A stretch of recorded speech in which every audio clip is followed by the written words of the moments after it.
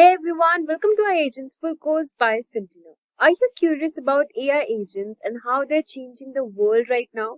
Then this video is just for you. AI agents are everywhere and in huge demand.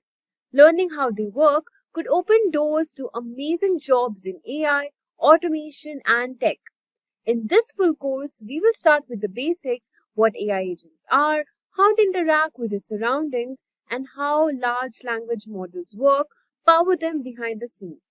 We'll also dive into what generative AI agents really do, cover the full roadmap, and even go over some math basics like linear algebra that will help you understand about machine learning.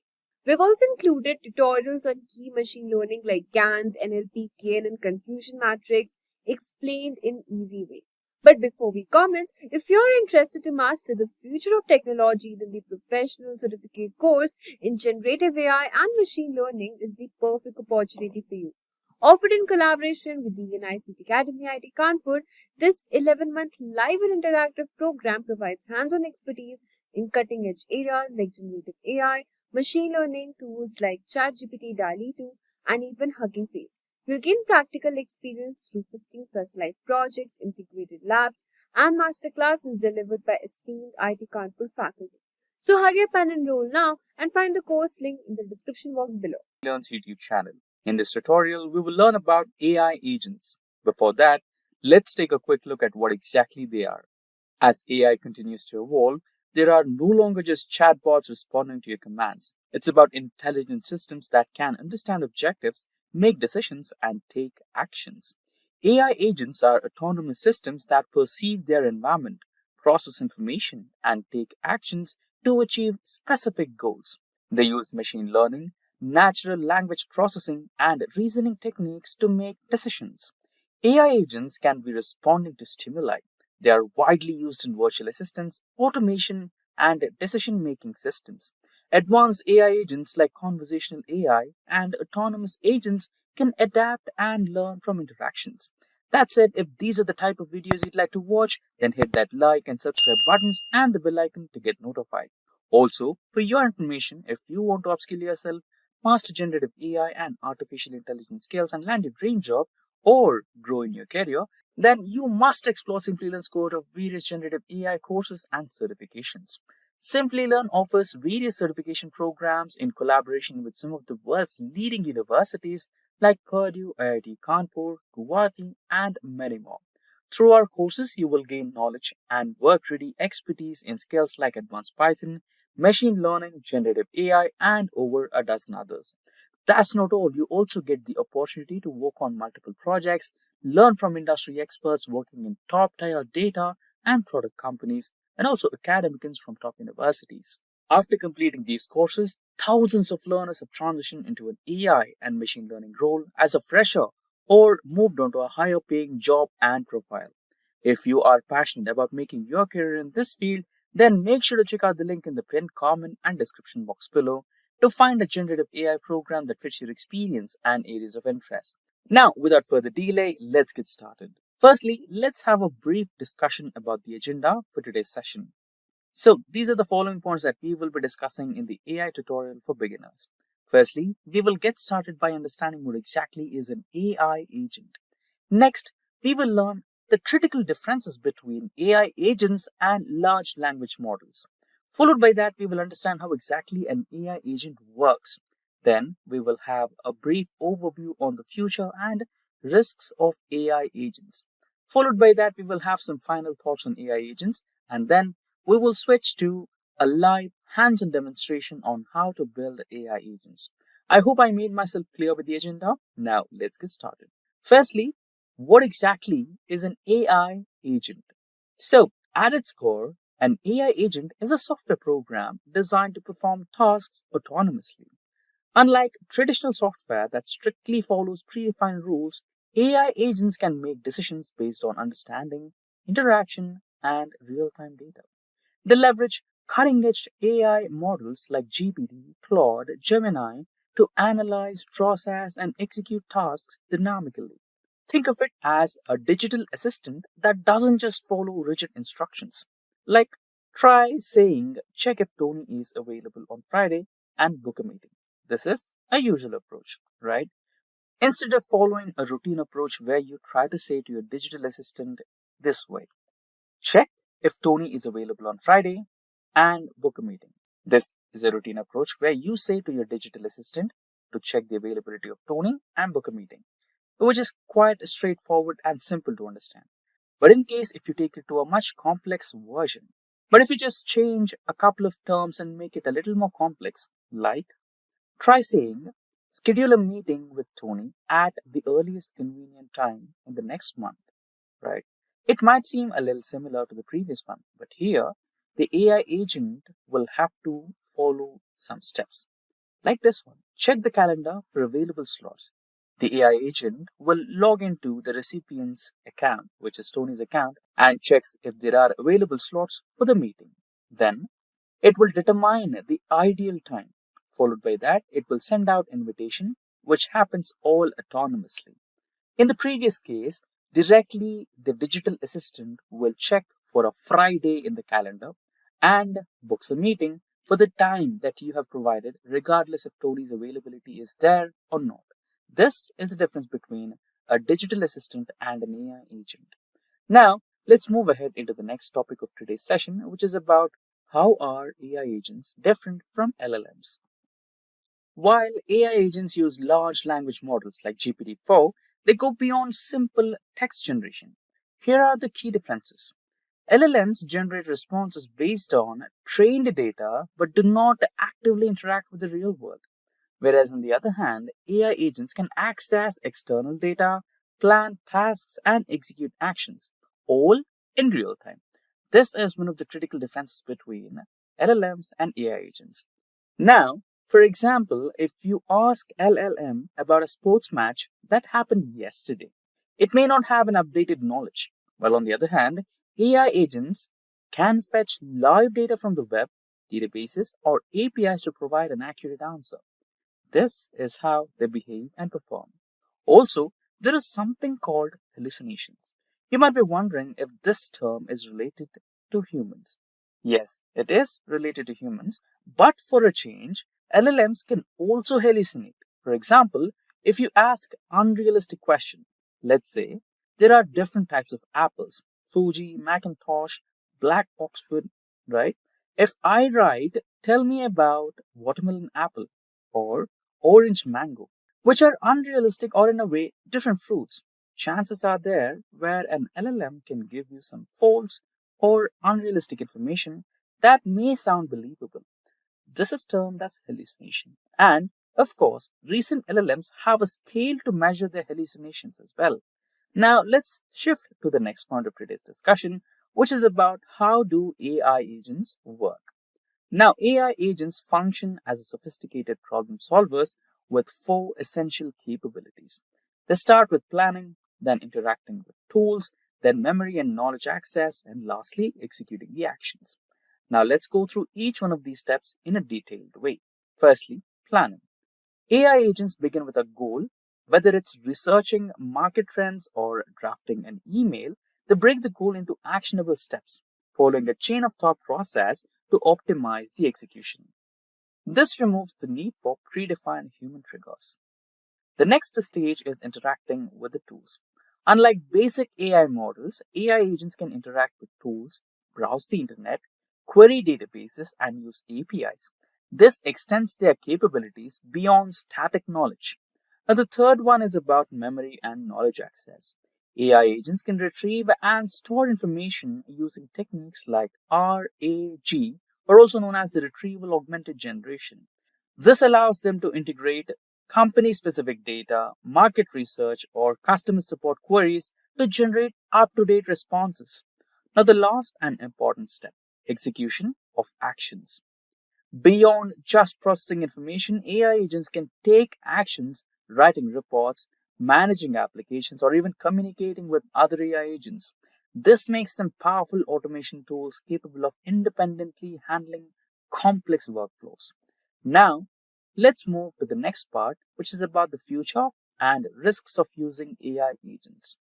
AI agents represent a new era in automation and efficiency. However, their autonomous nature comes with risks.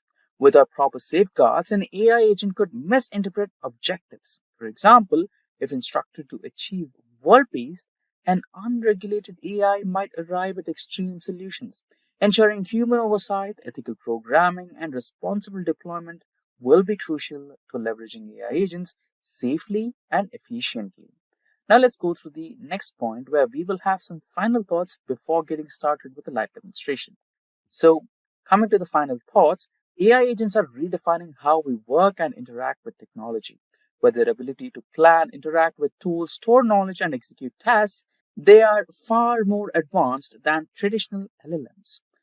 Now that we have discussed the theory part of today's session, let's move ahead to the next part where we will have some hands-on demonstration on how to build AI agents.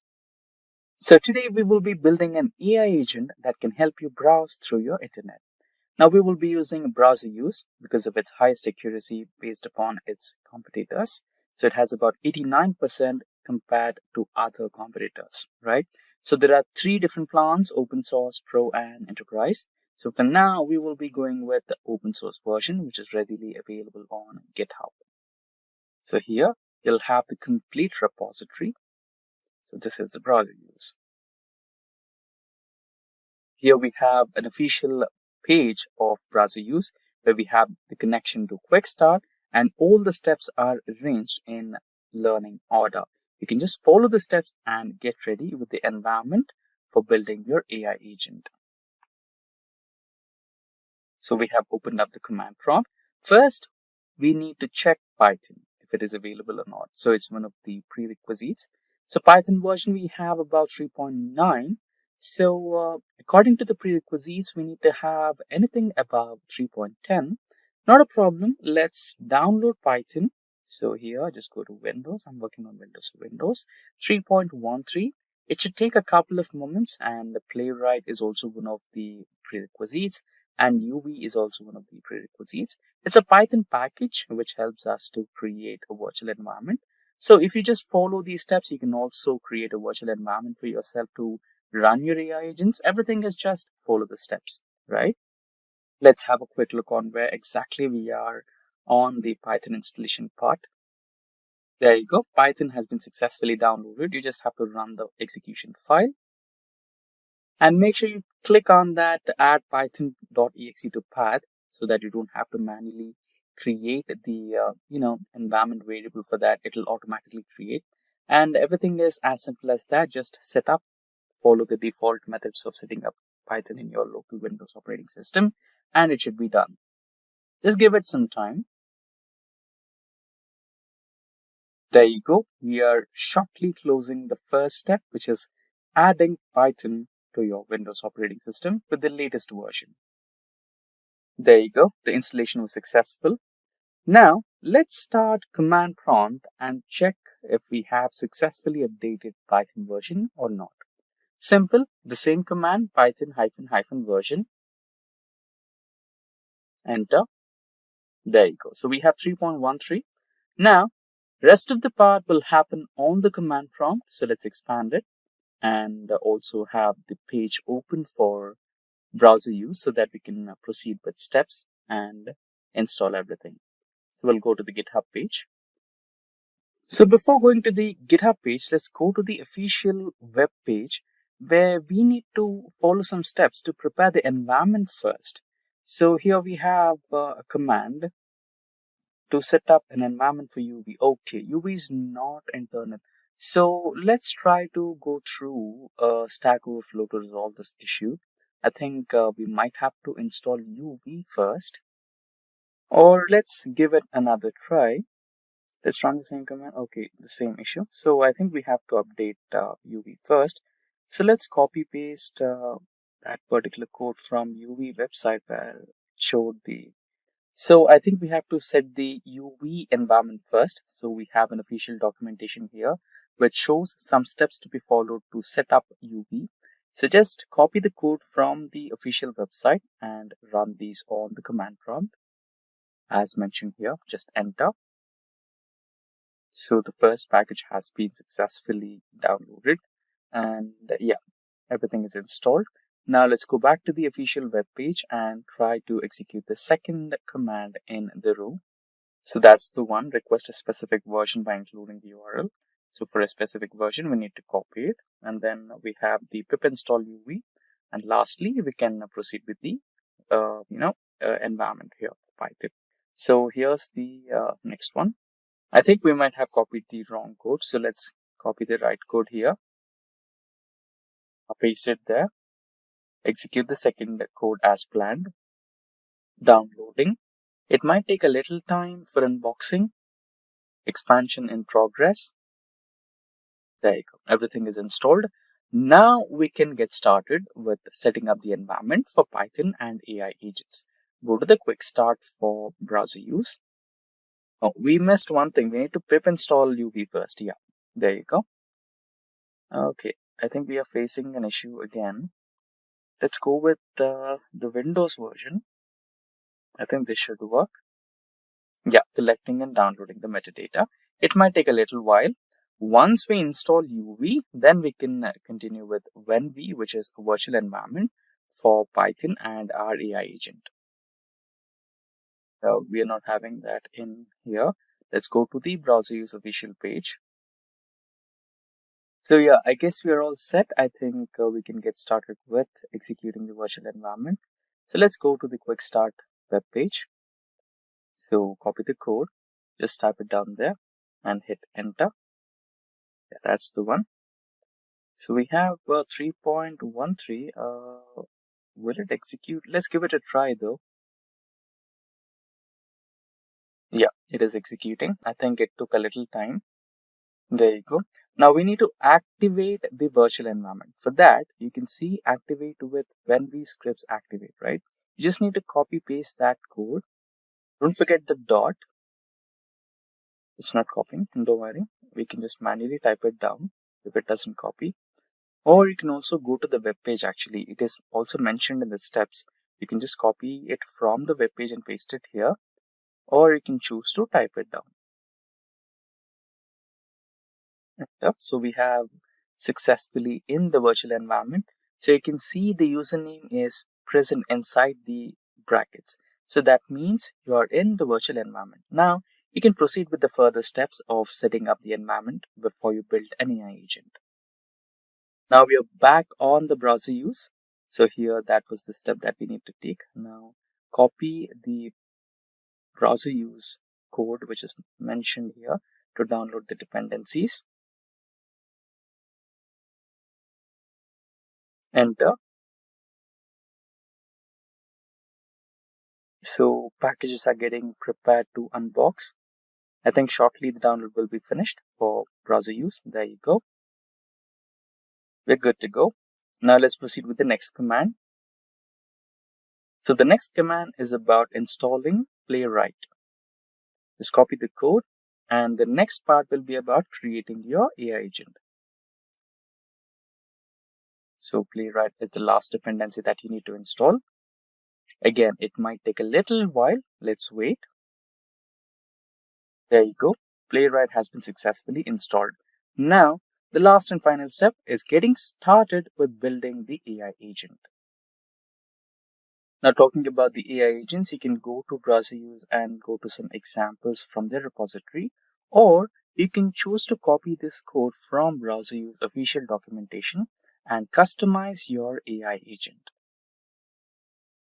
So here, if we go back to browser use repository, go to examples, here you already have a lot of examples or AI agents built by browser use. So you can click into use cases and you will find a lot of them.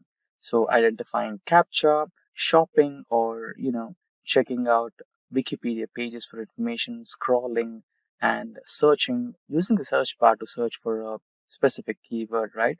All of those are readily available in browse use website or repository. You can give it a try and learn things from that. So you can do this by cloning the repository. For that, just click on the code and here copy this code extension and run it on your window. It is running in virtual environment, so it can be cloned by using git space clone space the command. Okay, Git is not recognized as an internal or external command. I think we are supposed to install Git as well. For that, let's try to open a new command prompt and try to install Git in that. So there you go. We have a complete detailed procedure to install and run Git in the Windows operating system. So these are the steps to be followed. Let's go to Git official website and download Git first. So I'll go with the 64-bit version for my system. Yeah, let's download it. So basic installation procedures following the default steps. There you go, finish. Now go to a new Windows command prompt and check for the version. Okay, it's not still recognized because I think we might have to set up the environment variables for this. Unlike Python, Git doesn't provide an automatic path. So you can do that by selecting the environment variables.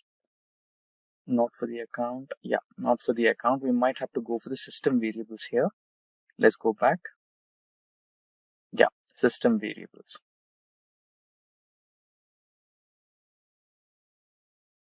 Create new. We can add the variable name as okay. Let's cross check one last time. Cancel.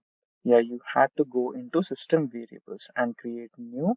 Paste the path from Git, right? So for that, we might want to go into the program folders and then Git folder and cmd.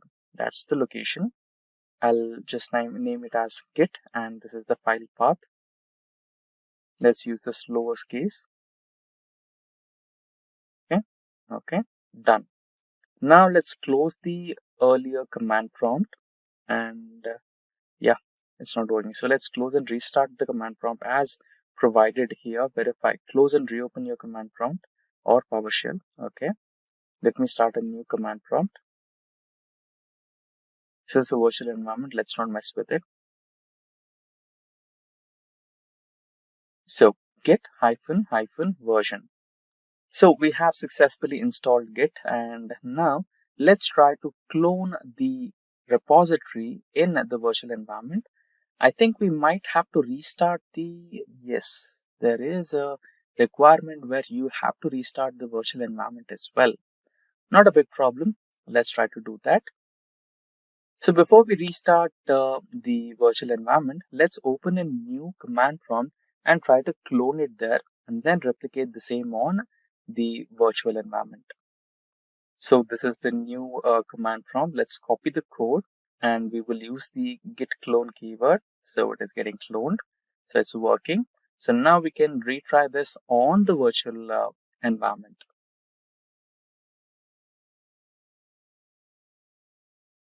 So I'll close the entire command prompts.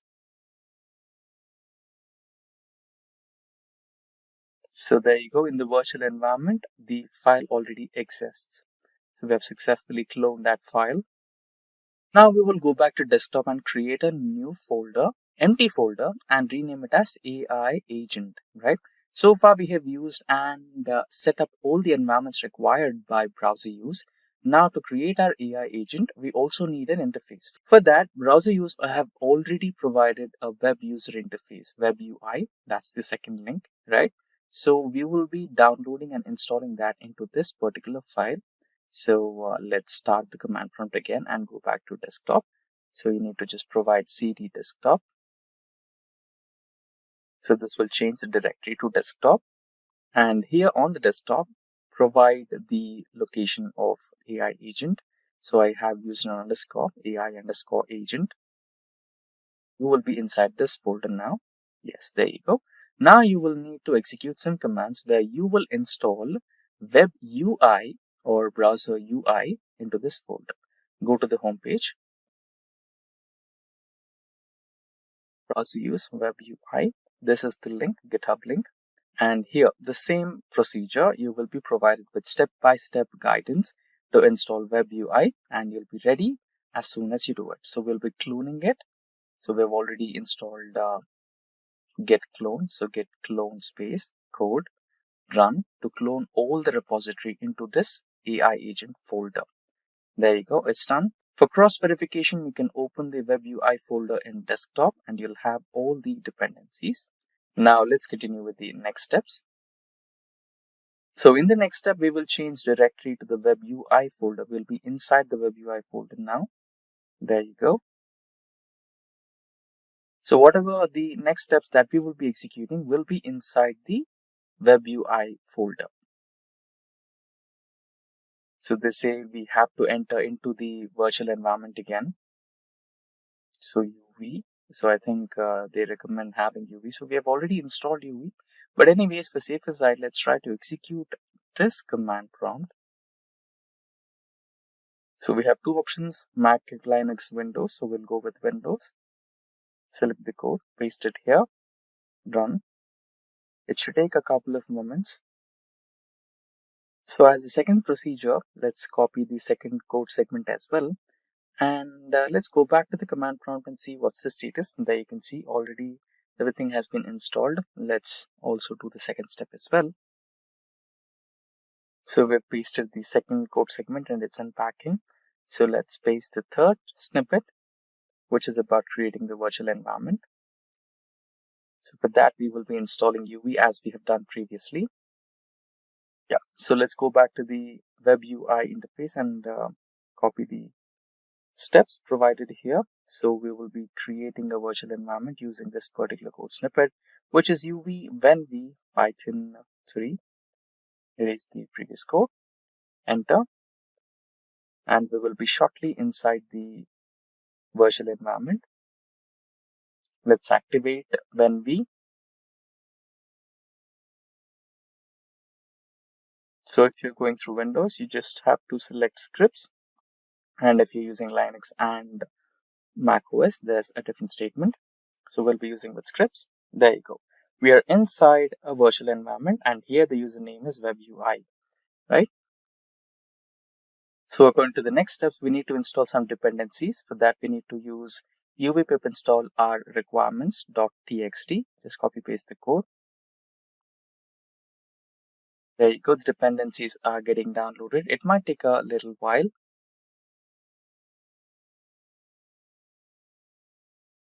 There you go. The dependencies might get downloaded and unpacked shortly. Just give it a little time. I guess it's done. Now, let's go with the next procedure where we will have to install Playwright once again. Go back to the GitHub page.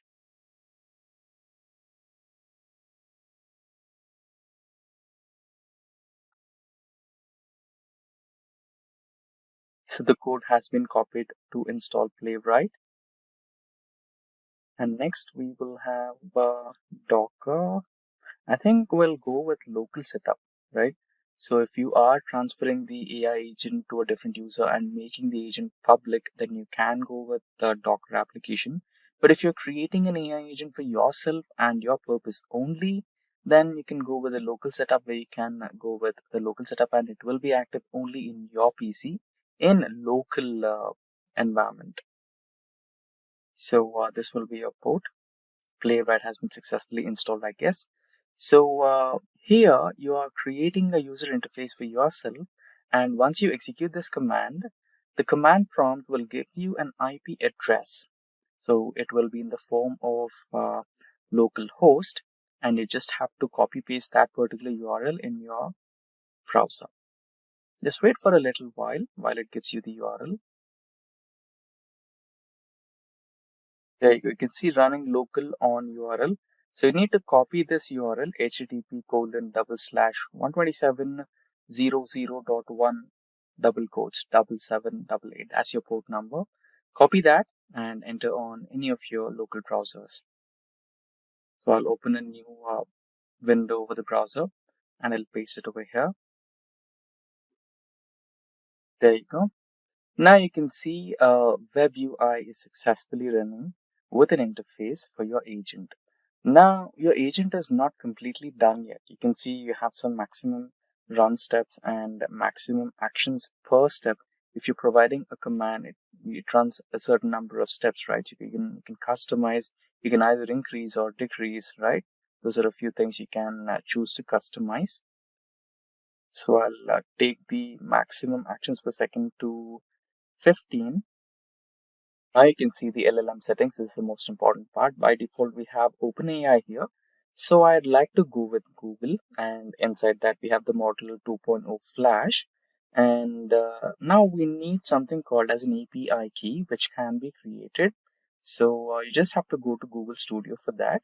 Let's open a new tab, Google Studio. Select the first link. You might have to sign in here. So don't worry about the pricing. This is open source, free of cost. Let's quickly sign in. So now I've successfully signed in. So here you can just create get API key. So you're using Google AI Studio here. So we'll try Gemini and get API key. You can close this prompt here and accept all the terms and conditions. Now just click on get API, scroll down, create API, and now you will have your API created successfully. Let me remind you, this API will be only for your personal use, so don't share it with anyone.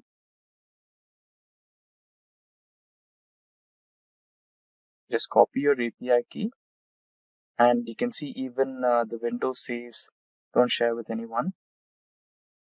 So copy the API key and go back to your browser and paste the API key right there.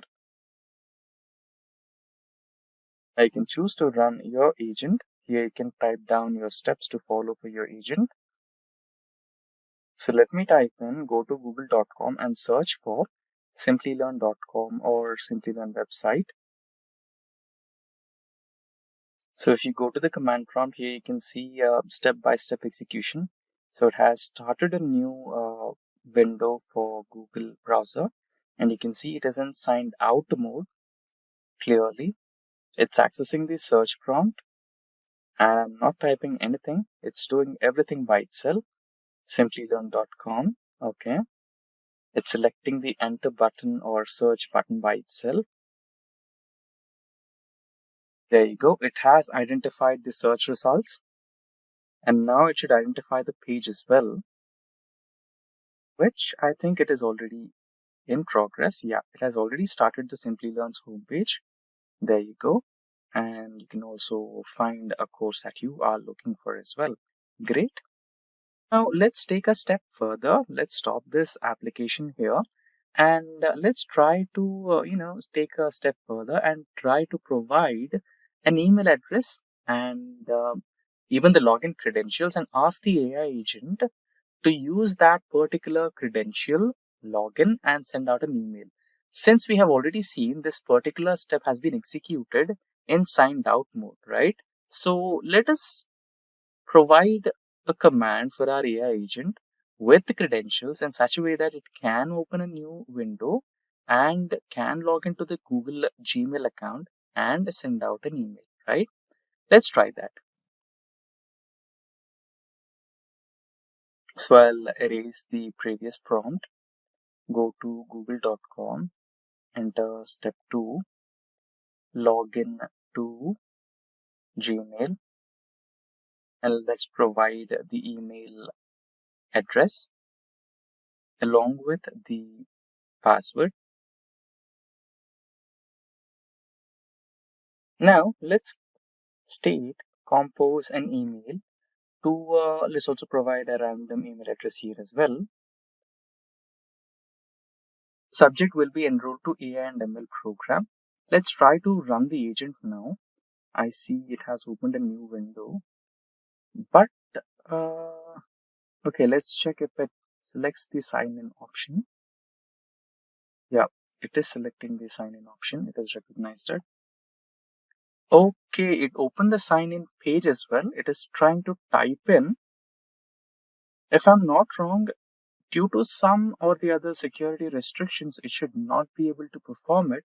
But still, I can see the cursor highlighting in the window. Let's not lose hope. Let's see what it can do. No, it stopped automatically. So that means it does have some limitations, but it's anyways good. So far, it's so good. So in case if you wanted to, kind of book some credentials or book some items on the online website or search for the best items with low cost, some pre-verified commands which are not security concerned, then so far so good, this particular agent is very good for you. And if you are taking a step beyond where it's ethically not logical to perform, then the agent is choosing to withdraw itself from that command. Picture this, you've got a virtual assistant. Let's call it your smart AI buddy. So this assistant doesn't just follow basic commands like setting reminders or sending emails. This AI can think for itself, make decisions based on the situation, and even learn from every interaction it has. It can predict what you might need, solve complex problems, and even adapt to new challenges without any input from you. That's the magic of Agentic AI. And it's not thing of the future, it's happening right now. And the exciting part is you can build it too. So in today's video, we will be taking a deep dive into the roadmap to learn Agentic AI, step by step. So here's what we will cover. First of all, we'll start with the basics of programming, focusing on the most beginner-friendly language, which is Python. Then we'll look into the machine learning and natural language processing to teach your AI to learn and understand human language. The next step is deep learning and transformers, the powerful models behind most modern AI systems. Then we'll get hands-on with generative AI, where we will learn how to build AI that creates text, images, and many more. We'll also see how Agentic AI works, how you can create intelligent agents that can interact with the world and make decisions on their own. And we'll wrap it up on how to deploy your AI agents on the cloud to make them live and ready for real-world use. So by the end of this video, you'll exactly know how to create and deploy your own AI agents. So let's dive in and start this exciting journey together. So let's start with the very first step, which is learning Python. Now, before we can build intelligent AI agents, we need to learn how to communicate with our computer. And that's where Python is the language we will use to do that. Python is one of the most easiest programming languages to learn, and it is widely used in the AI development. It's very simple, easy to read, and most importantly, it has got huge community of developers, which makes learning and troubleshooting much more easier. Python also allows you to focus on problem solving rather than worrying about the complex syntax. But what exactly is programming? At its core, programming is just writing a set of instructions to tell a computer what to do. Think of it like teaching your robot how to follow a recipe. You provide the step and it executes them. Now for Agentic AI, you won't just need to know the basic Python.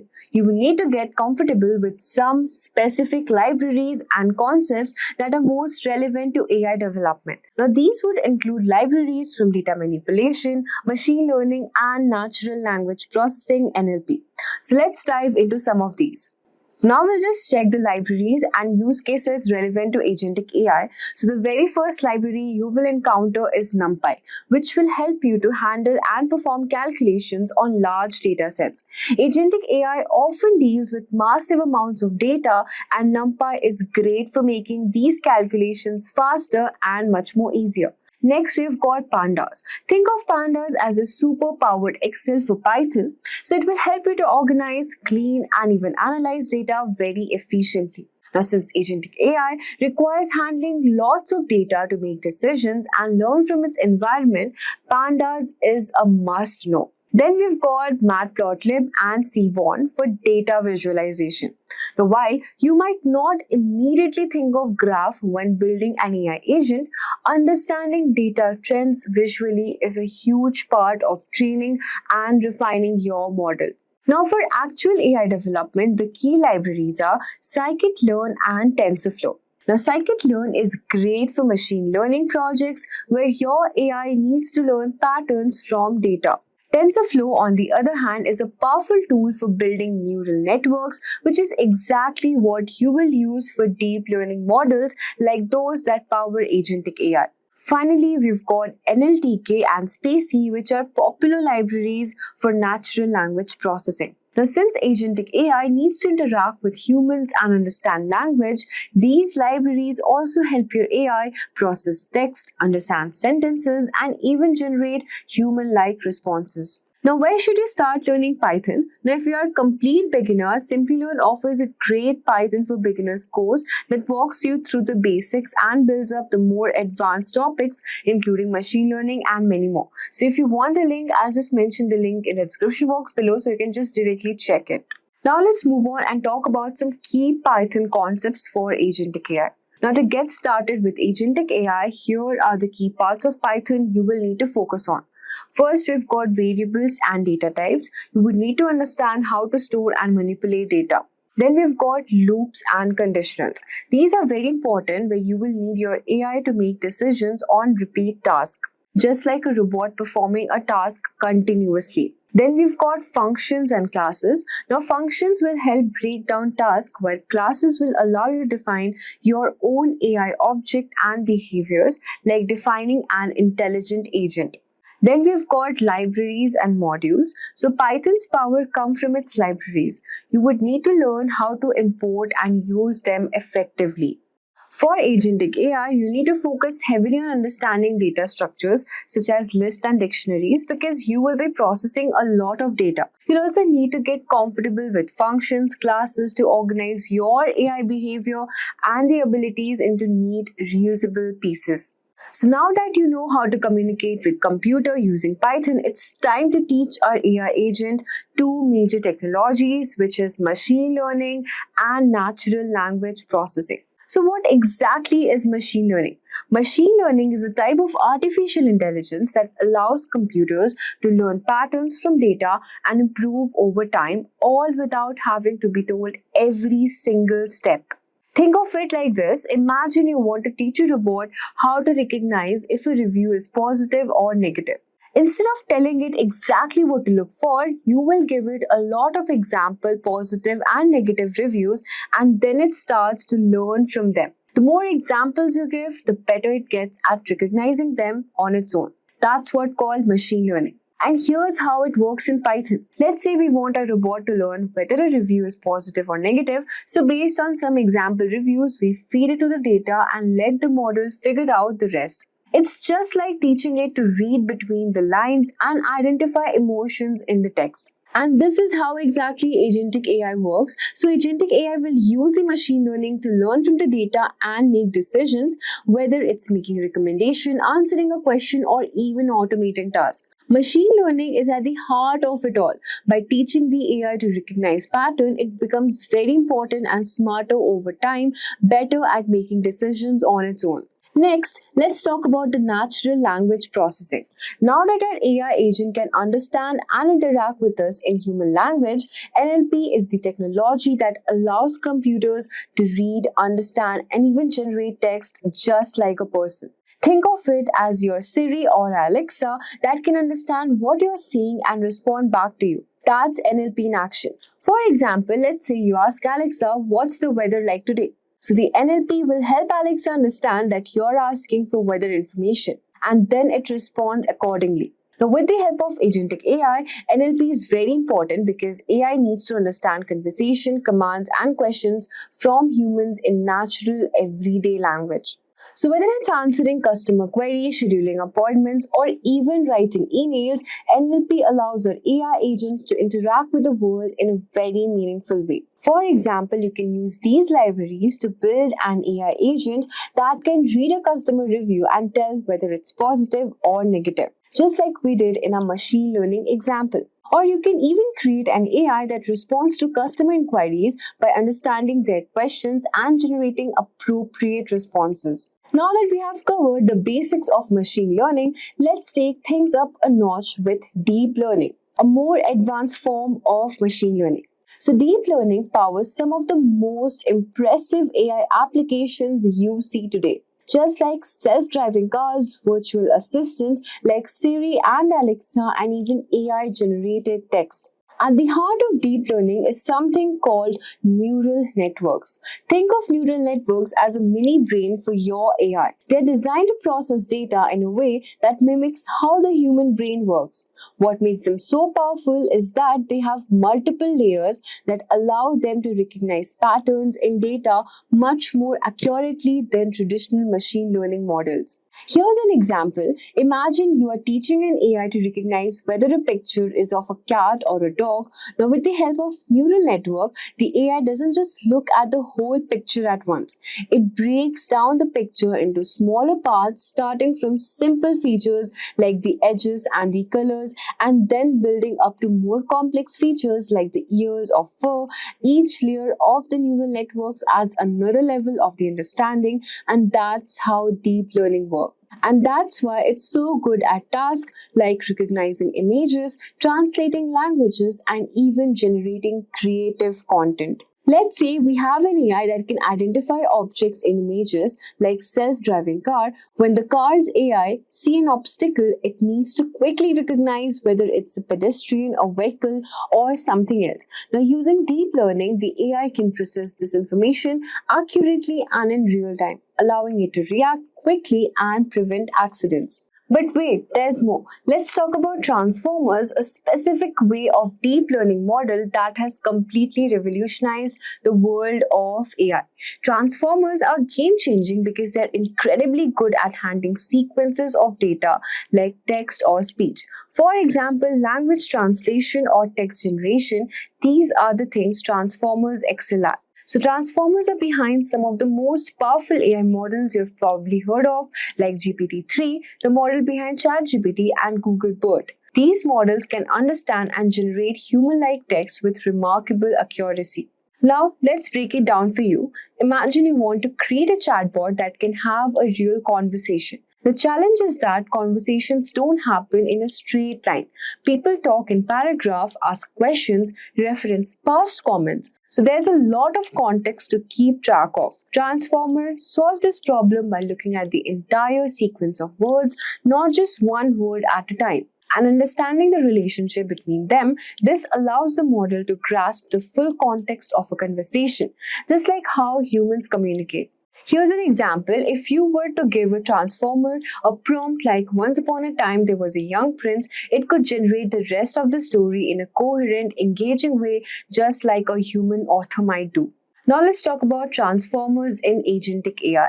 Let's connect all of this to Agentic AI. Now, since Agentic AI is all about creating intelligent agents that can interact with humans, transformers play a huge role in making these interactions natural and meaningful. So, whether it's like having a chat with a virtual assistant or having an AI solve a problem through text, transformers are what allows these agents to understand complex language and generate responses that make sense. So after you have understood the deep learning and transformer models, let's move on, and at this point we are ready to get hands-on with generative AI, a type of AI that creates something new like text, images, or even music. So in this part, we will explore how AI generates human-like text, images, and even music all on its own. Frameworks like Langchain and Langgraph are very important and perfect for building Gen AI models. Now let's talk about something really exciting, which is Agentic AI. So this is where things get truly magical because Agentic AI is a special type of AI that goes beyond just following instructions. So you would need to understand what exactly is Agentic AI and how AI is different from the other AI systems that has the ability to make decisions, interact with the environment, and learn on its own. For example, an agentic AI could be used to schedule appointments. It could look at your calendar, check availability, and automatically book a meeting without needing to be told every single time. Now, agentic AI can even manage tasks across different platforms. Imagine it handling emails, setting reminders, and organizing your work all at once. It's a really powerful tool for businesses and individuals looking to save time and automate tasks. Now, to build agentic AI, you will need to use frameworks like Data, Crew AI, and even Langchain. Now, these frameworks make it easier to create AI agents that can think, learn, and make decisions on its own. So once you've built your AI agent, the next step is to deploy it in the cloud so that it can scale and work on the user globally. Cloud platforms like AWS, which is Amazon Web Services, and Google Cloud provide powerful tools to host and run your AI models in a way that ensures they can handle large amounts of data and even traffic. So when you deploy an AI agent on a cloud, it's not just running on one computer. It's running on powerful servers that can handle multiple users at the same time globally. And why is it important? Imagine you have built an AI agent to handle customer service question. Now, if you only want to run it on your personal computer, it won't be able to handle lots of customers all at once. But when you deploy it on the cloud, you can make sure it scales up automatically, handling thousands or even millions of users without crashing or slowing down. Most of you are already familiar with Alexa, Siri, and Google Assistant. Some of you are used to smart devices, like an air conditioning system that can sense your absence in the room and automatically turn it off. Have you ever wondered who these are, or how do they do all this, and how can they be so human? Don't worry. This video will help you learn everything you need to know about these artificially intelligent devices, also known as AI agent. Agent is a freestanding program or entity that interacts with its surroundings by sensing them with sensors, acting with actuators or effectors, and so on. Coming to software agents, this agent acts on sensory inputs such as file contents, keystrokes, and network packets. I repeat, and network packets it has received by acting on those inputs and showing the results on a screen. Coming to human agent, we are all agents of goods. Humans contain sensors like their eyes, hearing, and other organs, as well as actuators like their hands, legs, mouths, and other bodily parts.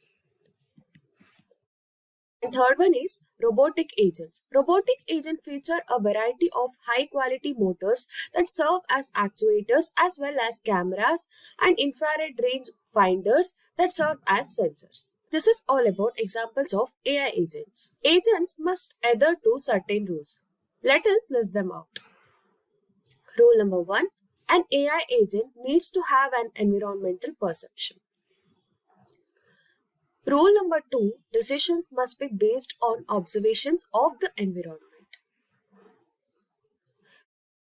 Rule number 3, action should follow decisions. And coming to rule number 4, the AI agent's action have to be logical. The best possible outcome comes from making rational decisions that maximize performance. Now that we all know the rules to follow, we will understand types of agents. First is learning agents. A learning agent learns from its past experience. It is used in the gaming industry as this industry needs the most reliable and tested agent. Next is reflex agent. These agents focus on the now and forget the past. They answer by applying the evident condition action principle. When a user starts an event, the agent refers to a set of pre-programmed criteria and rules leading to pre-programmed result. You might have heard about tic-tac-toe and the decision regarding that based on reflexive agent. Model-based agent. These agents select their behaviors in a similar manner as reflex agents, but they have a more thorough understanding of their surroundings. The internal system has an environmental model that integrates with the agent's past. Next is goal-based agent. These agents expand on the data that a model-based agent maintains by adding goal information or data describing desired outcomes and circumstances. Next is utility-based agent. They are similar to goal-based agents, but they also provide an additional utility metric. This evaluation ranks each potential consequence in relation to the desired outcome and chooses the course of action that optimizes the result. Examples of rating criteria includes factors like success probability or the quantity of resources needed. Now we know the types of agents. It's time to know its function. So let us learn about structure of an agent. Many agents uses the PEAS model in the structure. PEAS is an acronym for performance, measure, environment, actuators, and sensors. For instance, let us take vacuum cleaner as an example. Performance, cleanliness and efficiency can be considered as performance. Environment, rug, hardwood floor, living room. These can be considered as environment for vacuum cleaner. Actuator, brushes, wheel and vacuum bag in a vacuum cleaner can be considered as actuators. Sensors: dirt detect sensor, bump sensor. Next, we will see how to improve the performance. We only need to question ourselves. How do we increase our performance in a task? When confronting the problem of how to improve intelligent agent performances, clearly the solution is straightforward.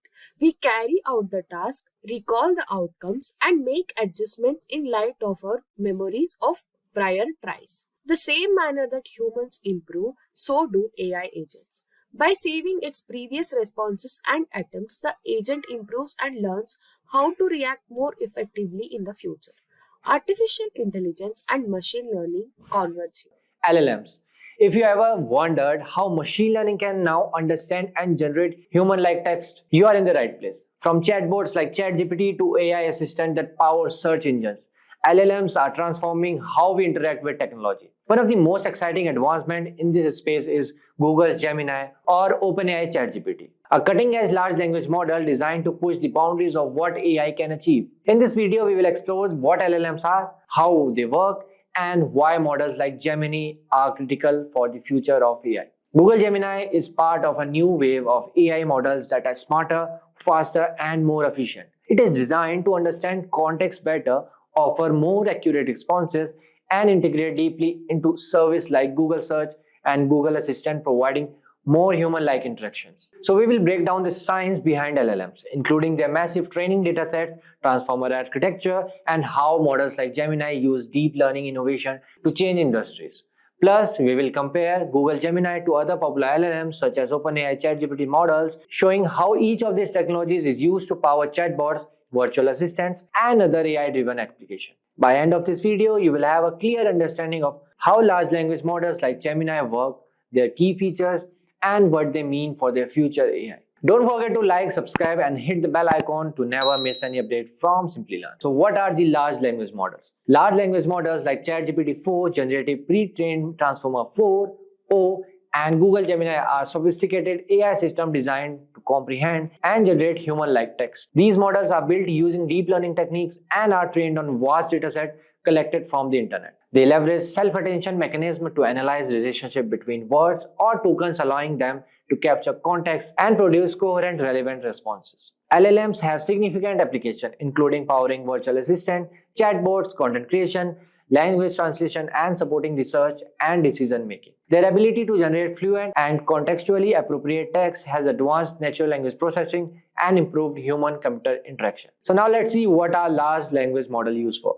Large language models are utilized in scenarios with limited or no domain-specific data available for training. These scenarios include both few-shot and zero-shot training approaches, which rely on the model's strong inductive bias and its capability to derive meaningful representation from a small amount of data or even no data at all. So now let's see how our large language model trained. Large language models typically undergo pre-training on a board, all-encompassing dataset that shares statistical similarities with the dataset specific to the target task. The objective of pre-training is to enable the model to acquire high-level features that can later be applied during the fine-tuning phase for specific tasks. So there are some training processes of LLM which involve several steps. The first one is text pre-processing. The textual data is transformed into a numerical representation that the LLM model can effectively process. This conversion may involve techniques like tokenization, encoding, and creating input sequences. The second one is random parameter initialization. The model's parameters are initialized randomly before the training process begins. The third one is input numerical data. The numerical representation of the text data is fed into the model of processing. The model's architecture, typically based on transformers, allows it to capture the contextual relationship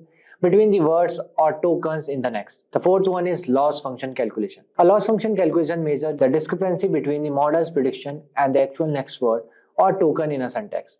The LLM model aims to minimize this loss during training.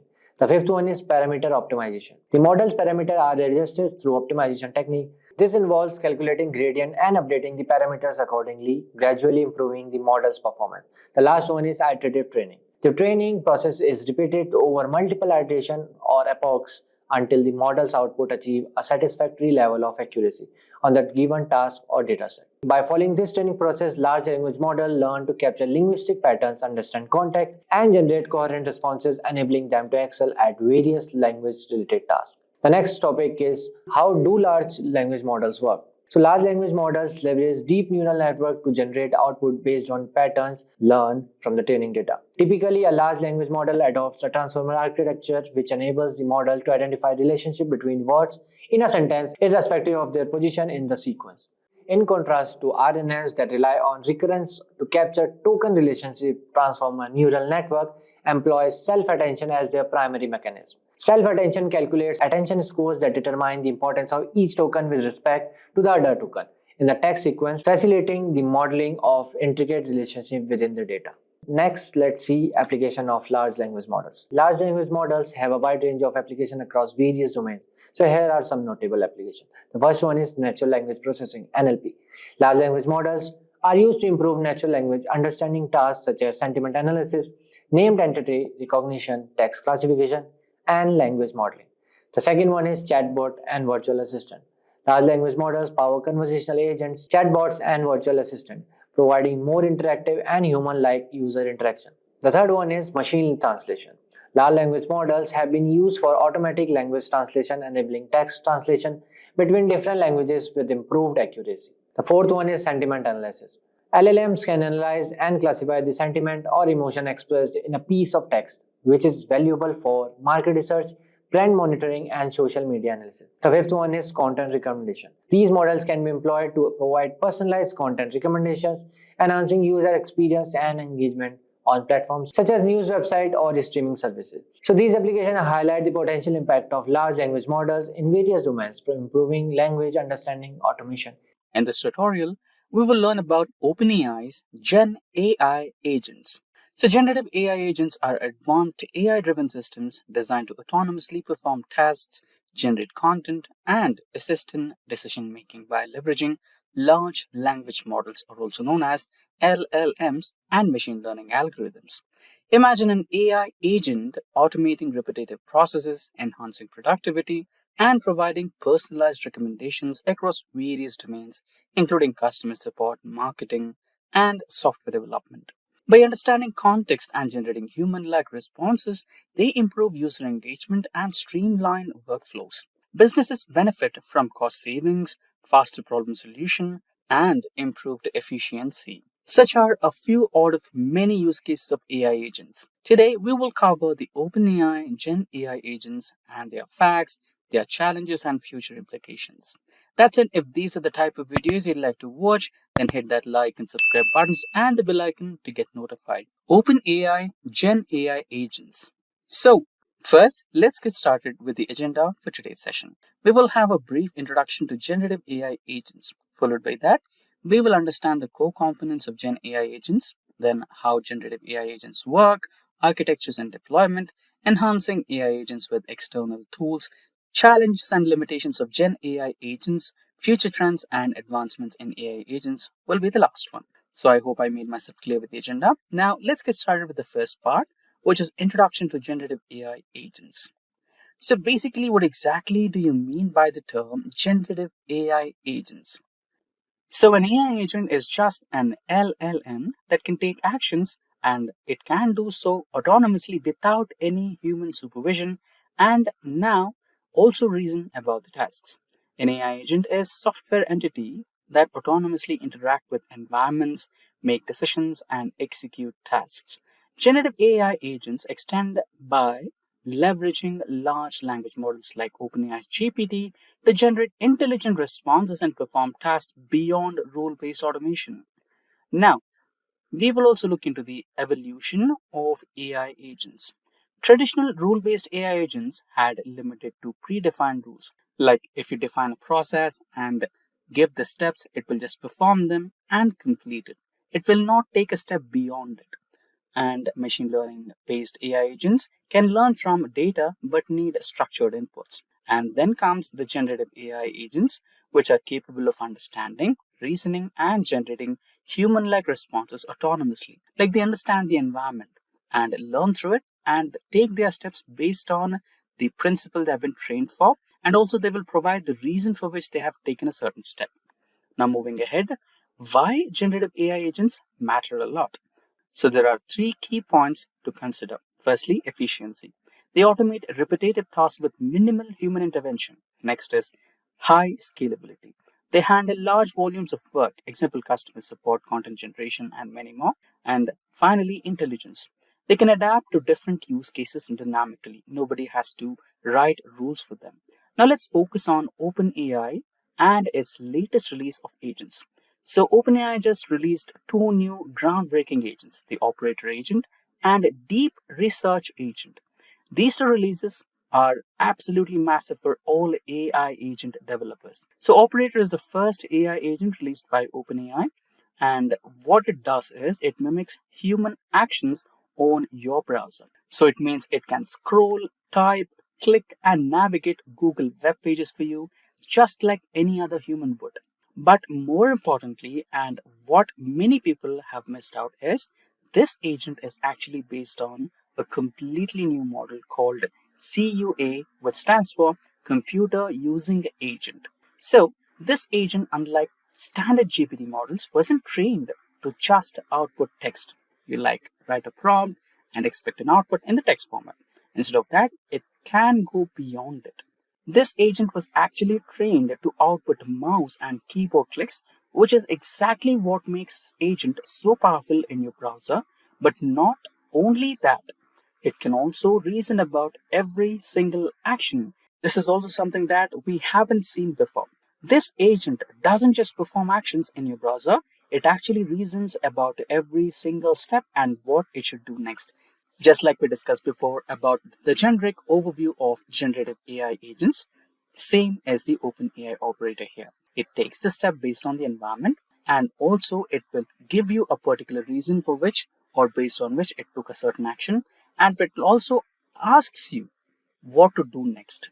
Let's say if you want to book a ticket, it'll navigate to all the websites. It can go through some better flight options for you. Let's say the low cost ones, the low hours of flight ones, and best timings, and then finally selects the best one for you based on your recommendations and asks you if it should proceed with booking or not. So that's how it works. Now, of course, there are some limitations as well. The first limitation is it has still a lower bit of accuracy. It's really high compared to other projects that we have seen in the past where people just prompt GPT models to perform actions in the browser that can browse web using GPT-4 or vision capabilities, but it often struggles with other models. So whenever there was a model on a web page, like some other random model available working readily on a web page, it would just accidentally pop up and it would not be able to do anything because it would just get confused. It would not be able to close it, and then basically you would have to get involved yourself and close this model manually. And the second limitation is high cost. Right now, this particular operator agent is only available on $200 plus plan. So we can probably guess it's going to be pretty expensive in the API. Also, I do think that if you are focusing on the right thing, then costs are not going to be an issue. Now, let's talk about the second agent that OpenAI deployed. Now, the second agent which was deployed by OpenAI is called as Deep Research. So, this second agent released by OpenAI was trained to perform comprehensive research. It can search the web, it can pull up the necessary resources, and then it can compile all that information into a really comprehensive document or maybe a report as well. The groundbreaking thing about this agent is it's powered by the new O3 model. So again, similar to the operator agent, but it doesn't just search the web and provide you with the results. It actually reasons about every single source, and then it thinks about what other information it needs to find out next, and it's really incredibly powerful. Deep research doesn't just output the most average thing on the internet just like some other standard GPT models. It would compile novel insights. Now, let's move on to the real world applications. There are a wide variety of real world applications. First one is customer support AI agents, which helps you in automating help desk responses. Next, powerful AI assistants like co-pilots for professionals. Third one is research and analysis agents for data summarization, literature reviews, and many more. Fourth one is creative writing and content generation, automating social media posts, emails, etc. And lastly, AI-driven code assistants like GitHub Copilot, OpenAI Codex, and many more. Now, let's go through the next part, which is core components of these generative AI agents. Let's begin with the foundation models. So the foundation models are GPT-4, Dolly, and Whisper. GPT-4 for natural language processing, Dolly for image generation, and Whisper for speech to text conversion. The next one would be prompt engineering and context handling. So here, designing effective prompts for AI agents to generate relevant responses using few shot and zero shot learning for adaptability, and lastly, implementing context-aware AI agents that remember past interactions from the user. Now, next would be the memory and long-term context storage. AI agents typically process short-term prompts, but memory-based approaches, for example, Langchain's memory module, enable long-term reasoning as well. Now, storing and retrieving user-specific data for personal responses is also one of the priority. Next will be the tool use and API integrations. Using external API to fetch real-time data, for example, weather, stock prices, news, etc., and integrating databases for structured information retrieval. And proceeding further, we have autonomous decision making. AI agents evaluate multiple options before making a decision. Planning and reasoning techniques to enhance responses is a priority for them. Proceeding ahead, we will discuss how generative AI agents work. Starting with the first step, input processing and context awareness. AI agents analyze user input, detect intent, and extract entities. For example, in a travel booking AI agent, it identifies destination, date, and budget from user queries. Just like the example we discussed before, right? You provide the point A and point B, the best time for you to fly, and the best number of hours that you focus on flying, and lastly, the destination, right? All these things will be evaluated in real time. The cost, the number of hours, the flight, the options provided, the amenities provided on the flight, and all those things, and also budget as well. And based on that, they take a decision. Now proceeding ahead, generating intelligent responses. So here, RAG, or also known as Retrieval Augmented Generation. AI searches external databases for responding. Next, we have chain of thoughts reasoning, or also known as COT reasoning, and AI breaks down problems into fine steps. And last step is fine-tuning the models, custom trained AI for specific industries. For example, if you're preparing an AI agent for a dedicated sector like healthcare, legal, customer support, based on that, you will fine-tune your AI agent or model. Now, next is decision trees and multi-step reasoning. AI can simulate a thought process, breaking down complex questions into manageable steps. For example, whenever you open Deepseek or whenever you open OpenAI ChatGPT for the most premium version, you will write a prompt and there will be an option called Think, right? If you just click on that, it will explain you the thought process it is going through and how is it planning on giving a reason for you, right? And followed by that, we have handling uncertainty and error correction. AI self corrects through confidence scoring and human feedback loops. Last step in this particular stage is fine tuning and reinforcement learning, or also known as RLHF. Human in the loop training to improve responses, and AI learns from real world interactions and adapts over time. So it's basically called overtime learning, where it adapts to the real world environment and learns things and provides the best feasible solution. Now, the next stage is architecture and deployment of AI agents. So, in the first one, we have standalone versus multi agent systems. So, firstly, the standalone AI agents. They perform tasks independently. For example, ChatGPT. Multi agent systems, on the other hand, work together to achieve complex tasks. For example, one agent for summarization, another for execution.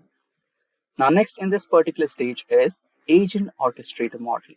A central AI agent coordinates multiple AI sub-agents. For example, in an AI-powered research assistant, one agent gathers all the data that is required, the second agent summarizes all the information collected, and the third agent formats the output.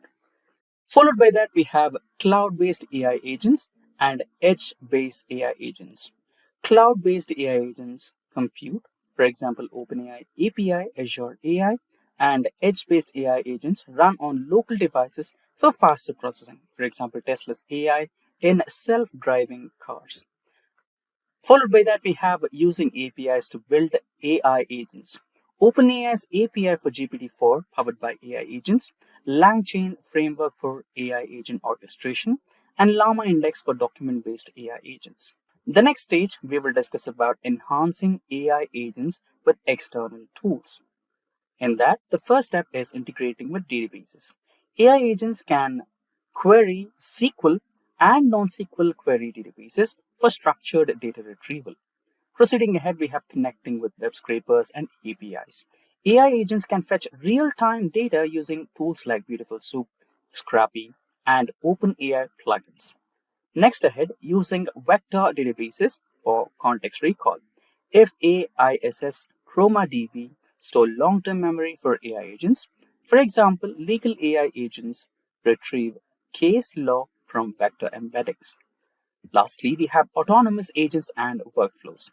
AutoGPT and Baby AGI are best examples. These AI agents that self-improve by learning from previous tasks, and True AI, which is a set of multiple AI agents collaborating to solve a complex problem. Now, the main part, challenges and limitations of generative AI agents. In that, the first one will be the ethical considerations. AI bias and fairness concerns are the primary ones. Addressing AI hallucinations, which is false information generation, and then we have computational cost and efficiency, which is a major concern amongst all the industries. Large AI models require significant computational power. Strategies to optimize AI agent efficiency will also considered to be expensive to hire many training models or also human programmers. Followed by that, we have security risks and data privacy. Risk of data leaks or data breaches and AI jailbreaking is one of the highest security threat.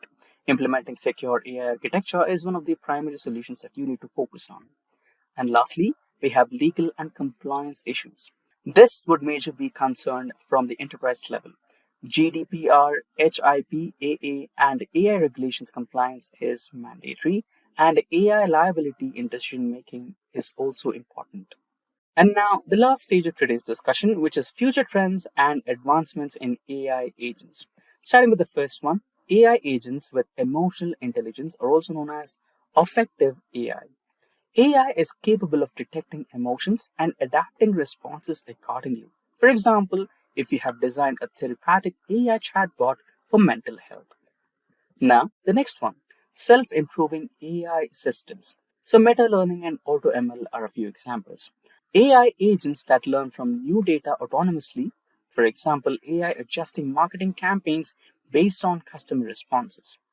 And now the next one, AGI and roadmap to superintelligence. Well, this always ends up with question. Will AI agents evolve into AGI, or also known as artificial general intelligence? And are the implications of self-learning AI real?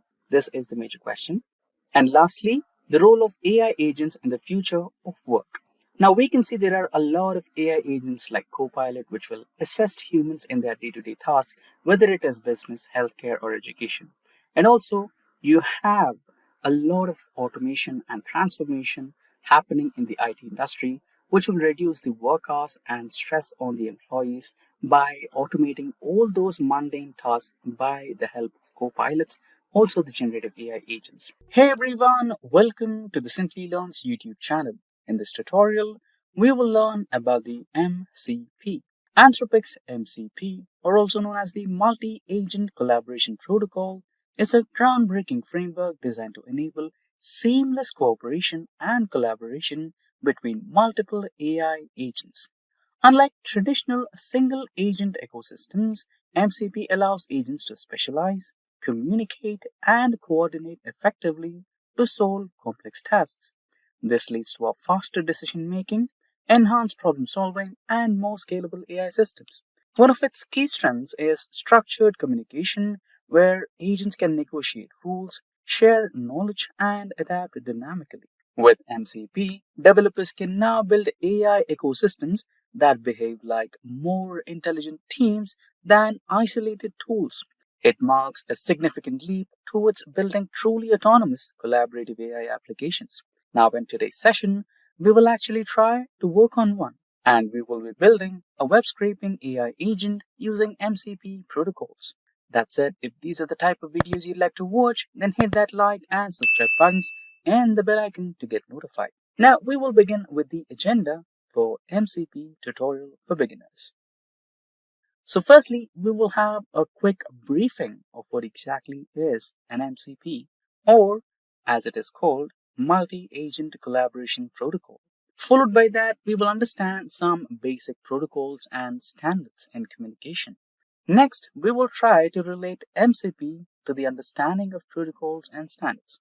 Followed by that, we will get started with our demonstration on developing a web scraper agent using MCP. And for that, we will be needing Node.js, Cursor AI, and Firecrawl API. So I will be walking you through those demonstration steps one after the other, and this will be a very beginner-friendly tutorial and practical demonstration on MCP. Now that I've made myself clear with the agenda, let's get started with MCP. So what exactly is MCP?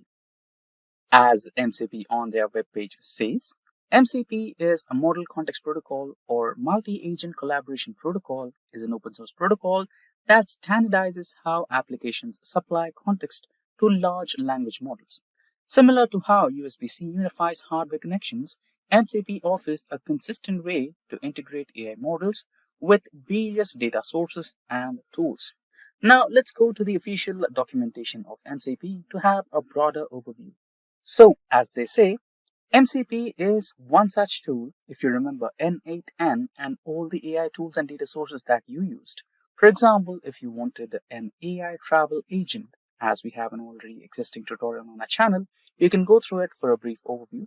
So you might be needing an email writing agent, and you might be needing an airport code searching AI agent, hotel searching AI agent, flight booking AI agent, and a lot of agents connected to one another through a complex network using an N8N platform, right?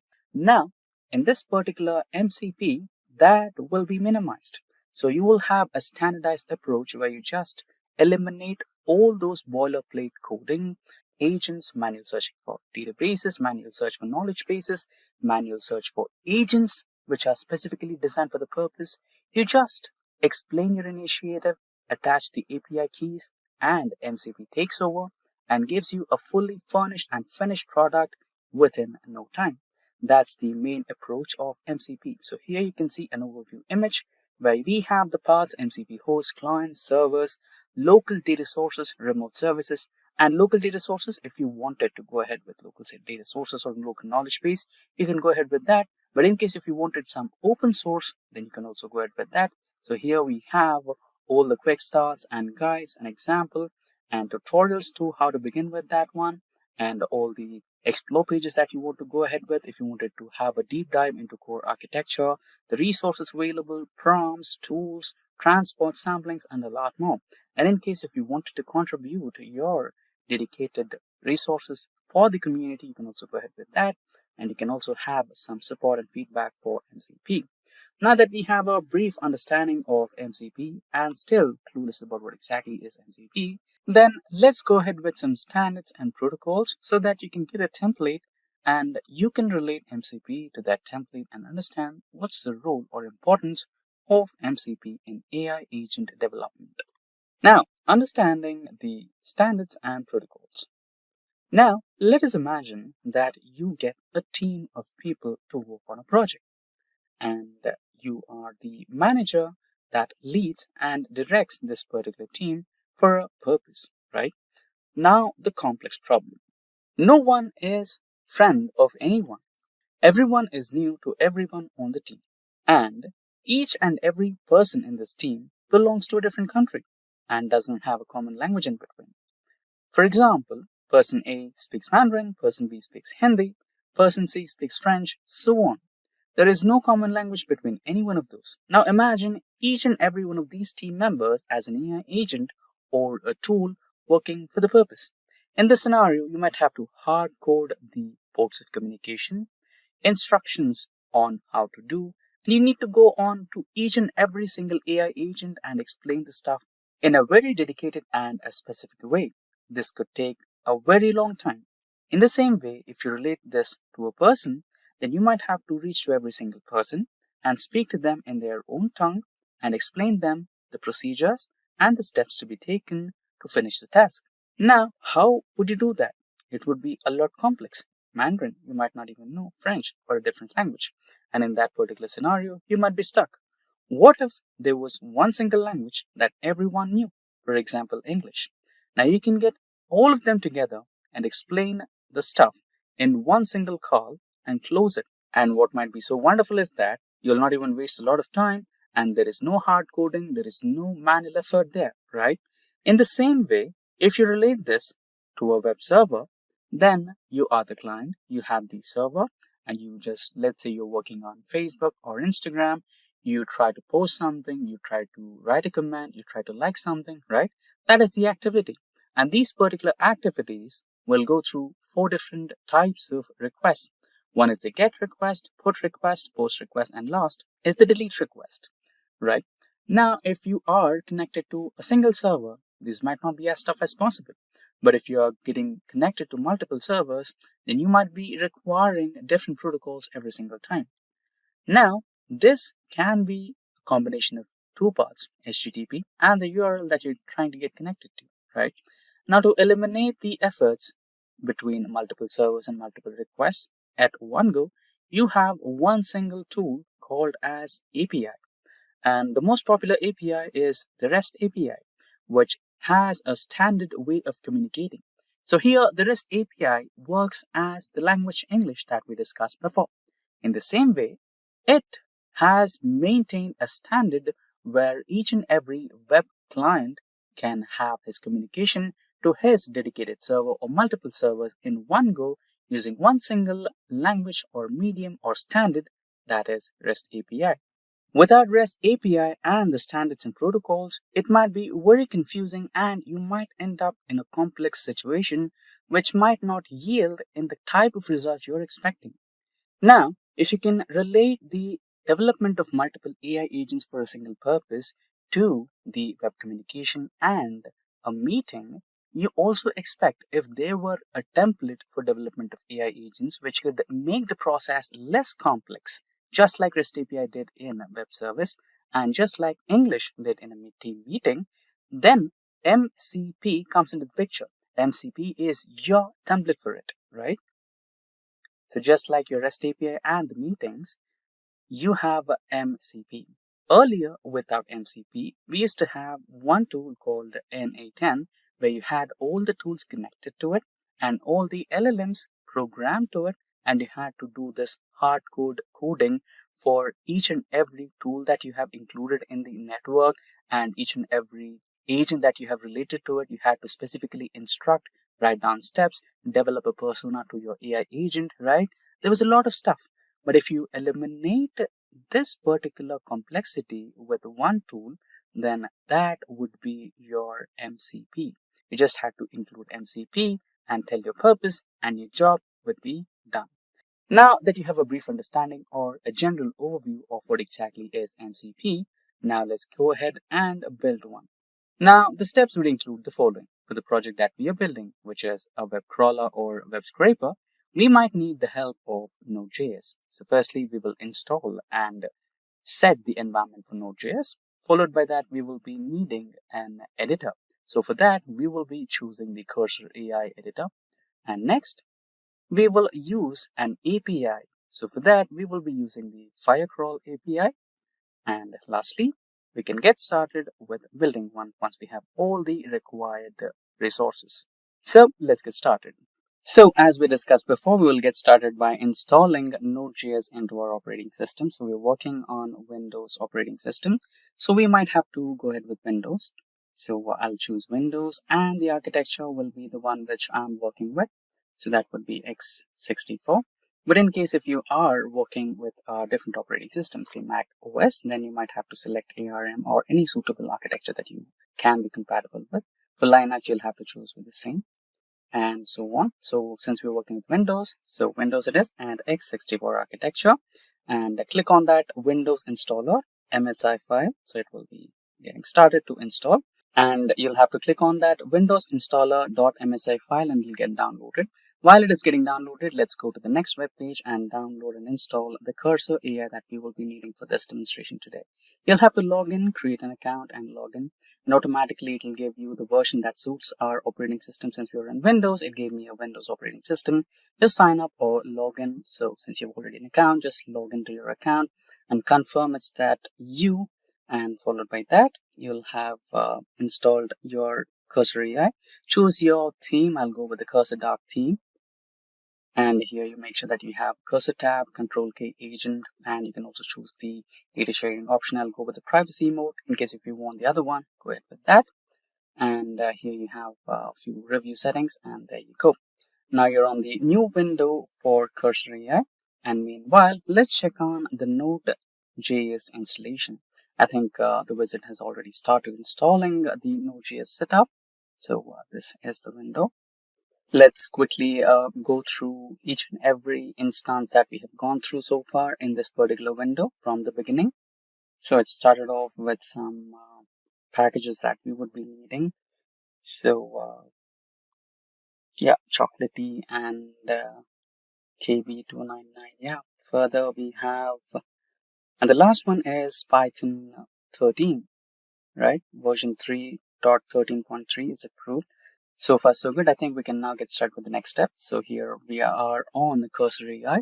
So we might have to get started going through the Cursor AI settings to create our new MCP. So there are quite a few methods that you can try out to reach to settings. One is you can go to the file and there you may have to choose the preferences, and then you have the Cursor settings. You just can use that particular step, or you can go ahead with the search options as well.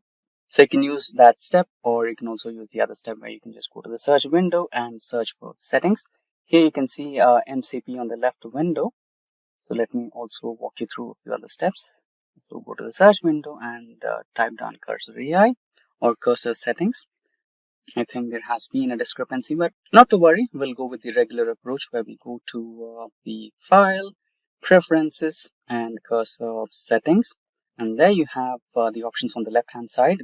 Go to MCP, and so far you don't have any MCP servers because this is the first time you've logged into Cursor AI. So you just have to add new global MCP server, which is available on the blue color button. Just click on that. And now you'll have a mcp.json file which is completely empty. You'll have to write down a few hard-coded codes here, which are not too complex related to the earlier ones that you have worked on in A10. So you might need a few more tools here. So go to the Firecrawl website. Before that, let's go through some awesome MCP servers GitHub link.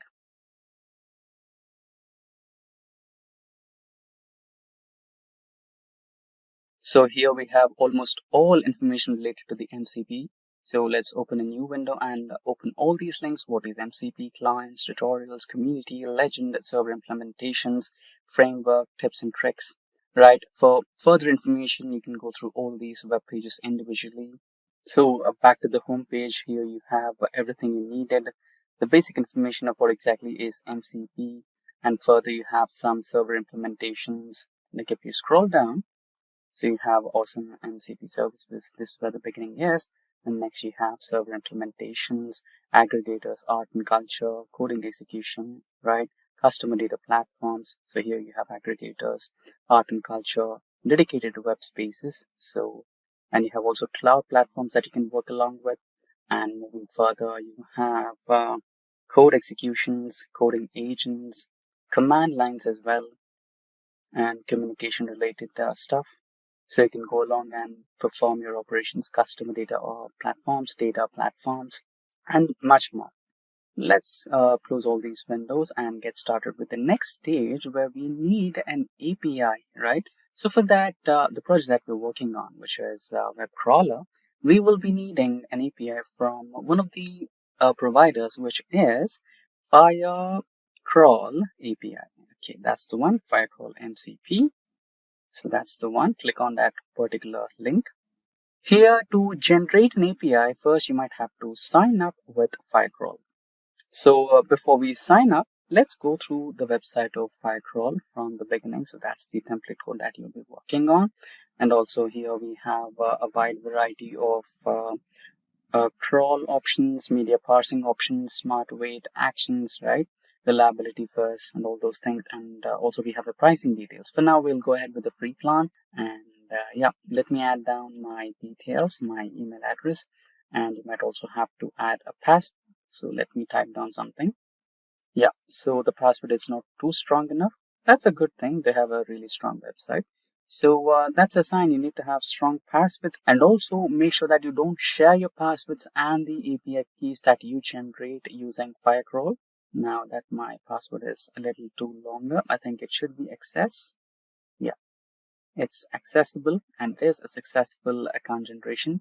Now you need to check your email and confirm that login credentials are right and everything. So once you are signed up, let's go through another website for generating our API keys. So Firecrawl API, scroll a little bit. So API documentation. So here you'll find some documentation related to Firecrawl and all the details that you need to go through for API key generation. So Firecrawl MCP server. Yeah, that's the website that we're looking for. Firecrawl MCP server. That's the one. And here you have overview, content, tools, and other resources that you're looking for. Now, this is the template server configuration that you'll be needing. So make sure that you have an eye on it.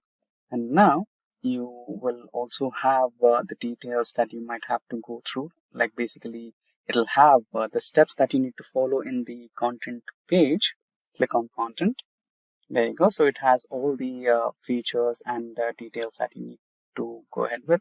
And tools, you have the crawling, extraction, scraping tools that you can work along with Firecrawl, and a few comments here. Now, yeah, the email has not been confirmed yet. Let's try to resend and reconfirm the email so that we just sign up or log in and create our API keys as soon as possible. So there you go. I have verified my email in my phone. So I'll just enter the credentials and sign in. Successful, you are signed in. On the left hand side, you can see the overview, playground, extract, activity logs, usage, API keys, and all the settings. So here you can see my API key has been by default hidden, so I'll not visualize it now. So you have two options, either view or copy. So we will be copying it for the first time to be on the safe side. So since we are new to this particular website, so we don't have any activities registered on this particular web page. So now we have the API keys. Now let's go to the content page to verify the steps that we need to follow. So we need to install npm and we need to go to the Cursor AI settings and add a new MCP server, which we already did. So we just need to copy the template code and we just need to place it there. And also, don't worry about where exactly to place your API keys in the template. We have that place. So we are back on the Cursor AI. Now we will replace this template code with the code that we just copied. And remember, if you're using Windows, try cmd/c. Okay. If you're not on Windows, you can eliminate that cmd/c. But if you are working in Windows, then you definitely need that cmd/c. Okay, let's erase this and replace that. So I'll name my tool as Firecrawl, and I'll go to the new line where I'll write down my command, and the command will be the code that I just copied from the Firecrawl window. So let me type down the command in double quotes in the new line, and I'll paste the command here, which is the code that we copied from the Firecrawl window. Control V. There you go. So the white stuff, which is in cmd/c, so that's the one you need to focus on. If you are working on Windows, that you definitely need it. If you're not working on Windows, then you can just omit it. Now, there might be some concerns with the codes, don't worry. Now, to cross-verify, you can just go back to the Firecrawl homepage and cross-verify it with the template for configuration that they have made us available. Let's go back to the Firecrawl window, and at the same time, you can see your API key here. So that's where you need to place your API key. So here we are on the Firecrawl window. You need to copy the API key and place it in the place where they have mentioned your API key. So if you have cross-verified with the configuration code, that's fine.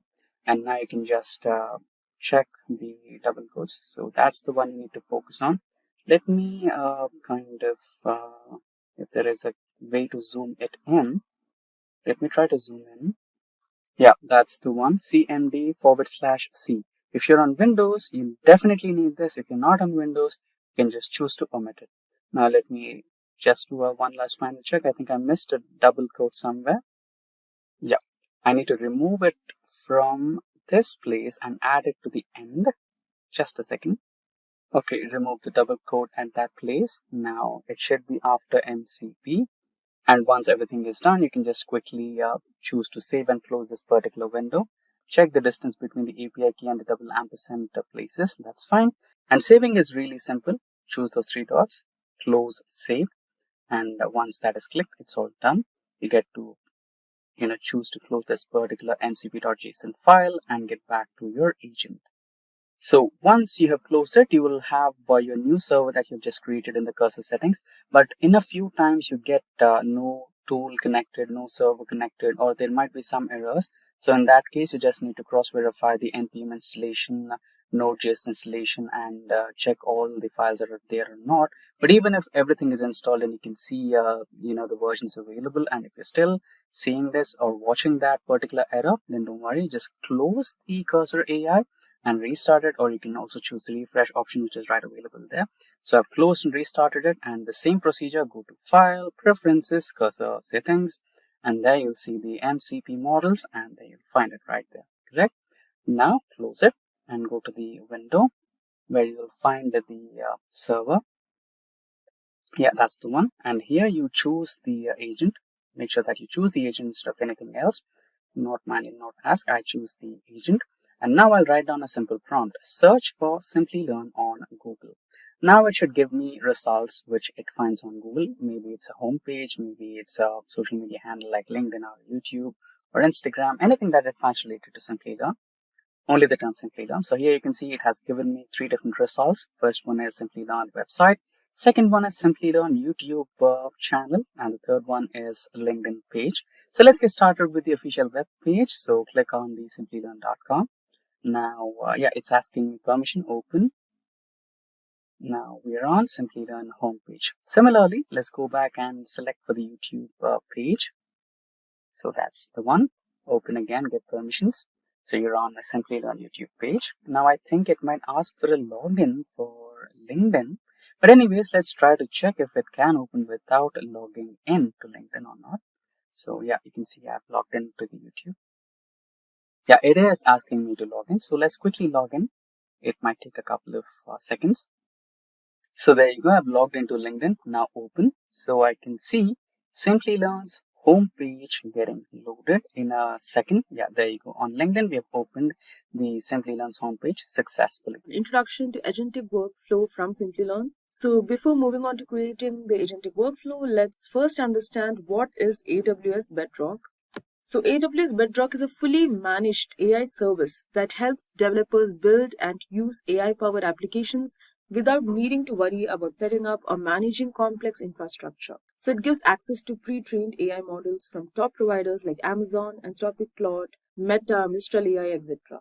So with Bedrock, you can create chatbots, text generators, summarization tools, and other AI-driven features without needing to train models from scratch. It also lets you customize AI models using your own data, add guardrails to ensure your safe and appropriate responses, and connect knowledge bases so the AI can provide more accurate answers. So since Bedrock is part of AWS, it also works smoothly with other AWS services, making it easy to integrate AI into your existing applications. So whether you're working to automate customer support, generate content, or enhance decision making, Bedrock provides a simple and scalable way to bring AI into your business. So now let's talk about serverless agentic workflows. So as AI-driven automation continues to evolve, businesses require intelligent agents that can understand user queries, retrieve relevant information, and take meaningful actions. So Amazon Bedrock introduces serverless agentic workflows, enabling organizations to build AI-powered assistants that interact with users, fetch real-time data, and execute business tasks, all without managing infrastructure. So in a traditional AI chatbot, the system typically responds to queries based on predefined answers or static knowledge. However, with serverless agentic workflows in Amazon Bedrock, AI agents can dynamically retrieve information and trigger actions, making them significantly more powerful than basic chatbots. So now let's explore how these workflows function, their key components, and their real-world applications. So when a user interacts with an Amazon Bedrock agent, the following steps takes place. First one is user input processing. So the agent receives a query from the user, such as, I need to return a laptop I purchased last week, can you help me? And the foundation model processes the input, extracts key information, and decides the next step. And the next step is information retrieval from a knowledge base. So if additional details are needed, the agent queries a knowledge base to pull relevant information. And the third step is action execution via AWS Lambda. So if the agent needs to perform an action, it calls an AWS Lambda function to interact with backend systems. So the function retrieves the order details, verifies eligibility, and processes the return request, for example. And number 4 is generating and sending a response. So the agent gathers the information and constructs a natural language response for the user. And finally, the session continuity and follow-up. So if the user asks another question, the agent continues the conversation while maintaining context. So the entire workflow runs on AWS infrastructure, allowing businesses to deploy AI-powered assistants without worrying about managing servers, scaling resources, or handling background execution. So here are some of the key components of serverless agentic workflows. So number 1 is Amazon Bedrock Agent. So the core AI assistant that interacts with users, understands their queries, and determines the best course of action. So it basically uses pre-trained foundation models from providers like Amazon, Mistral, etc. to process and generate response. And then it has foundation models. So these are large language models that power the agent's natural language processing capabilities. So the model helps the agent to understand questions, retrieve information, and generate responses. And then there are action groups. So action groups define what the agent can do beyond answering questions. They allow the agent to execute functions, fetch data, and interact with APIs. So for example, retrieving customer orders from a database, processing refunds using an e-commerce system, or creating support tickets in a help desk platform. So each action group is mapped to an AWS Lambda function which handles the actual task execution. And then we have AWS Lambda for business logic execution. So since Bedrock agents are serverless, AWS Lambda is used to execute backend logic without managing infrastructure. So for example, a Lambda function can look up order history, verify eligibility, and initiate a return process. And another Lambda function can check support ticket statuses and provide updates. And fifth, we have knowledge bases for data retrieval.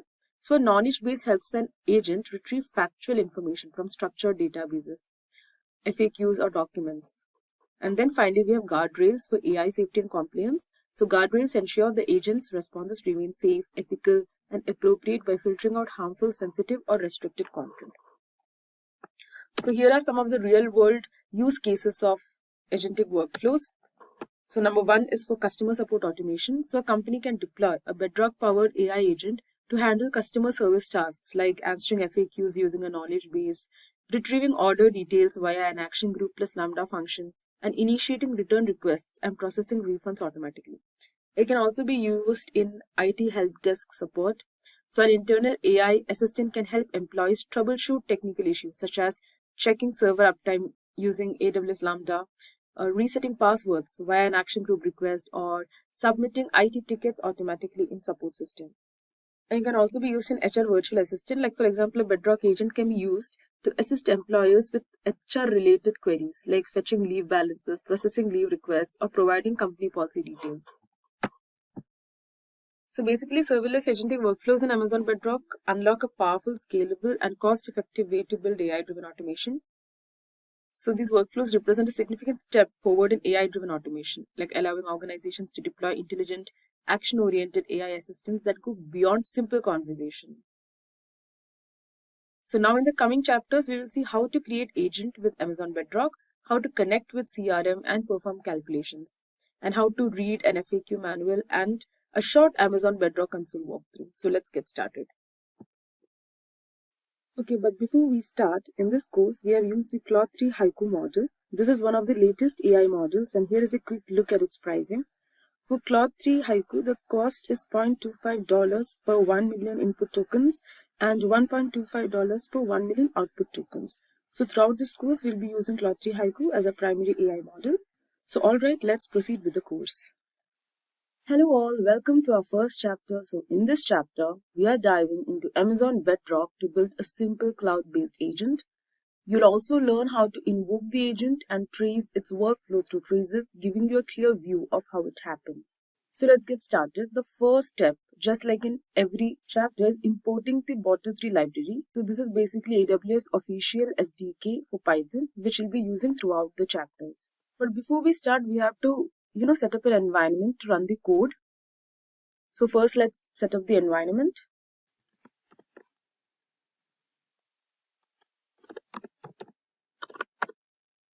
Import OS. I'll be explaining you everything shortly. ARM is equal to OS dot environ bedrock agent role. So basically, this code will reset the environment and prepare the resources. So let's just run this. Okay, sorry, there is a syntax error. Let's fix that. Yes, as you can see, it is resetting the environment. So the agent reset process is completed, Lambda reset process is completed, guardrail reset process is completed. We have discussed all these in the introduction chapter. So the environment is set. So now let's start working on it. As I already mentioned before, let's import the Bottle3. Import Bottle3. Now the next step is we have to create a client object. So basically we create a client object to interact with the different AWS services. So let's do that. So bedrock agent is equal to Bottle3 dot client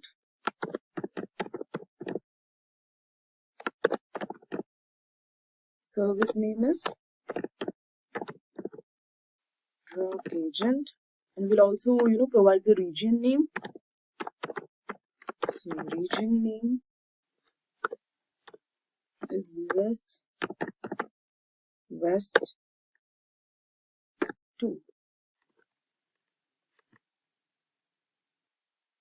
Now next we'll use this client to connect to the AWS and set up our agent there. So for your information, this code is configuring in a cloud-based agent that operates at production scale, so it won't be running in our notebook right now. So let's get started. So let's start by creating the agent. So this is actually pretty straightforward. We'll be using the Bedrock agent client and calling the create agent function. So let's write the code. So first, we'll be using the Bedrock agent client and calling the create agent function.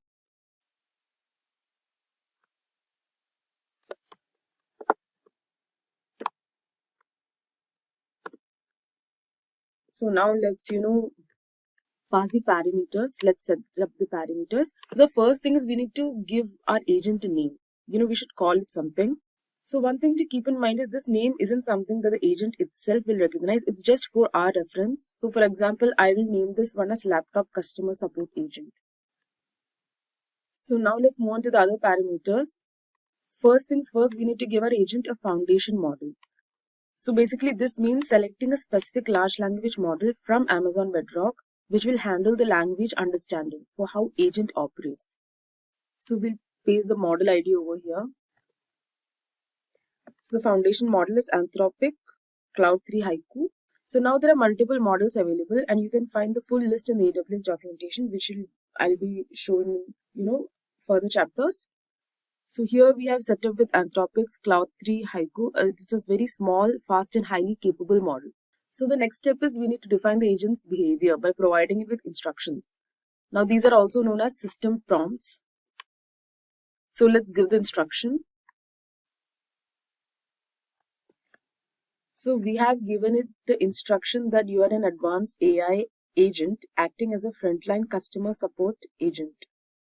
So in this case, the agent is acting as an advanced AI assistant for the frontline customer support, especially for laptop businesses. Now that we have set up the model and instructions, there's just one more thing left for the configuration, that is the resource code. So predefined IAM role has already been created for us in this environment, and we are pulling in its ARN. ARN means Amazon resource name from an environment available. So basically this role defines the security permissions for our agent. Basically dictates which services the agent can access. So in this case, we are keeping the thing secure and minimal, following the principles of least privilege, meaning the agent only has access to necessary language model and nothing else. So let's set up that. And yes, we are good to go. As you can see, we have loaded this into a variable, create agent response. Let's just check it.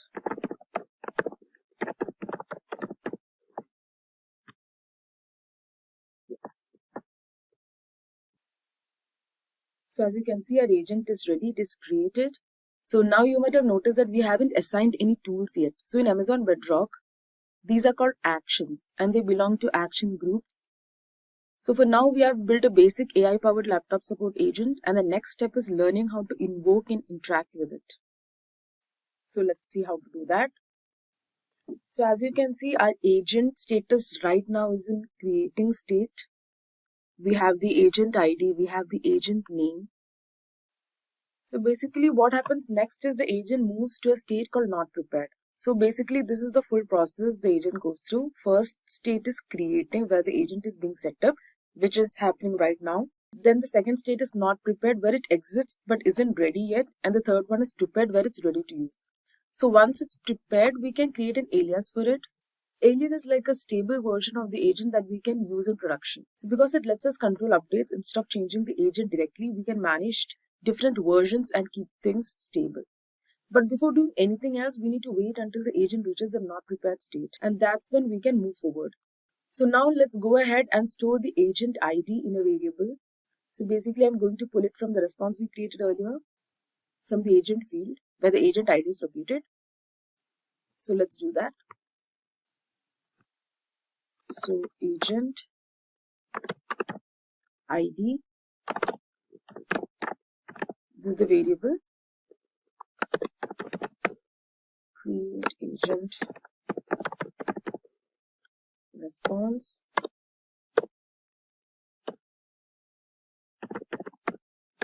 agent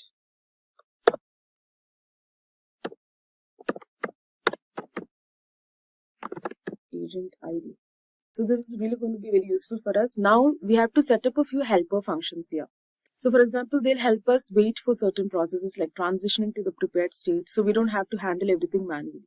And since we are working on laptop customer support, these functions will make it easier to manage tasks like checking the laptop's warranty status, troubleshooting hardware issues, and guiding customers through software fixes. So first, let's import the helper function. So from helper, let's first write the helper function and then I will explain the code to you. So wait for agent status,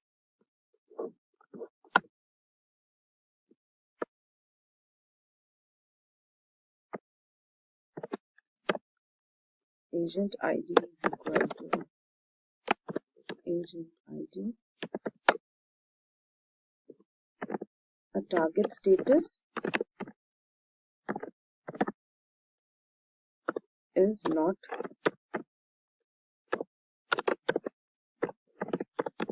prepared. So as you can see that the agent has reached the not prepared state, which is actually a good thing. That's exactly what we wanted. So it has basically transitioned from creating state to not prepared state. So now the next step is to prepare the code so it's ready to go. So let's do that.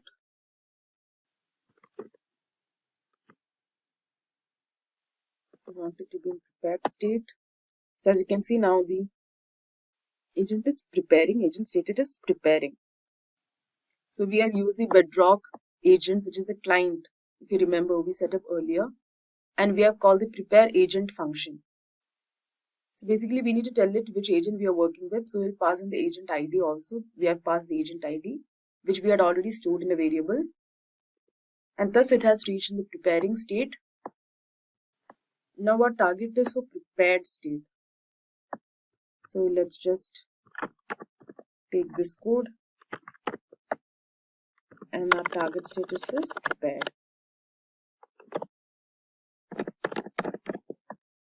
Let's see. So as you can see, the agent has reached the prepared state. But if you have noticed, as I showed you, it did briefly show preparing before it switched to prepared state. Now, as I mentioned earlier, the next step is to create an alias. And that is because we want to invoke the agent and have a conversation with it. So since the agent that we created is now prepared, we can go ahead and set up the alias. So let's do that. So let's move on to creating an agent alias using our Bedrock agent. Let's do that. Create agent alias.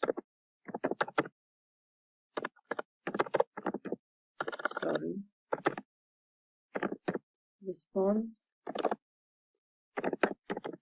Bedrock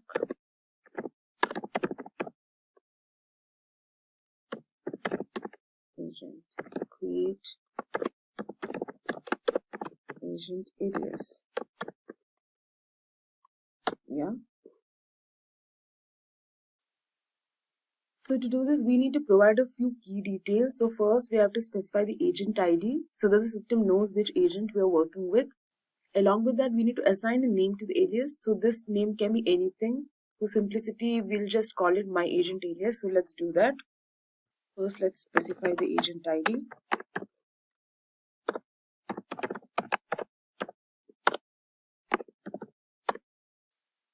Then let's set the agent alias name.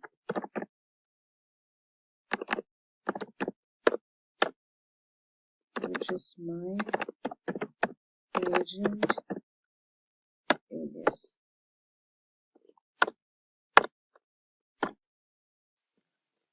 So now once we have these details, we'll store the response from this operation in a variable, right? So this basically allows us to reference it later when we need it. So the process involves calling the create agent alias function, passing it both the agent ID and the alias name. So let's do that. For that, agent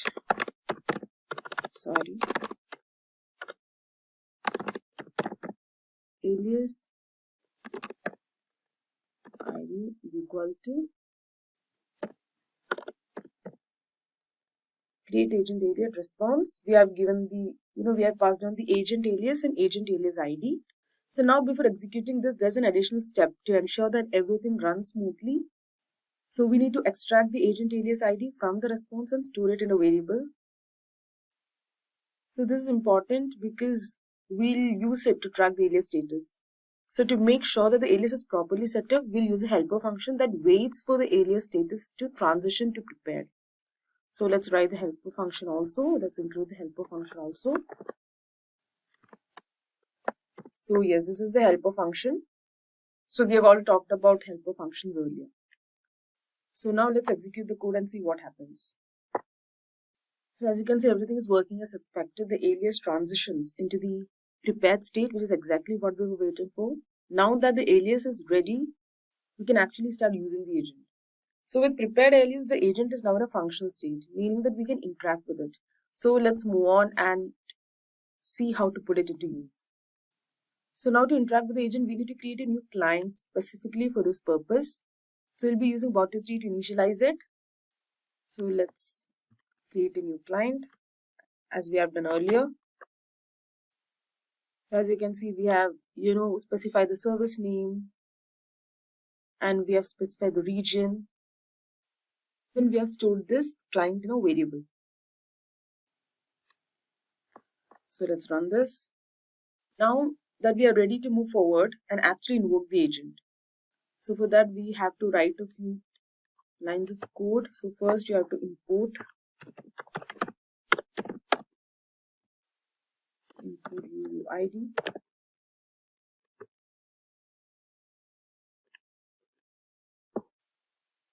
So we'll be calling the invoke agent method for our Bedrock agent runtime client, which is essentially all that's needed to start a conversation with the agent.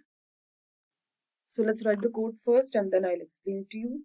So as you can see, this is the message that I've given as a customer that, hello, I bought a laptop from your store yesterday. There is an issue with the display and I want to return it.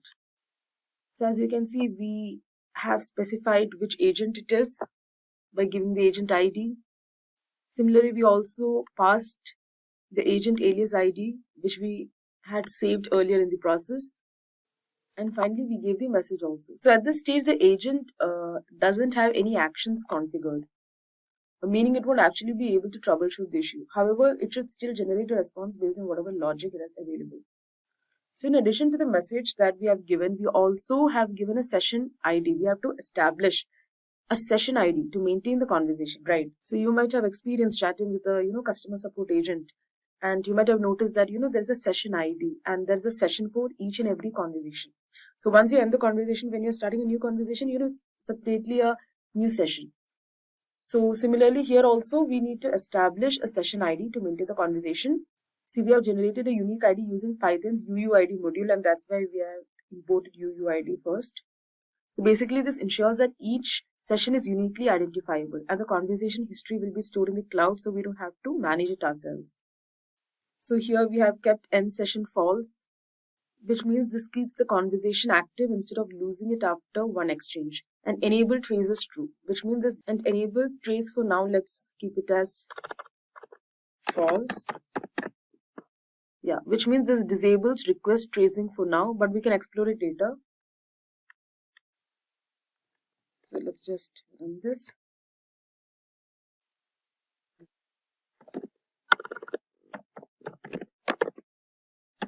Agent response. So as you can see, we have run the code over here, and as we print the response, you'll see that it doesn't display like a normal text response, and that's because it comes back as an event stream instead of a simple message. So since we can't just print it directly, we need to extract the actual response from the stream. So to do that, we'll pull the relevant data from the event stream, which will allow us to see what the agent actually said. So let's do that. Let's write a piece of code. Event stream is equal to invoke agent response completion. Event I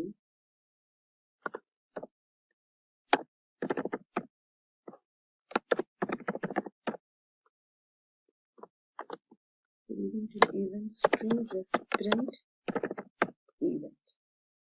So as you can see, when we do this, we'll see that there's only one main event returned, and this event is called chunk, and inside it we have some data, specifically bytes and a response from the agent. So basically the agent has responded that I'm sorry, but I'm unable to assist you with the return process for your laptop at this time. Please contact our customer support team directly and they will be able to help you with it. So this message makes sense because right now the agent doesn't have any actions set up. It knows it's supposed to have some functions, but since we haven't defined any, it simply acknowledges its limitations. But how does the agent figure this out? And how does it do the necessary action? So for that, to get a clear picture, we have to enable the trace mode. So earlier we have disabled the trace mode by keeping it false. So we have to enable it by making it true. So this will start a new session. It will reset everything and allow us to have another conversation with the agent. And this time with more insights into how it generates its response. So let's go ahead and do that. So as you can see here, I have enabled the trace and I've printed it. Here, as you can see, we can find some familiar details like they have given the agent ID, the session ID. They have given so many details. And I'm just finding the final response over here. As you can see, it has given a final response. To initiate the return process for your laptop with the display issue, please gather the following information: date of purchase, order number of receipt, description of issue. So as you can see, first it said that, I am unable to help and please contact, some customer support agent, like, some human customer support. But as you can see now, it actually, gave us an answer that I want, some details like date of purchase, order number or receipt, etc., so that we can initiate the return process. So with this in place, we are now ready for the next step, which is adding actions to the agent so that it can actually perform some useful tasks. So we'll see that in the next chapter.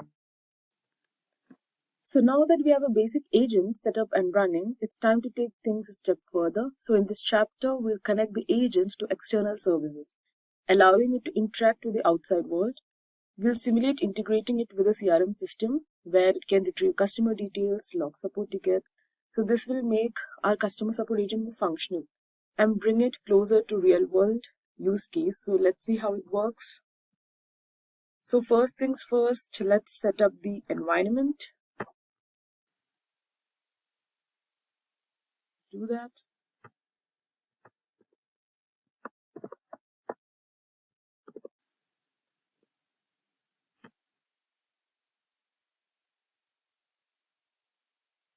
So as you can see, the environment is being set up. This will take some time. Now next we need to import the required libraries. We'll start with module 3 to interact with AWS services. Import module 3. We also bring in UUID, which we discussed in the earlier chapter, which helps us create unique session IDs. And also we'll import some helper functions. So let's do that. Import UUID from helper.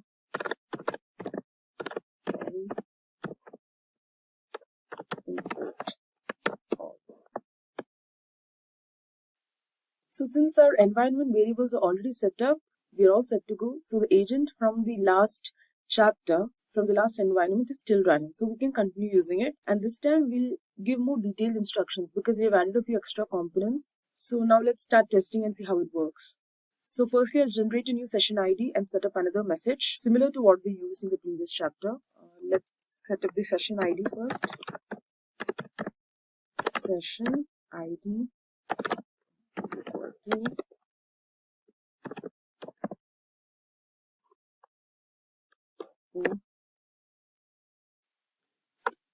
and let's give a new message. For example, let's give my name as Via. My laptop has display issue and I want a refund. So once that's defined, we'll use a helper function to check the responses and see what happens. So we'll call invoke agent and use a print helper function to send a message and check responses. So let's do that. Invoke agent and print. Again, we have to specify our agent ID.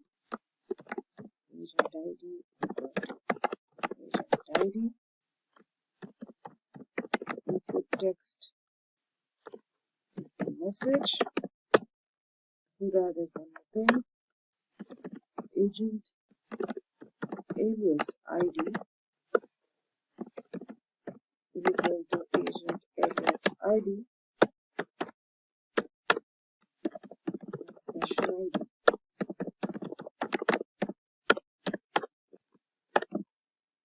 So as you can see, this is what our response is.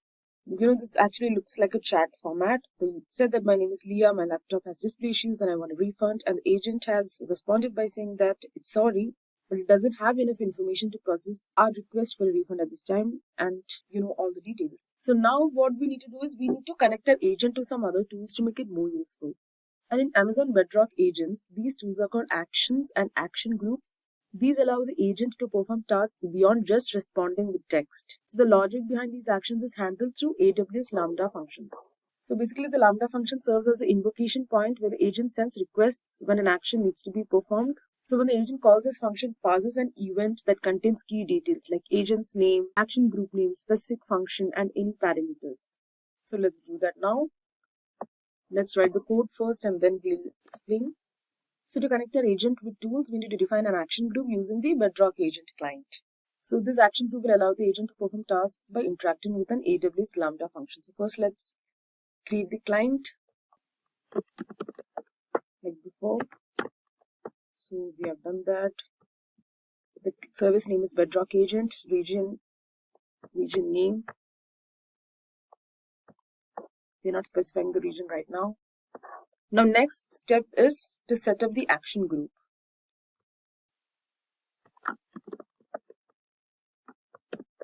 So yeah, now let's see what the code is. So we have started by naming the action group. The action group name is customer support actions, and this is just for our reference.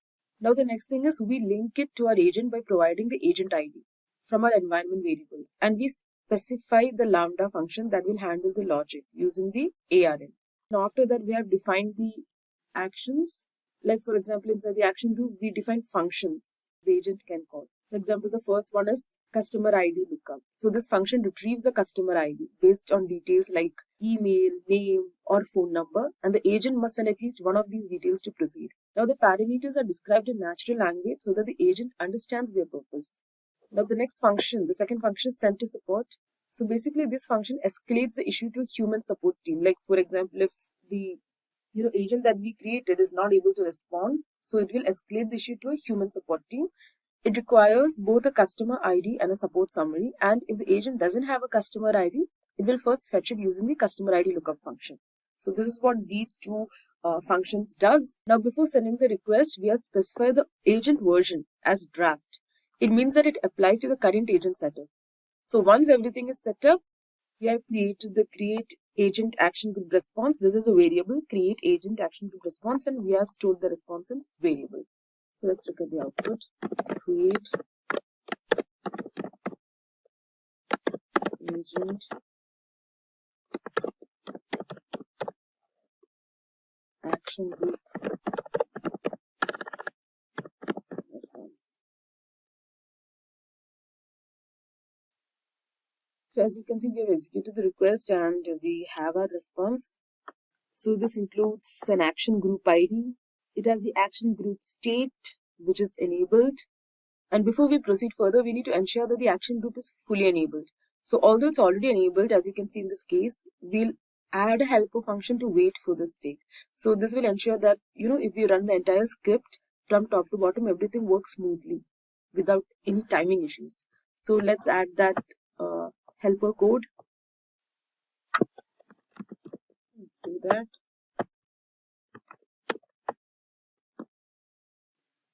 So first we need to extract the action group ID. That's what we have done here. We have to extract the action group ID from the response, which will allow us to reference it later. Next we'll give our helper function, like how we have given helper functions before. As you can see, the target status that we want is enabled. So now that we have made a change to the agent, we also need to prepare the agent again to apply the updates and update the alias so it reflects the latest version. So let's do that. Again, we'll be using helper functions for that.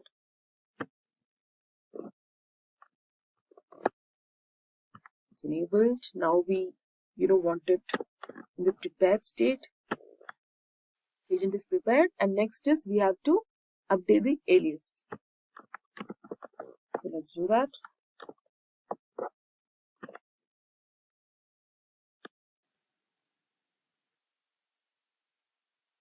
So the agent alias has also reached the prepared state.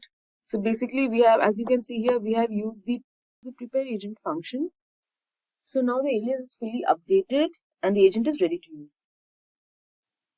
So now, we can start performing tasks and we can just test it by giving a message. So again, first, before giving the message, we are going to reset the session ID. So let's reset the session ID and let's give a different message, including an email address. So my name is Leah, and we'll just give a dummy email ID like Leah at leah.com.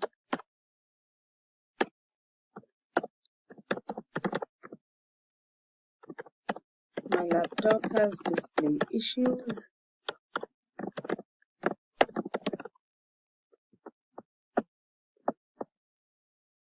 And I want a refund. So this time I've also included, as you can see, the email address. Now the thing is, with this email, the agent can confidently match it to the customer ID. So in this case, it will just be a random number, of course. So this helps simulate a real customer support interaction. So now let's run and see what happens. So first I'll give a helper function and call invoke agent to send the message and print the response. So firstly, we'll just write the helper function. invoke agent and print. We'll pass on the agent ID.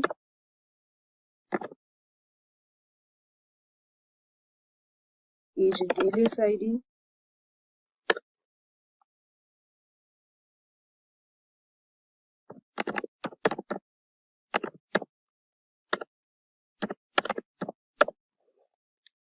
Just copy paste it because we have already used this function before.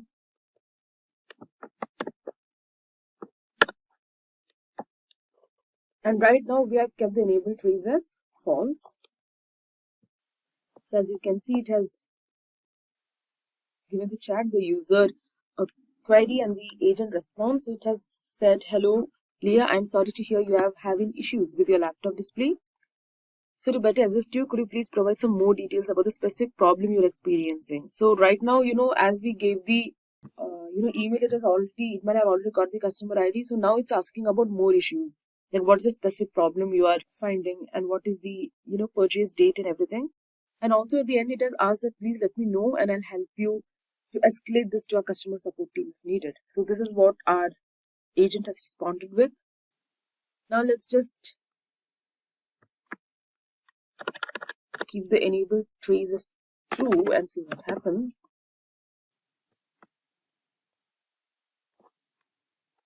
So as you can see here, you can see the user query, the final response, and the thing is you can also see the agent's thought process. So this is basically thought process that's going on with the agent, which means, okay, let me give you the details we have so far.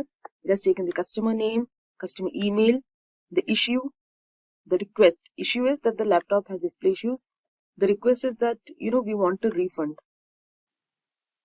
and it has processed that it still misses some key details to fully process the refund, such as order number or purchase date of the laptop. So without these details, I won't be able to properly escalate this to the support team. So let me ask the user about it, and that's what it has done over here.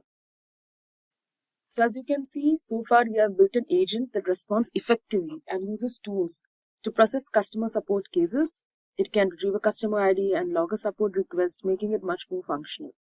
This chapter will be seeing what are guardrails in AWS Bedrock. Hello, also in this chapter we will talk about what are guardrails in Amazon Bedrock. So what are guardrails? So basically guardrails in Amazon Bedrock are a set of safety measures that help ensure AI generated responses are safe, ethical and appropriate.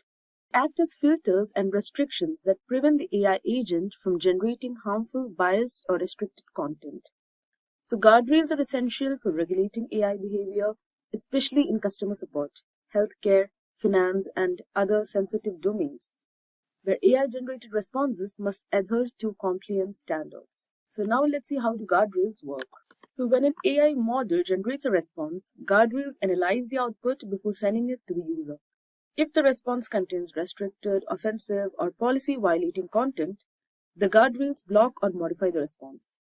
So the guardrails in Amazon Bedrock can be customized based on business requirements. So users can define content filters to block inappropriate language, deny topics that the AI cannot discuss, and harmful category filters to prevent responses related to violence, hate speech, self-harm, or explicit content. So these itself are some of the key features of guardrails. In content filters means it can filter and scan AI responses for profanity, hate speech, or offensive content and block them before they reach the user. In denied topics, predefined topics that the AI is not allowed to discuss. Example, political opinions, personal health advice, financial investment recommendations, etc. And then comes harmful categories, where adjustable safety settings for restricting responses related to hate speech, self-harm, violence, harassment, and adult content. And then it has custom word filtering, where users can define a list of restricted words or phrases that the AI should not generate in its responses. And then we have custom guardrails via AWS Lambda for advanced use cases. Custom logic can be implemented by using AWS Lambda to validate and modify AI responses dynamically. So now let's see how we can implement guardrails in Amazon Bedrock with some code examples. So there are basically 4 steps. So the first step is to create a guardrail. So this is the code for that. So to create a guardrail in Amazon Bedrock, You have to use the AWS SDK, which is Boto3 for Python, to define the content filtering, restricted topics, and sensitivity levels.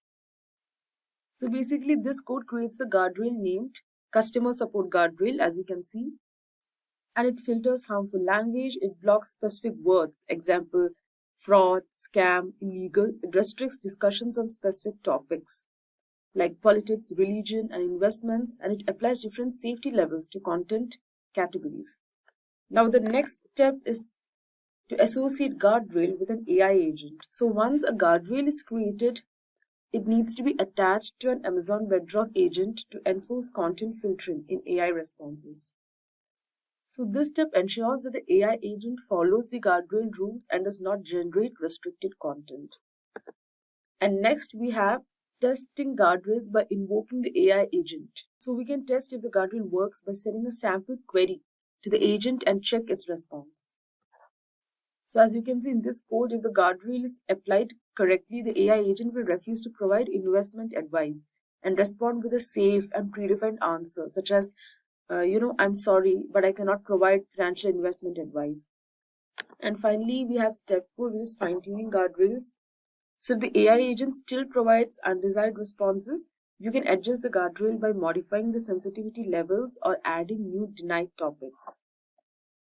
So in this code, the AI agent will not respond to financial or medical related queries, ensuring compliance with regulations. So now, why are guardrails so important? Number 1, to prevent AI misuse. So guardrails restrict AI generated responses, preventing harmful, biased, or unethical replies. Next is to ensure regulatory compliance. So industries like finance, healthcare, and legal services must comply with strict rules. So guardrails help prevent AI from providing unauthorized advice. And then to enhance customer trust. So well-configured AI assistant maintains brand integrity by ensuring all the responses align with company policies and ethical guidelines. And finally, to reduce AI risks.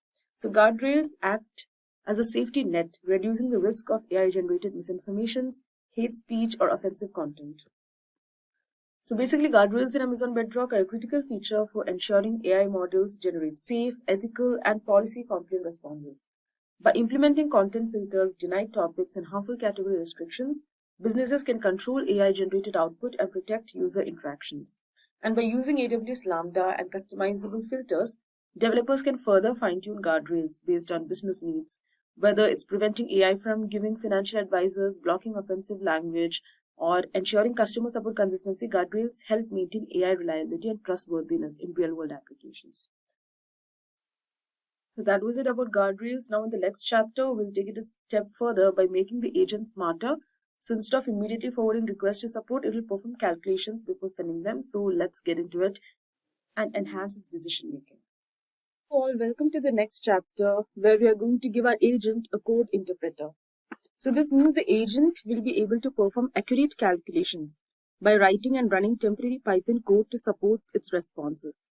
So let's dive in and see how it works. And before that, as we mentioned in all the chapters, let's run the code to set up our environment. So let's do that first. Let's set up the environment.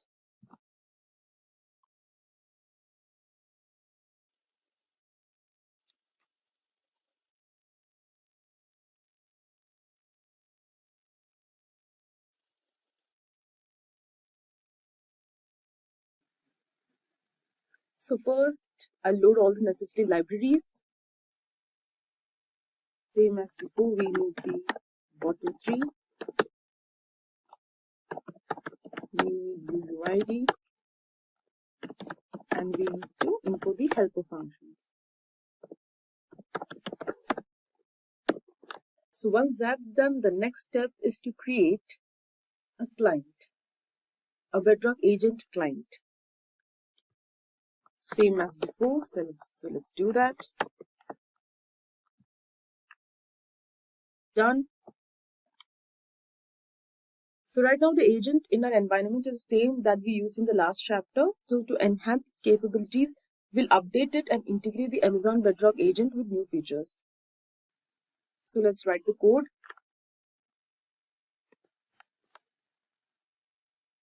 So let's see what this code is, so this code basically updates an existing action group in Amazon Bedrock by modifying its function schema and adding a new function. So first we have the function called update agent action group. So this function is called to modify the agent's action group. So this ensures the agent can execute the necessary actions when handling customer support requests. And then we have set up the core parameters. As you can see here, we have the action group name, which is customer support action. So this names the action group. We have kept it same as before. The action group state is enabled. So since we are modifying the action group, we explicitly set its state to enabled. So by default, an action group is enabled upon creation, but when updating, we must manually specify the state to keep it active. And then we have given the action ID group, the action agent ID. And as you can see, the agent version is in draft. So this update applies to the draft version of the agent because Bedrock allows multiple agent versions. So changes are first applied in the draft state before being finalized. After that, we have the lambda function, ARN. So the agent will execute actions using a lambda function. So the lambda function ARN is stored in the lambda function ARN variable. Now after that, we have defined the function schema. So inside the function, as you can see, inside the function, we have three other functions. The first function is customer ID function. So this function helps the agent identify a customer based on the available details. So as you can see, this is the description just given. Get a customer ID, given available details. At least one parameter must be sent to the function. This is private information and must not be given to the user. So what this means is that the agent can look up a customer ID but must not share it with the user. So at least one parameter is required. It can be email. These are the parameters. It can be email, name or phone number. And then you have the send to support. So if the agent cannot resolve the issue, it can pass the request to your human agent. And then we have a new function, an updated function, which is called purchase search. So here they have given the description that search for and get details of a purchase made. Details can be used for raising support requests. You can confirm you have this data. Like for example, I found the purchase, or I can't find the purchase, so and so. So basically the agent can search for purchases and confirm whether it found the record. So however, private information like order numbers must not be shared. And as you can see, these are the parameters given over here. The first parameter is the customer ID. The second parameter is the product description. And the third parameter is the purchase date. As you can see, the purchase date, the date of purchase should be in this format: year, month and date format. So basically this function helps the agent verify past purchases before escalating the case.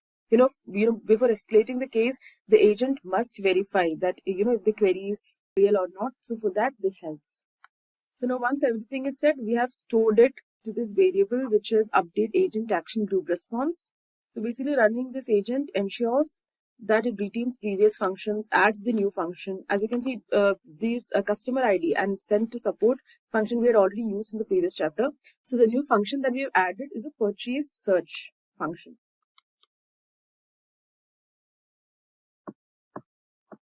So let's run this.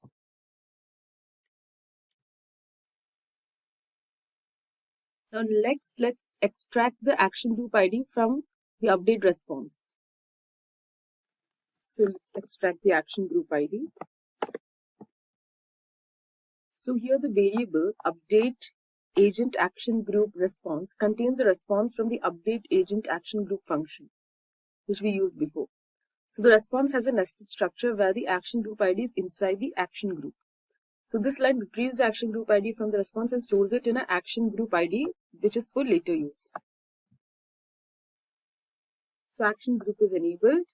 Action group status is enabled. So now let's give it a different message. We can give something like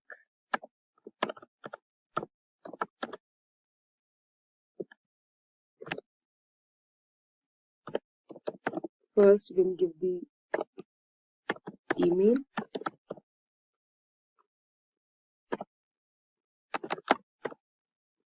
And then we'll say I bought a laptop 5 weeks back and now it has display issue. I want a refund. So as you can see, the message has mentioned the date in weeks.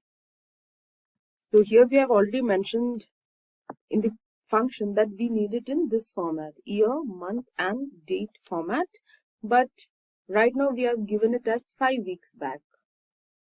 So as you can see, we have to do something. So we got to update our agent. So next we have to add a code interpreter to deal with date. So let's do that.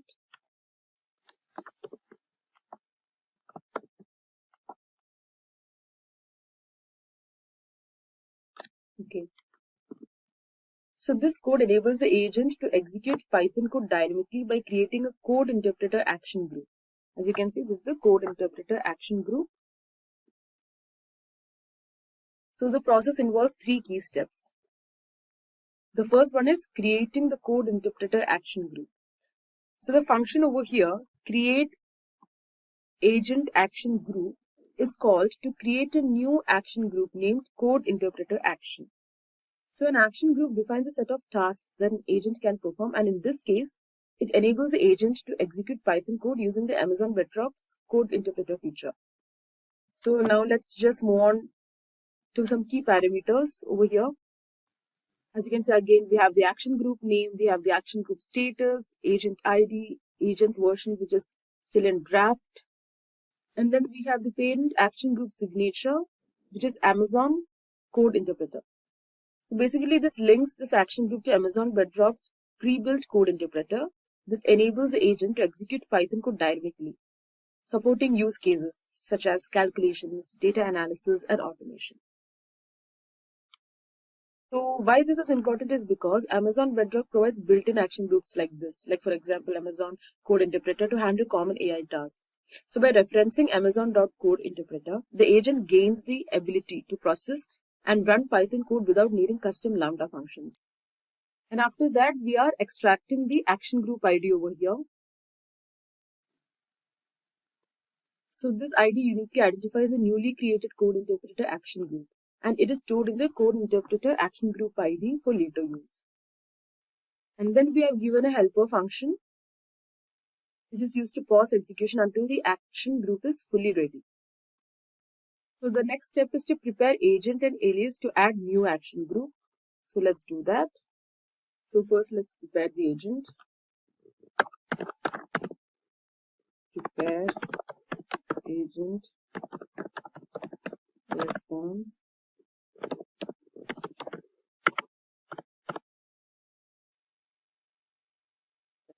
Agent. Prepare agent.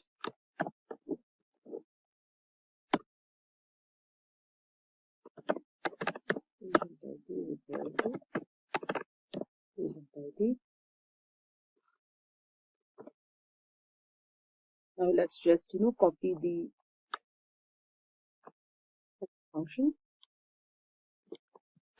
The target state is prepared, and let's run this. Okay, there is some error over here. Let me just fix it.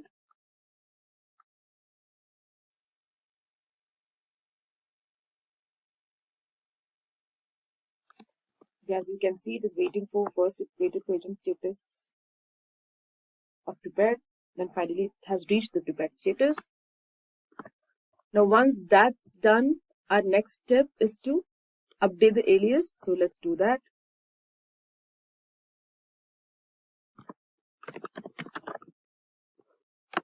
Bedrock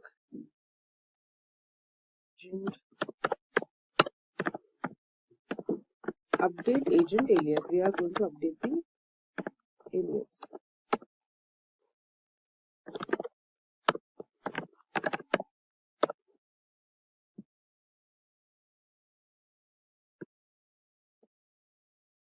Agent ID is equal to agent ID. We have to give the agent alias ID.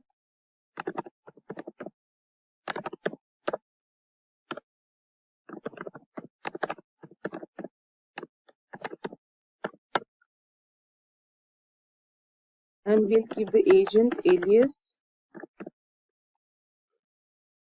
name as test. And once that's done, wait, let me just format it. Yeah, once that's done, let's just paste our helper function. And let's run the code. So as you can see, our agent alias has also been updated and reached the prepared state. So now let's set a session ID and write our message again. So first, let's set the session ID. Session ID strUID.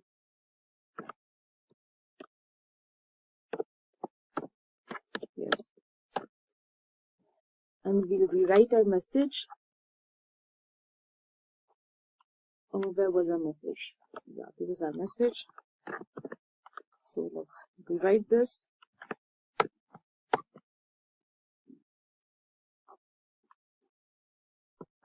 Let's run it.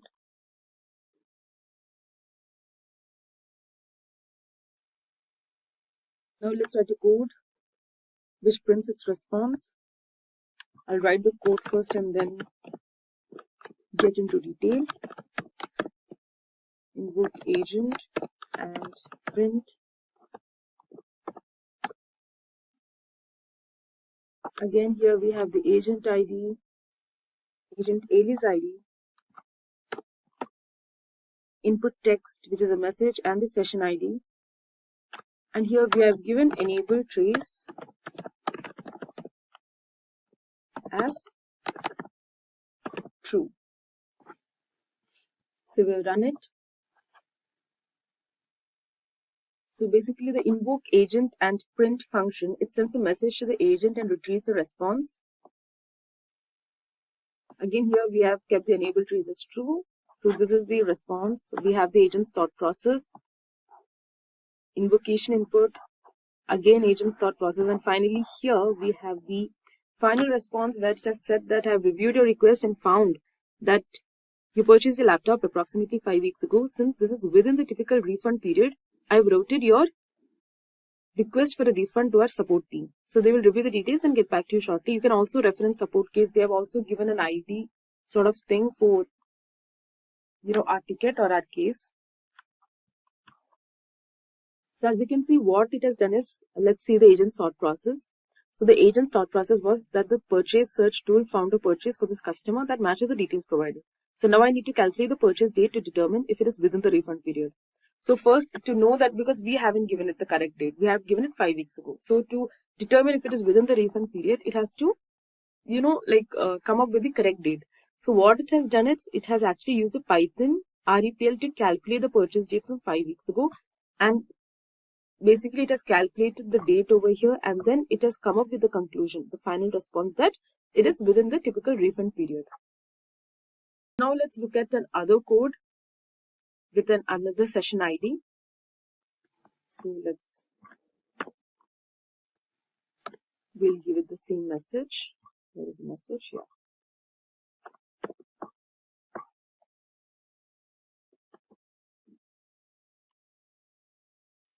Next, let's set up the client.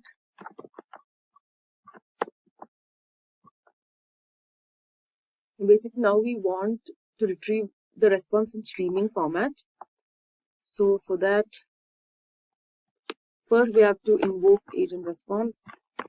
We have that over here. And next we have to create the event stream. So event stream, invoke agent response completion. So for event, in event stream,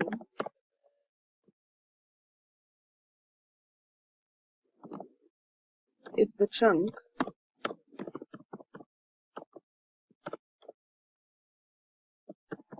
is in the event,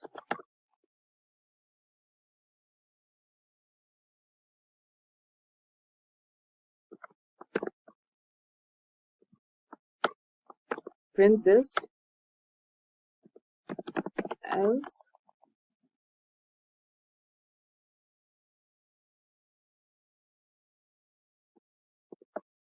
print this. So this kind of looks cluttered. Let me just format it a bit.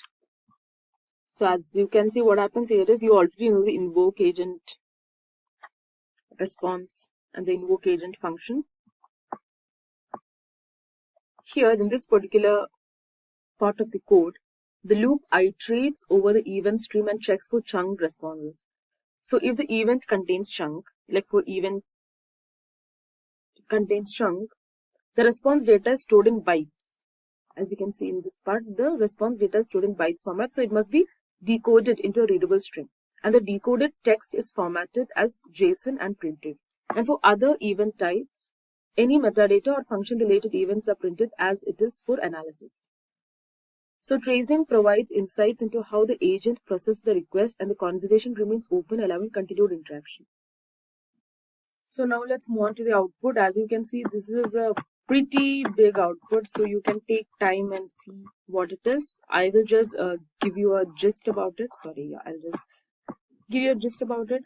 So basically the output represents a trace log of the Amazon Bedrock agent's orchestration process while handling this case. So as you can see, it has all the history, like the agent has been acting as a frontline customer support service, and it has taken requests from a customer named Leah who reported a display issue with a laptop 5 weeks ago. So basically the trace shows the agent's step-by-step reasoning and its function calls, beginning with retrieving customer ID using the provided email, then searching for purchase details using purchase search function which we used, and finally escalating the issue to the support team with the send to support function that we used. So the AI adheres to strict guidelines, ensuring accuracy and compliance by leveraging the Python REPL for date calculations and enforcing guardrails to prevent incorrect assumptions. So it also includes model invocation ports, function calls, API responses, and trace logs, confirming that the request was successfully processed. And as you can see, finally, the agent has also given a final response. Like, I have reviewed Leah's purchase details and routed her refund request to our customer support team. The support team will be in touch with Leah shortly to assist her further with the display issue, so and so. And please let me know if you need any further assistance. So as you can see, the last portion of the output confirms that the response has been finalized and delivered, ensuring smooth AI-driven automation customer support workflows. That was it about this chapter. Now in the next chapter, we will see how to connect this agent to a repository of customer support documents. Hello all, welcome to the next chapter. So in this chapter, we will see how to connect the agent to a repository of customer support documents that discusses simple issues the agent can resolve. So once it is connected, the agent can resolve some issues directly and redirect others to human workflow. So let's start by importing the necessary basic codes and imports. So the first step, of course, is to run the code to set up the environment. So let's do that.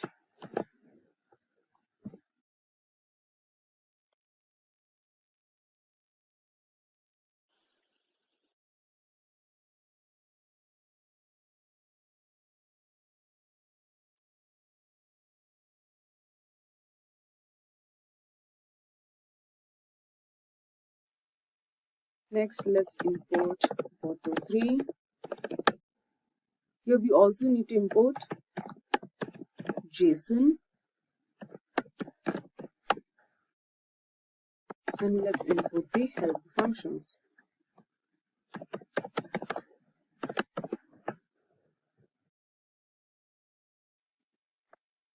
Next, let's create the client.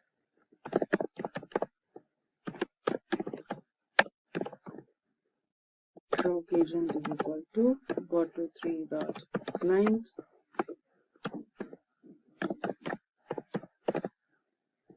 The service name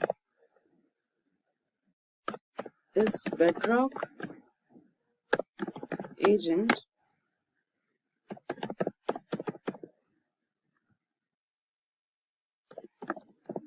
Region name, we'll keep it as US West 2.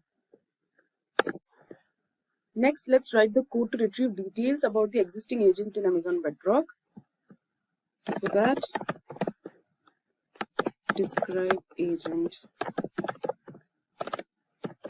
response is equal to bedrock agent dot get agent. Inside we'll give the agent ID.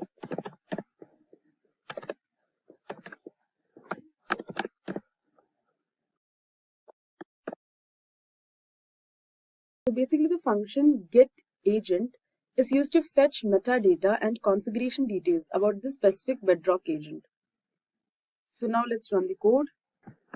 For that, let's print the response. So print JSON dumps describe agent response agent is equal to 4 default here that's string. So this is the response. So basically this code prints the agent details retrieved from the Amazon Bedrock in a structured and a human readable format.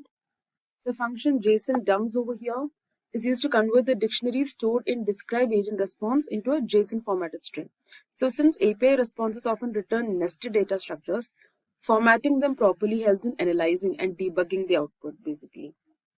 So the ident is equal to 4 parameter ensures that the JSON output is visually structured with proper spacing, making it easier to read. So without indentation, the response would be printed as a single long line, which is difficult to parse manually. And additionally, default is equal to str is included to handle any non-serializable objects such as timestamps or special data types. So by converting them into strings before printing.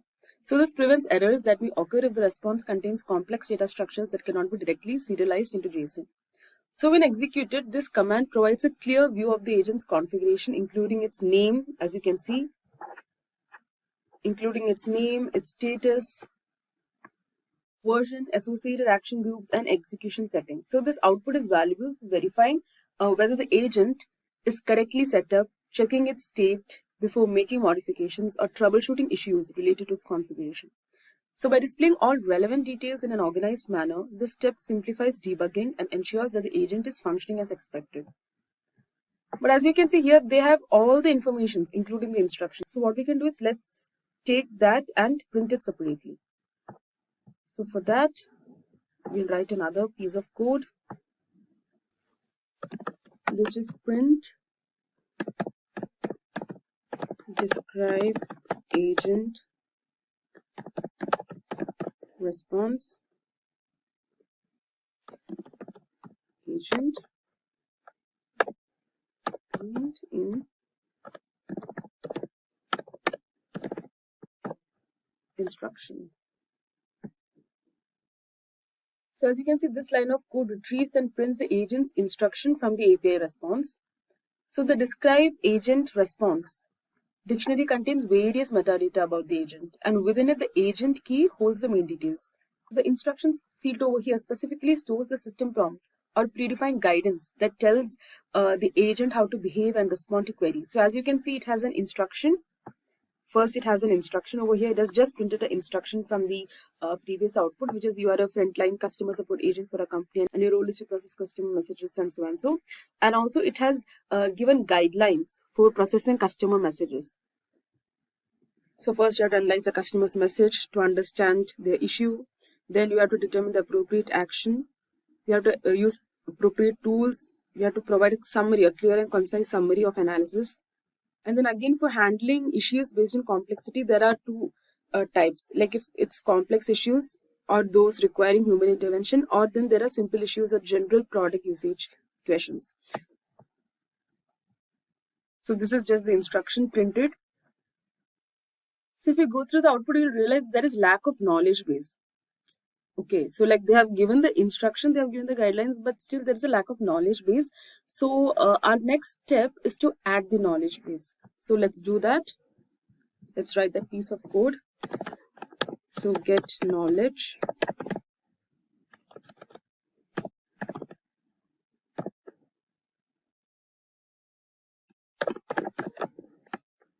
base response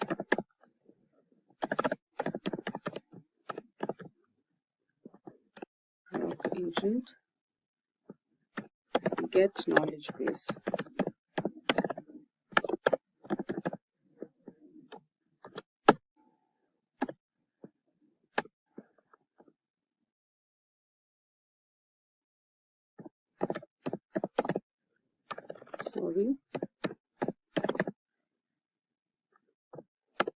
Knowledge base ID is equal to knowledge base ID. So as you can see, this code retrieves information about a knowledge base linked to the Amazon Bedrock agent. So knowledge base is basically a collection of stored informations like FAQs or company guidelines that the agent can use to give better responses. So this function over here, get knowledge base of, is called with knowledge base ID, which ensures that the correct knowledge base is assessed. The response is then stored in the get knowledge base response, which contains details such as knowledge base name, status, description, and stored documents. So running this function helps check if the knowledge base exists, is it active and properly linked to the agent. So this is useful for troubleshooting cases where the agent is supposed to retrieve information but isn't responding quickly. So now let's just print this and see. Print JSON dumps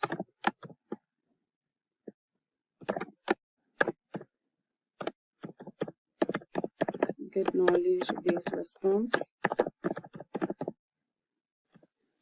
Content is 4.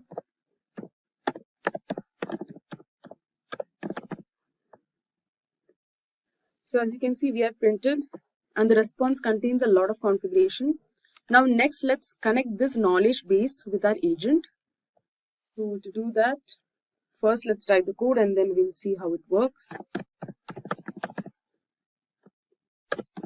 Associate agent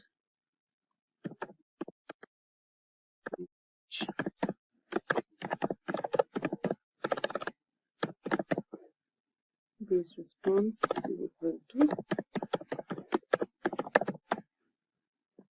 graph agent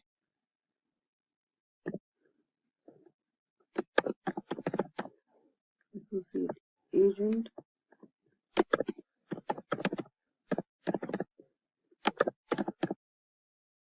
knowledge base, where to provide the agent ID,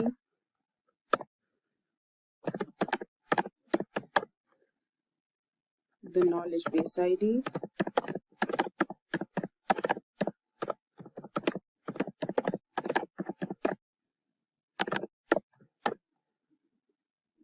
the agent version,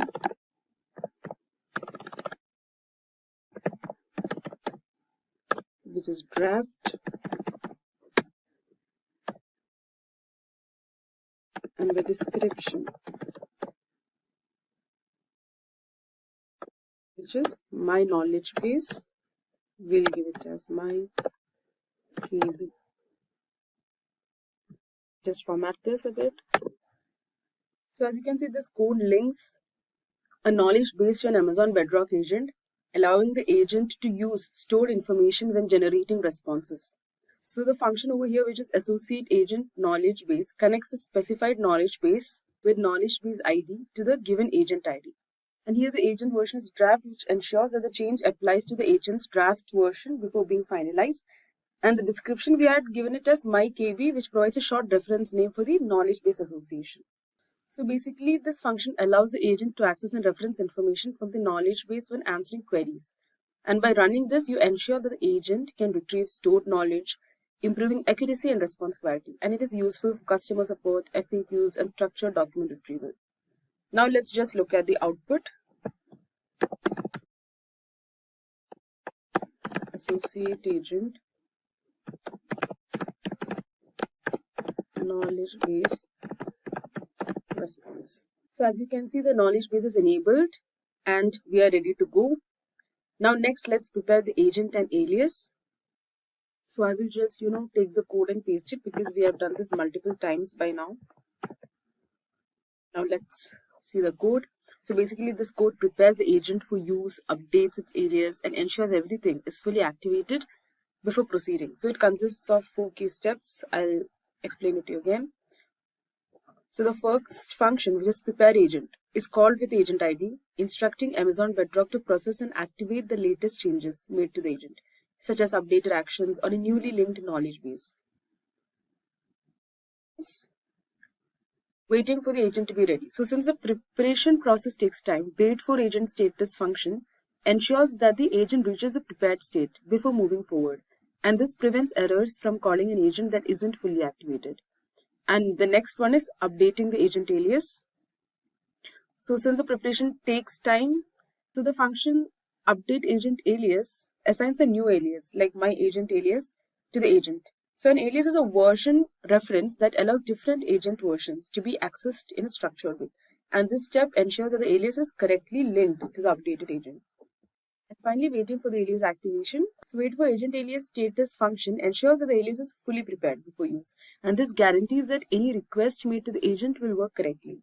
So these steps finalize all updates and ensures that the agent is fully functional before invocation. And this approach prevents errors, incomplete updates, or unresponsive behavior, making the agent reliable and ready to process queries. So let's just run this code.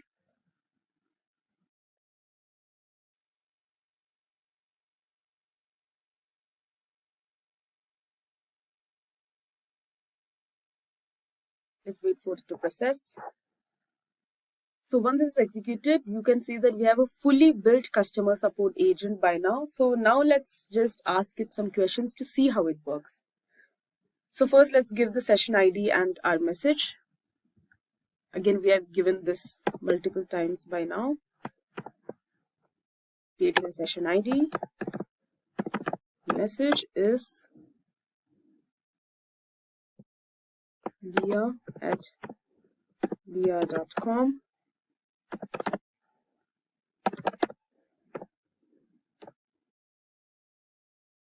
I bought a laptop 5 weeks ago and now it has display issues. I want a refund. Now let's give the invoke agent function to print. Here we have disabled the trace. Let's print it.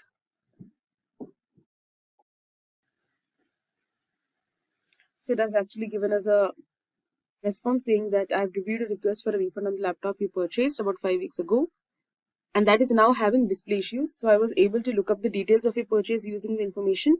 Based on my research, I've escalated your case to our customer support team for further assistance. So support agent will get in touch. So you can, continue asking more questions. Like for example, let's try another message which says, let's ask, I am unable to connect my laptop Wi-Fi. What can I do? And let's print this. So we have enabled trace. So as you can see, this is the output, and the guardrail trace is none. It has given the agent's thought process like, okay, let me see how I can assist you with the issue of not being able to connect your laptop to Wi-Fi. And then it has gone to the knowledge base. And then it has come up with a final response, like to troubleshoot the issue of not being able to connect your laptop to Wi-Fi. Here are some steps you can try. And it is given 5 steps. So similarly, you can prompt more questions and see the response, how the agent responds to your queries. So basically, the agent is now designed to follow the conversation flow and use agentic reasoning to decide how to handle each customer request. And it doesn't just respond blindly, as you have seen. It analyzes the situation and figures out the best course of action. So what makes this agent powerful is its ability to take different paths depending on the problem. So if it's a simple issue, it can resolve it on its own, but when a situation requires human assistance, it knows when to escalate to a support agent. So the way it makes these decisions come down to 3 things. Number 1, the agentic workflow that guides its decision making. Number 2, the instructions we provide to shape its behavior. And the third one, the tools and actions it has access to, like knowledge bases and APIs that you have seen in this example. So together, these elements allow the agent to be efficient, adaptable, and capable of handling a variety of customer interactions smoothly. So that was it. In the next chapter, I will give you a quick walkthrough of the Amazon Bedrock console. So now that we have successfully built a customer support agent using code, it's important to explore how the Amazon Bedrock console provides a visual and interactive way to configure AI models, manage agents, and fine-tune various functionalities such as guardrails and knowledge bases. So while coding provides greater flexibility and control, the console simplifies the process by offering an intuitive interface that allows for quick modifications, testing, and troubleshooting. So Amazon Bedrock is a part of AWS serverless AI infrastructure, which means it can integrate seamlessly with other AWS services while giving users access to pre-trained AI models from multiple providers.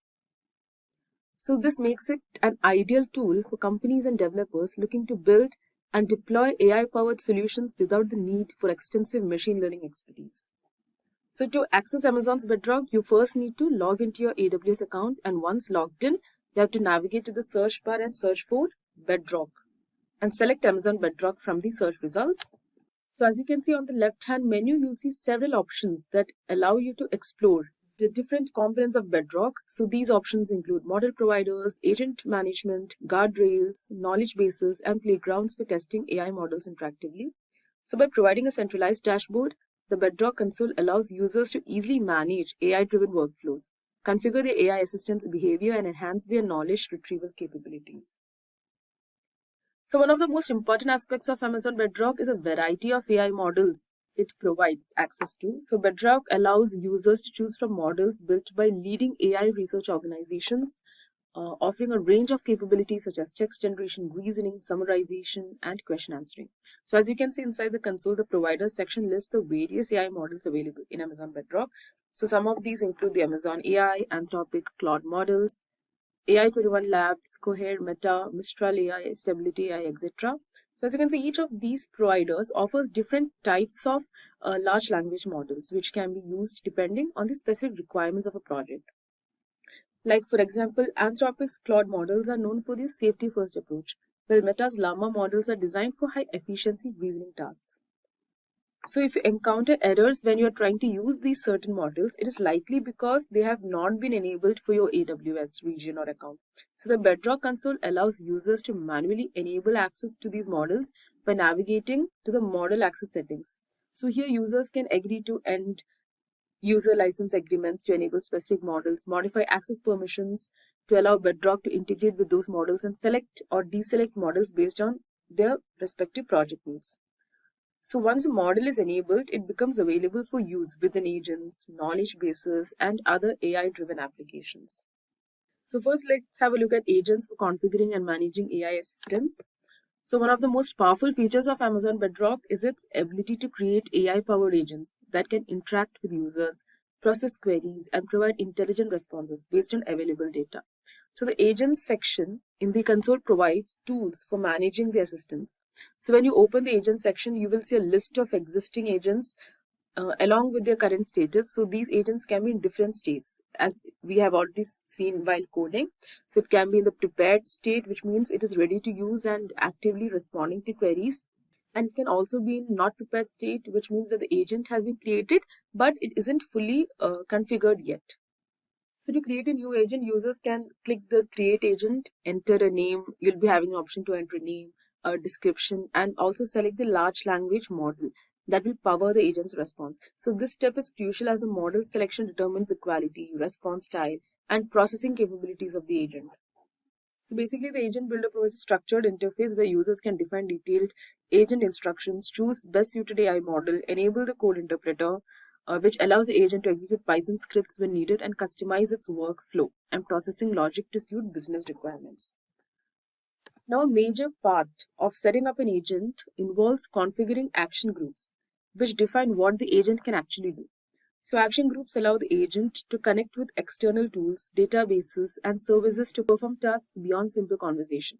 So within the console, users can link agents to external services using AWS Lambda functions. Amazon Bedrock simplifies the process by providing a quick create Lambda function option, which automatically generates sample Lambda code, configures the necessary AWS permissions for execution, and allows developers to customize Lambda functions for business-specific use cases. So, for example, if a support agent needs to retrieve a customer order details, an action group can be set up to query a database through a Lambda function. So once the function is triggered, the response is processed by agent and delivered back to the user. And also, after configuring an agent, the console provides an interactive test environment, allowing users to send sample queries, debug unexpected agent behavior, and ensure proper integration with external systems. Now, next over here, we have the guardrails for controlling and filtering AI responses. So, AI safety and compliance are critical when deploying automated assistants. So, Amazon Bedrock offers guardrails, which we already saw while coding in a previous chapter, which allows users to filter and control an agent's responses to ensure it behaves within set guidelines. So, as you can see, unlike action groups, which define what an agent can do, guardrails define what it shouldn't do. So, these settings block inappropriate, harmful, or restricted content from being generated. So the console makes it easy to set up and manage guardrails through an intuitive interface, allowing users to specify denied topics that the agent should avoid, define content filters to block inappropriate responses, and adjust AI safety levels using interactive sliders. So, for example, if an organization wants to prevent an AI assistant from providing financial advice, a denied topic can be configured within the guardrail settings. And then there is knowledge bases, which is for expanding the agent's knowledge. So basically, knowledge base enhances an AI agent's ability to provide accurate and informed responses by allowing it to access structured data. So this is particularly useful for customer support, internal documentation, and FAQ systems. So the console simplifies knowledge base creation by guiding users through entering a name and description for the knowledge base, setting up access permissions, and choosing a data source such as Amazon S3, Salesforce, SharePoint, or a web crawler. So once a knowledge base is set up, the data needs to be indexed in a vector base to enable fast and efficient retrieval. So Amazon Bedrock supports multiple vector storage options like Amazon OpenSearch, Serverless, Aurora PostgreSQL, MongoDB, Altas, and Pinecone. So when users queries the agent, the system retrieves relevant information from the knowledge base and integrates it into the agent's response. So the Amazon Bedrock console provides a comprehensive interface for managing AI agents, configuring workflows, and integrating data sources. While coding gives developers full control over implementation, the console simplifies deployment, testing, and fine-tuning, making it accessible for both technical as well as non-technical users. So by using all this AI model customization, guardrails for safety, and knowledge bases for enhanced understanding, Bedrock ensures that AI-powered solutions remain accurate, efficient, and aligned with the current business needs. So that was it. Congratulations on completing the Introduction to Agentic Workflow course from Simplilearn. Throughout this course, we explored key concepts of agentic workflows and how they can enhance automation. We learned how to create an agent using Amazon Bedrock connected with a CRM to perform calculations and read an FAQ manual for different information retrieval. We also walked through the Amazon Bedrock console, giving you a hands-on understanding of its features. So with these foundational skills, you are now equipped to build intelligent, automated workflows that streamline business processes. So we will be making use of a couple of tools that are mentioned on the screen, like Claude, ChatGPT, Gemini, Sub API, and N8N. Right? Now, let's get started with sample, how exactly it looks like. Now, we are on one of the tools called WAPI, where we can generate an AI model which will actually interact with you. So by default, it has a system prompt related to medical purposes. Now I have a document over here which will explain something to the tool about the identity and how it should react, right? So let me take up the name of the AI agent Hazel and drop it here. Thank you for calling AI or travel passenger support. How can I help you, right? And here I have the entire prompt. So you might be wondering, how did I write this whole prompt? So don't worry about it. You can make use of Claude. Let me do that for you. So if you just log into Claude and type it as create me an AI travel agent, include personality, details to be collected, name, from, to, Okay, here's a travel. Like a simple prompt, and it's enough. It'll automatically create a prompt for you. So there you go. Your prompt is almost ready. So similarly, I have created my prompt over here, and now I'll be placing that prompt here, and we can also select the OpenAI provider model. And in case of selective knowledge base that you wanted to give to your assistant, for example, if you're working with a specific company or flight provider like Emirates or something like that, then you have your personalized prompt or knowledge base, and based on that you can provide. But right now we will be using a knowledge base from open source. So that will be our knowledge source, and it will search the web pages for information and then provide your results. Now here you have the transcriber, voice configuration, and additional configurations, tools, etc. Here you can add the tools that we will be using, right? So it's just a demo here, how exactly your assistant works. So we will go into detail of that. For now, just try to check how the agent talks. Thank you for calling passenger support. This is Hazel, your scheduling assistant. How may I help you today? Hi Hazel, I wanted to book a flight from Hyderabad to Boston, and my dates of travel will be 15th of May, and it would be a round trip. I'd like to fly back to Hyderabad from Boston on 30th of May. Can you please help me with the travel plan? Of course, I'd be happy to help you with your travel plans. Let me confirm a few details to get started. You're flying from Hyderabad, HYD, to Boston, BOS, on the 15th of May, and returning from Boston to Hyderabad on the 30th of May. Is this correct so far? Yes. How many passengers?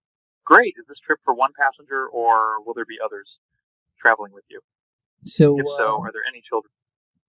There are no children. It's just me, one adult traveler. Thank you for confirming.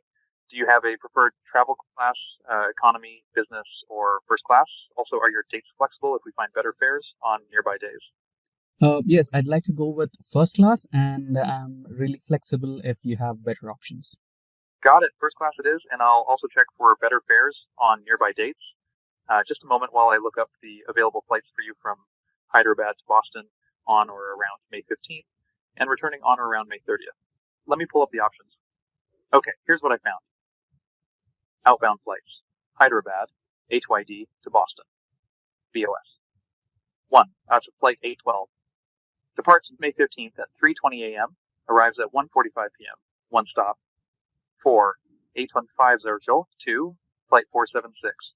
Departs May 16th at 10:10 a.m. Arrives at 8:30 p.m. Non-stop. 500. Flight 293. Departs May 14th at 11:55 p.m. Arrives at 11:15 a.m. One stop. 7. Nianchiros. Return flights Boston, US to Hyderabad, HYD. That's 1. Flight 921 departs May 30th at 6 p.m. Yeah, I'd like to go with the last option. Great choice. Let me summarize your itinerary. You'll be flying from Hyderabad to Boston on flight 293, departing on May 14th at 11:55 p.m. and returning on flight 921 from Boston to Hyderabad on May 30th at 6 p.m., both in first class. Now, I'll need your full name as it appears on your ID and your date of birth to proceed with the booking. Do you have a frequent flyer number you'd like to add as well? Yeah, I don't have a frequent flyer ID, but you can note down my name. So my name is Tony Stark, and my email address would be tony.stark@gmail.com. So you can process the tickets and share me the details. Thank you, Tony Stark. I've noted down your details. Now, I'll process your payment. Could you please provide your card number, expiration date, and billing zip code? Once that's done, I'll confirm your booking and send your itinerary to your email. Yep. My card number would be 1234 5678 9 10 11 and 12, and the expiry date will be December 2026, and the zip code to send the billing would be 583203. Thank you for providing the payment details. I'll process your booking right now. Just a moment. All set. You're confirmed on flight 213, departing on May 14th at 11:55 p.m. and returning on Flight 921 on May 30th at 6 p.m., both in first class.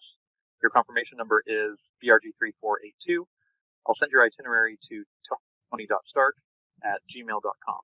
You can check in online 24 hours before departure. Please arrive at the airport at least 2 hours before for domestic flights or 3 hours for international flights. Is there anything else I can assist you with today? Yep, that'll be all, Hazel. Thank you so much for the call and have a nice day. You're welcome, Tony. Thank you for choosing Skybridge Airlines. Have a wonderful trip and a great day ahead. Yeah, goodbye. Goodbye. Safe travels. So there you go. You saw, right? So it was so detailed. It asked me for the destination. It asked me where am I boarding at, including the airport codes, right? For India, HYD, and for US, Boston, it said BOS. And it also asked for card details and email addresses. But now we are not deeply connected to an actual knowledge base. We are not actually connected to an email sender and email recipient. And even the phone number, the credit card details, everything was made up.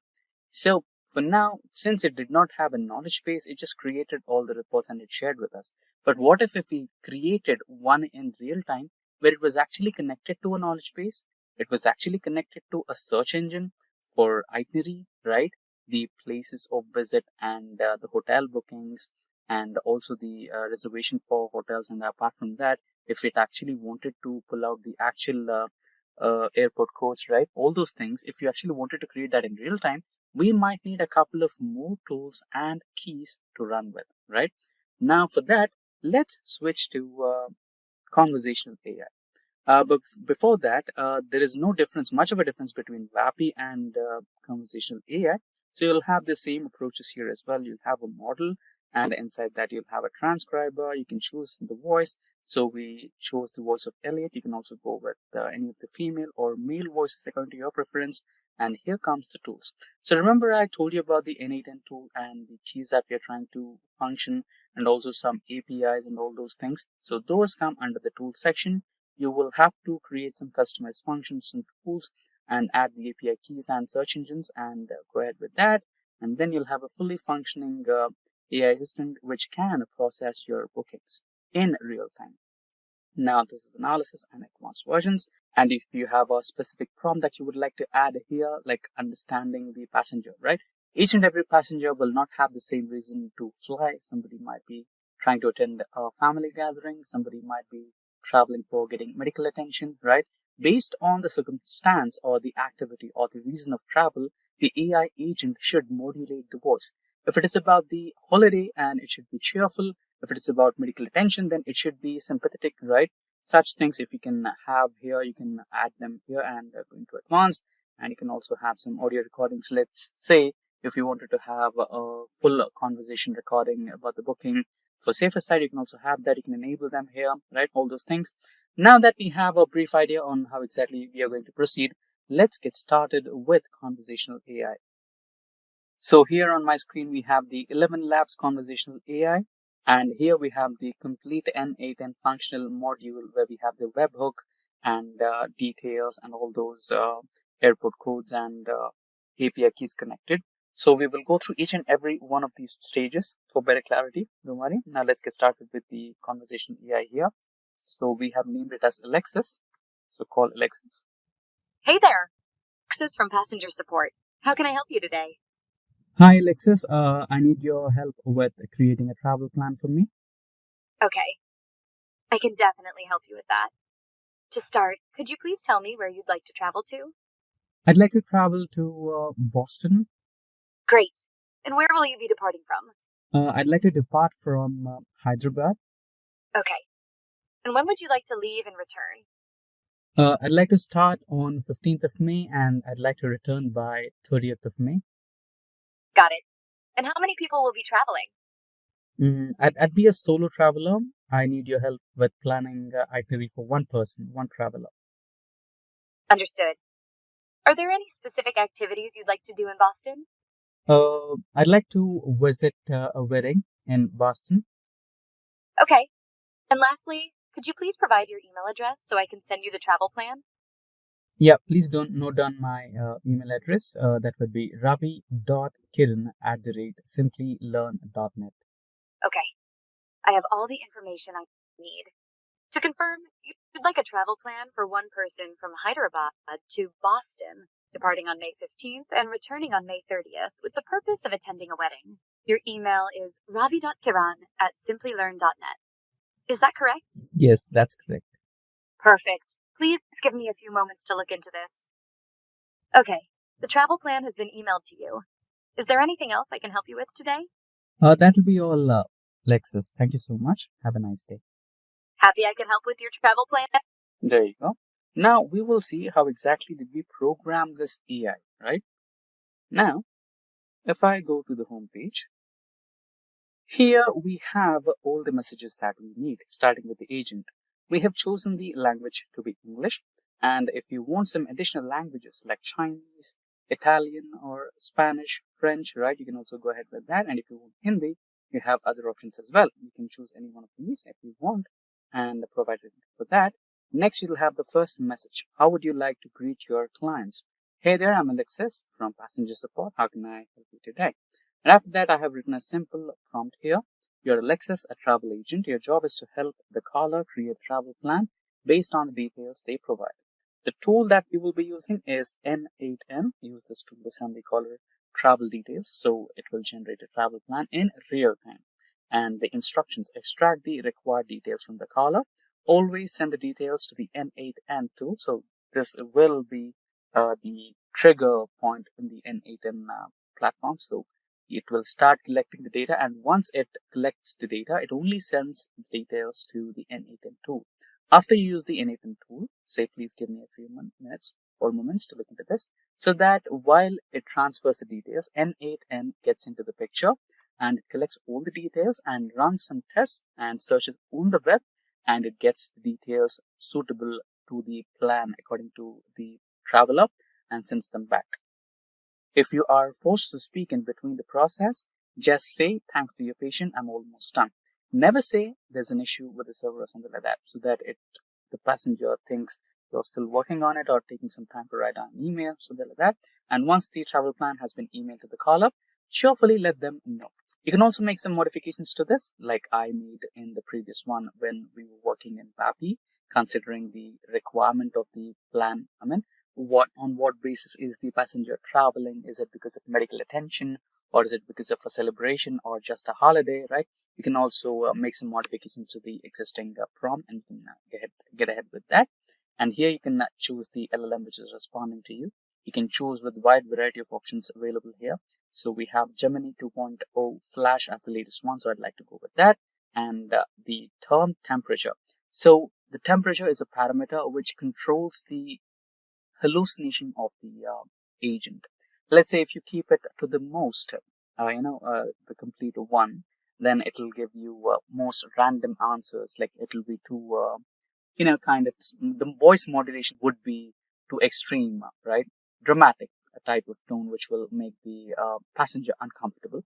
If you keep it to lowest 0 or 25, something like that, the modulation of the AI agent would sound too robotic and he'll not be comfortable with that either.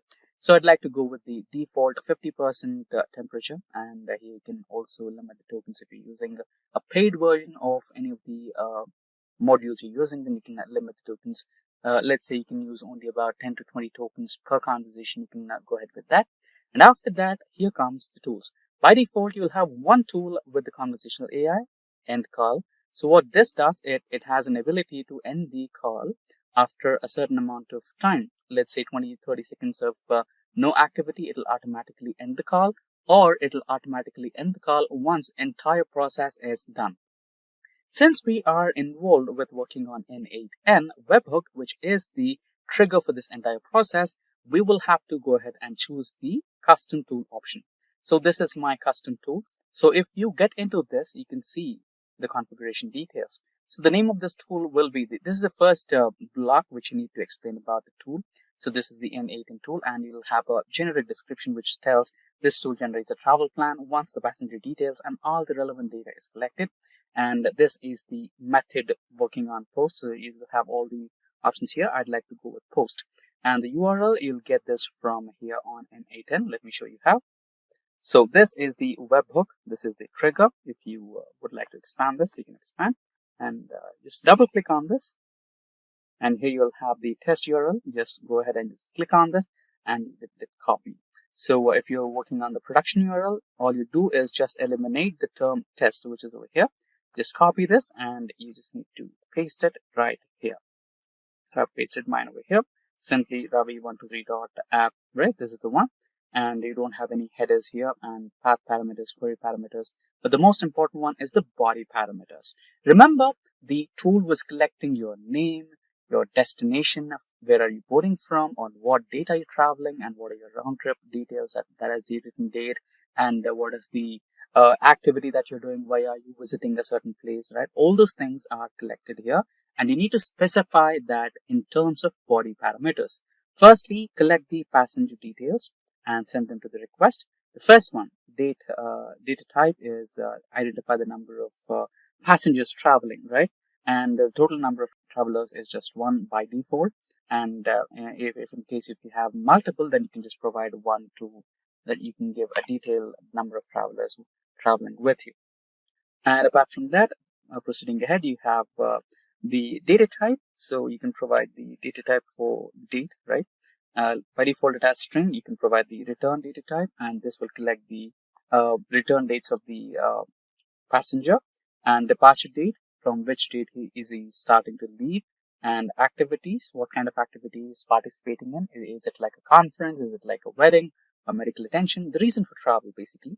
The destination, where is he traveling to, the origin, where is he starting from, and email address, collect the email address. And in case if you have further properties to add, you can also add ahead, and you can just save the changes, or you can also choose to create a tool or add the tool, and your tool will be automatically added here. So far so good. We have added or created the first trigger thing on the N8 platform. So this was the trigger part, the first part. And next is the set fields detail, right? So here you will have all the details. So these are the headers. And if you close the headers, you have the body, which we have recently included, number of travelers, return date, and departure date, activities, destination, origin, email. And you can also go ahead with these departure dates, and then you can also change the data types and everything, right? And here it will collect all the details, Hyderabad, Boston, 13th of May, right? And the next would be the airport codes. So here you will have one of the LLMs. You can choose to have chatbot, ChatGPT 4.0, or any of the ones available here. You can just create or add one of the details, and you'll have to add the parameters. So far so good. So the thing is, we have already used the quota that we had, so it'll revive after a limited amount of time. All you need to do is create a GPT account, and let me show you. So I've created a GPT account, and here I have named my project as Alexis, and I'll generate a secret key. So you'll need to add that secret key to the parameters here. And just in case if you have any questions or any doubts, you have the option called Ask Assistant, which will walk you through the process, and you can add them down. And here you have the location and dates. So this is a code where you'll have all the details of the input that you give. Which date are you traveling, and what is the origin, and what is the departure, and on what date. So you'll have a detailed setup here. You can add those things and connect this to the LLM thing, Langchain, right? And after that, extend this node to the activities part, where you'll have all the activities recorded, right? Similarly, you'll have to add a Travely dot search thing here. So this is the Travely search keys that you need to add. You just need to copy this, and here you need to paste them right here. I've already pasted this, so it'll understand what exactly you're searching for. For example, who is Leo Messi, and what is the topic, and what is the search depth basic, right? So you need to just copy paste it here, and you need to add the details. So you just need to paste this URL, which I did from here, and the authentication will be generic. Go for the generic authentication, head auth, and just name your head auth account here. You can have a custom name here, and once done with that, you can replicate the same to resorts as well. All you need to do is have the search API search. So you'll have the Google search API results right here. All these will be linked to your description. So now you just have to paste this particular link first into this particular section, which I did already. And then you'll have a generic search credential similar to the previous one. And here you need to name your engine and Google Hotels. So it will be using Google Hotels for recognizing or searching your hotel stay. And you just have to scroll a little bit, or you can just do a quick search. There you go, Google Hotels API, and you'll have all the required details. And similarly, you can go for the flights as well. You can create another block, and here you'll have the same SERP API and generic credential type. And here the engine will be the same. And in place of hotels, you'll have to place Google Flights. Same procedure. Here you can just search for flights. And here you have it, Google Flights. Click on that, and you'll have all the details required. And it will also give you the arrival ID, departure ID that we just created, outbound date, return date, adults, number of passengers, and everything. And going back to the canvas, here you have the email agent. Again, you will connect one of the LLMs to write the perfect emails. I'm using Claude here. And if you're using Claude, then you need to create an Anthropic account, which I have created just here, so that you can be able to create one of the API keys, which you need to add here. Choose the Claude that you're using, so that it will help you in writing an email and sending out the subject. And if you're using an API for email as well, then you need to link your Google Gmail account, and the authentication will be Auth2 API. So I've connected my email here, and that will be my sender. And lastly, the response. So all these details will be collected: the departure date, the arrival date, the destination, reason for traveling, and your hotel details, the flight details. Everything will be in terms of response, and here where your webhook ends. And lastly, the entire process gets done, and you'll receive an actual email in real time. Now, if you want this template, you can let us know. We have already created this, and we'll share this with you if required. Firstly, let's go through the agenda for today's session. Firstly, we will understand the basic theories of AI agent. Then, how are AI agents different from LLMs? How do AI agents work? The future risks of AI agents, thoughts on AI agents, and the last and most important point of today's session, which is how to build an AI voice agent. Now that I've made myself clear with the agenda, let's go through a quick theory session on this front. Firstly, what exactly is an AI agent? So the answer, at its core, an AI agent is a software program designed to perform tasks autonomously. Unlike traditional software that strictly follows predefined rules, AI agents can make decisions based on understanding, interaction, and real-time data. They leverage cutting-edge models like ChatGPT, Claude, Gemini, etc. Think of it as a digital assistant that doesn't just follow rigid instructions. Let's say, try saying, check if Tony is available on Friday and book a meeting. Instead of that, you can simply say, schedule a meeting with Tony at the earliest convenient time in the next month. Upon this request, what AI agent will do is, it will check your calendar for available slots. After you say that command to the AI agent, what it does is, it firstly checks your slots in the calendar. Then it moves to Tony's calendar and finds an available slot which matches with yours. And then determine the ideal time, send out invitations, and all this happens autonomously. So now that we have a brief idea on how does AI agents work, let's understand the difference between AI agents and the LLMs. While AI agents use large language models like GPT-4, they go beyond simple text generation. Here is the key difference. LLMs generate responses based on trained data, but do not actively interact with the real world. AI agents, on the other hand, can access external data, plan tasks, and execute actions all in real time. For example, if you ask an LLM about sports match that happened yesterday, it may or may not have an updated knowledge about it. But on the other hand, AI agents can fetch live data from the web, databases, or APIs to provide an accurate answer on the spot. Also, there is something called hallucinations. You might be wondering if this term is related to humans, but for a change, LLM can also hallucinate. For example, if you ask an unrealistic question, let's say there are different types of apples like Fuji, Macintosh, Grammy, etc. But if I write, tell me about a watermelon apple or orange mango, which are completely unrealistic or in a way different fruits altogether, there are chances where an LLM can give you some false and unrealistic information that sounds believable. This is termed as hallucination. And of course, recent LLMs have a scale to measure their hallucinations as well. Now, let's move into the next part where we will understand how do AI agents work. So AI agents function as a sophisticated problem solvers with four essential capabilities. Firstly, planning. Next is interacting with tools. Third one is memory and knowledge access. And lastly, executing actions. Firstly, let's go through planning. AI agents begin with a goal, whether it's researching market trends or drafting an email. They break the goal into actionable steps following a chain of thought approach to optimize execution. This removes the need for predefined human triggers. Next stage is interacting with tools. Unlike basic AI models, AI agents can interact with tools browsing the internet, query databases, or use APIs. This extends their capabilities beyond static knowledge. Now, the third stage, which is about the memory and knowledge access. AI agents can retrieve and store information using techniques like RAG, or also known as retrieval augmented generation.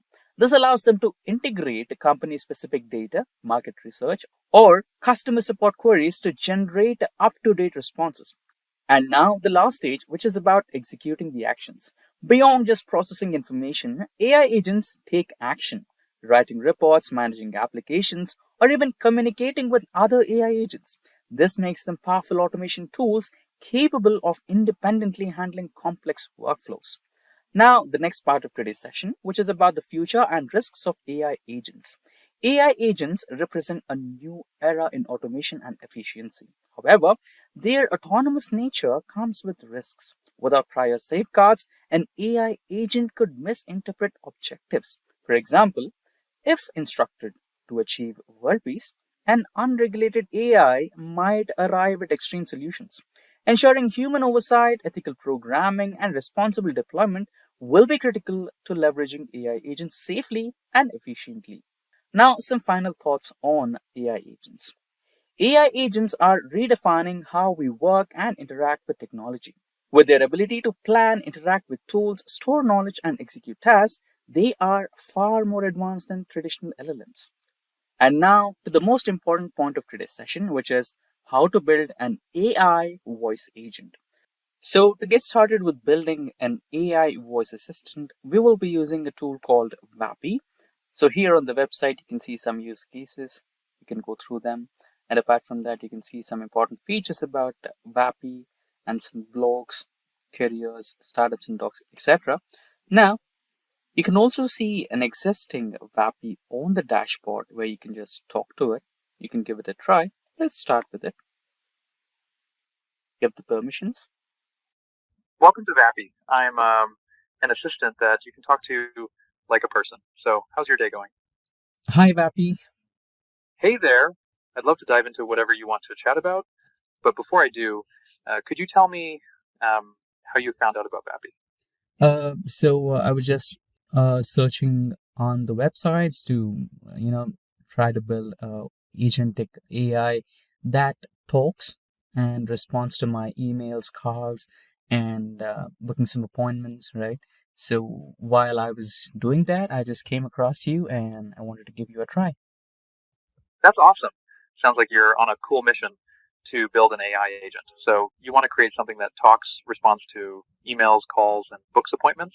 That's a solid plan. What specific features are you thinking about? So I was thinking about a medical based approach.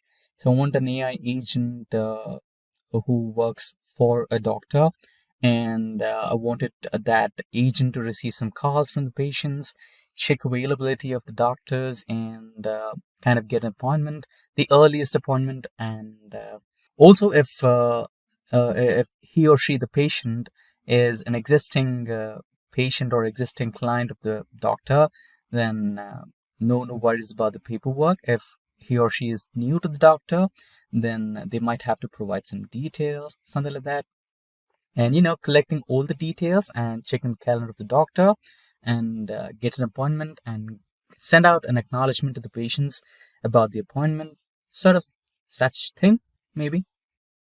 That sounds like a fantastic use case. An AI agent managing patient calls, checking doctor availability, and handling paperwork is super helpful.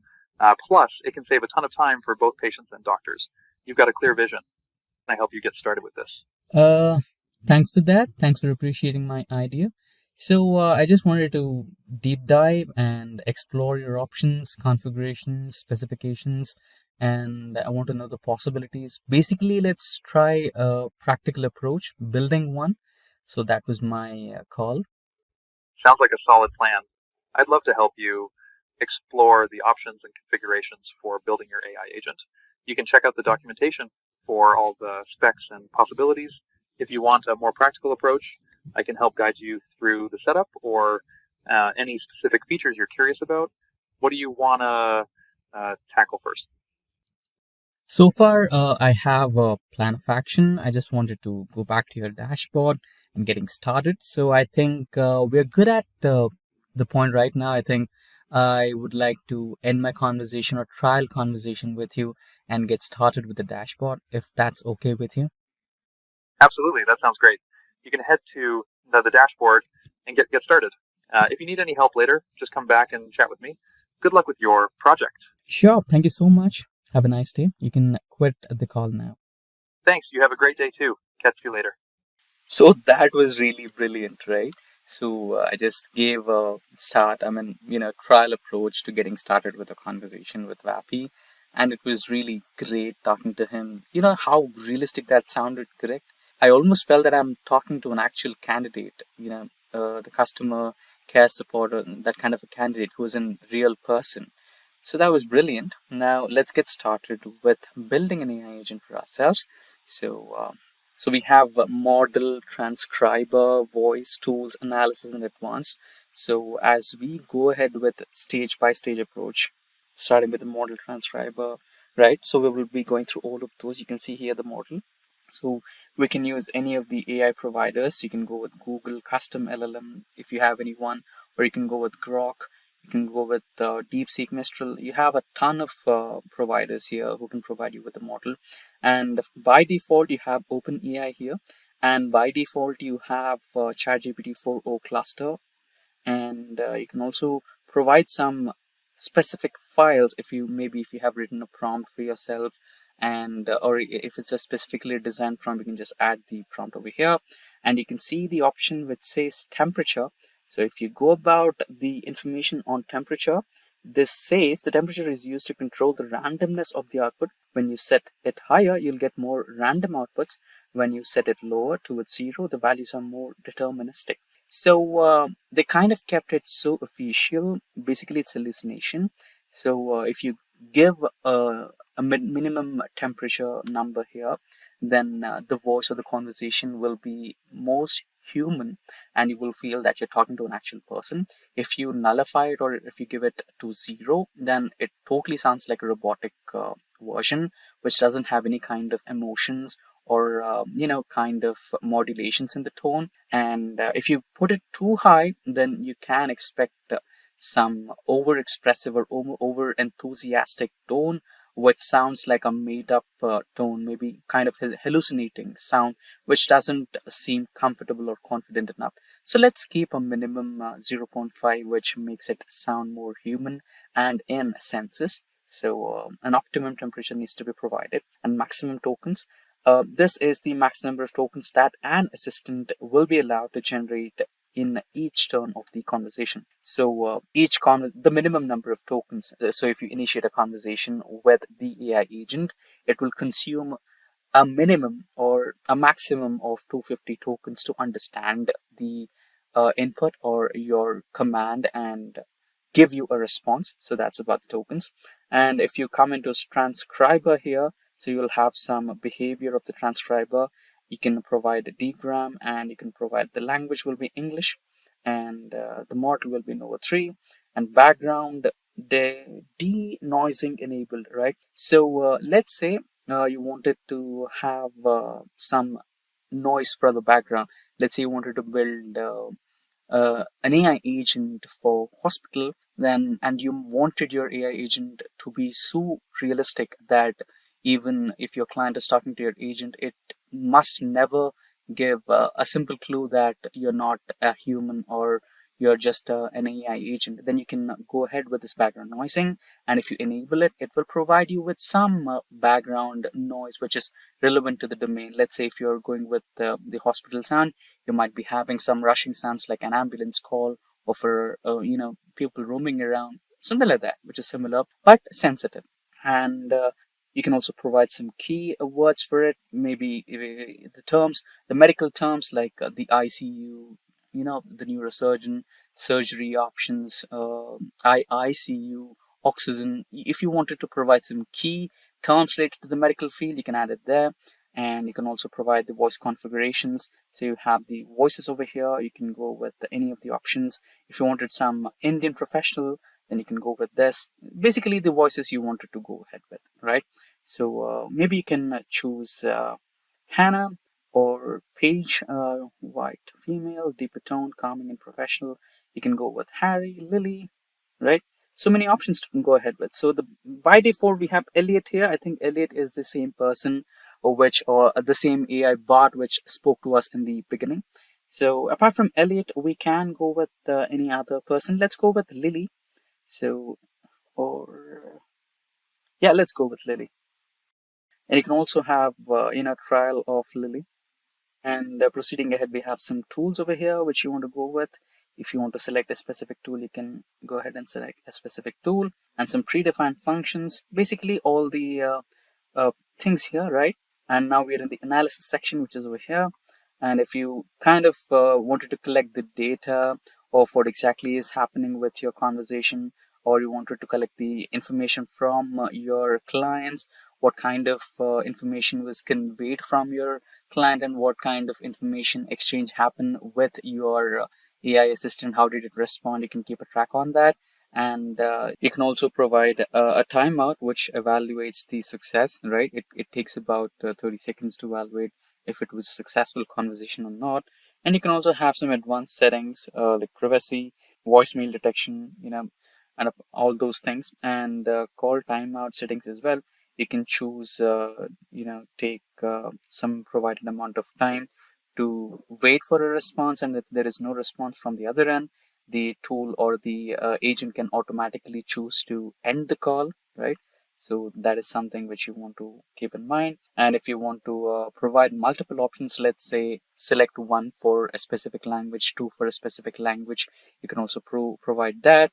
Or you can also, since you're building a medical AI agent, you can provide one for neurosurgeon, two for heart surgeon, something like that. If you wanted to input that, enable that input, you can go ahead and do that. And apart from that, you can also enable text messaging configurations, where you can, so here there is already an email or a message that has been inputted here. You can provide, hi, this is which voice did we choose? We chose Lily, right? So what you can do is go to advanced settings, and this is the one. You can write a message. This is Lily from ABC Wellness Partners, right? And this is your appointment. Have a wonderful day. That's one thing you can do. And idle messages as well. Maximum idle messages, maximum idle timeout. And this was the flow for the model, and this was the latency. So this latency will be based on the model that you're choosing and the provider that you're choosing. So I find OpenAI and ChatGPT 4 to be the most optimistic one, since it's the default one. So I'd like to go with this. No changes on that front. And on the left hand side, you can see the assistant workflows, phone numbers, etc. Let's say you provide an option, if you get to hear a specific keyword, transfer the call to me, right? You can have some specific callers, or if the person says it's an emergency, I need to consult someone, a specific set of keywords. You can provide those specific set of keywords and divert the call from the AI agent to yourself. You can also have that option here by providing a phone number and tools and files, right? So here you might be having all those things that you wanted to upload, and you can do that. So let's go back to the original page and workflows. You can understand how the model is doing, and then you can go ahead with the model. so far, and he can also create multiple models here. So by default we have Riley over here, so we change Riley to Lily. Let's see what happens if the change is applied or not. We can find it out soon. And if you wanted to create another AI assistant, then you can also do that. You can just have a couple of agents followed by Riley, and here you can test, and you can also talk to the AI assistant. Once you find comfortable with the performance of your AI agent, you can just go ahead and proceed to publish. Now let's write the prompt here. So I've already got the prompt here. So this is the prompt. I can just copy it and paste it in the place of prompt. And then I can just proceed and try talking to my assistant. Shortly, the mic will be activated and I can hear something from the agent. Thank you for calling Wellness Partners. This is Riley, your scheduling assistant. How may I help you today? Yeah, you're Riley. Fine. Hi, Riley. How are you? Hello, I'm doing well. Thank you for asking. How can I assist you with scheduling an appointment today? I wanted to meet a neurosurgeon, and I wanted to get some scans done, and I wanted to know how my brain is doing and proceed with some medications to solve my migraine problems. I'd be happy to help you with scheduling an appointment with a neurosurgeon. Have you visited our clinic before, or will this be your first appointment with us? Yeah, Riley, this is my first visit to the hospital, and I don't have any previous visits to your hospital. This would be my first time. Great. Since this is your first visit, I'll need to collect some basic information. Could I have your full name, date of birth, and a phone number where we can reach you? Yeah, my name would be Tony Stark, and you can reach me out at 9988 66 1234. Thank you, Tony. And could you please provide your date of birth as well? My date of birth will be 2nd April 1984. Thank you, Tony. Let me check the availability for a neurosurgeon appointment and any necessary scans. This will take just a moment. Pause for a moment. For a neurosurgeon consultation, we have availability on Wednesday, November 15th at 10 a.m. or Friday, November 17th at 2 p.m. Would either of these times work for you?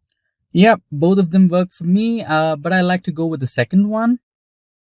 Great. I've reserved your neurosurgeon consultation on Friday, November 17th at 2 p.m. For this appointment, please arrive 20 minutes early to complete new patient forms. Also, please bring your insurance card, photo ID, and a list of any current medications you're taking. To confirm, you're scheduled for a neurosurgeon consultation on Friday, November 17th at 2 p.m. The appointment will last approximately 4560 minutes. Would you like to receive a reminder call or text message before your appointment? Yeah, please. That'll be really helpful.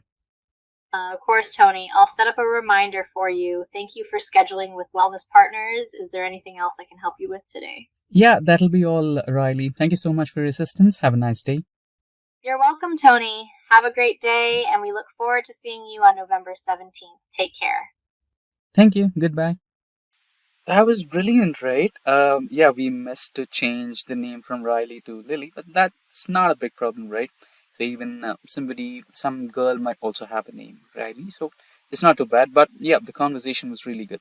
So this way, you can create your custom AI voice agents based on your domain. You can create an AI assistant for business purposes. You can build an AI assistant for cold calling purposes, for explaining your business and getting a schedule for meeting and explain yourself, right?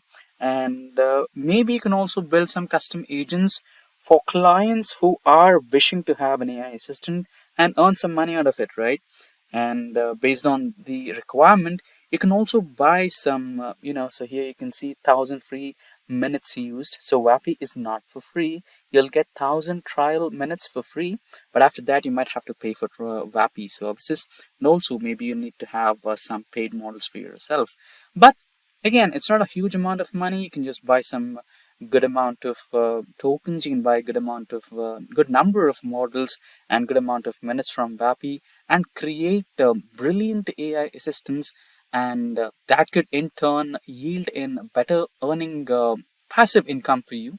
So right, that's one good use case of building voice AI agents. Imagine telling an AI just one thing, like create job application dashboard, and then sitting back while it independently searches the web, gathers data, builds dashboard, and deploys it, all without a single follow-up prompt. Sounds like sci-fi?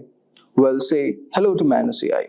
In today's video, we are diving into Manus AI, which is China's latest autonomous AI agent that's sparking comparisons to Deepseek R1 and shaking up the world of Agentic AI. So guys, watch this video till the end if you want to learn more about it. So let's start with first understanding what exactly is Manus AI.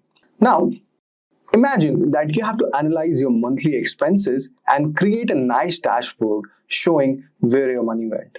Normally what you do, you'll have to go collect the data from your bank, sort the transactions, create charts, and maybe you can use tools like Excel or Power BI to do that.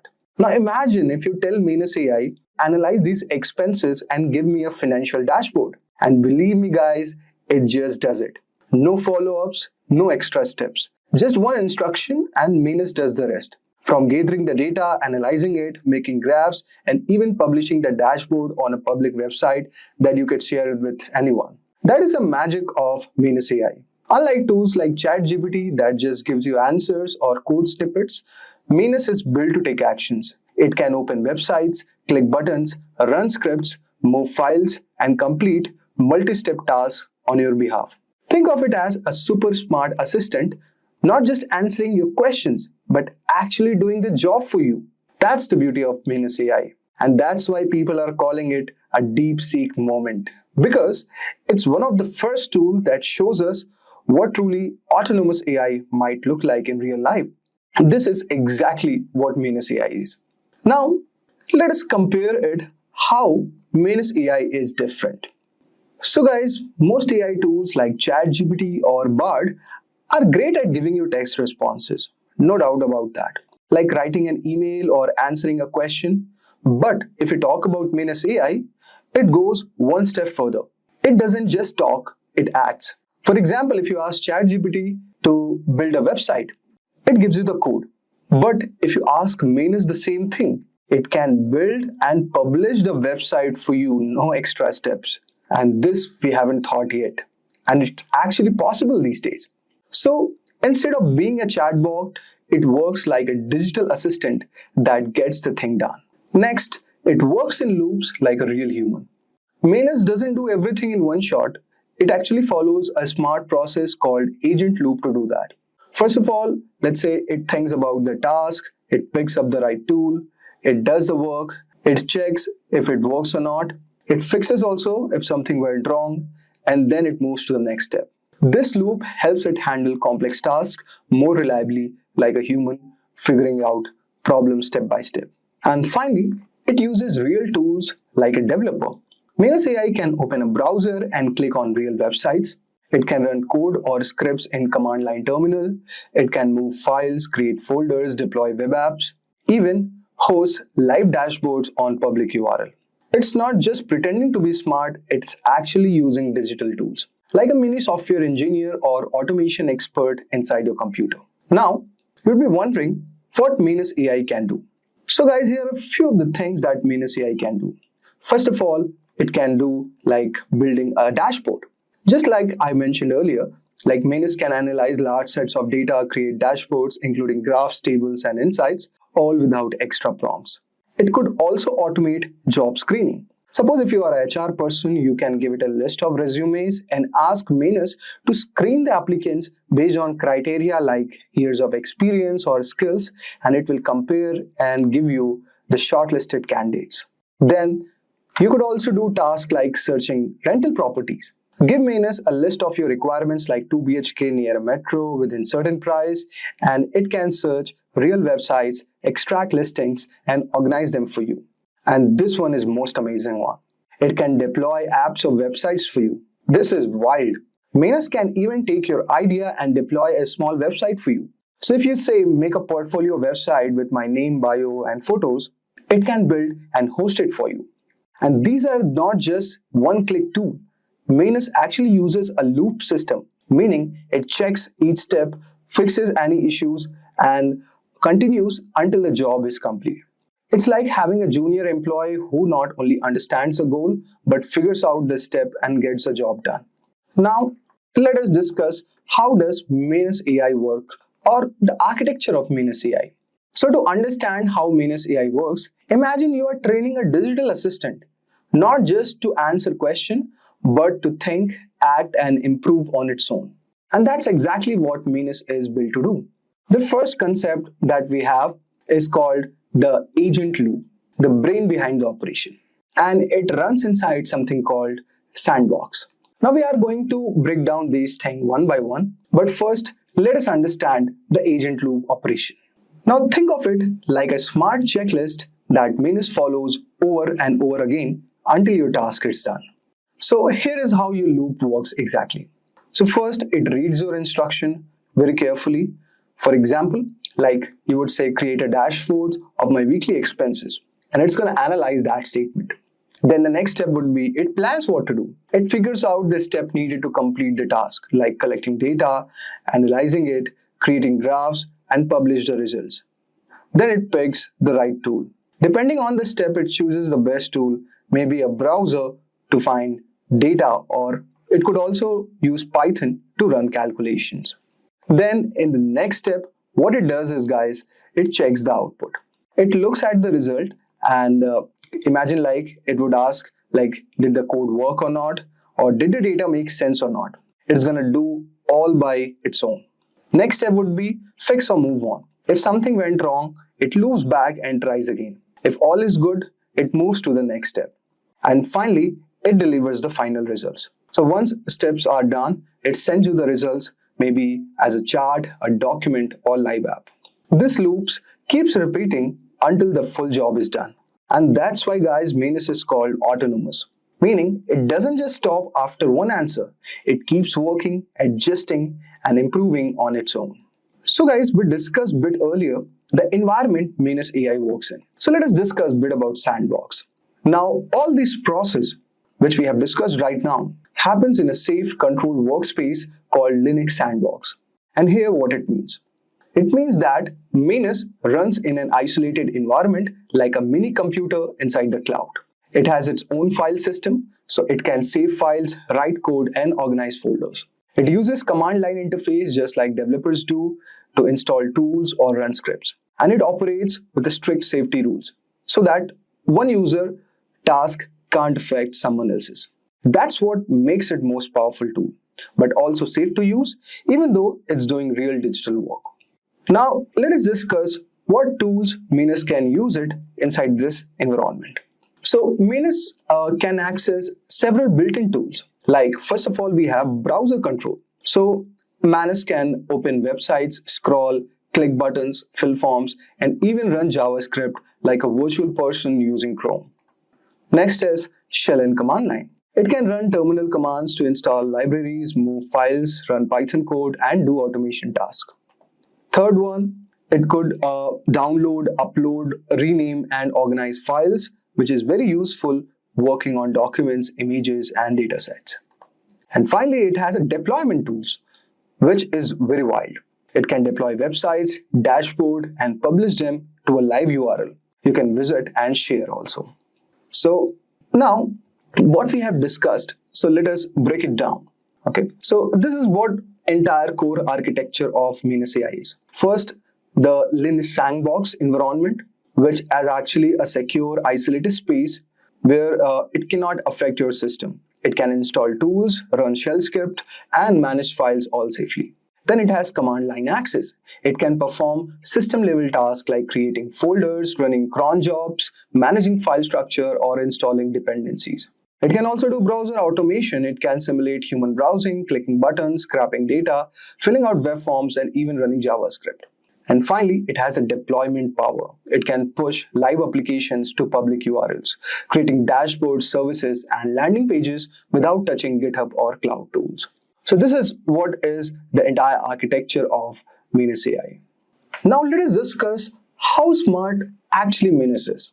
So it was tested using a GAIA benchmark, which actually evaluates how AI agents solve real-world problems, not just trivia or logic puzzles. So there are different levels for it. So level 1, like for basic tasks, so its accuracy counted around 86.5%. When we talk about intermediate tasks, which is level 2, the benchmark rated it as 70.1% accuracy. and for complex tasks, it was rated around 57.7%.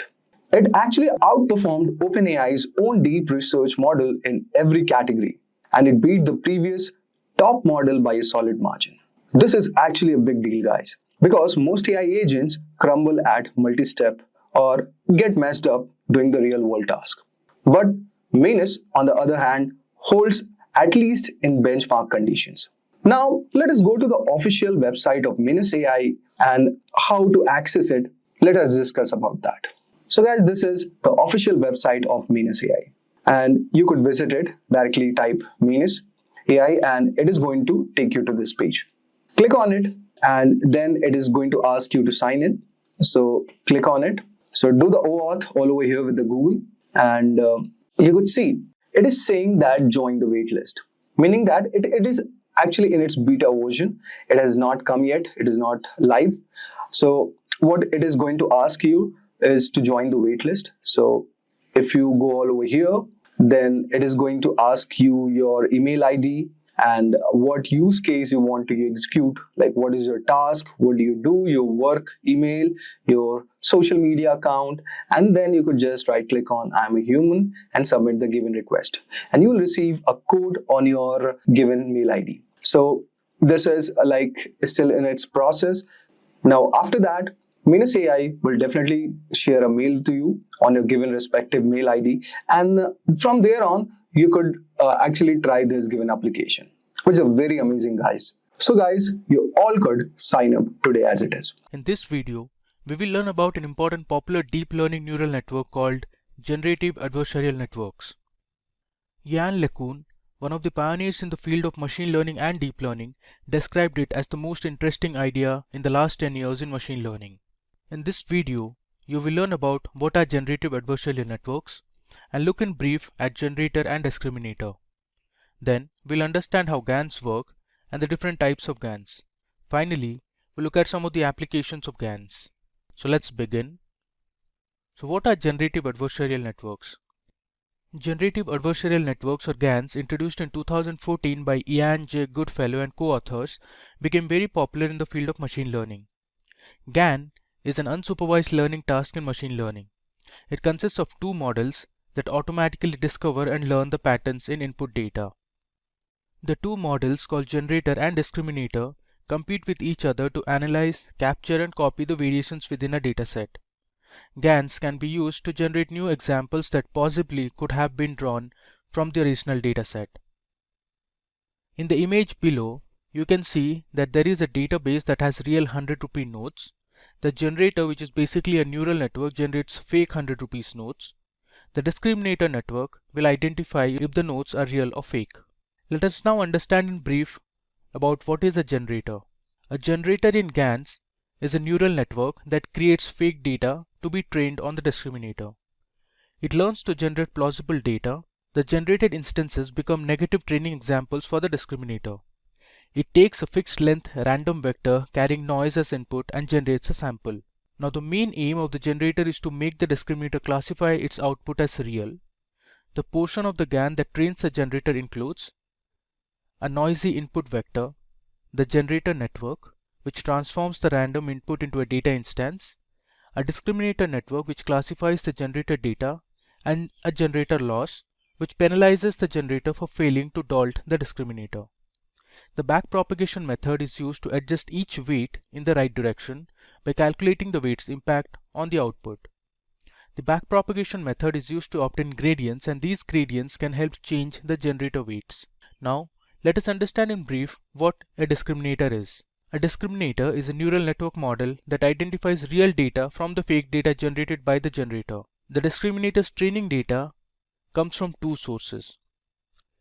The real data instances, such as real pictures of birds, humans, currency notes, etc., are used by the discriminator as positive samples during the training. The fake data instances created by the generator are used as negative examples during the training process. While training the discriminator, it connects with two loss functions.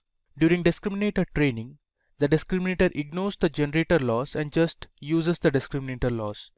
In the process of training the discriminator classifies both real data and fake data from the generator. The discriminator loss penalizes the discriminator for misclassifying a real data instance as fake or a fake data instance as real. Now moving ahead, let's understand how GANs work.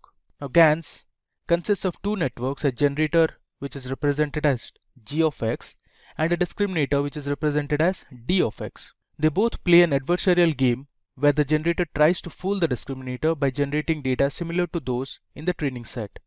The discriminator tries not to be fooled by identifying fake data from the real data.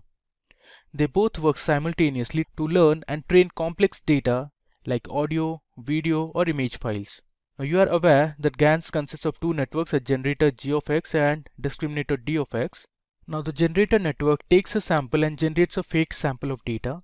The generator is trained to increase the probability of the discriminator network to make mistakes.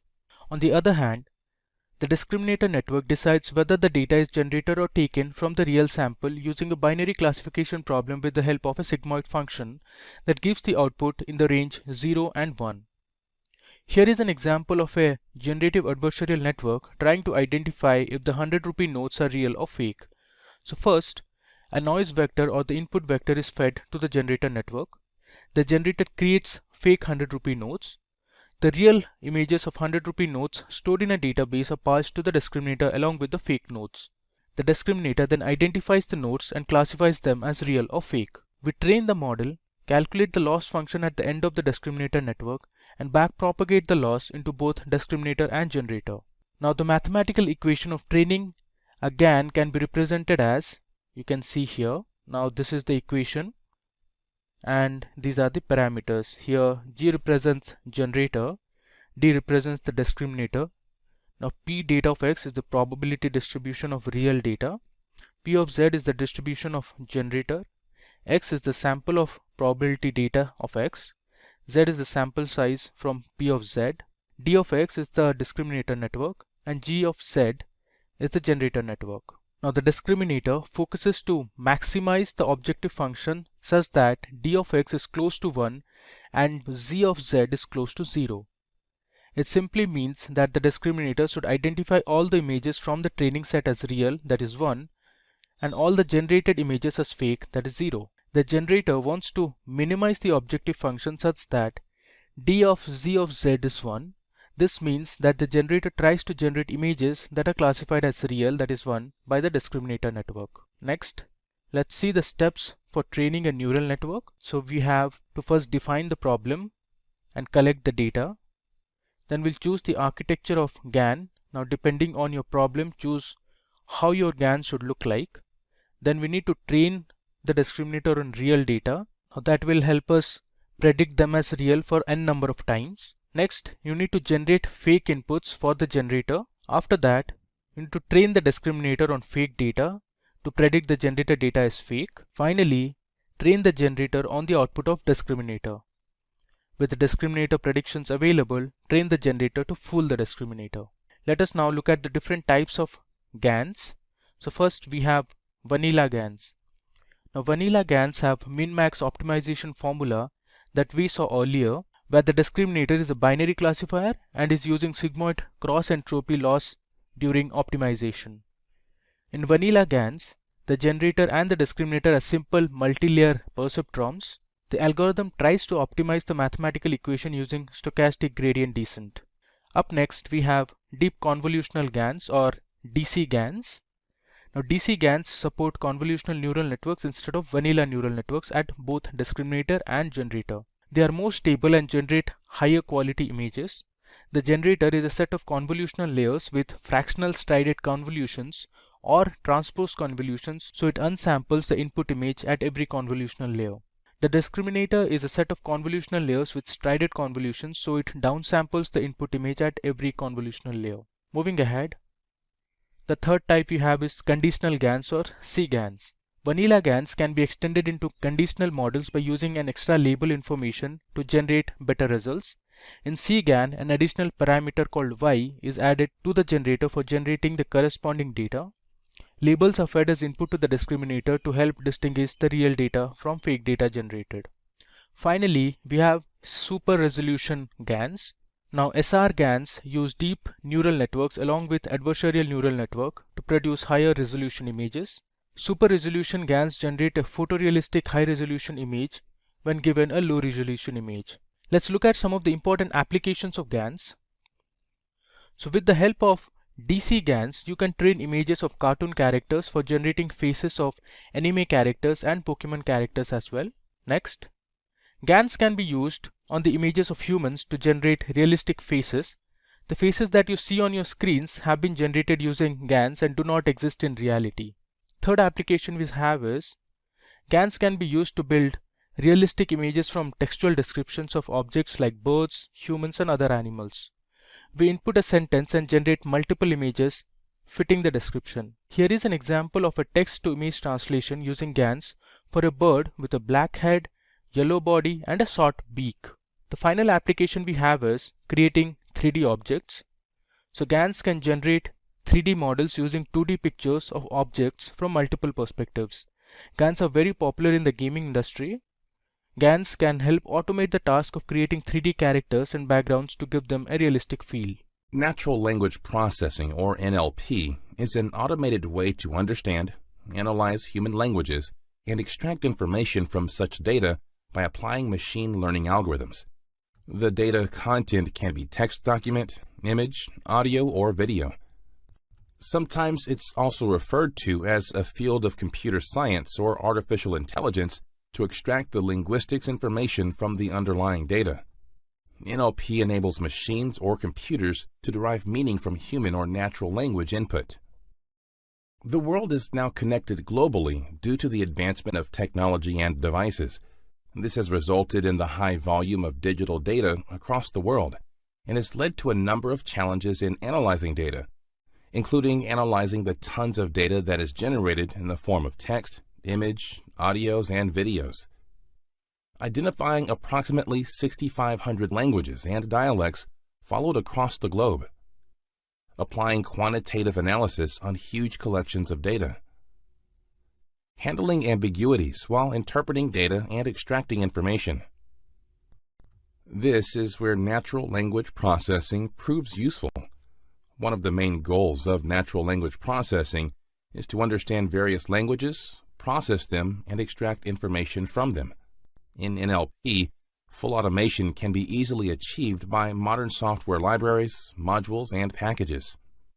These software libraries and packages are aware of diverse language and culture and categorize data accordingly, which enables understanding sentiments better.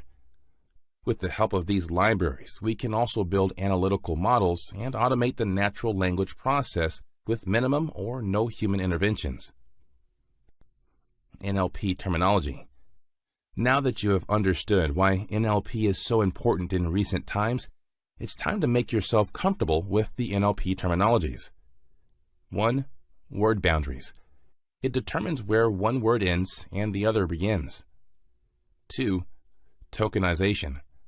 It's a technique to split words, phrases, idioms, etc. present in a document. 3. Stemming. It's a process to map words to their stem or root. It's very useful in finding synonyms and extensively used in search engines. 4. TF-IDF. It's a numerical value which represents how important a word is to a document or corpus.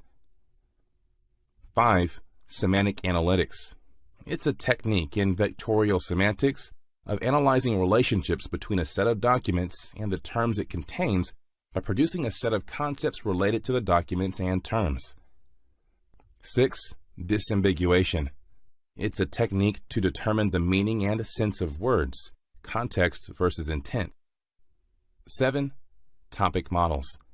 It's a type of statistical model for finding abstract topics which occur in a collection of documents.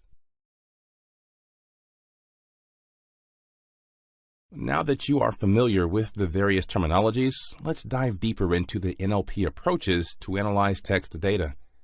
These approaches can be interrelated, or they can be independently applied depending on the type of data to analyze. Basic text processing. It's a way to analyze text and extract keywords that sum up the style or basic context of the text. For example, if the content is religious or fictional. Categorizing and tagging words. This approach is about finding lexical categories and automatically tagging each word with its word class. For example, tag a word using languages such as Chinese, Spanish, etc.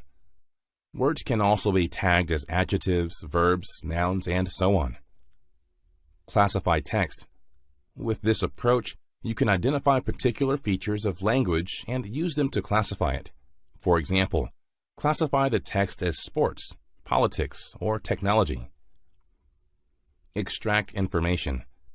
This approach is about identifying the entities and relationships in a text to extract information in a structured way. For example, date, time, money, and direction can be used to establish relationships with other words available in the text. Analyze sentence structure. In this approach, capture formal grammar to describe the structure of a set of sentences. For example, find a well-formed or ill-formed sentence structure. Build feature-based structure. Through this approach, we get an insight into grammatical categories of the text document. For example, detect features of text based on speech tag or some grammar rules. Analyze the meaning. Perform quantitative analysis of the given set of data to extract the information. For example, find entities in the text and try to establish a relationship between them. In this demo, we'll view how to install NLP environment. Let's open the Anaconda prompt. Please ensure that your system is connected to the internet. Let's go ahead and enter conda install scikit-learn. It will install the scikit-learn package. Enter conda install NLTK. It will install the NLTK package into your Python environment. Now type in Python in Anaconda prompt command line. Type in import NLTK here to install the corpus, collections, and models. We are interested in installing stopwords corpus. Select it and then click Download button. It will install the stopwords corpus in your Python environment.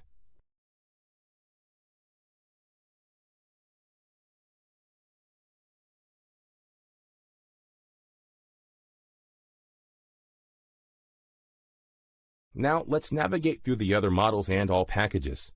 Ensure that stopwords status is installed.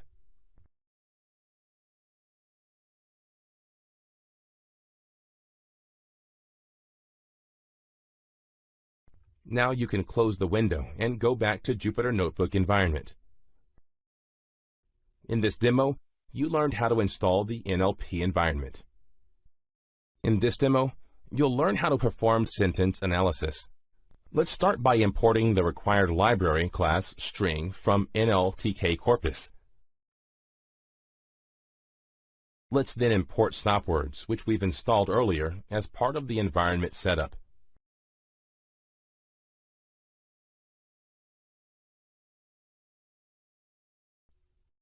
In the world of text analysis, stopwords usually have little lexical meaning.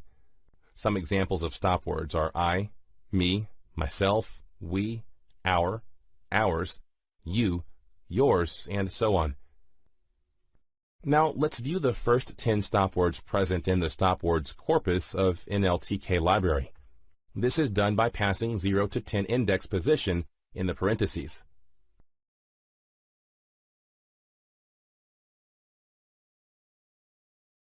Next, let's create a test sequence to analyze. We'll create a variable test sentence and pass the sentence, "This is my first test string." Wow, we are doing just fine.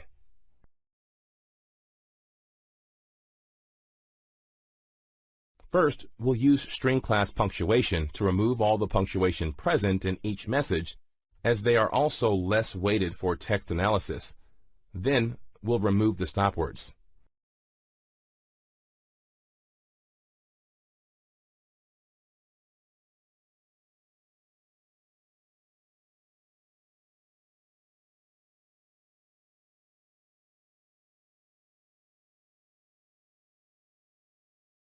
Now we'll use basic Python syntax to display the characters which don't have punctuation. As you can see, we make use of basic string class and its punctuation function.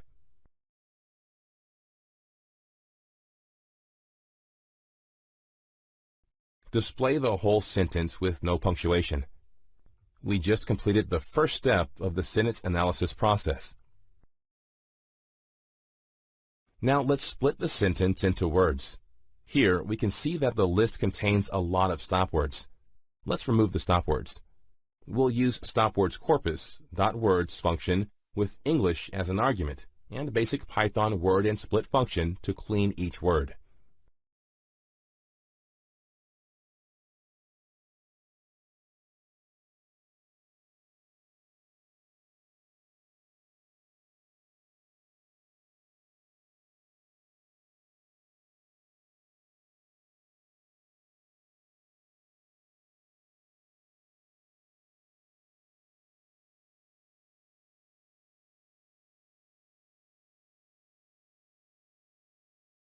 With this, we are done with sentence analysis, and our sentence is free of punctuation and stop words. Following are the major NLP libraries used in Python. NLTK. It's a Python-based library for NLP and widely used in the industry to build programs to work with different human languages. Scikit-learn. It's another powerful open-source Python package and module for NLP.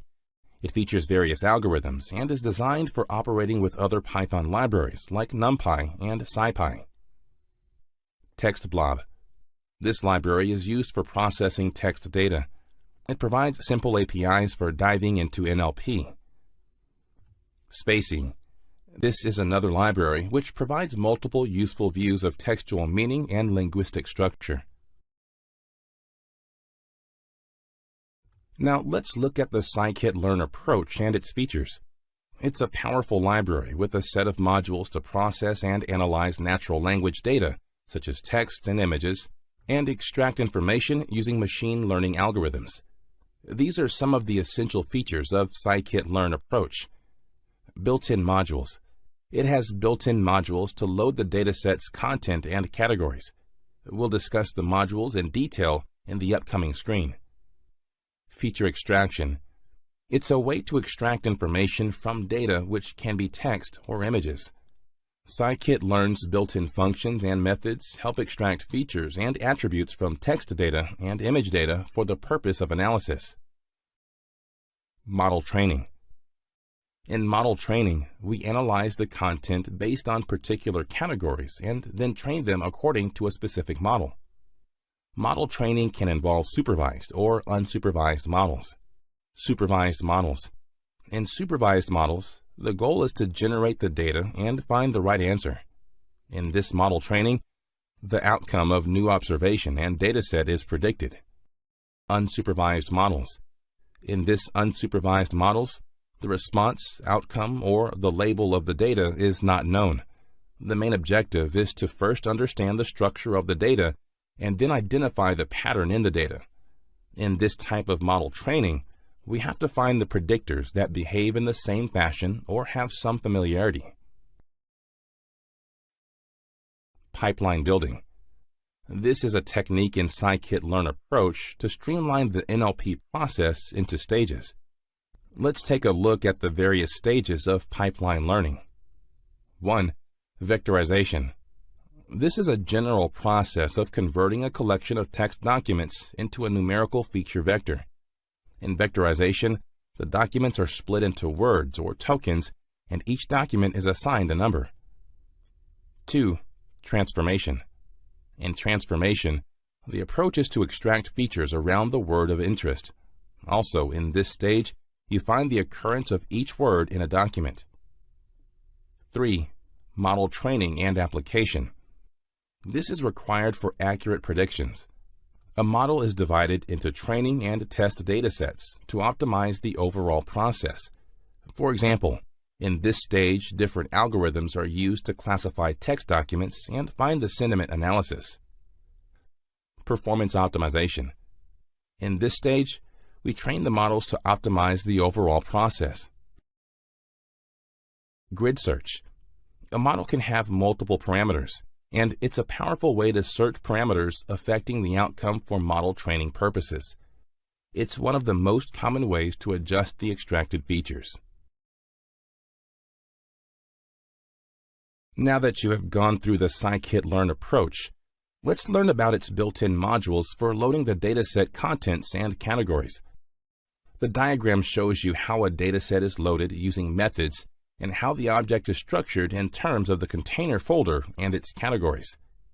To load files, you have to use the main method scikit-learn.datasets.load files. We can load text files with categories as subfolder names. The folder names are used as supervised signal label names. It doesn't try to extract features into a NumPy array or SciPy sparse matrix. In addition, if load content parameter is false, it doesn't try to load the files in memory. To use text files in a scikit-learn classification or clustering algorithm, you'll need to use the sklearn feature extraction.text module to build a feature extraction transformer that suits your problem. A data load object helps load the contents of a dataset. Shown here are the attributes of a data load object. Bunch. It contains fields and can be accessed as dict keys or an object. Target names. It's a list of requested categories. Data. It refers to an attribute in the memory where files are loaded. Let's see how a dataset can be loaded using scikit-learn. There are several datasets that can be loaded. Let's load the digits dataset to view the data using built-in methods. Perform the following steps. 1. Import the desired dataset. Use the syntax from sklearn.datasets import load digits. 2. Load the dataset by creating an object. As we had discussed earlier, a data load object is used to load contents. 3. Describe the dataset using DESCR function.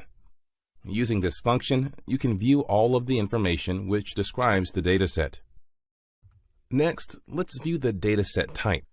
Use the syntax type digits dataset. As we can see, the type of the dataset is bunch. To view the data of the digits dataset, apply the function .data. The output displays the actual data which is bound to the dataset. Let's view the target with the function .target. The arrays displayed here are the response data which is present in the dataset. Next, let's talk about feature extraction, another functionality of the scikit-learn approach. This is a technique to convert the content into numerical vectors to perform machine learning. The feature extraction technique is used mostly in machine learning while dealing with text or image data.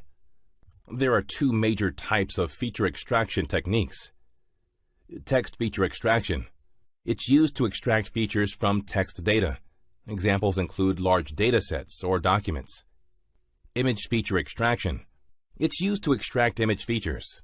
Examples include patch extraction or connectivity graph of an image, forming contiguous patches, also known as hierarchical clustering. Bag of words. Now let's learn about the bag of words, which is one of the most common text feature extraction techniques. It's used to convert text data into numerical feature vectors with a fixed size. Let's see how it works by considering a document where we need to extract text features. The steps to follow are: assign a fixed integer ID to each word by splitting them into several words, also known as tokenizing. Then, count the number of occurrences of each word or token. Finally, store it as the value feature in matrix format. The matrix presentation on the screen shows how multiple documents and tokens are structured. This screen shows how the count vectorizer algorithm works in scikit-learn. The goal is to convert a collection of text documents to a matrix of token counts. There are several parameters which affect the vectorization process. Let's take a look at the components of the signature. Input content. The input content can be a file name of the sequence of strings which needs to be vectorized. Encoding. The default encoding is UTF-8. The encoding is to decode the input. Strip accents. It removes accent present in the code. Tokenizer.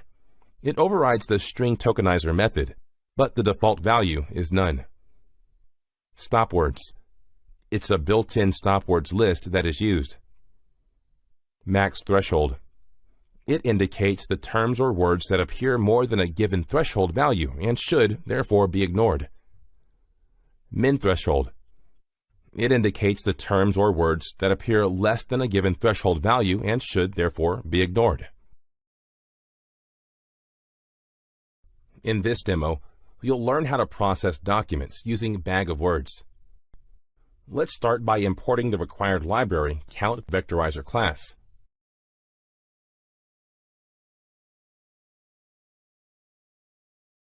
This class helps tokenize the document. It converts the text into vectors by assigning numeric values to each word.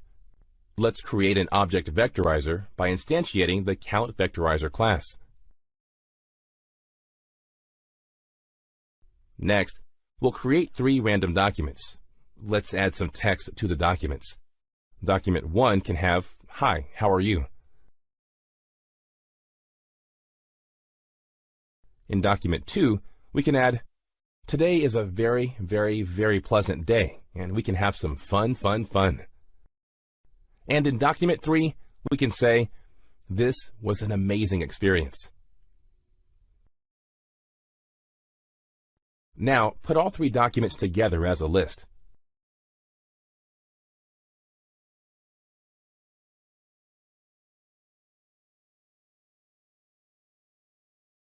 Next comes the interesting part, which is creating the bag of words for the list of documents. This is done by accessing the fit method and fitting the documents into the vectorized object.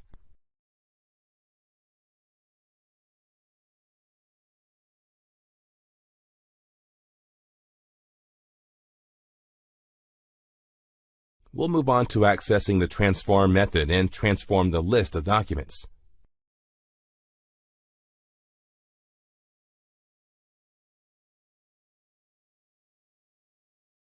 Now, let's print the bag of words and look at the details. You can see the properties of vectorized object.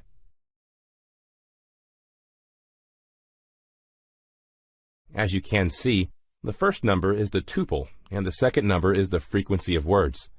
The tuple here indicates the document number and feature indices of each word which belongs to the document. Feature indices are generated from the transform method. This is a feature extraction process, and to extract the features, you have to refer to the indexes, which is assigned to any particular feature.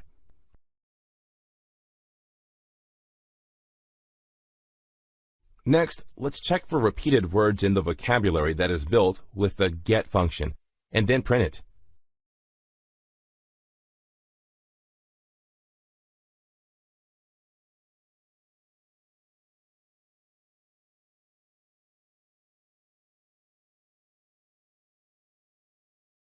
Finally, check the bag of words type for the documents.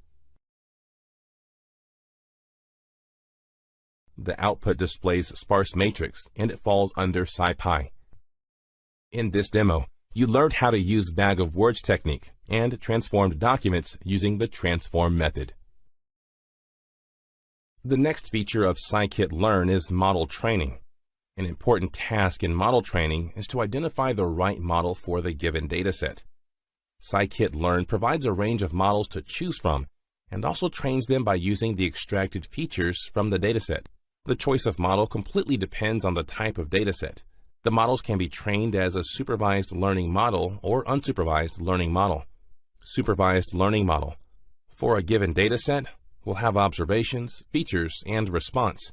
In supervised learning, we make use of all 3 tasks: predict the outcome of new observations and datasets, understand which predictors affect the response or outcome, and generalize the data and find the right answer. Generalization is also known as making predictions. Models can be trained to classify the documents based on the features and response. For example, naive Bayes, SVM, linear regression, and KNN neighbors. Unsupervised learning model. In this type of learning, the response or the outcome of the label of the data is not known. There is no definite or right answer in this model. So here we try to train the model by following a few steps, such as understanding the structure of the data first and identify the pattern in the data, finding predictors that behave in the same fashion or have some familiarity, exploring the dataset, and the goal is representation of the data. Representation is also known as extracting structure. Unsupervised model can also be used to group documents by applying clustering algorithms. For example, clustering text documents using k-means. Naive Bayes is a basic technique for classification of text. It assumes that the probability of each attribute belongs to a given class value and is independent of all other attributes. The advantages of Naive Bayes classifier: it performs the task with limited CPU and memory. Therefore, it's very efficient. It's fast, as the model training time is very less. Naive Bayes is heavily used in sentiment analysis, email spam detection, categorization of documents, and language detection. Multinominal Naive Bayes is used when multiple occurrences of the words matter. Multinominal distribution normally requires integer feature counts. Let's take a quick look at the scikit multinominal NB model class. There are three major parameters in this class. Alpha. It's also known as a Laplace transform or smoothing parameter and is mainly used for categorical data. Fit prior. It indicates whether to learn class prior probabilities or not. If false, a uniform prior will be used, but as you noticed, the default is true. Class prior. The default is none, but if specified, the prior class is adjusted according to the data. The next feature of scikit-learn we'll be looking into is grid search. We use a document classifier to predict the category of a document. To try predicting the outcome of a new document, we need to extract the features. A document classifier can have many parameters, and a grid approach helps to search the best parameters for model training and predicting the outcome accurately. When we create a model, it ends up with multiple parameters. It would be too tedious to run through each parameter and tweak it. In such cases, a grid search is useful.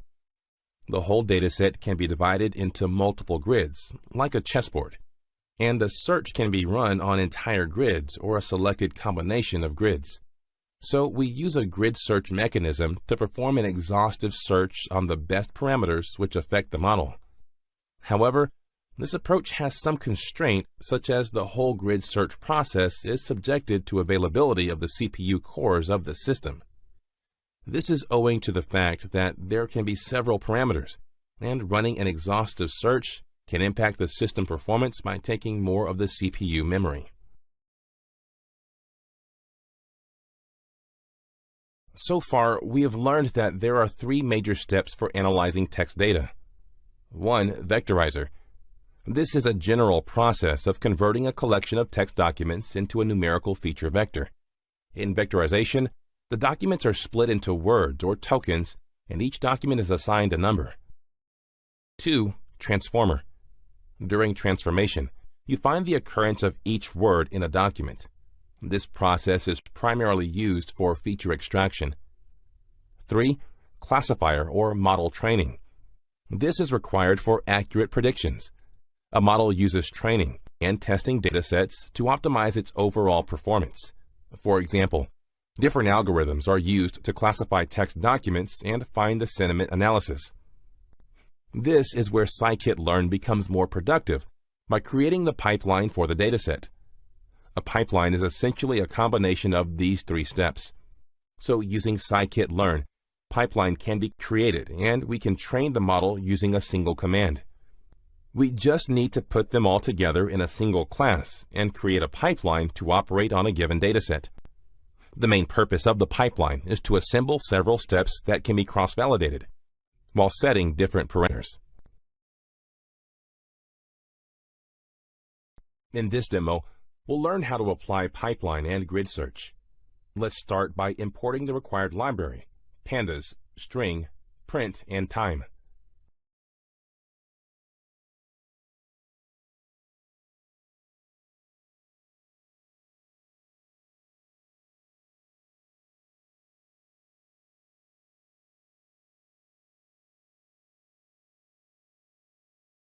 Next, we'll get the spam data collection with the help of the pandas library.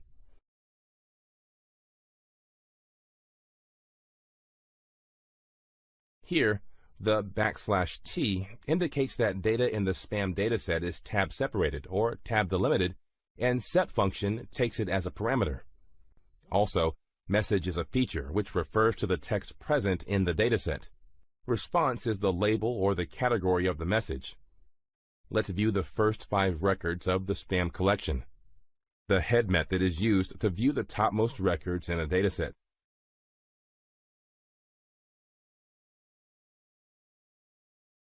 Let's import scikit-learn specific libraries for text processing and creating the pipeline and performing the grid search.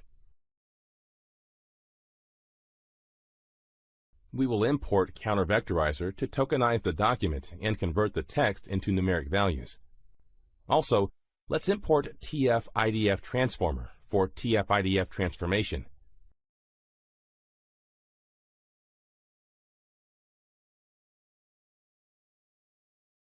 Now, import SGD classifier from the linear model. This is to classify the message in the dataset.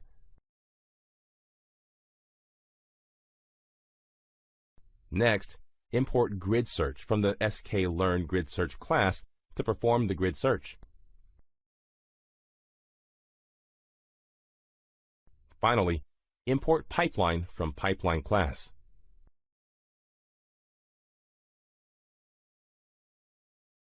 Let's create a pipeline by instantiating the pipeline class and passing vectorize, transformed, and model classifier as argument.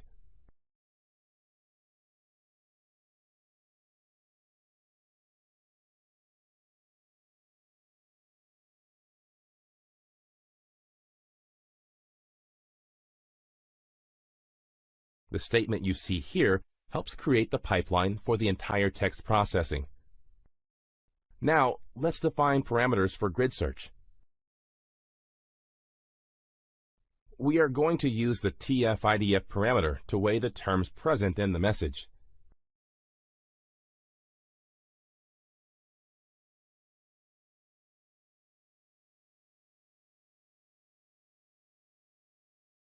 Next, let's create an object grid search and pass pipeline, parameters, jobs, and verbose as arguments.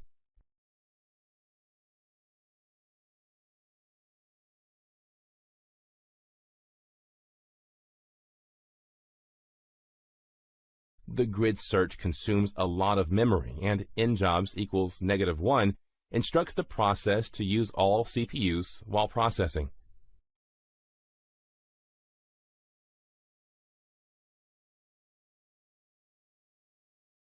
We can print the parameters and run the grid search on the dataset for both the message and response after fitting them into the grid search object using the fit method.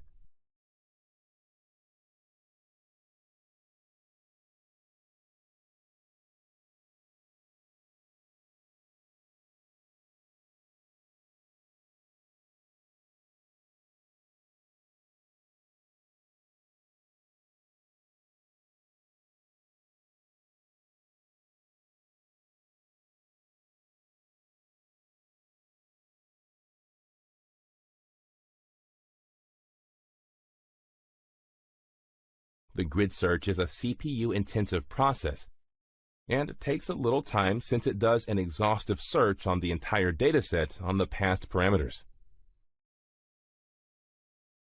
This brings us to the end of this demo, where you learned how to apply pipeline and grid search mechanism. Today we are going to explore k-nearest neighbors or KNN, which is one of the most popular algorithms in data science.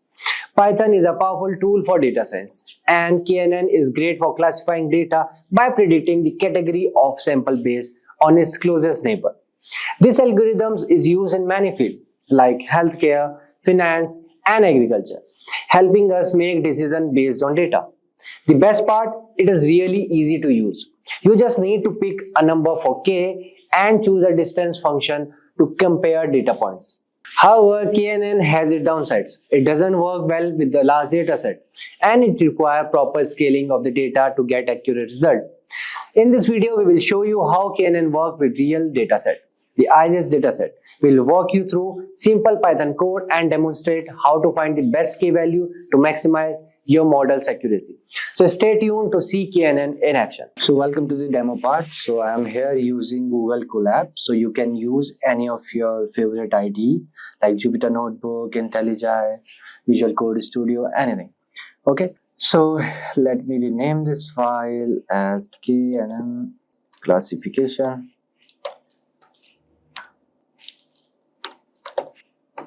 Okay, cool. So let me tell you that KNN can be used for the classification, regression, predictive problems. So KNN falls in the supervised learning family of algorithms. Okay. So we will measure the distance between the k neighbors, and the first step will be we'll choose the number of k of neighbors.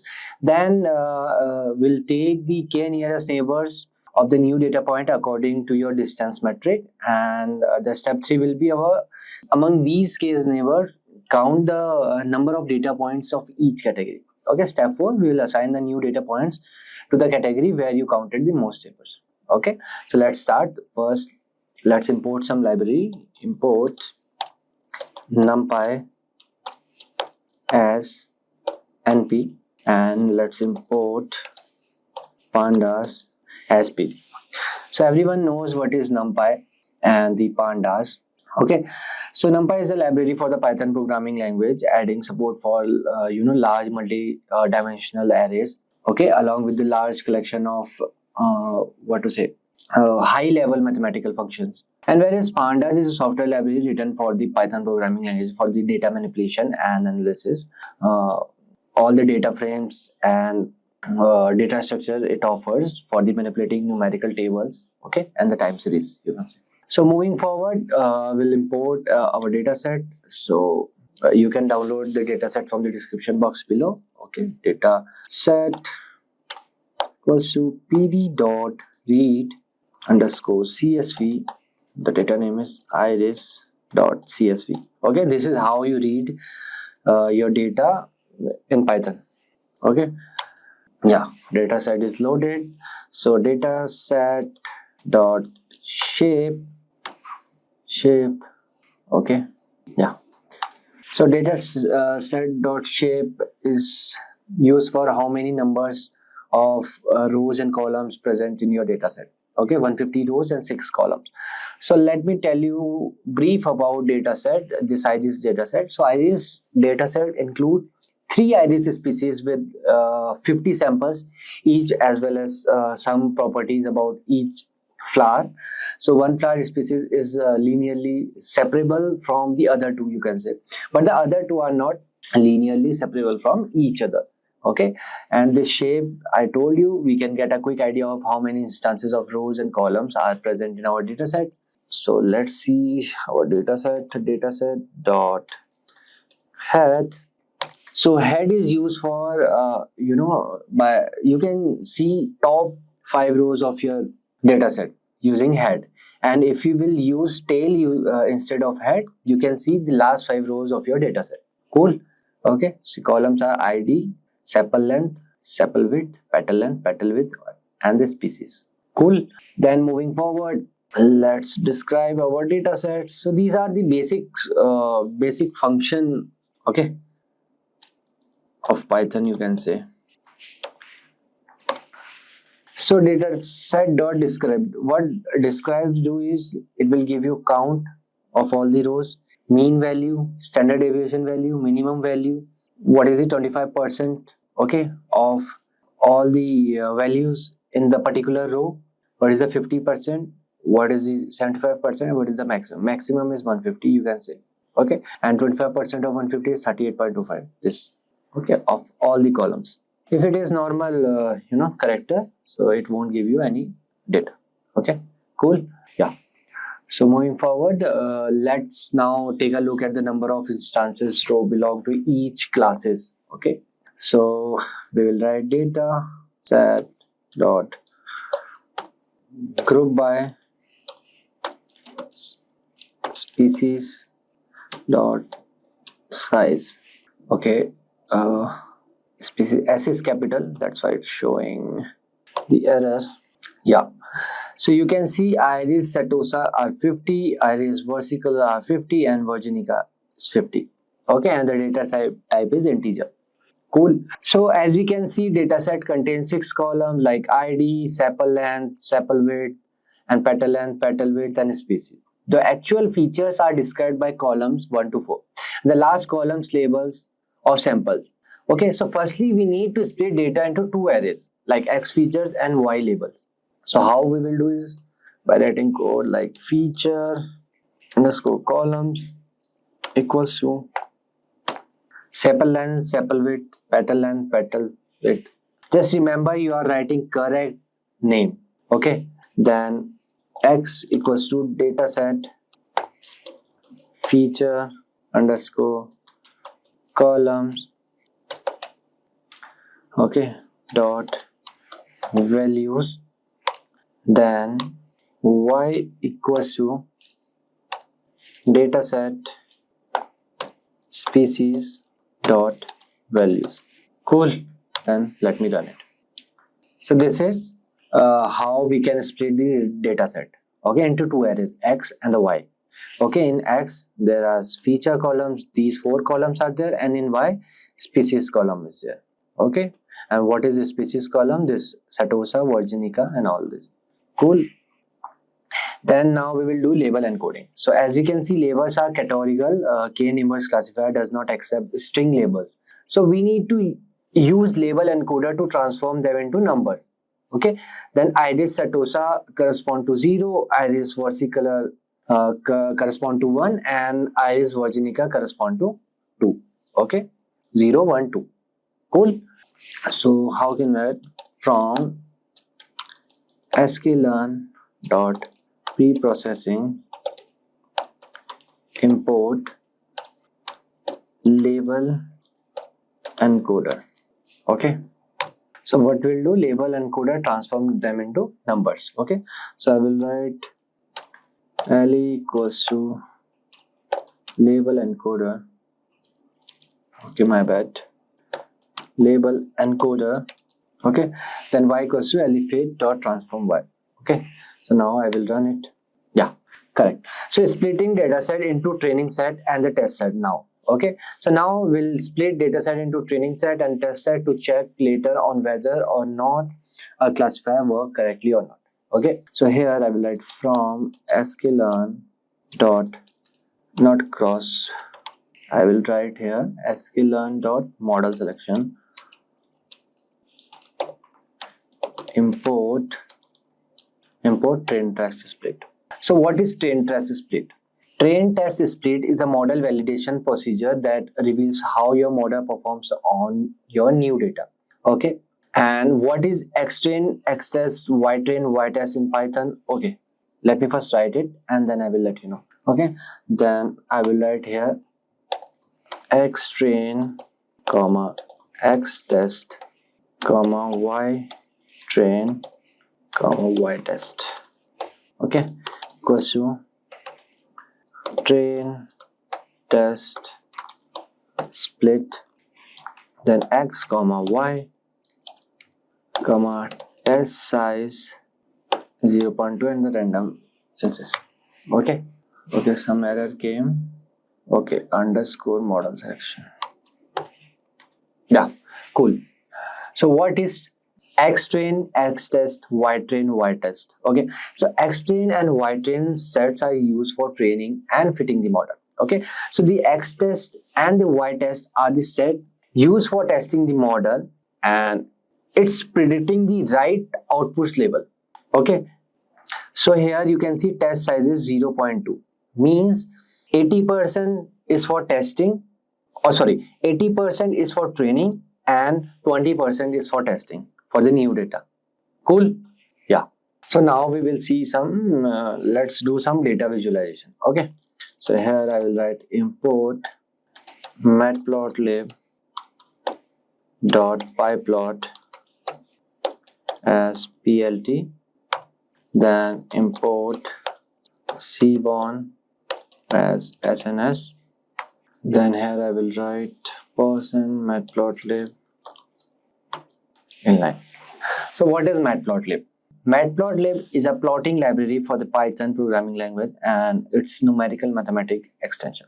Okay, so numpy, it provides an object API for embedding plots into application using generating purpose GUI toolkits like Kinter and Python, Qt or GTK. Okay, whereas Seaborn is a library for making statistical graph in Python. It builds on the top of Matplotlib and integrates closely with Pandas data structure. Okay, Seaborn helps us to explore and understand the data. Okay, so I will run it. Here I will write from pandas dot plotting import parallel coordinates, then plt dot figure size should be 15 comma 10. Okay, then parallel coordinates. Okay, then dataset dot drop. I don't need id, comma axis is 1. Okay, then comma species,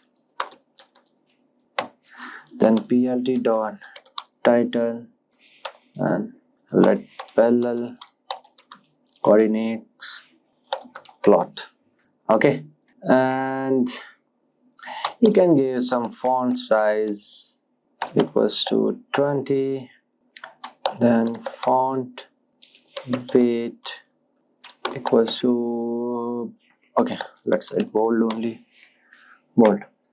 Then plt dot x label, then features comma font size equals to 15, then plt dot y label, then I'll write here features values comma font size equals to 15.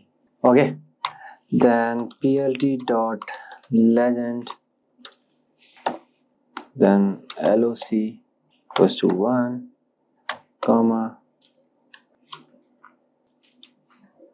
I will write here frame on equals to true comma shadow equals to true comma face color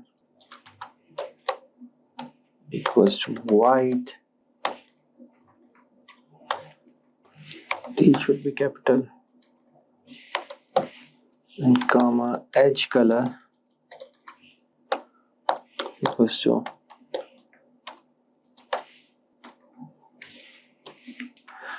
okay plt dot show. Okay, some error is there. Plt dot figure size, okay, spelling mistake. Okay, one more error, plt dot legend, okay, face color, okay, some spelling mistake. So yeah, let me make it view output in full screen. Yeah, so parallel coordinates is a plotting technique for plotting multivariate data. So it allows one to see clusters in the data and to estimate other stat visually. So using parallel coordinate points are represented as the connected line segments, as you can see. Okay, and each vertical line represent one attribute and one set of connected line segments represent one data point. Okay, and points that tend to cluster will appear closer together. Okay, so this color is iris setosa and this is iris versicolor and this purple one is iris virginica, as you can see in the legend. Okay, cool. So moving forward, let's create another graph Andrew curves. Okay, so here I will write from pandas dot plotting import scatter, no, it's plotting import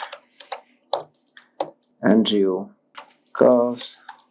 Okay, then plt dot figure, it's AI based, so it's giving me suggestions. Okay, so sometimes suggestions are good but not always. Yeah, let's carry on. Figure size is 15 comma 10, then Andrew curves Then I will add dataset dot drop id axis species and plt and recurse plot. Okay, fine. Okay, let me add, we don't need x label and all, let me add legend plt dot legend, then same loc equals to 1, then proposition size, then I will write here size is 15 of frame on equals to 2 comma shadow equals to true. So this is truly based upon you, if you want to add legend or not, or you can skip. If you want to skip, you can skip. Okay, face color equals to white, then edge color equals to black. Okay, then plt dot show. Yeah, so no error is there. So let me first view output in full screen. Okay, so Andrew curves, these are the Andrew curves. Okay, you can see the graph in the curve. So Andrew curve allow one to plot multivariate data as a large number of curves, so that are created using the attributes of samples, okay, as coefficient for Fourier series. Okay, so by coloring these curves differently for each class, it is possible to visualize data clustering. So curves belonging to samples of the same class will usually be closer together and they form large structure. Okay, as you can see here, and this is the legend why we are setting the fore color is should be white, and yeah, and the edge color should be black. Okay, and frame on shadow should be there, you can see the shadow. Okay, like this. If you want to skip, you can skip this part, legend part. Okay, but oh, like it's good to have, it's good practice to have this. Cool. So let's create one small pair plot. Okay, so I will write here plt dot figure, then I will write sns dot pair plot, then I will write dataset dot drop, we'll drop again id, we don't need, axis is 1, then I will write hue equals to species, size equals to 3, then markers equals to OSD. Yeah, cool. Then plt dot show, it's running. Yeah, so first let me make it to full screen. Yeah, so here pairwise is useful when you want to visualize the distribution of the variable or the relationship between the multiple variable separately within subsets of your data set. Okay, so here this blue one is Setosa, versicolor, and the Virginica. Okay, so these are some graph you can say, or here you can see sepal length. Okay, so green one is Virginica and versicolor are almost having same sepal length.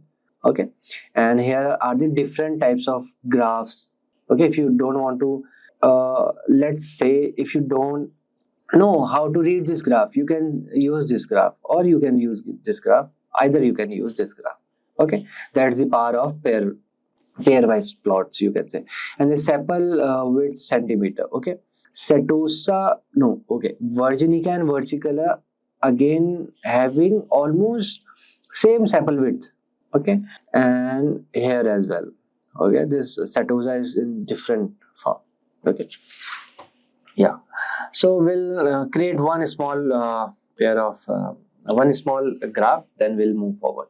Okay, I will write here plt dot, so now we are creating box plot figure. Okay, then dataset dot drop, then again id comma axis should be 1 dot box plot. Okay, then figure size I chose this. Yeah, let's run it. Yeah, again see, this is the box plot. Petal length same, petal width, sepal length, sepal width. Okay, according to width it is showing. Like from this to this width, we have the versicolor, and from this to this width, this length, sorry, sepal length, we have that virginica lies here, iris virginica, and from here to here, iris setosa lies. Okay, the sepal length. Cool. And like you can use 3D models, you can use different types of charts. Okay, I did 4, and 4 are enough to read the data set. Okay, so now we will do some KNN classification. Okay, we will make prediction and we will see the accuracy of our data set. Okay, so now what I will do, I will write here from sklearn dot neighbors import k neighbors. Okay, right from sklearn dot neighbors import k neighbor classifier. Okay, then I will write here from sklearn dot matrix import confusion matrix comma accuracy score. Okay, then I will write from sklearn dot model selection import cross value score. Okay, so here what I did, we are fitting the classifier to the training set and the loading the libraries basically. Okay, then we'll initiate a learning model k equals to 3. Okay, so here I will write classifier, let me give one space, classifier equals to neighbors classifier and neighbors equals to 3. Okay, then fitting the model, I will write here classifier dot fit xtrain comma ytrain. Okay, then now we will predicting the test set results. Okay, so y prediction equals to classifier dot predict x test. Cool.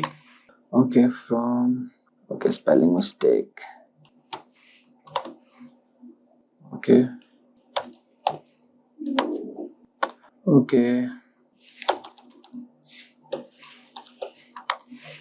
yeah, I guess it's fine now. So now let's evaluate the prediction. So here I will build the confusion matrix. Okay, so here I will write cm confusion matrix equals to confusion underscore matrix y test comma y prediction. Okay, then here I will write cm. Okay, so what is confusion matrix basically? So confusion matrix is a table that shows how well a model performs by comparing its prediction to the actual values. Okay, so what it shows, a confusion matrix displays the number of correct and incorrect prediction of each class in models. Cool. Either it can give you true positive, true negative, false positive, false negative. Either it can give you 0 or 1.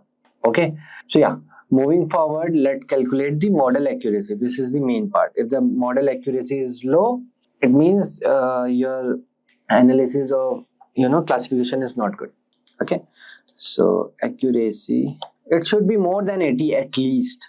Accuracy equals to accuracy underscore score y test comma y prediction into 100, otherwise it will give me in points. So I will write print model KNN model accuracy is, I will write plus str, I will round it.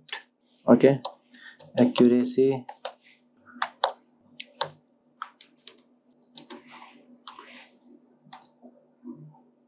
I will add the percent. So why I wrote this accuracy to round? So I don't want after points, I need only two numbers. Okay, I don't want like 6, 7, 8, 9, 10, 11, 12 like this. Okay, I need only like 80.20 like this. Cool. Let's run it. See, our KNN model accuracy is 96.67. That's why I wrote 2 here, and the percent should be there. So 96, which is very, very, very good. Okay, so this is how you can find the accuracy. So now let's find the optimal number of neighbors in K. Okay, basically finding the best K. So we will use using cross validation parameter. Okay, tuning. So first I will create the list of K for KNN. Okay, so here I will write K underscore list equals to list range 1 comma 50 comma 2. Here I will create the list of CV score. Okay, so here I will write CV scores. Okay, I have to give the brackets. Yeah. So we'll here perform the tenfold cross validation. Okay, I will explain you what is cross validation. Don't worry. First, let me write for K and K list KNN equals to K neighbor classifier, and here I will write N neighbors equals to K. Then scores equals to cross value score KNN, then X train comma Y train. Okay, comma I will write here cross validation equals to 10 comma scoring equals to, I will write here accuracy. Okay, then here CV underscore scores dot append to scores dot mean. Okay, so now yeah, let me run it. Okay, comma some error came. Okay, the error is the scoring parameter. Yeah, why? Because here accuracy you can see, and I did the spelling mistake.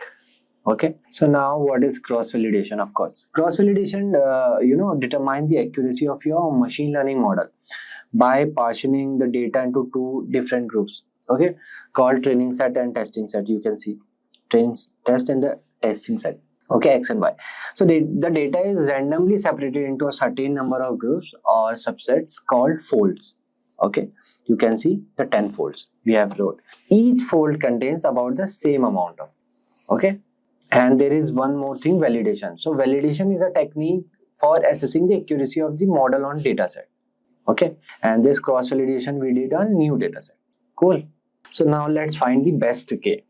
Okay, so here I will write best K equals to K list. Okay, before that I will write one thing. I will write here MSE was changing to misclassification error. Okay, so equals to 1 as X for X in CV scores. Okay, list I will write MSE dot index minimum MSE. I will use this bracket, square bracket. Okay, so then I will write print the best optimal number of neighbors is %d person best underscore K. Okay, let's run it. See, the best optimal number of neighbors. Okay, neighbors is 9. Okay, so in the K nearest neighbor KNN algorithms, okay, so K represent the number of neighbors that are considered when classifying a query point. Okay, See, if we'll classify this particular point, you will get the 6. Okay, 1, 2, 3, 4, 5, 6. Okay, and let me show you. If you will classify this portion only, so you will get 1, 2, 3, 4, 5, 6 points like this. Okay, so the best optimal number of neighbor is 9. Think about this. You're about to create something amazing. An AI that can think, learn, and grow in ways we only dreamed of. And here's the best part. You don't need to be an AI expert to make it happen. What if you could use Langchain, a tool that connects most advanced language models to real-time data, allowing you to build AI applications that are both smart and flexible? It sounds like something out of science fiction, but with Langchain, it's real. As large language models quickly become the backbone of many applications, Langchain has emerged as a game-changing tool, transforming the way we use these powerful technologies. Today, we are diving into Langchain, the ultimate framework that makes AI development easier for everyone. Whether you want to understand user questions with one LLM, create human-like responses with another, or pull in data insights, Langchain makes it all happen. But Langchain is more than just making AI easy to use. It's about getting these models to work together seamlessly. Langchain simplifies what could be a complex process into a simple, powerful system. From smart chatbots to enhancing data for machine learning, the possibilities with Langchain are endless. So why has Langchain become one of the fastest growing open source projects ever? And how you can use Langchain to get ahead in the world of AI. So let's first start by understanding what is Langchain. Langchain is an open source framework designed to help developers build AI-powered applications using large language models or LLMs, just like GPT-4. But what really sets Langchain apart is its ability to link these powerful models with external data sources and other components. So this allows you to create sophisticated natural language processing NLP applications that can do much more than just understand and generate text. They can interact with live data, databases, and other software tools. Now you might be asking, is Langchain a Python library? Yes, it is. Langchain is available as a Python library, which means you can easily integrate into your existing Python projects. But it doesn't stop there. Langchain is also available in JavaScript and TypeScript, making it accessible to a wide range of developers. Whether you're working on a web app or backend system or a standalone tool, Langchain fits right in. So why should we use Langchain? So why is Langchain such a big deal? Developing AI applications typically requires using multiple tools and writing a lot of complex code. You need to manage data retrieval, processing, integration with language models, and many more. This can be time-consuming and complicated, especially if you're not deeply familiar with AI. Langchain simplifies the entire process, allowing you to develop and deploy and even manage AI applications more easily and efficiently. Let's break down this with an example. Imagine you're building a chatbot that needs to provide real-time weather updates. Without Langchain, you would need to manually connect your AI to a weather API, fetch data, process it, and then format the response. But with Langchain, the process becomes much more straightforward. You can focus on what matters the most, building the features and functionalities of your application, while Langchain handles the complex integrations behind the scenes. So let's discuss the key features of Langchain. Langchain is packed with features that make it incredibly powerful and flexible. Let's take a closer look at some of the key components. At first, we have model interaction. Langchain allows you to interact with any language model seamlessly. It manages the inputs and outputs to these data models, ensuring that you can integrate them into your application without a hitch. For example, if you want to use GPT-4 to generate responses to customer inquiries, Langchain makes it easy to plug that model into your workflow. Next, we have data connection and retrieval. One of the Langchain's strengths is its ability to connect to external data sources. So whether you need to pull data from a database or web API or even a file system, Langchain simplifies this process. You can retrieve, transform, and use data from almost any source, making your AI applications more robust and versatile. Next, we have chains. Langchain introduces the concept of chains, where you can link multiple models and components together to perform complex tasks. For example, you might have a chain where one component retrieves data and another processes it, and a third generates a human-like response.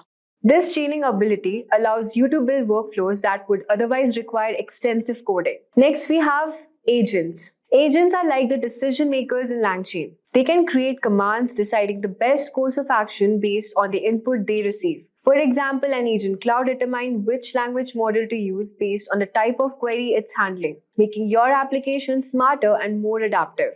Then we have memory. Langchain supports both short-term and long-term memory, making that your AI can remember past interactions. This is particularly useful for applications like chatbots, where maintaining context over multiple interactions are significantly improve the user experience. Imagine you're building a virtual assistant. The assistant needs to remember previous interactions to provide relevant responses. Now, with the help of Langchain, you can easily implement memory so that the assistant knows what you have talked before, making the conversation more natural and engaging. So, what are the integrations supported by Langchain? Well, Langchain is designed to work seamlessly with a wide variety of integrations, making it extremely versatile for different use cases. LLM providers. Langchain supports integration with major LLM providers like OpenAI, Hugging Face, and Cohort. This means you can easily incorporate the latest and most powerful language models into your applications. Then we have data sources. Langchain can connect to a variety of data sources such as Google Search, Wikipedia, and cloud platforms like AWS, Google Cloud, and Azure. This makes it easy to retrieve and use the most up-to-date information in your applications. Vector databases are used for handling large volumes of complex data such as images or long text. So Langchain integrates with vector databases like Pinecone, and these databases store data as high-dimensional vectors, which helps in allowing for efficient and accurate retrieval. So this is particularly useful for applications that require searching through large data sets quickly. For example, let's say you're building an application that needs to analyze thousands of documents to find relevant information. With Langchain, you can integrate a vector database like Pinecone, store your documents as vectors, and quickly search through using them powerful language models. This capability can save you a lot of time and make your application much more effective. Now the question arises how to create prompts in Langchain. Creating prompts in Langchain is much easier with something called a prompt template. A prompt template acts as a set of instructions for language model, and these templates can be customized to varying levels of customizations. For example, you might design a prompt template to ask simple questions, or you could create more detailed instructions that guide the language model to produce high-quality responses. Let's walk through how you can create a prompt using Langchain in Python. Step 1 is installing Langchain. First, you'll need to have Python installed in your system. Once that's set up, you can install Langchain by opening your Python shell or terminal and running the following command: pip install Langchain. The next step is adding integrations to Langchain. This often requires at least one integration to function properly. A common choice is OpenAI's Language Model API. To use OpenAI's API, you'll need to create an account on the OpenAI website and obtain your API key. After that, install OpenAI's Python package and input your API key like this. So this is the following command which is inserted below. You can look into that. Next step is importing and using a prompt template. Now that you have Langchain and the necessary integration set up, you can start creating your prompts. Langchain offers a pre-made prompt template that allows you to structure your text in a way that the language model can easily understand. Here's how you can do it through this particular prompt given below. So in this example, the prompt template asks two variables, which is an adjective and a content subject, and uses them to generate a prompt. The output might be something like, tell me an interesting fact about zebras. The language model would then take this prompt and return a relevant fact about zebras based on the given adjective. This is a simple but powerful way to generate dynamic prompt that can be adapted to a wide range of tasks, from answering questions to generating creative content. Let's now talk about how to develop applications with Langchain. So building applications with Langchain is straightforward and involves a few key steps. First, define your application, know exactly what problem it's solving, and identify the necessary components like language models, data sources, and user interaction. The next step is to build the functionality using Langchain's components such as prompt, chains, and agents. This is where you can create the logic that drives your application, like processing user input or retrieving data. Then we have customizing your application to meet specific needs. Langchain's flexibility allows you to tweak prompts, integrate additional data sources, and fine-tune models for optimal performance. Before going live, it's crucial to test and deploy your application. Testing helps catch any issues, and Langchain makes debugging easy, so you can deploy your application with confidence. For example, let's build a chatbot using Langchain. First, we have to define it is a chatbot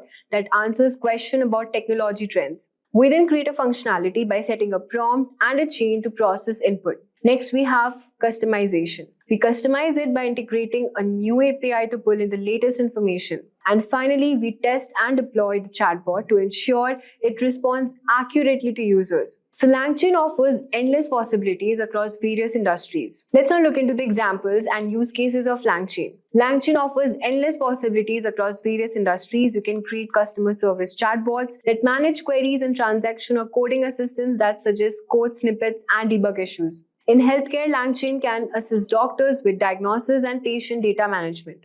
Then we have marketing and e-commerce. It can analyze consumer behavior, generate product recommendations, and craft compelling product descriptions. So with the help of this AI assistant, it helps doctors make quicker, more informed decisions. So Langchain is a powerful framework that makes AI development accessible and efficient.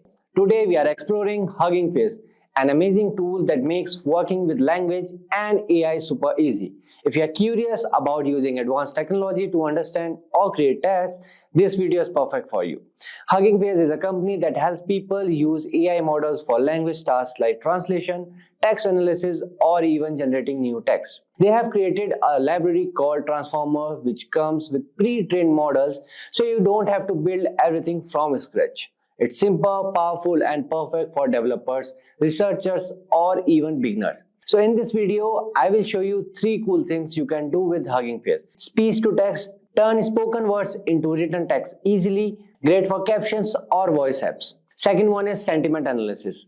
Find out if a text is positive, negative, or neutral. Helpful for understanding reviews or comments. The third one is text generation. Create human-like text that sounds natural. Perfect for chatbots or creative writing. I will also explain some important basics like how pipelines make using Hugging Face models super easy and how tokenization helps AI understand text. By end of this video, you will know how to use Hugging Face to start building your own projects. It's simple, fun, and really powerful. So without any further ado, let's get started. So welcome to this demo part of this video. So here, as you know, we will be doing 3 things. First thing, speech to text recognition. The second thing, text generation from a particular sentence or a word. And the third thing, we will do sentiment analysis. Okay, so we will perform this one by one. So let's start with something called speech to text recognition. Okay, using Hugging Face. So first I will rename this. I will write here Hugging Face speech to text. Okay, yeah. So first I will install transformers library. It is already installed on my system, but again, just for you guys, I'm doing this. Okay, pip install transformer. So now let's see what is transformers. So transformers is a powerful Python library created by Hugging Face. So that allows you to download, manipulate, and run thousands of pre-trained open source AI model. Fine. So as you can see, requirement already satisfied. It means like already installed. So these transformer models cover multiple tasks across modalities like NLP, natural language processing, computer vision, audio, and multimodal learning, like many things. Fine. So now I will do from transformers import pipeline. Okay. So now let's run it. So now what is pipeline? Okay. So a transformer pipeline describes the flow of data from origin system to destination system. Fine. Because you already know transformer means you can run or manipulate thousands of pre-trained open source AI model. So pipeline describes the flow of data from origin system to destination system and defines how to transform the data along the way. Okay, so let's check the versions transformers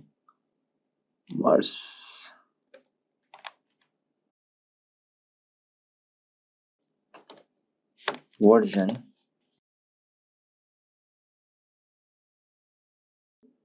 Okay, that long tab. Okay, why it is coming?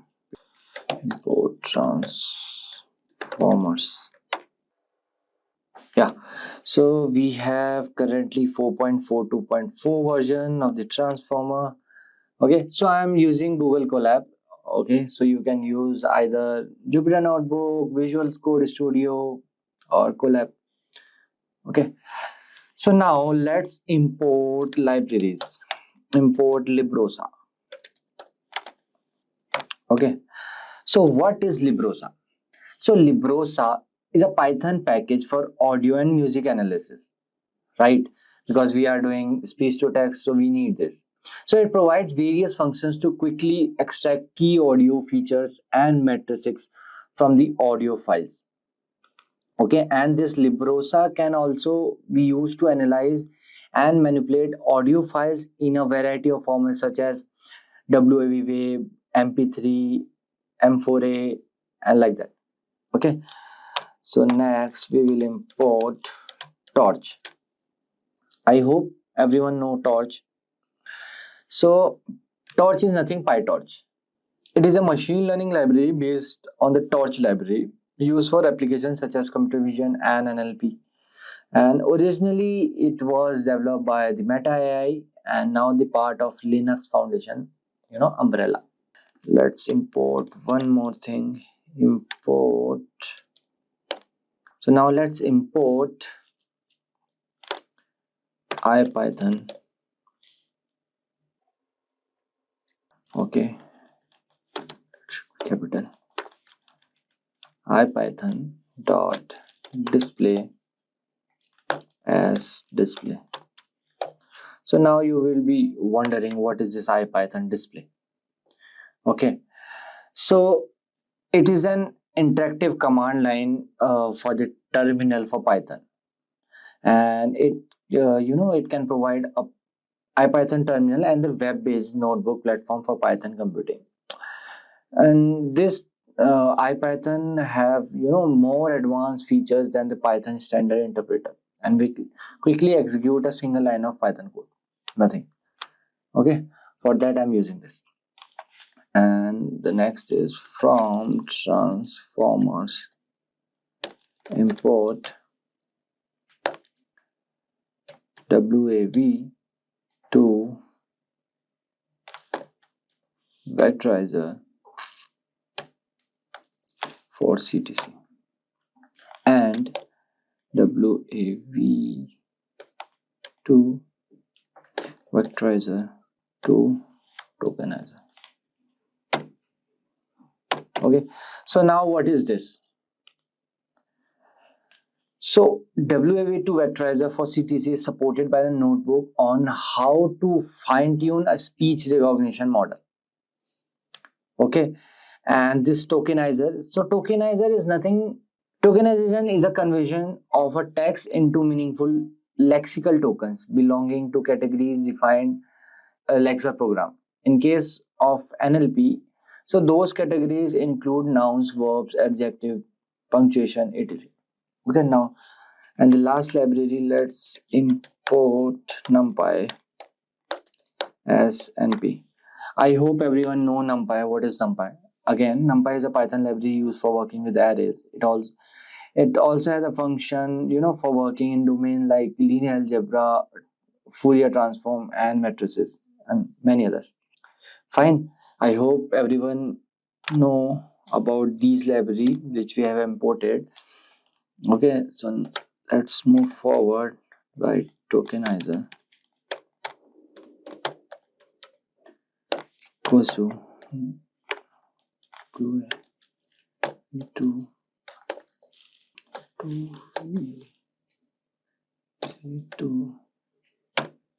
tokenizer dot from pre-trained. This is why I love this Google Colab. You will decide just some words and it will show the suggestions. Facebook. So this is again one pre-trained model. Okay, so we are just importing it. Base 960th. This is nothing, the name. Okay, then model equals to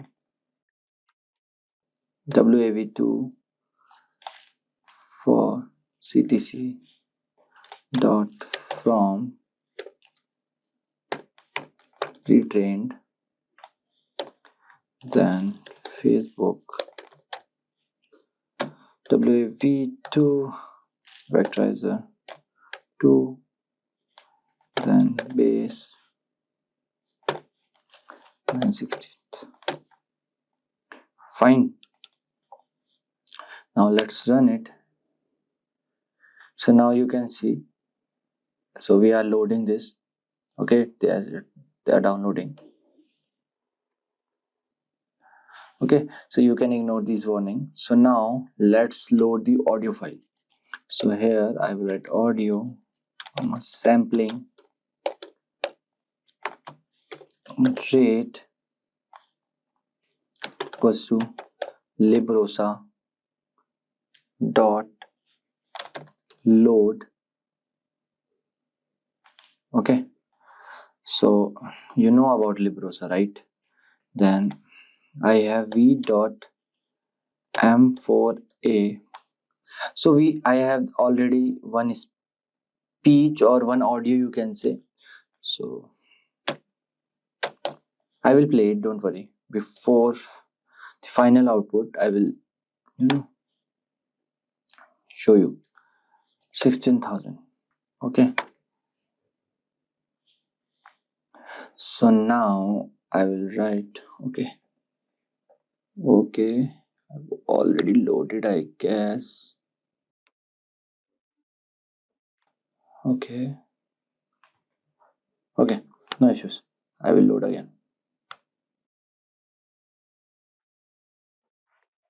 Okay, the file is loaded. I will rename it to V. Yeah, fine. So now it won't, the error won't come again. We have v.mp4a. Okay, so now we have to do, okay, let me try it. We have v.mp4a, but I don't know why it is not coming. Okay, let me copy the path. Now it will run, I guess. It's running.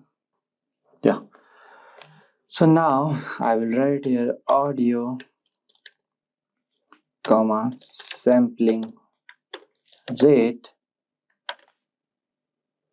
Okay, now listen carefully. Then I will write display dot audio, then path, comma,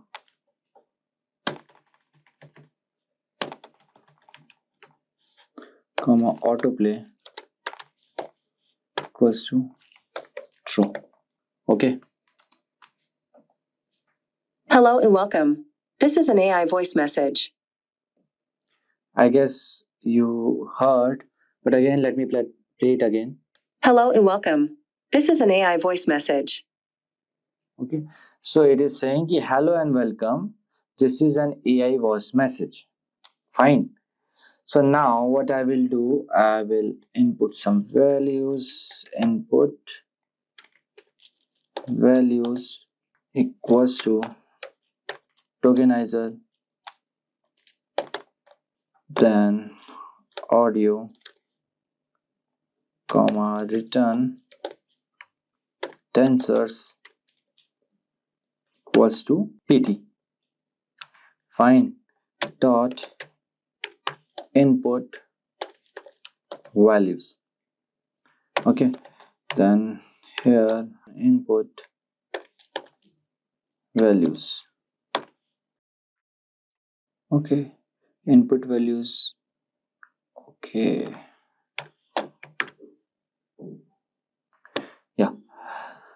So now logits will come here. So we have to now store the logits, which means non-normalized predictions.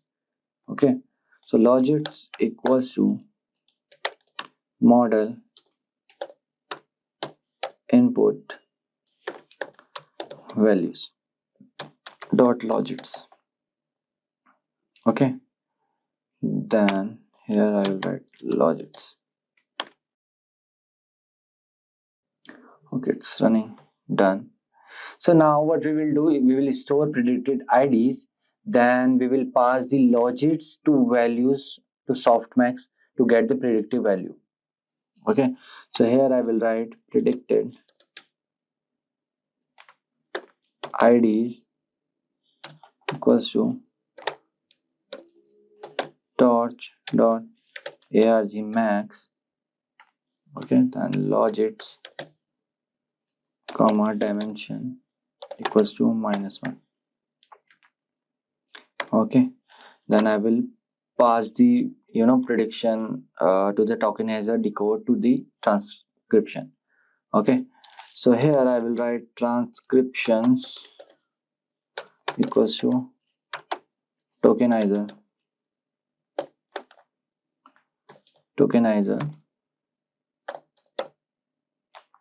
dot decode predicted IDs to 0. Running fine. So now let's see our output transcriptions. So now you can see hello and welcome. This is an AI voice message. So now let's play it again. Hello and welcome. This is an AI voice message. Amazing, right? So this is how you can use Hugging Face for the speech to text recognition. It's a very small code, line of code, as you can see. Okay, so now let's move forward and do the sentiment analysis, okay, or text generation. So let me open new drive. So yeah, so now I will write here, I will write sentiment slash text generation Hugging Face. Okay, so first of all, let's import the files. So first I will write import warnings, then warnings dot filter warnings. Okay, I will write here ignore, then we'll import numpy. You already know what is numpy, and import pandas. So these are some basic Python library, and I hope everyone knows.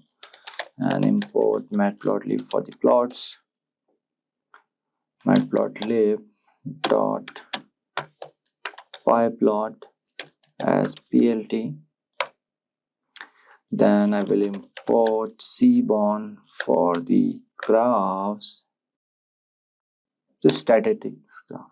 Okay, sns, then sns dot set.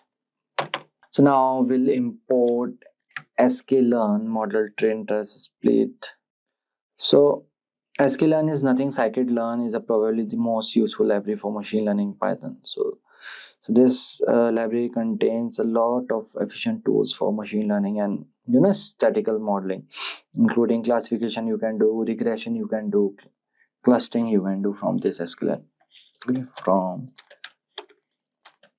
sklearn dot model selection import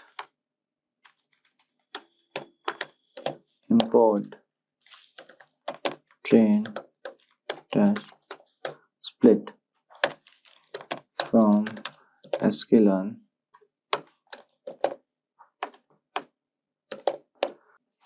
dot matrix import f1 score comma confusion matrix, comma, ROC, AUC curve or score. So again, we'll import teams from transformers, import pipeline. Everyone know what is this? Then import torch. Okay, now let's run it. You have too many active session, terminate existing to continue if you are interested in using one more session. Okay, wait. Yeah, fine now. Which one is open, bro? Terminate this. Terminate this. Terminate this. No. Okay, fine. So now let's do sentiment analysis. So we will explore sentiment analysis using a pre-trained transform model. Okay. The Hugging Face library provides, convenient pipeline, as you already know, function that allows us to easily perform sentiment on the text. So now let's first import the necessary dependencies and create a sentiments pipeline using this line. So I will write here classifier equals to pipeline sentiment analysis, then type classifier. Okay, so it will download the pre-trained sentiment analysis pipeline. Pipeline is not defined. How? Okay, error is there. I hope it will run now. Yeah. So now we can pass a single sentence or a list of sentence to the classifier and get the predictive sentiment labels and associate confidence score. Fine. So now just for the testing classifier, so let's write this is a great movie. Okay, now let me run it. So now you can see here label positive. So label positive typically refers to the outcome or a class of interest that the model is designed to predict. So here we are just checking the sentiment analysis model. Okay, so this is why I wrote this. Okay, so let's check one more.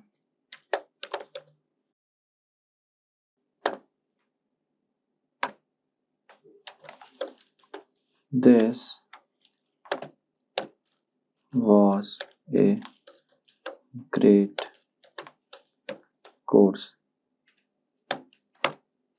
Then I did not understood any of it. Now let's check this. Yeah, perfect. And the score, you can see the accuracy score 99%, which is almost close to 100%, and which is amazing. So now you have access to a GPU, so you can also utilize it for the faster processing by specifying the device using the parameter.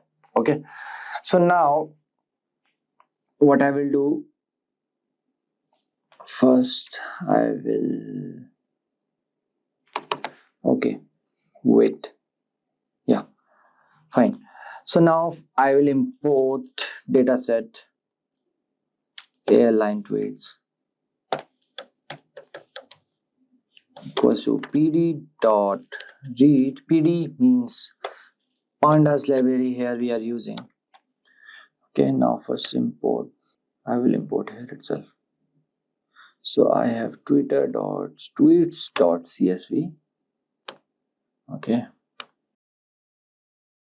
tweets.csv. Let it upload. Yeah, done. So now let me airline tweets dot head. Why dot head? Means it will show me the top 5 rows. Okay, 0, 1, 2, 3, 4, 5. Okay, you can see tweet ID, airline sentiment, neutral, positive, neutral, negative, then this. Okay, so now let's do something. Okay, so what I will do, df means data frame airline tweets, then I will write airline sentiment. We have airline sentiment, this column. Okay, comma, text. I need these 2 columns. Okay, df dot head 5. So yeah, so airline sentiment is neutral, and this is what this text is all about.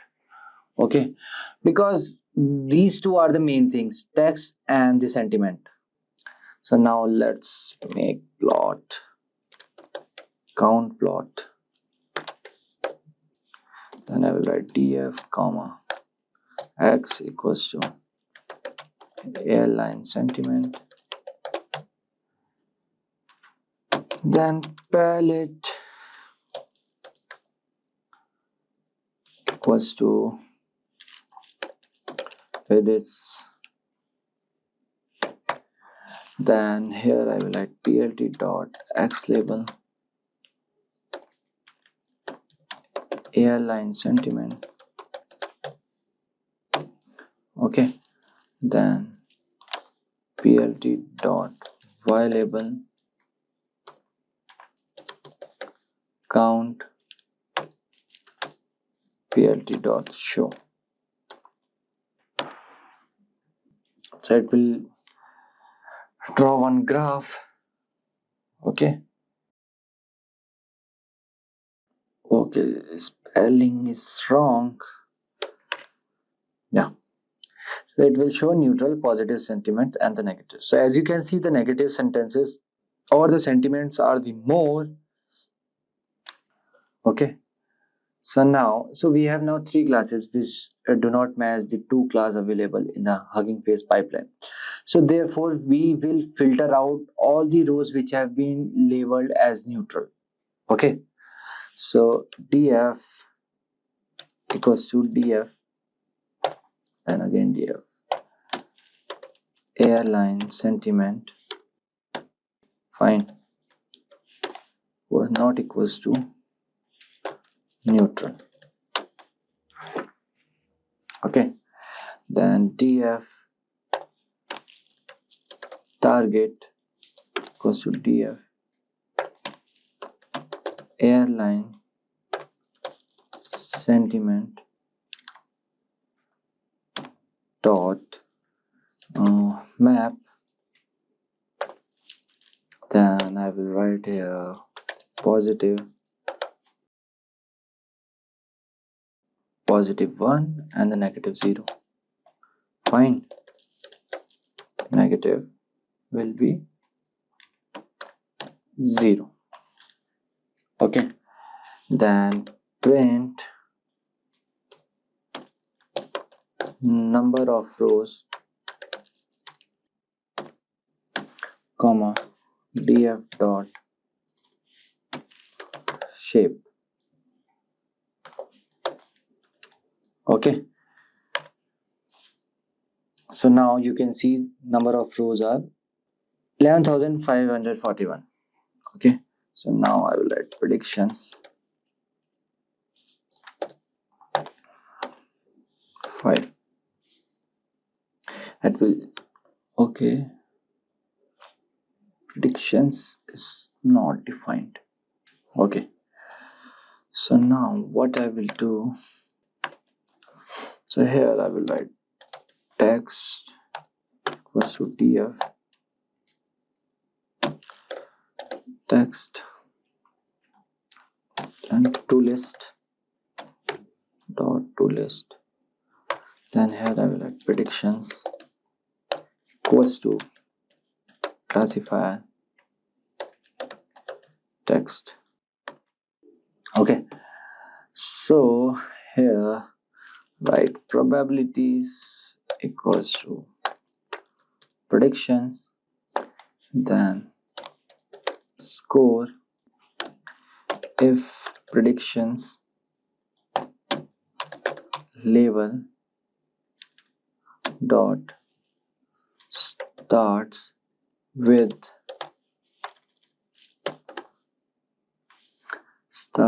P means positive. Okay, else 1 minus prediction score.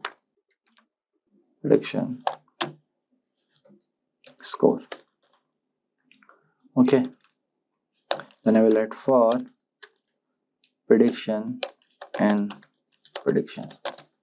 Why it is not running? This is taking time, too much time. I don't know why.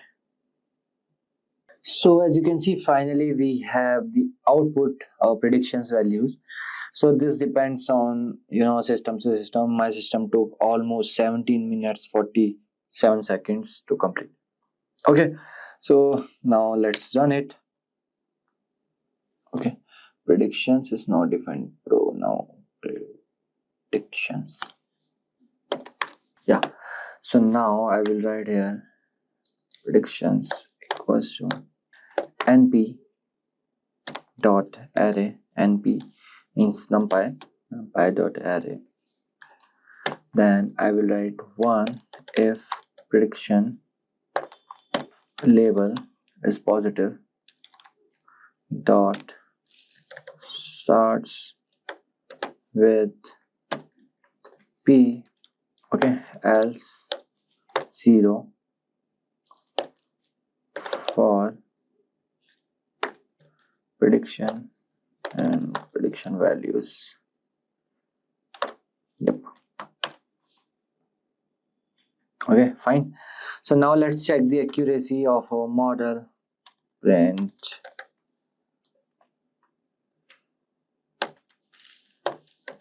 accuracy. Okay, then I will do round up the values. So here I will write np dot mean,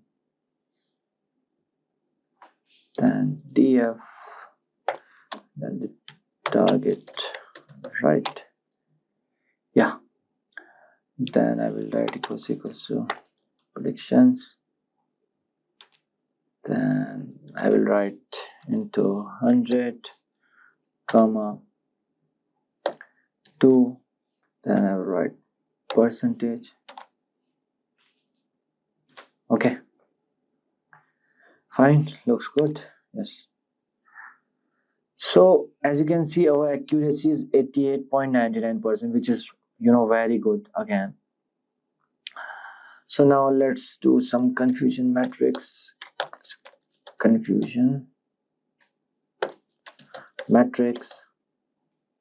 Then df target comma predictions comma normalize equals to true. Okay, then I will plot confusion matrix. Okay,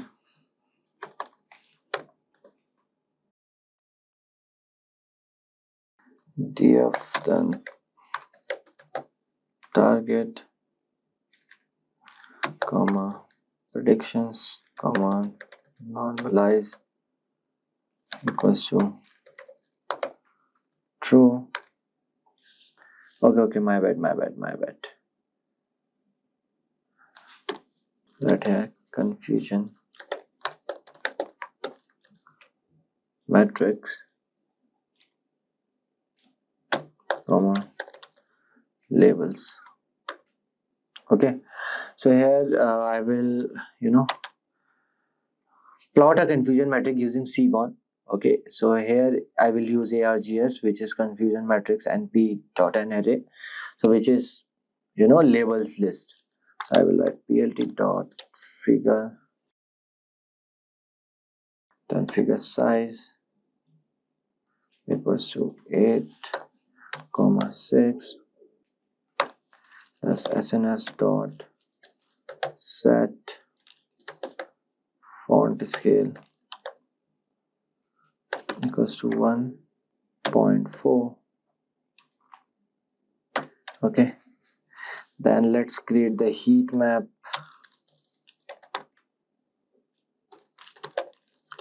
Diffusion matrix, comma, and not will be true. Okay, then I will write fmt equals to g, then confusion map equals to blues, then x labels equals to labels, then y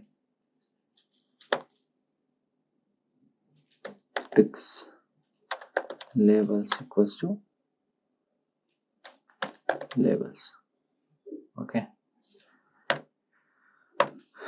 yes, so now I will write plt dot title will be confusion matrix, then plt dot x label will be predicted values, then plt dot y label will be actual values, then plt dot show. Okay, why the chart is not coming? Okay, so I have to write plot confusion matrix, then I write cm, then negative, comma, positive. Okay, now the chart will come. Okay,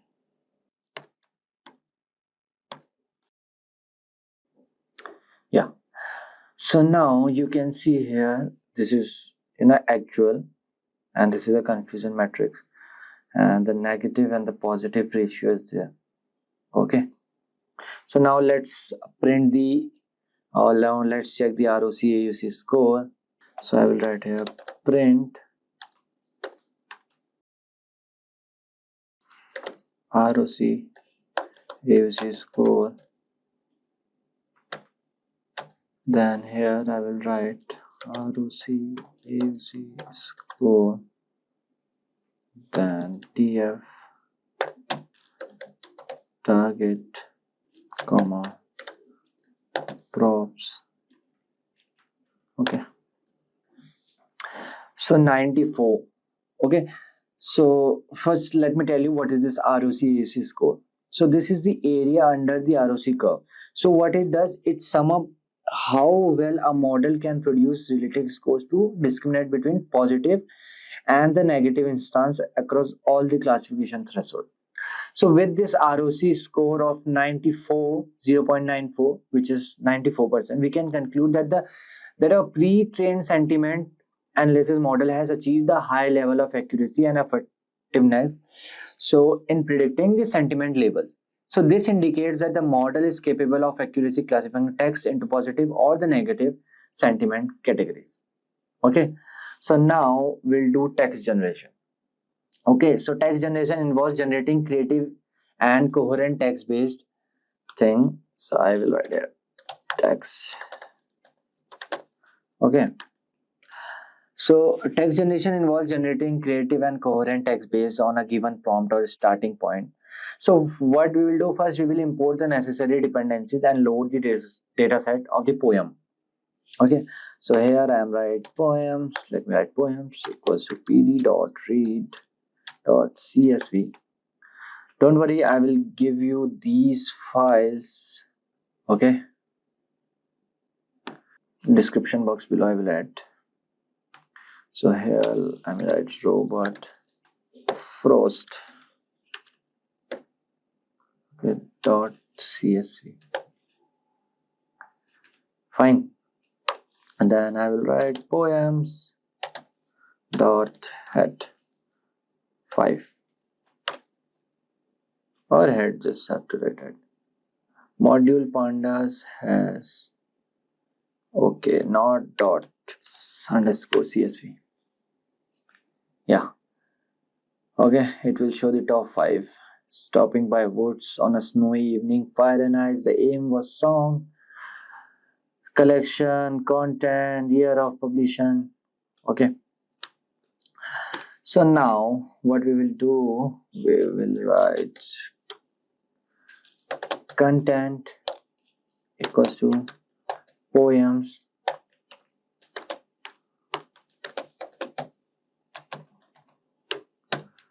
content dot drop na to list. Okay, so to generate text, we extract individual lines from the poems and use the pipeline text generation function to create a text generation pipeline. Fine. So here I will write lines equals to, then I will write for poem and content, okay, for line and poem dot split into next line. Okay, then lines dot append, then I will write line dot write strip. To the right it will add. Okay, fine. So now lines equals to line for line and lines if length of line 0,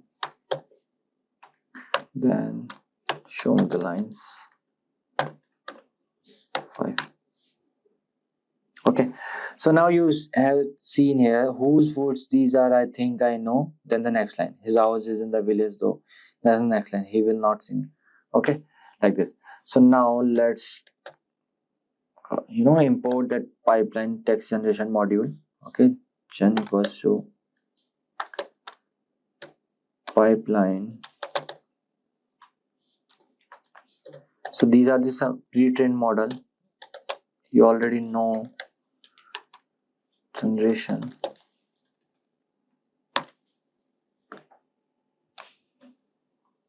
Okay, so now I will write here lines. Let's run it. Yeah, done. So in line 0 we have whose votes these are, I think I know.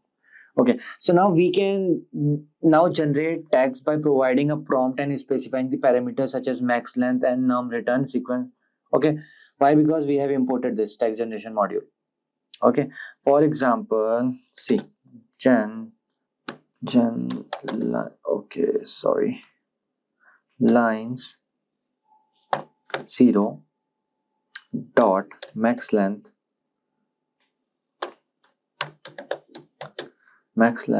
equals to 20. So now it will generate this to the maximum 20. Okay, till 20 word maximum length. Okay, check. Okay, okay, expression cannot contain perhaps double equals to where? Okay, wait, now it will run. So see, the line was this much only. Whose words these are, I think I know. Whose words these are, think I know. But here the generated text. I wish to go to church because I feel like. Okay, this is how you can do, text generation. Now let's check for the more. Gen lines 1.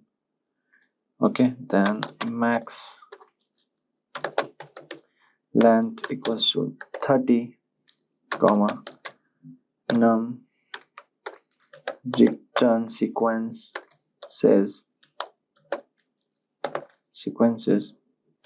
equals to 2. Okay, so our first line was this: his house is in the village though. Okay, 0 1 2 3 4 5. Okay, so here you can see his house in the village though. However, you might say that the place was the same with the place this. So these are the generated text. Okay, and this is another, return sequence second. So there are two, one and the second. Okay, so now let me import text tab. Okay, then creating function wrap x. I don't need this.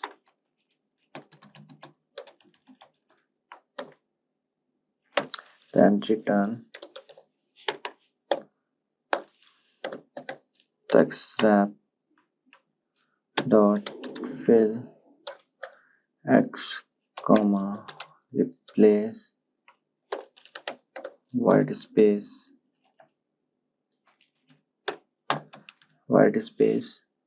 equals to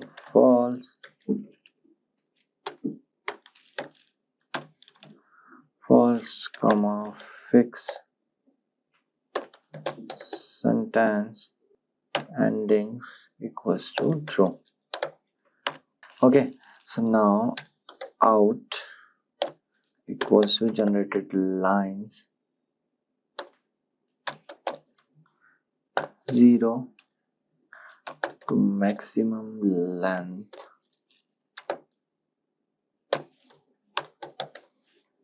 equals to 30. Then print wrap out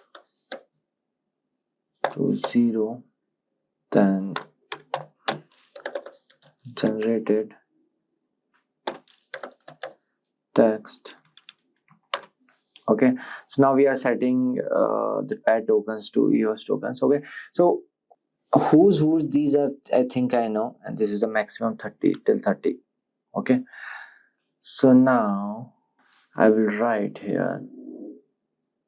Okay, preview equals to. Okay, so now what you can do, you can generate a prompt to generate text on a specific topic like this. Prompt equals to transformers have a wide variety of application in NLP. Okay, so this is my prompt. Okay, this I'm not importing from the data set. Okay, so I will write out equals to gen prompt comma max length equals to 100. Print wrap out. Okay, here I will write, anyways, here I will write generated text prompt.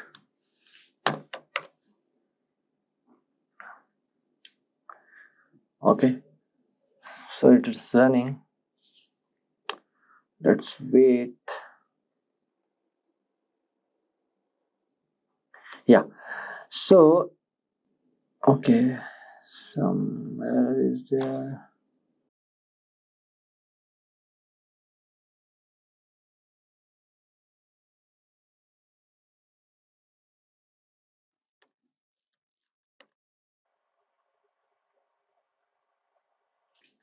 Okay, so here the issue is with 100 words. We'll go till 50.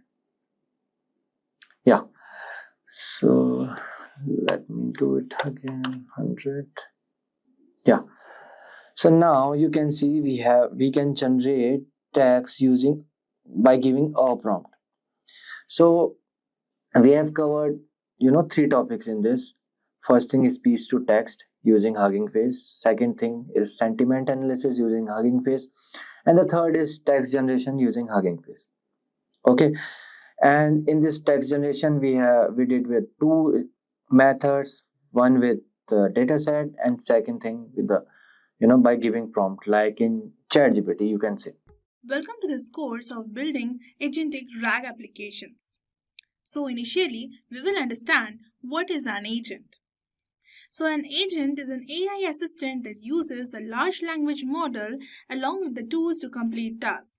In an agentic workflow, one or more agents can work together to manage and perform tasks. Now moving on, we know how does it work. So the first one is its understanding and action. First, the agent uses its language skills to understand your question. Then it decides which extra tools it needs to use to get the job done.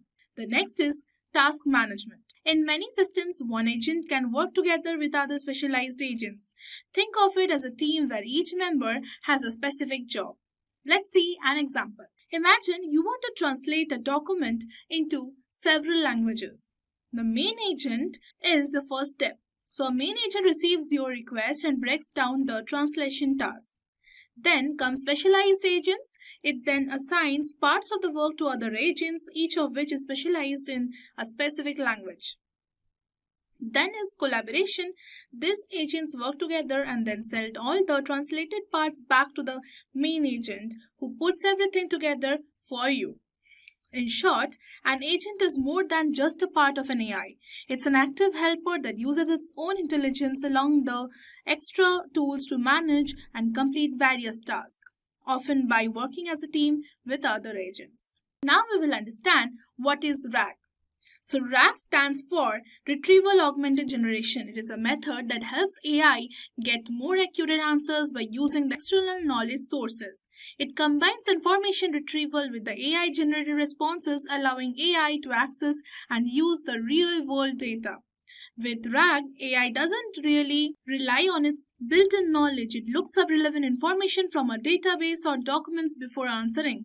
These knowledge sources can be structured databases like SQL or Postgres, or unstructured ones like the PDFs stored in the vector databases. This helps AI provide more accurate and up-to-date responses. Now moving on, let's understand what is Agentic RAG and why it is even so useful. So instead of relying solely on a single language model to generate answers, Agentic RAG turns these models into smart AI agents. Each agent can use the additional tools, functions, and the external knowledge sources to complete the task. In an agentic system, several agents can work together. For instance, one agent might be in charge of handling data retrieval while another focuses on progressing and generating languages. They effectively form a team where each member has a specialized role. Now moving on, we'll understand why Agentic RAG is useful. It is useful because of its better problem solving. By distributing tasks among specialized agents, Agentic RAG can handle more complex and nuanced problems than a single language model might manage on its own. Then moving on, we have tool integration. Each agent is not limited to just one programming language processing. It can use extra tools like search functions, databases, or the specific APIs to get more accurate and detailed information. For example, in a tax-related system, one agent could focus on creating tax cards, another could handle managing tax collections and returns. A third could deal with translating the tax queries into different languages like the Swedish or Spanish. Now moving on to the next one, we have flexibility and efficiency. So this system adapts to various tasks by assigning them to agents best suited for the job. The collaborative structure means that even if a problem is multifaceted, each part is managed by the most capable agent, leading to more efficient and effective results. Think of Agentic RAG as a team of expert assistants. Instead of one person trying to do everything, each assistant is specialized. They share information, use extra tools, and work together to provide a complete solution, even for the complicated problems. This makes the overall system much more powerful and versatile in solving the real-world issues. Now moving on, let's understand what are the components of the Agentic RAG. So Agentic RAG has 4 key parts that work together to find, enhance, and generate information. So the first one is prompt. So what it is? The prompt is the question or the instruction you provide to the AI. So in simple terms, it's like asking a question or giving a command to start a conversation. So why does it even matter? It matters because the prompt sets the context for what the AI needs to do, guiding the whole process. Then moving on, we have the large language model. So the large language model is a core AI engine that understands your prompt and generates a response. So in simple words, think of it as a very smart text processor that has learned from the lots of examples.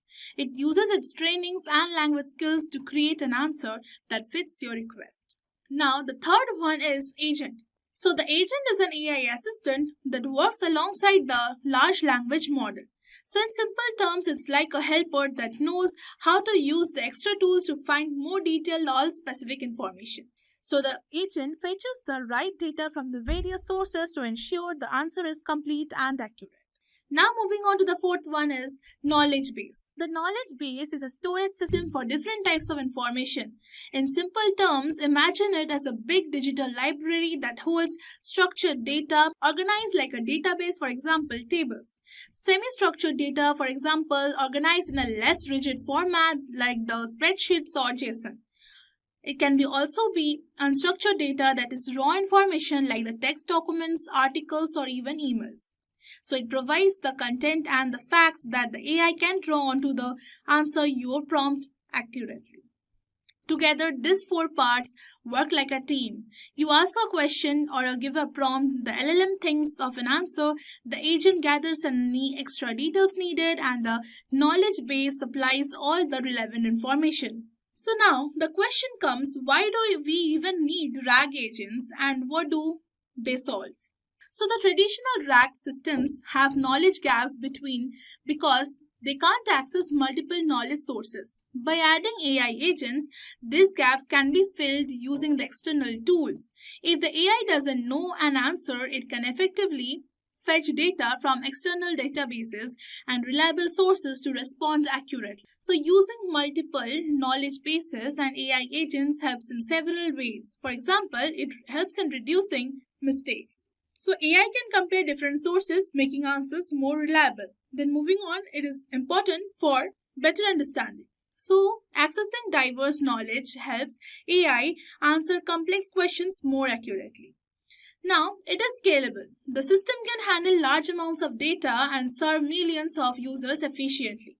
So this approach makes AI-powered applications smarter, more reliable, and capable of handling the complex queries. So down the line, we'll see a lesson about the router query engine. So let's move on.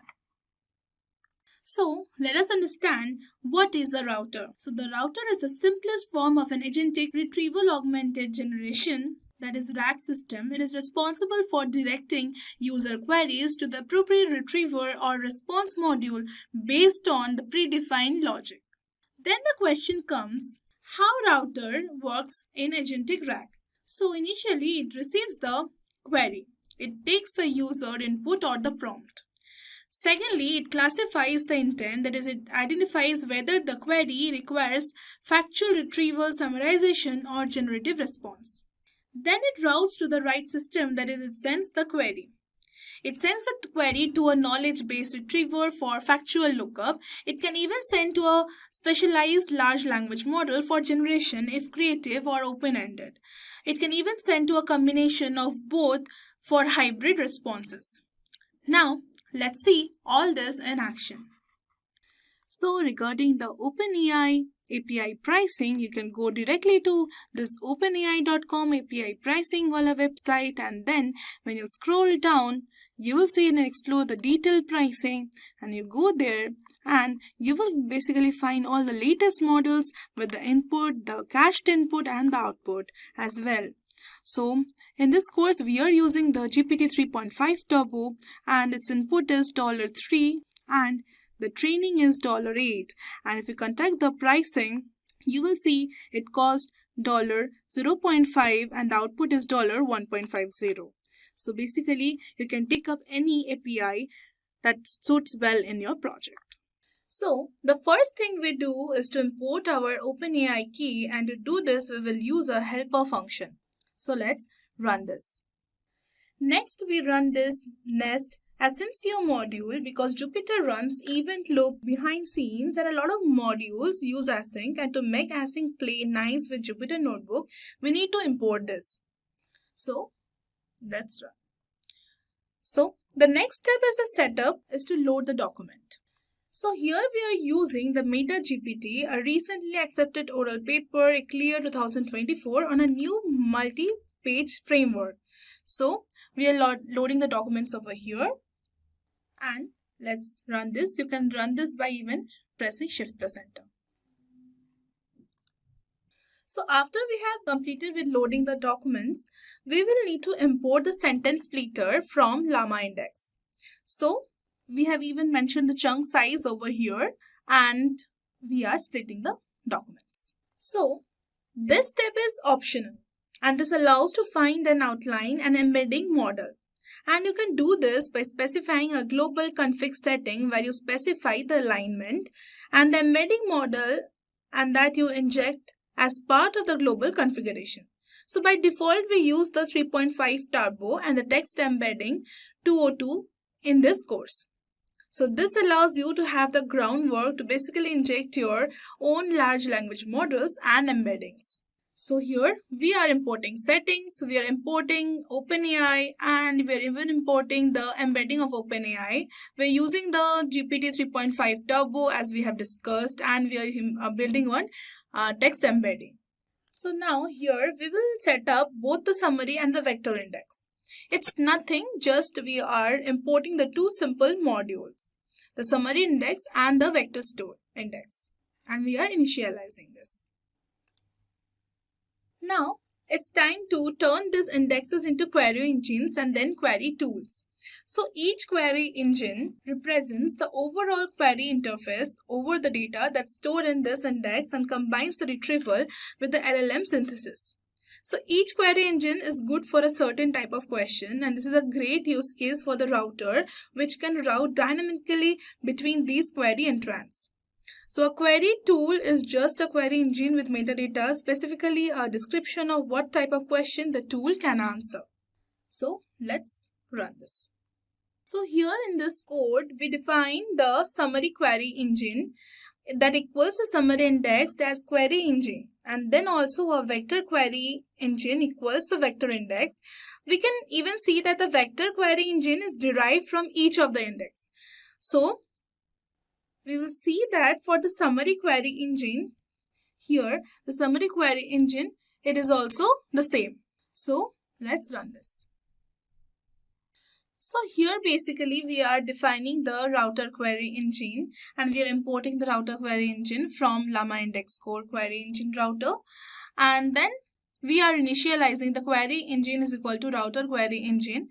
So we have selected the LLMs single selector from the defaults, and we are using the summary tool and the vector tool that we have built previously, and verbose is equal to 2.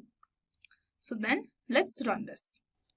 So let's ask a question to the query engine that what is the summary of the document, and then we'll print the response, print str and then response. Okay, so let's run this. So see, it is given the response. The document introduces MetaGPT, a meta programming or framework that enhances the problem solving. It is basically a summary of the MetaGPT document that we have used. So then let's see the length of the response source. So we'll write print length as usual. In the previously we have also seen this, how to write response dot source nodes. and we will run this. So let's see, it's 34. So we have another question ready for the query engine to ask, and we will run this. And then we'll print the response, print str response. And let's run this. So our question was, how do agents share information with other agents? So agents share information with other agents by utilizing a shared message pool where they can publish structured messages and also subscribe to relevant messages based on their profiles. And it has given the correct answer. So let's now put everything together, and we are importing this getRouter query engine, and we are passing this MetaGPT PDF as before, and we will run this. And now we have one question to ask is, tell me about the ablation study results. So we will run this, and we will now print the response. Print str, then again response. So the ablation study results show the MetaGPT effectively addresses challenges related to the context utilization, code haloc, and everything. So this is what about the query engine router, and down the line we will see about tool calling. We will discuss how to use an LLM to not only pick up a function to execute but also infer an argument to pass through the function. So let's move on. We will discuss how to use an LLM to not only pick up a function to execute but also infer an argument to pass through the function. So when building agentic retrieval augmented generation, that is RAG applications, tool calling plays a critical role in enabling agents to retrieve, process, and generate responses effectively. In this context, the tool calling refers to an agent's ability to invoke external tools, APIs, or databases dynamically to enhance its decision making and the response generation. So in a nutshell, the tool calling allows AI agents in our RAGs pipeline to fetch external data, that is from the web search, databases, or APIs. Then it processes the structured information, that is running calculations, querying vector stores, and etc. Then interact with other systems, for example, calling Python functions, SQL queries, or the cloud services. Then it validates responses before generating the final answers. So this ability arguments the model's capabilities beyond what is stored in its training data, making it more adaptive and accurate. Now let us understand how tool calling works in the RAG applications. So a multi-agent RAG can be structured where different agents have specialized roles, and tool calling allows them to interact with different sources of knowledge dynamically. So the steps in the typical agentic RAG pipeline with tool calling are as follows. The first one is user query processing. So the pipeline begins when the user submits a query. The system first analyzes the intent and context of the query to determine if additional external information is required. At this stage, the agent decides whether the query can be answered using the model's internal knowledge or if the external data sources such as APIs or databases need to be consulted. So if the query requires real-time data, structured information, or enhanced retrieval, the system prepares for the external tool calls. So additionally, the agent may reformat the query to optimize retrieval, such as converting a natural language question into a structured SQL query or search command. So if no external retrieval is needed, the system proceeds to generate a response directly from the language model. Lastly, second, we have the retrieval and the augmentation. So if external data is required, the system selects the most appropriate retrieval mechanism. One of the primary approaches is semantic search through the vector databases like the Pinecone or the FAS or the Vivative, which helps locate the most relevant documents based on embeddings.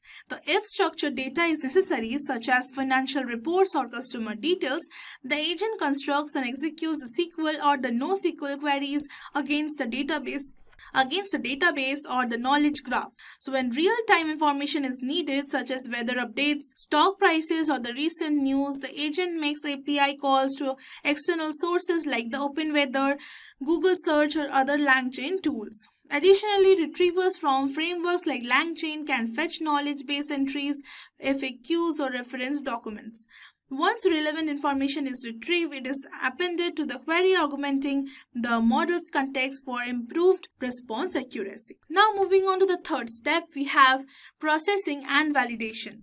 Once the retrieval process is complete, the system processes the obtained data to ensure its accuracy and relevance before using it in the final response. So if multiple documents or data points are retrieved, the system ranks them based on the relevance and may apply summarization techniques to condense large amounts of text into digestible insights. In cases where numerical calculations or complex logical reasoning are required, the agent may execute Python functions to compute the required values. For example, if a user asks what is 15% of $1,200, the system calls a function to perform the calculation. Additionally, when fetching the real-time information such as the stock prices or the news update, the system verifies the timestamps to ensure the response reflects the most recent data available. If redundant or conflicting information is retrieved from the multiple sources, the system filters and deduplicates the content before proceeding. Now moving on to the fourth step, we have the final response generation. So once the information has been processed and validated, the system generates the final response. That is, the language model integrates its internal knowledge with the retrieved and the computed data to produce a coherent, well-structured answer. The response is formatted in a user-friendly manner, ensuring clarity and consciousness. If multiple sources provide different insights, the agent may cite references or present multiple perspectives. The system also refines the language to enhance readability, simplifying complex data if needed. If the user requires further details, a feedback loop may be initiated, allowing for query refinements or additional retrieval. By intelligently synthesizing all available information, the system delivers an accurate and context-aware response.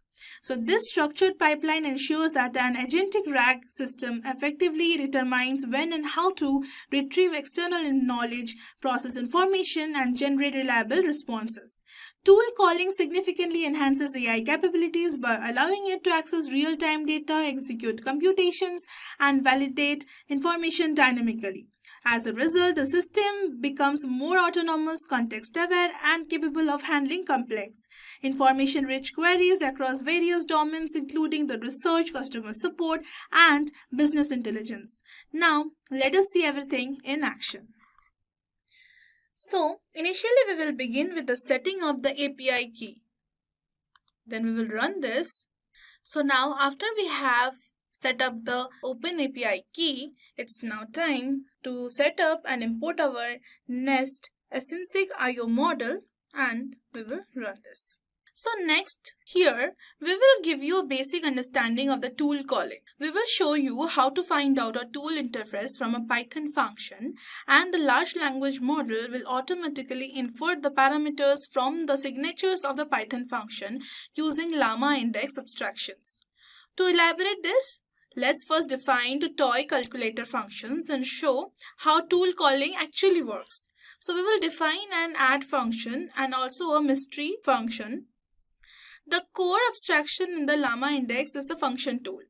So this function wraps any given Python function to feed it. And you can see that the function takes both the add functions defined here as well as the mystery function, which is just x plus y times x plus y. Here, you can see that both the add and the mystery functions have type annotations for x and y variables, as well as the docstring. So, it also integrates natively with the function calling capabilities of many in the large language models, including the OpenAI. To pass these tools to an LLM, you have to interpret and import the LLM module and then call and predict. So, this code imports the OpenAI module explicitly, and you can see the module is 3.5 turbo. And then we can call the predict and call function on the top of the large language model. So what predict and the call does is they take a set of tools as well as the input prompt series of chat messages, and then it's able to both make a decision of the tool to call as well as call the tool itself and get back the final response. So let's see the output. Print str response. And we'll see the. So here we see the intermediate steps calling function here with arguments. You know x equals to y equals 9. So we can see that at least I call the right tools and also infer the right parameters, and the output is 1 to 1 and is 11 times 11 is 1 to 1. So we get back the right answer. So here after running this, we will use the same paper's MetaGPT as before, and here we'll pay attention to the chunks. We will use Lama index and the sentence splitter as before to split these documents with the chunk size is almost equal to 1024. So let's run this. So here you can see that the chunk size is mentioned as 1024 and we are using one sentence splitter as planned, and we'll run this. Here, each node here represents a chunk. So let's take a look at the content of the first chunk. So we can print the content by the node.getContent, and here we want all the metadata attached with the content. So that's what metadata mode is equal to all. So let's run this and we get the output. We not only got back a parse representation of the front page of the paper, we can also see the metadata attached at the very top. So this includes the page level equal to 1. It also includes the file name, file path, the PDF file, the file size and credit and dates. We will put special attention to the page levels because for instance, if we go in and try out a different node, we can see that it will return a different page number. So let's see. So next we are defining a vector store index over these nodes. This will build the RAG indexing pipeline over these nodes. It will add an embedding for each node and it will get back a query node. So basically we can actually try querying this RAG pipeline via metadata filters just to show you how metadata filters work. So here we are importing the metadata filters and then we specify a filter where the page level is equal to 2 and then we have a query. So what are some high level results of MetaGPT? Then let's run this and take a look at the response.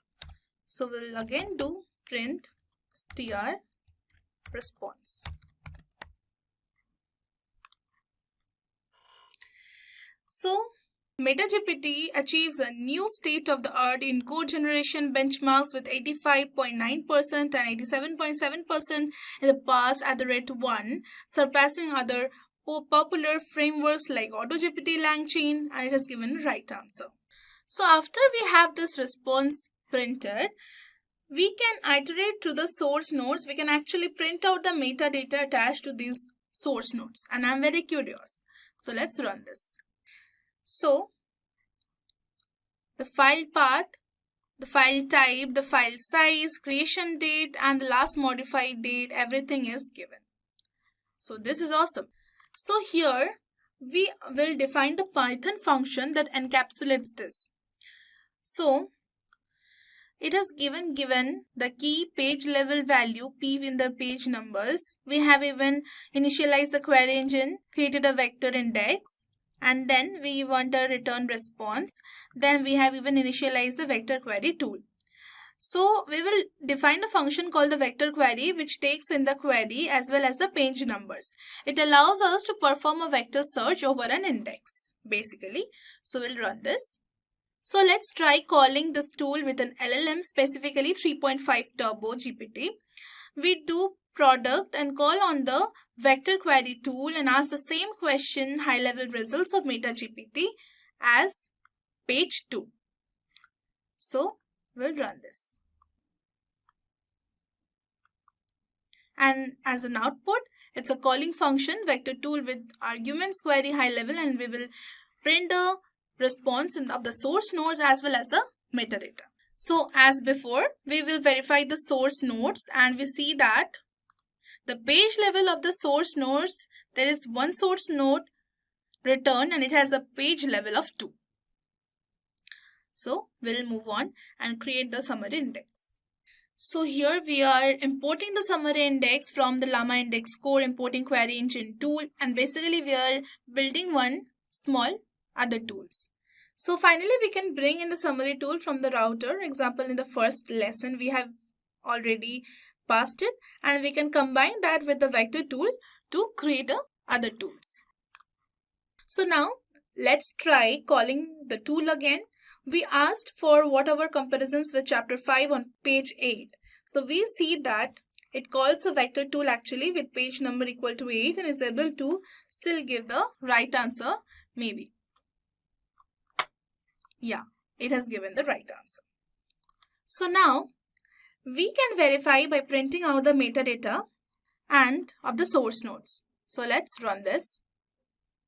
So it is given a page level of 8, file name and all the details we necessary for verify. So lastly, we can ask a question like, what is the summary of the paper? To prove that, LLM can still pick the summary tool while necessary. So it can actually still give the right answer. So down the line, we'll see how to build an agent reasoning loop, and let's move on. Now let's see the two key important components of an agent. So the first is agent task orchestrator. So the task orchestrator acts like the conductor of an orchestra, ensuring that every part of the system plays its role at the right time and in harmony. So here is how it functions. It acts as a central coordinator. It manages the overall flow of the task within the agent. Just as a project manager assigns work to the team members, the orchestrator assigns tasks to different parts of the system. The next comes scheduling and prioritizing. It determines the order in which the task should be performed. Tasks may be queued based on importance, deadlines, or dependencies. This helps in handling multiple tasks efficiently without causing delays or conflicts. So, secondly, the thing is resource management. It keeps track of the system resources like processing, power, and memory and allocates them to the task as needed. By doing so, it ensures that each task gets the necessary resources to execute properly. Next comes task monitoring. The orchestrator monitors the progress of the task in real time. It detects any issues or delays and can reassign or adjust tasks to maintain the smooth operations. This monitoring helps in quickly identifying the bottlenecks or the failures. Now moving on, we have coordination among subsystems. In complex systems, multiple subsystems might be involved. The orchestrator ensures that communication and data exchange between these subsystems occur seamlessly. It manages dependencies between tasks so that the one task output is correctly passed as input to another. Now moving on, we have error handling and recovery. If a task fails or encounters an error, the orchestrator can trigger corrective measures. It may reschedule tasks or notify other parts of the system to take over, ensuring reliability and robustness. Now moving on, the second key important component is task reasoning and execution. This component is where the actual thinking and the doing happen. It is responsible for making decisions and performing the actions necessary to complete a task. So, the first one is task analysis and understanding. It starts by breaking down a complex task into smaller, more manageable steps. The module analyzes the requirements and context of the task, much like planning out steps to solve a problem. Now moving on, we have decision making. Using built-in logic and reasoning algorithms, it decides on the best course of action. This may involve evaluating different strategies or paths to determine which is more efficient or effective. It can adapt based on new data or changes in the environment. Now moving on, we have action execution. Once a plan is in place, the module carries out the necessary actions. This involves directly interfacing with hardware, software, or external systems to perform the task. The execution is dynamic, meaning the module can adjust actions in real time if unexpected issues arise. Now moving on, we have feedback logo. After performing actions, it gathers feedback on the results. This feedback is used to refine the future decisions and improve the task handling. Continuous learning from successes and failures is a key feature over here. Now moving on, we have integration with the orchestrator. While the orchestrator assigns and monitors tasks, the reasoning and execution component does the actual work. The two components work in tandem. The orchestrator provides the task and the reasoning module processes and completes them. This collaboration ensures that the agent operates both intelligently through reasoning and efficiently through coordinated execution. So together, these two components empower an agent to perform complex tasks reliably and intelligently. The orchestrator ensures that everything runs smoothly, while the reasoning and the execution model handles the actual problem solving and the action taking, making the agent both organized and smart in its own operations. So after we know all these, let's understand about controlling an agent. So let's see, what does controlling an agent mean? So it means guiding the behavior. It means directing and managing how an agent, like a smart robot or a software program, acts in different situations. The second one is setting goals. You establish clear objectives and rules for the agent to follow. Now moving on to the third one, we have monitoring actions. You keep an eye on what the agent does to ensure it stays on track. Now let us see why controlling an agent is so important. It is important because of the safety. It prevents the agent from taking harmful or unattended actions. Then comes reliability. It ensures the agent consistently performs its task correctly. Then comes efficiency. It helps the agent adapt and improve by providing feedback and adjustments.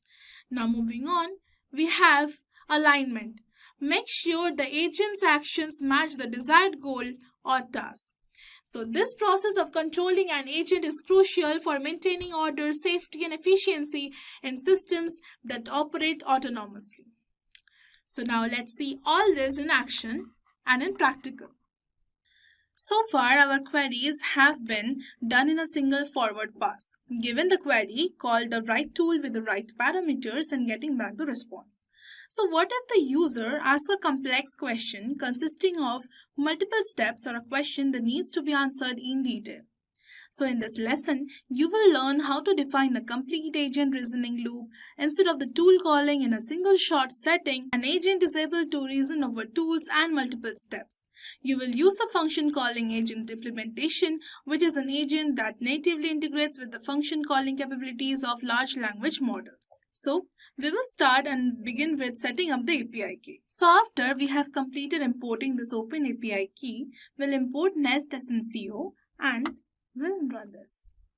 So for now, we are using the MetaGPT paper as the two previous lessons. So we will now set up the function calling agent, and we are using GPT 3.5 Turbo as discussed before, and we are mentioning the temperature is equal to 0. So let's run this. So here, then we import the function calling agent worker from Lambda index and also the agent runner. And for the function calling agent worker, we pass two tools, the vector tools as well as the summary tool. We also pass the LLM and set the verbose equal to true to look at the intermediate outputs. So here basically we are going to ask the first question. Tell me about the agent roles in MetaGPT and then how they communicate with each other. So let's give this as a question. So if we look at the output now, we see that the agent is able to break down this overall question into steps. The first part is asking about the agent roles and the MetaGPT, and it calls the summary tools to answer this question. So now let's look at the content of the first page. So this is the printing the first source model, and we are taking the metadata mode is equal to 1 because we want metadata from each of the responses. So this allows you to, for instance, inspect the content of the first source node that's retrieved. This is the first paper we have given, and here we are using the agent.chat for the first time. The question is about the evaluation of the datasets used. So we will run this. It may take some time to generate. So here if you see, it is basically added user memory about the message, tell me about the evaluation datasets used, and it is calling the function, the summary tool MetaGPT with arguments input it is taking. The evaluation datasets used in MetaGPT include the human eval, it is giving the correct response, and even the LLM responses. The evaluation datasets used in MetaGPT include the human eval, MVP, and software development. So we are going to see the next question. So instead of query, we will do agent.chat. The first question was about evaluation. It is about the results over the above datasets. So let's run this. Now basically you will see an example of this ability to maintain the conversation and history, because we will ask a follow-up question. So these are basically separated: calling function, function output, and the LLM response. The function output and the LLM response must be same. So we will start by defining our agent again through the function calling agent, and as well as the agent runner setup. So then we started using the low-level API. We'll create a task object over here and user query. Then we'll start running through steps for even injecting our own. So here we are even passing the agent worker through this agent runner function. So now let's start with executing a particular step of this task. We are using the same lesson as we have used in MetaGPT, and let's see this. The question is, tell me about the agent roles in MetaGPT and then how they communicate with each other. So I'll give this input, and then let's try a single step of the task. We'll call a .run step task .task id, and we'll run this. So it is basically executing, and it has added user memory, and there's one calling function, that is summary tool MetaGPT with arguments. It is basically taking one input and the agent roles in the MetaGPT. The function output is the agent roles in MetaGPT include the product manager. It is basically giving the output, and it is even correct. So previously we can see that it calls the summary tool with the input agent roles and MetaGPT, which is the very first part of this question, and then it stops there. So here in the completed steps, when we inspect the logs and the output of the agent, we see that the first part was actually executed. So we call the agent that completed steps of the task ID, and we are able to look at the number completed for the task. So let's now move on to see the upcoming steps of the task. So now we can also look at the upcoming steps. We can do this through agent to get upcoming steps. Again, if we see the output, we pass the task, that our task ID, and to the agent, and we are able to print out the number of upcoming steps for the task. Now basically we will move on to run the next two steps and actually try and drafting the user input. And here are the next two steps. We can see that we have added that to our user memory, and the next call is how agents actually share information and they can actually give back the response. So the function output is agents in MetaGPT share information through a structured communication protocol. This is basically taken as an input how agents share information in MetaGPT, and this is basically what they have returned as a response. So this is basically the last step, and we will run this. So here we are directly getting the LLM response, and it is basically agents in MetaGPT share information through a structured communication protocol. So the overall work is done over here, and we just need to return one final step to synthesize the answer. Now to double check that, we can see that we are able to get back the answer about how agents in MetaGPT share information, and it is the last step. Now the last step is finalizing this agent and passing the task ID through this, and we'll run and then print the response.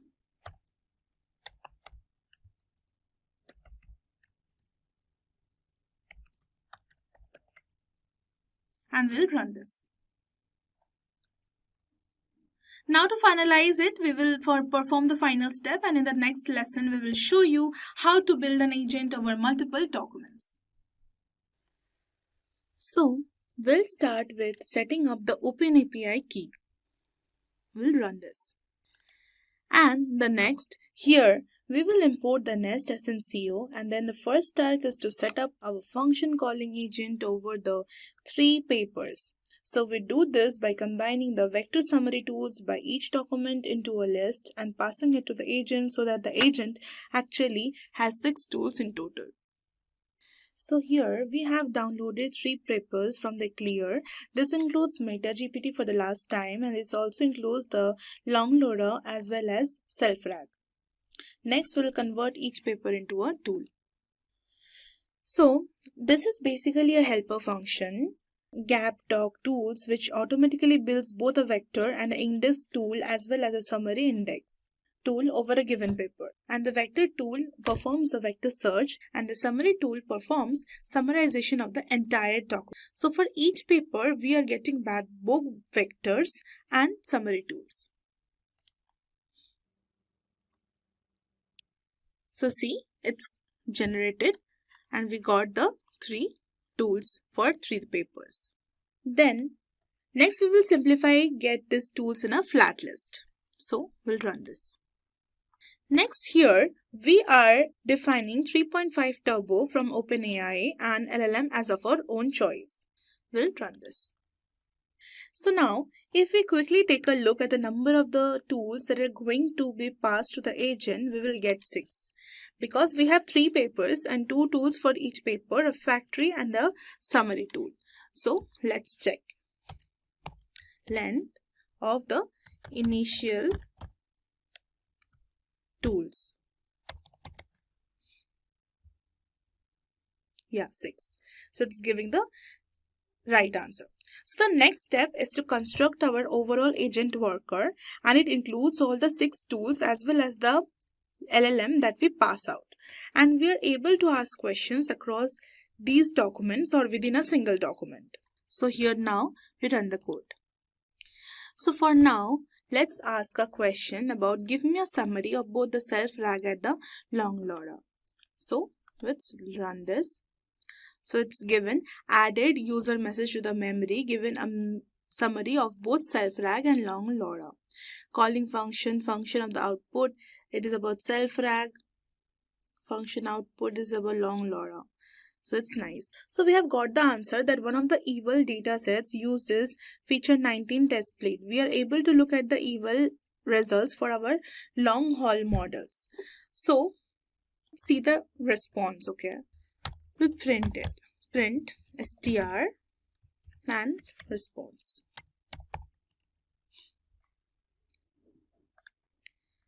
Run this. Here are the summaries of the SelfRag and the Langloda. It is given a summary. So let's move on to the next question.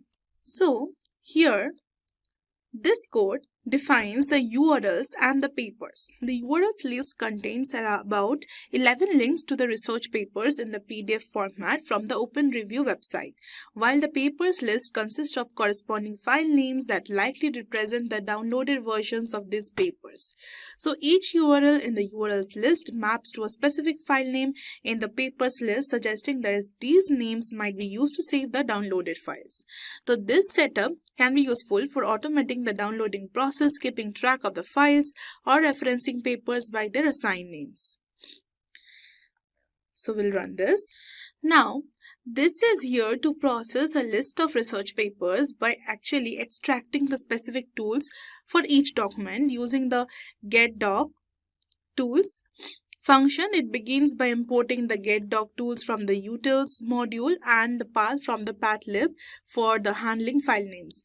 An empty directory, the paper to tools directory, is initialized to store the mapping of each paper to its respective tools. The code then iterates through the papers list, printing a message to indicate which paper is being processed. For each paper, it calls the getDoc tools, passing the paper's file's name and its file name without .pdf extension, that would be so this function returns 2 tools: a vector tool likely for converting into embeddings for the NLP task and everything, and the summary tool which might generate the summaries of the paper. So these tools are then stored in the dictionary with the paper file name as the key and the tools as the value. So this setup enables efficient document processing, allowing for easy access to the vectorized representations and summaries of each research paper.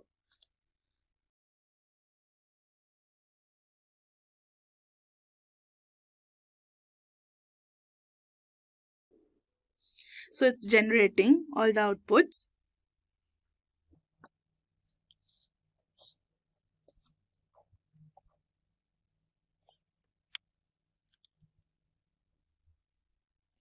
So now we'll move on.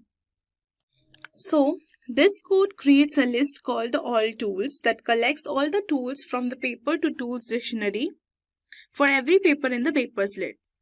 So it uses a nested list comprehension, which means it goes through each paper in the papers, retrieves its associated tools, a list of the 2 tools stored in the paper to 2 tools dictionary paper, and adds each tool to all the tools. So as a result, all tools become a single list containing all the vector and the summary tools from every paper, rather than keeping them grouped by paper. So this approach makes it easy to access and process all the tools together instead of dealing with them paper by paper. Now, after that is done, this code actually creates an object-based index and retriever for the tools stored in all tools using the vector store index from the LLMA index code library that is imported from. So the object index from objects function takes all the tools and organizes them in a searchable index. The index, the index underscore CLS is equal to vector store index. This argument specifies that the indexing method should use a vector based retrieval only, meaning each tool will be converted into a vector representation for efficient searching.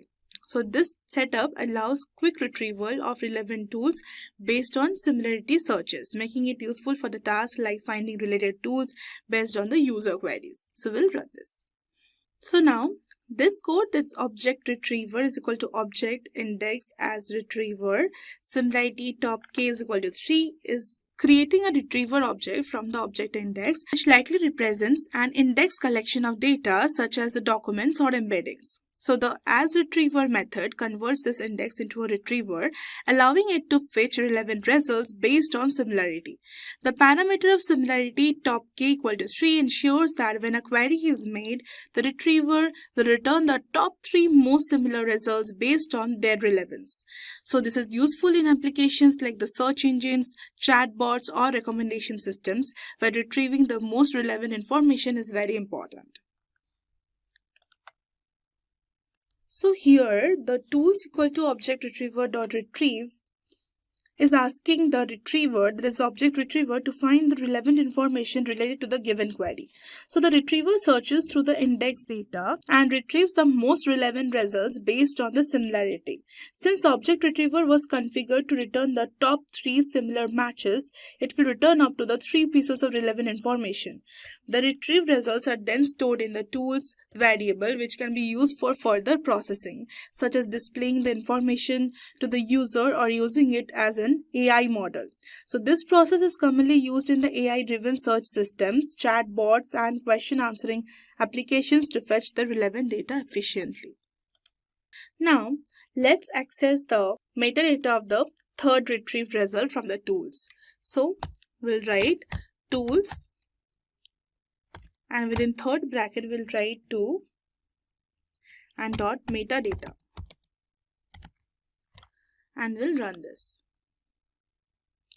So this code tools.metadata is accessing the metadata of the third retrieved result from the tools list.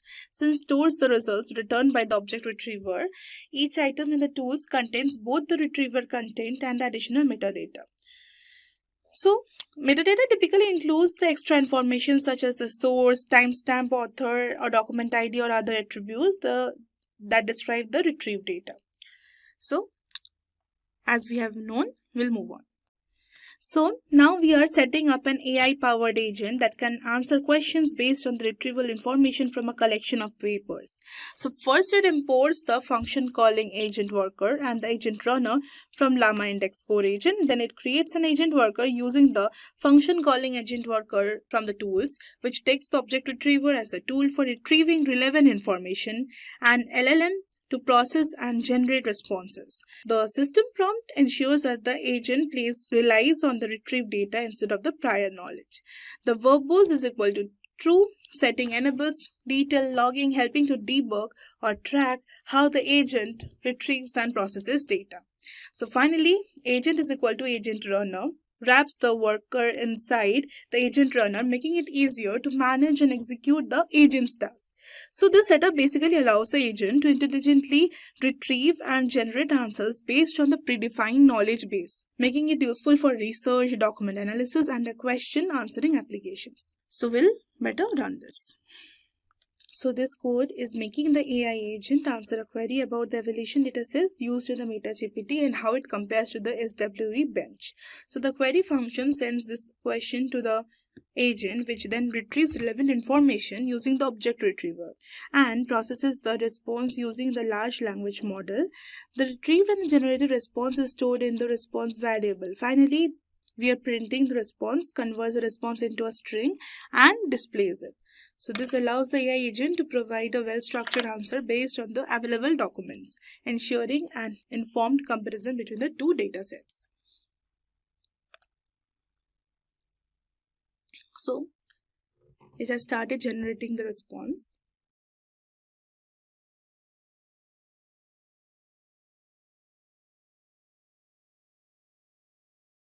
And then the last step is making the AI agent analyze and compare the two research papers, that is the long LORA and the loft Q. The query function sends a detailed question, making the agent to first analyze the approach used in each paper and then compare and contrast them. So the agent retrieves relevant information using the object retriever and processes the response using the language model. So the generated response is stored in the response variable. Finally, the retrieved and analyzed answer, if you run this, can be printed or used further. So this setup helps in extracting the insights from the research papers efficiently, making it useful for the academic research, technical analysis, and AI-driven summarization. So down the line, let's conclude this course. So guys, throughout this journey of building the Agentic RAG applications, we have explored how to enhance AI's ability to retrieve, process, and reason through complex informations dynamically. We started with an introduction to understand why agentic reasoning is important in retrieval augmented generation and how it improves AI's ability to handle diverse queries effectively. We then explored the routed query engine, which helps the direct queries to the right sources, making retrieval more efficient. Moving forward, we implemented the tool calling, enabling AI agents to interact with the extract tools and enhance their decision-making capabilities beyond simple text generation. Now, the next crucial step was constructing an agent reasoning cycle where we developed a system that allows the AI to process information iteratively, improving its responses based on new insights. Finally, we created a multi-document agent which enables the system to pull and synthesize information from multiple sources, ensuring more comprehensive and accurate results. Through both detailed explanations and hands-on demos, we saw how these components come together to form an intelligent agentic RAG system capable of making decisions, retrieving relevant information, and interacting with tools to enhance its functionality. The potential of agentic RAG is vast, from personalized AI assistants to automated research tools and context-aware decision-making systems. So by mastering these techniques, you are now equipped to build and refine your own intelligent AI applications, taking retrieval augmented AI to new heights. As AI continues to evolve, integrating reasoning, retrieval, and the tool interaction will be a key to developing more capable, autonomous, and adaptive systems. Now it's time to take what you have learned and experiment with building your own agentic RAG solutions to push the boundaries of AI. So guys, congratulations on completing the Building Agentic RAG Applications course. You have taken a major step towards mastering the AI-driven retrieval and reasoning system. systems. Now it's time to put your knowledge into action, experiment with Agentic RAG, refine your agent's decision-making abilities, and explore the innovative wave to enhance the automation and the contextual understanding. Keep pushing the boundaries of AI and making the most of what Agentic RAG has to offer. Hello everyone, I am Mank and welcome to today's video where we will be talking about LLM benchmarks, tools used to test and measure how well large language models like GPT and Google Gemini performs. If you have ever wondered how AI models are evaluated, this video will explain it in simple terms. LLM benchmarks are used to check how good these models are at tasks like coding, answering questions, and translating languages or summarizing text. These tests use sample data and specific measurement to see how well the model performs. For example, the model might be tested with a few examples, like few short learning, or none at all, like zero short learning, to see how it handles new tasks. So now the question arises, why are these benchmarks important? They help developers understand where a model is strong and where it needs improvement. They also make it easier to compare different models, helping people choose the best one for their needs. However, LLM benchmarks do have some limits. They don't always predict how well a model will work in real-world situations, and sometimes model can overfit, meaning they perform well on test data but struggle in practical use.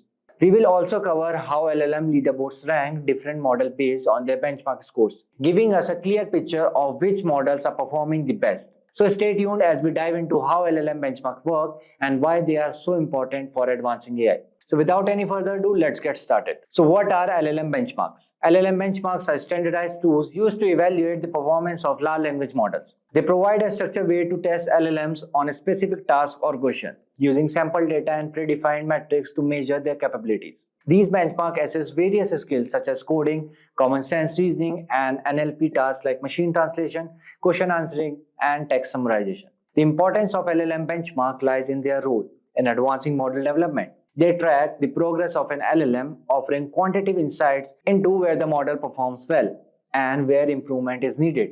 This feedback is crucial for guiding the fine-tuning process, allowing researchers and developers to enhance model performance. Additionally, benchmarks offers an objective comparison between different LLMs, helping developers and organizations choose the best model for their needs. So how LLM benchmarks work?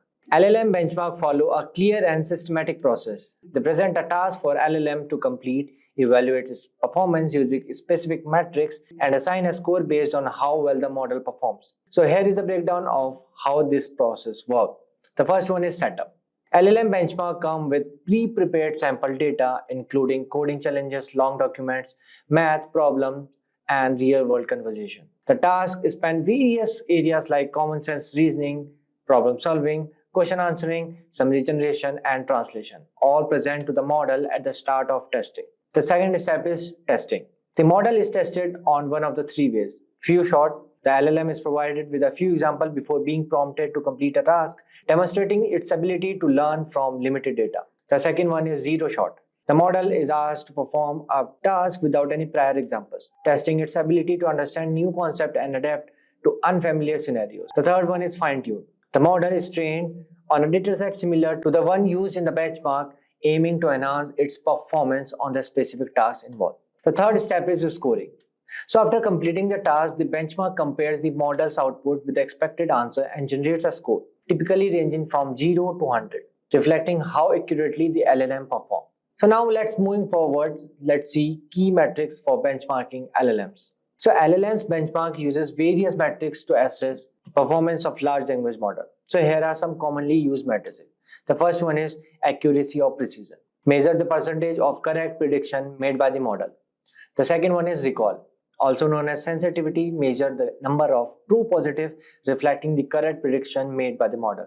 The third one is F1 score. Combines both accuracy and recall into a single metric, weighing them equally to address any false positive or negatives. F1 score ranging from 0 to 1, where 1 indicates perfect precision and recall. The fourth one is exact match.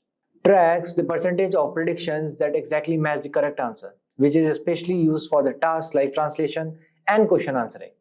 The fifth one is perplexity gauges. Here it will tell you how well a model predicts the next word or token. A lower perplexity score indicates better task comprehension by the model. The sixth one is BLUE, bilingual evaluation understudy. is used for evaluating machine translation by comparing n-grams, sequence of adjacent text element, between the model's output and the human-produced translation.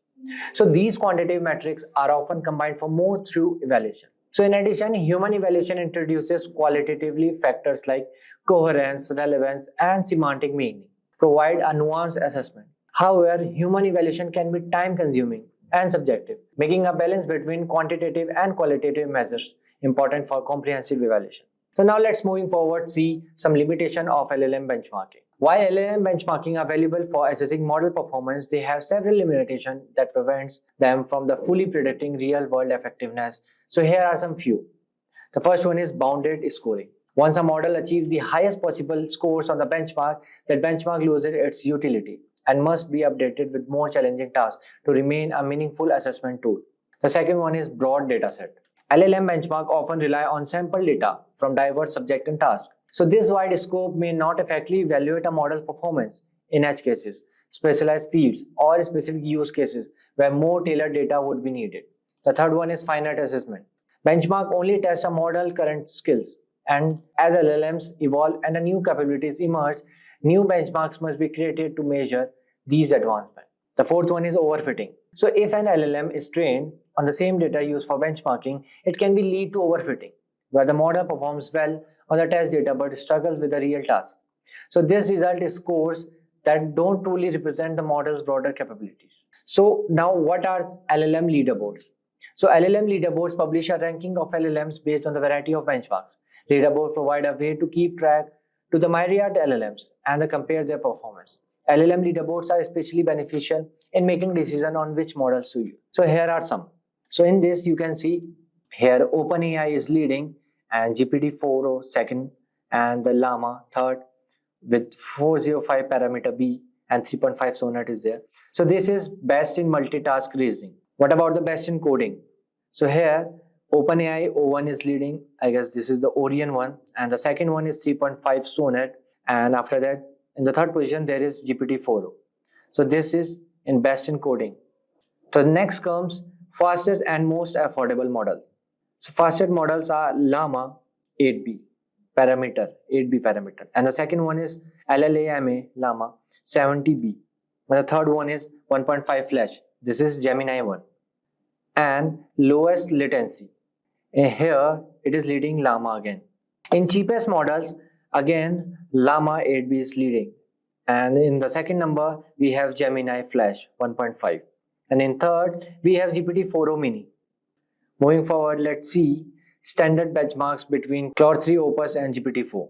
So in general, they are equal. In reasoning, Claude 3 Opus is leading, and in coding, GPT-4 is leading. In math, again GPT-4o is leading. In tool use, Claude 3 Opus is leading, and in multilingual, Claude 3 Opus is leading. Stable diffusion, one of the most advanced AI tools for generating stunning photorealistic images from just text. Whether you are describing a vibrant sunset, a futuristic city, or a surreal dreamscape, Stable Diffusion can turn your imagination into reality within seconds. The latest version, Stable Diffusion XL, brings even higher quality results thanks to a larger network and improved techniques. Not only you can generate images, but you can also enhance them with features like inpainting, where you can edit parts of an image, or outpainting, which expands the image beyond its original borders. So how does it work? The AI starts by breaking down an image into noise, then cleverly reverse that process to recreate a clear and detailed picture. We will also show you how to create effective prompts to get the best result from Stable Diffusion, whether you are using web-based version or running it on your own computer. And yes, you can even use it for commercial purposes. Stick around because I will be giving you a live demo and showing you step by step how to create your own images with this powerful tool. So without any further ado, let's get started. So hello guys, welcome back to the demo part of the Stable Diffusion. So first I will open Stability AI. Okay. So this is the artificial intelligence company which launched Stable Diffusion, text to image generator. Okay. So we have multiple models in this. Okay. So we have image model, we have video model, audio, 3D languages. Okay, let's go to this image models. Yes, so we have two series, SD3 series and SDXL series. SD3 large is there, large turbo is there, SD3 medium is there. In SDXL, see, stable diffusion XL is there, SDXL turbo is there, and Japanese stable diffusion XL is there. So there are two ways of using stable diffusion. The first is you can install stable diffusion locally and you can use it, but there are some requirements you should have on your system. Okay, just like there should be, GPU should be there, graphic card, NVIDIA graphic card should be there, or another graphic card will be fine, right? So here you can use the API, or you can get the license, or you can download the code. Okay, or you can read about the stable diffusion XL here, right? So I will show you how to download and install this stable diffusion. For a while I don't have any graphic card on my system, okay, so I can't use, but I will show you properly how to use and how to run it. So first step, I will give you this link. Okay, this is the Hugging Face. So here SDXL is, their recently launched model. Okay, so here you can read it about all the configuration or you want. Okay, how you can install. So first you have to install Python. Okay, first you have to install Python latest version, and then second you have to install, after installing Python you have to install Git, not Git Copilot, just Git Bash. Okay, this you have to install Windows, either Mac OS or Linux. Okay, so here what you have to do, I will give you this link, and you have to go to files and version, and you have to download this one, SDXL base 1.0 0. This one, or you have to download it. So see, I have already downloaded it. Okay, so this file is all around 6.5 GB. Okay, for a while I'm canceling it because as you can see here I already downloaded. Okay, so after downloading this you have to go to, you have to write stable web UI, stable diffusion web UI. Okay, I will give you this link as well. Okay, here what you have to do, you have to go here and download zip file. Okay, again zip file is there, but again let me download it for you. Okay, this is done. Okay, after that what you have to do, you have to unzip this stable diffusion. Okay, then this folder will come. Okay, then you have to go down, and here you can see web UI user for Windows batch file. You have to run this batch file. Okay, if you are Mac user, you can run this shell script. Okay, so I will install this. I have already installed, but you have to just double click this and everything will be installed. Okay, so it will launch one page. After installing this, it will take like half an hour because it will download multiple files of 4455 GB. Okay, for a while let me run it. See, this page will come. So as you can see here, I am running stable diffusion locally 127.0 this. Okay, this is local. So here, so now we downloaded first file, right? If you remember, we downloaded this file. So what you have to do, you have to go to downloads, then you have to copy this file, downloaded file, then you have to go here. Here you have to go to models, then here you have to stable diffusion, then you can copy paste here your file. Okay, so these are the models. So this is the latest models. Okay, it will install with v15 pruned model, but we want to use latest model. Okay, so that's why we are copying it. Okay, so while installing, it will show you some these type of things here. It will download multiple things, right? So after installing this, just refresh and you can see two models are there. Okay, you can select either. Okay, I'm selecting this. Here I will write astronaut riding horse, but it will give me error. Okay, I will write generate. So what error is coming? See, found no NVIDIA driver on your system. Okay, I don't have any drivers installed in my system. I don't have any graphic card, but if you have graphic card, it will run smoothly. It will give you all the outputs. But again, we can use this stable diffusion online as well, web. Okay, here see stable diffusion 2.1 demo. I will give you this link as well. Okay, so let me write again then the same thing, astronaut riding horse, generate image. So it will take 11 seconds as it is showing. We have to wait. Okay, it's scanning, almost done, processing. See, astronaut riding horse. Okay, let's go to ChatGPT and ask some funny, give me some funny text to image generators prompts. Okay, so let's get, okay, a cat wearing chef hat adapting. This one is cool. Okay, let's copy this and paste it here. Okay, let's read. A penguin dressed as a pirate searching for treasure on a ice floe with a parrot that only squawks. Okay, see, pirate hat. See, pirate hat. Okay, let's try something else. A robot trying to blend at a grumpy bear sitting in a therapist office. Okay, this one is cool, I guess. Okay, let me run it. Again, it will take some 11 seconds. But this, if you run locally, this will work definitely. I'm sure.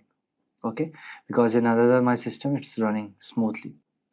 See, a grumpy bear sitting in a therapist office discussing its feeling about something. See, sitting, this one. So this is how you can use stable diffusion, okay, locally and using web, right? This is better than DALE because DALE is again expensive. Today, we will discuss about booming topic of this era, multimodal AI. Let's understand with an example. Imagine you are showing a friend your vacation photos. You might describe the sight you saw, the sounds you heard, and even your emotions. This is how humans naturally understand the world, by combining information from different sources. Multimodal AI aims to do the same thing. Let's break the modal AI first. Multimodal refers to two different ways of communicating information like text, speech, images, and videos, where AI stands for artificial intelligence, which are systems that can learn and make decisions. So, multimodal AI is a type of AI that can process and understand information from multiple sources, just like you do when you look at your vacation photos.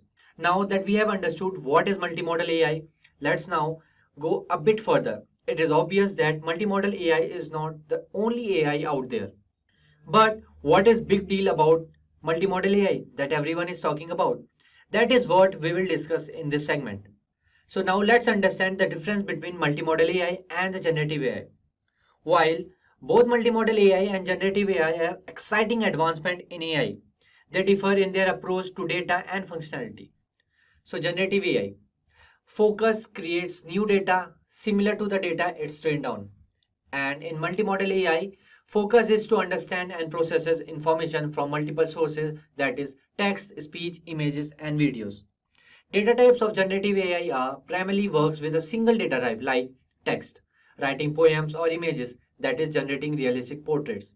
Whereas in multimodal AI, data types works with diverse data types, enabling a more comprehensive understanding of the world. The third one is examples like chatbots, text generation models, image editing tools. Whereas multimodal AI example covers virtual assistants, medical diagnosis system, and autonomous vehicles. Strengths are can produce creative and innovative content, automate repetitive tasks, and personalize your experience. Whereas in multimodal AI, strengths are provides a more human-like understanding of the world and improve accuracy. In essence, generative AI excels at creating new data, while multimodal AI excels at understanding and utilizing existing data from diverse sources. They can be complementary with generative models being used to create new data for multimodal AI systems to learn more from and improve their understanding to the world. Next, let's understand what are the benefits of multimodal AI. The benefits of multimodal AI is that it offers developers and users an AI with more advanced reasoning, problem solving, and generation capabilities. These advancements offers endless possibilities for how next generation application can change the way we work and live. For developers looking to start building, Vortex AI Gemini API offers features such as enterprise security, data residency, performance, and technical support. If your existing Google Cloud customers can start prompting with Gemini AI in Vortex AI right now. Next, let's see what are the multimodal AI big challenges. Multimodal AI is powerful but faces hurdles. The first one is data overload. Managing and storing massive, diverse data is expensive and complex. The second one is meaning mystery. Teaching AI to understand subtle difference in between meaning like sarcasm is tricky. The third one is data alignment. Ensuring data points from different sources staying in tune is challenging. The fourth one is data scarcity. Limited and potentially biased datasets hinder effective training. The fifth one is missing data blues. What happens when data is missing, like distorted audio? The last one is black box blues. Understanding how AI makes decisions can be difficult. So these challenges must be addressed to unlock the full potential of model AI. Next, let's see what is the future of multimodal AI and why is it important. Multimodal AI and multimodals represent a leap forward in how developers build and expand the functionality of AI in the next generation of application. For example, Gemini can understand, explain, and generate high quality code in the world's most popular programming languages like Python, Java, C++, and Go, freeing developers to work on building more featured filled applications. Multimodal's AI potential also bring the world closer to AI that's less like smart software and more like an expert helper or assistant. Welcome to our video about transformers in AI. And no, we don't mean the robot toys from the movies. We are diving into something even cooler in the world of computers and AI. Have you ever wondered how your phone knows what word you might type next, or how Google Translate works so well? That's where transformers come in. They are like super smart computer brains that can understand and create human-like text. Here's a fun example. I asked a transformer to tell me a joke and it said, "Why did the computer go to the art school?" Because it wanted to improve its draw speed. Okay, that's a bit cheesy, but it shows how these computer programs can come up with new ideas on their own. Transformers are changing how we use technology every day. They help us with things like translating languages, summarizing long articles, writing emails and stories, and even playing games like chess. In this video, we will explore how transformers work, why they are so special, and what cool things they might do in the future. So let's talk about what exactly are transformers. Transformers are an artificial intelligence model used to process and generate natural languages. They can read and understand huge amount of text and then use that knowledge to answer questions, translate languages, summarize information, and even create stories or write code. The magic behind transformers is their ability to focus on different text paths with attention mechanisms. This means that they can understand context better than older models, making their outputs more accurate and natural sounding. The basic structure of a transformer includes two main parts, the encoder and the decoder. Think of the encoder as a translator that understands and processes the input, and the decoder as the one that takes the processed information and turns it into the output. For example, if we are translating a sentence from English to French, the encoder reads the English sentence and converts it into a form that AI can understand. The decoder then takes this form and generates the French sentence. A great example of a transformer in action is ChatGPT. ChatGPT uses transformers to understand and generate human-like text. When you ask a question, it processes your input with its encoder and generates a response with its decoder. This lets it have conversations, write essays, and even tell jokes. For instance, if you ask ChatGPT what's the weather like today, it uses its transformer model to understand your question and respond it with it's sunny with a chance of rain in the afternoon. This ability to understand and generate text makes transformers incredibly powerful. So let's talk about how transformers work. Transformers are especially good at sequence to sequence learning tasks like translating a sentence from one language to another. Here's how they work. First, there's the attention mechanism. This allows the transformer to focus on different parts of input data. For example, if it's translating the sentence, the cat sat on the mat, it can pay attention to each word's context to understand the meaning better. So it knows cat is related to sat and mat, helping it produce an accurate translation in another language. Transformers also use something called positional encoding. Since they process all words at once, they need a way to understand the order of the words. Positional encoding adds information about the position of each word to the input, helping the transformers understand the sequence. Another key feature is like parallel processing. Unlike older models like recurrent neural network, which is RNNs, the process text words by word. Transformers can process the entire sentence at once. This makes them much faster and more efficient. Let's compare transformers with recurrent neural networks. But first, let's understand what are RNNs. So RNNs is a type of neural network designed to handle sequential data. They process data one step at a time, maintaining a memory of previous steps. This makes them good for tasks where order matters, like speech recognition or time series prediction. However, RNNs have a problem called the vanishing gradient, which means that they can forget information from earlier in the sequence. Imagine trying to understand the sentence, Alice went to the park and then to the store. And RNN might struggle to remember Alice by the time it gets to the store, but a transformer can easily keep track of Alice throughout the sentence. So why are transformers better? Unlike RNNs, transformers process the entire sentence at once, keeping the context intact. This solves the vanishing gradient problem and makes transformers faster and more accurate to tasks like language translation and text generation. So let's talk about the applications of transformers. At first, we have language translation. They are used by services like Google Translate to convert text from one language to another. For example, translating hello, how are you to Spanish as hola. Then we have document summarization. They can take long articles and summarize them into shorter, more concise versions. For instance, summarizing a 10-page report into a few key points, making it easier to understand the main ideas without reading the whole document. Then we have content generation. Transformers can write articles, stories, and even code. They can create new content based on what they have learned. For example, you could ask a transformer to write a short story about a space adventure, and then it would come up with a unique narrative. Then we have game playing. Transformers can learn and play complex games like chess, making strategic decisions just like a human player. They analyze the entire board and make moves considering all possible outcomes. Let's talk about image processing. They are used in tasks like image classification and object detection, helping computers understand visual data. For example, identifying objects in a photo, like recognizing a cat, tree, or a car. Now let's understand the training process. The training transformers involves two main steps. Semi-supervised learning. They can learn from both labeled data where the answer is known and unlabeled data where the answer is not provided. This makes them very versatile. For example, a transformer could be trained on a mix of articles with and without summaries to learn how to summarize text effectively. Pre-training and fine-tuning. Transformers are pre-trained on a large dataset to learn general patterns. Then they are fine-tuned with specific tasks, making them highly versatile. For instance, a transformer might be pre-trained on a large collection of books to understand language and then fine-tuned to generate marketing copy for a specific brand. The future potential of transformers is huge. Researchers are continuously improving them, making them even more powerful.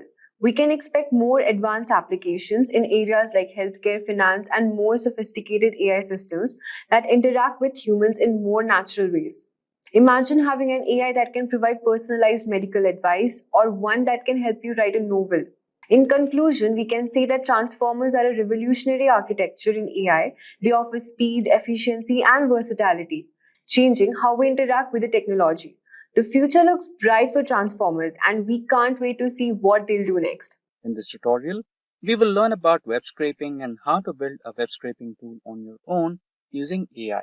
Web scraping has become a powerful way to gather real-time data from websites. Web scraping helps when you're tracking competitor prices, generating leads, or collecting product reviews.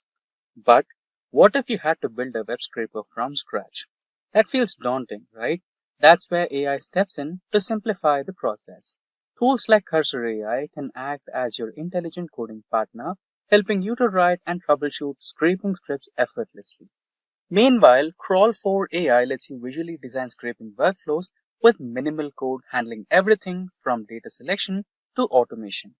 Together, they turn a complex task into a smooth AI-assisted experience so you can focus on insights, not infrastructure.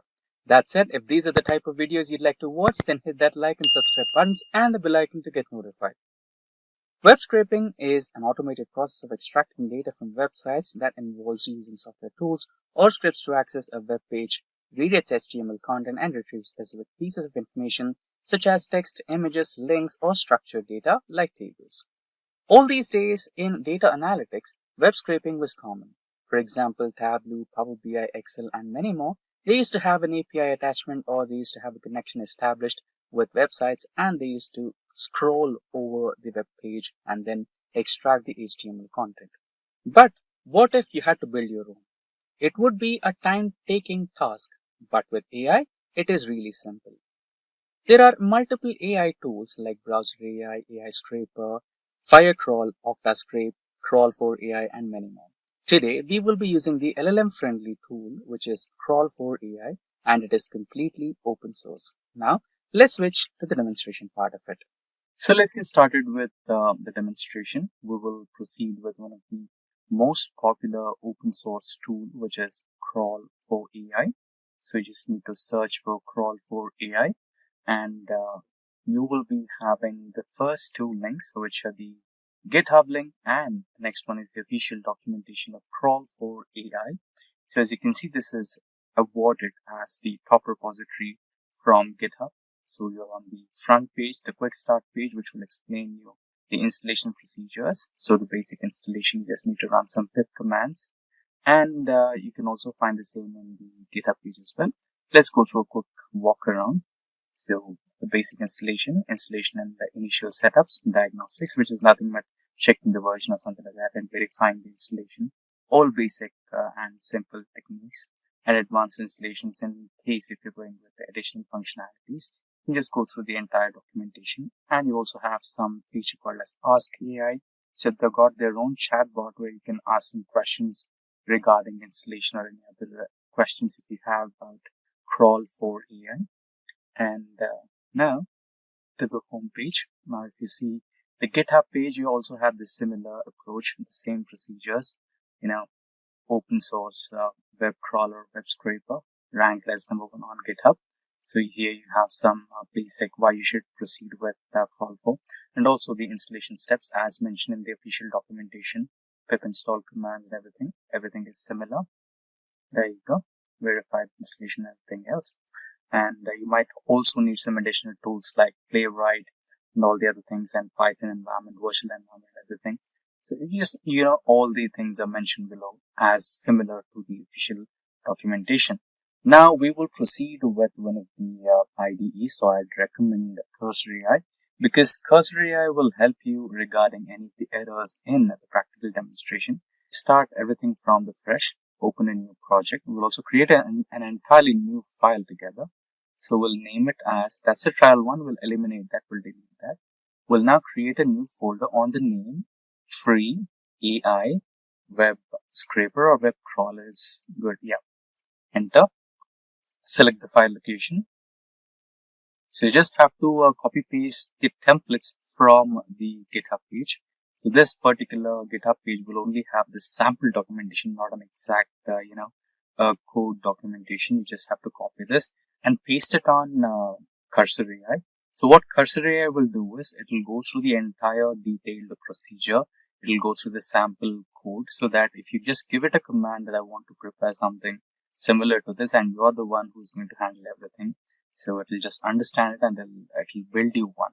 So we've pasted the entire documentation from GitHub. But before we enter it to the agent of Cursor AI, we'll be writing a small prompt, and the prompt will be really simple. Create me a multi-URL crawling project, which takes homepage of a website and then crawl up to 20 found pages using crawl for AI. Also allows .csv downloads and solves all the previous downloads in cookies section of the browser. That's it. And now, apart from the GitHub page, to just add a few more details, we'll go to the home page of crawl for AI, and here we'll go to fit markdown. So why fit markdown? So you already know whenever you are working on a web page, you'll have a mix and match of HTML, CSS, and all those things, right? So we don't want to focus on all those things. We just want to focus on the markdown part of it, the major details which are included inside the comments, right? The markup language. We just want to focus on that so that it minimizes the processor effort. So we'll just copy this and paste it back on the web page. But before that, let's also go to another file, which is also the multi-URL. So you can also copy this and paste it on the prompt. And first, let's paste the beginning one. And let's now copy and paste this as well. In case if you want, for right now, we're working on one single URL. So for safer side, I'll just go with one input as well. But if you're working with multi-URL, then you can copy and paste it as well. And also, you can also proceed with LLM. In case if you don't want the LLM to be functioning there, then you can also go ahead with that. So here you can see the key benefits as highlighted. Back to introduction. Yeah, that's the one which I was talking about, LLM free strategies. So in case if you don't want LLM to be functioning in the background, why you should avoid LLM being for the base extraction? These are the few reasons. So yeah, that's the one. So one of the crawl force AI is more faster. That's the reason you can choose the crawl for AI instead of any other LLM. Now let's go back to Cursor AI and continue with our prompt. Just enter and it will automatically create all the classes and all the code documentations for you along with a readme file which includes all the requirements and everything and the steps that you're following, right? You already got the requirements.txt which will have all the requirements that you need to execute this project. Now let's create the main crawler script. So it's writing a Python script for you. In the meantime, it will also give you some recommendations to follow. Here you can see that it wants to uninstall the existing Python and it wants to reinstall a new one and restart Cursor all by its own. You can see it is also generating the HTML template. There you go. You have the crawler.py ready and requirements.txt ready. You can see it also created a readme file. That's the one. And now it's writing a few more codes that are responsible in or play a key role in execution of this project. So that's your main code, crawler.py. It has the main functionalities that this particular project should go ahead with. The post, get, and other functions that you regularly have on the web page. And this is your README file. And here you have the requirements. So you'll be needing crawl for AI and other requirements. So this is your HTML file. I can just proceed and run. And obviously you will face errors because this was just a templatized code that Cursor AI has created for you based on the documentation that you gave to it. But worry not. Whenever you run the code, it will give you the requirements which are needed to execute and it will automatically install those for you using the pip commands. And by the end, it will automatically fix everything for you. Now it's running and you can see it already has set up a user interface on the local host. Just click on the link, open. Yeah, so your first error the web page or the local host is not responding, or maybe that's an internet connectivity issue. You can just copy this particular error or try to refresh. So let me write down a prompt. Can you check the warning errors and fix them all? And next, run the entire project. Now it goes through each and every file that it created and also cross-verifies the requirements and then executes everything. Let me delete this terminal. Yeah, so it found it needs a couple of templates. Okay, the templates directory exists, but we need to ensure it's properly set up. There you go. It's trying to relate every single file and fulfill the requirements that we need to execute this project. And the following changes are applied. You need to accept the file, accept the modified file, and then now it is installing the requirements. Python pip install our requirements.txt. If there are any requirements, it will do and it will automatically install. Yep, there you go, the playwright, right? So we did not manually install it. It identified the blank space there and it identifies it as an important prerequisite. So it is installing it. And it is also asking for an interpreter path. So we'll be going with Python 64-bit version 3.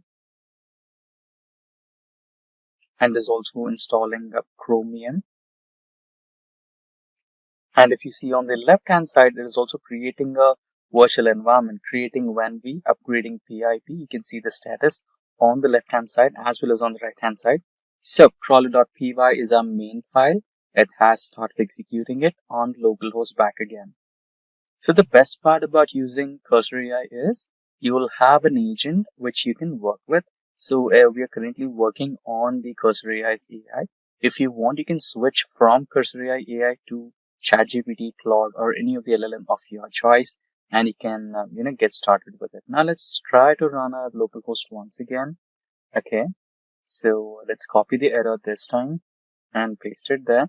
Now what this does is Cursor AI's agent will try to analyze what could be the problem and tries to decode or debug the entire problem and improvise the code and fix it for you.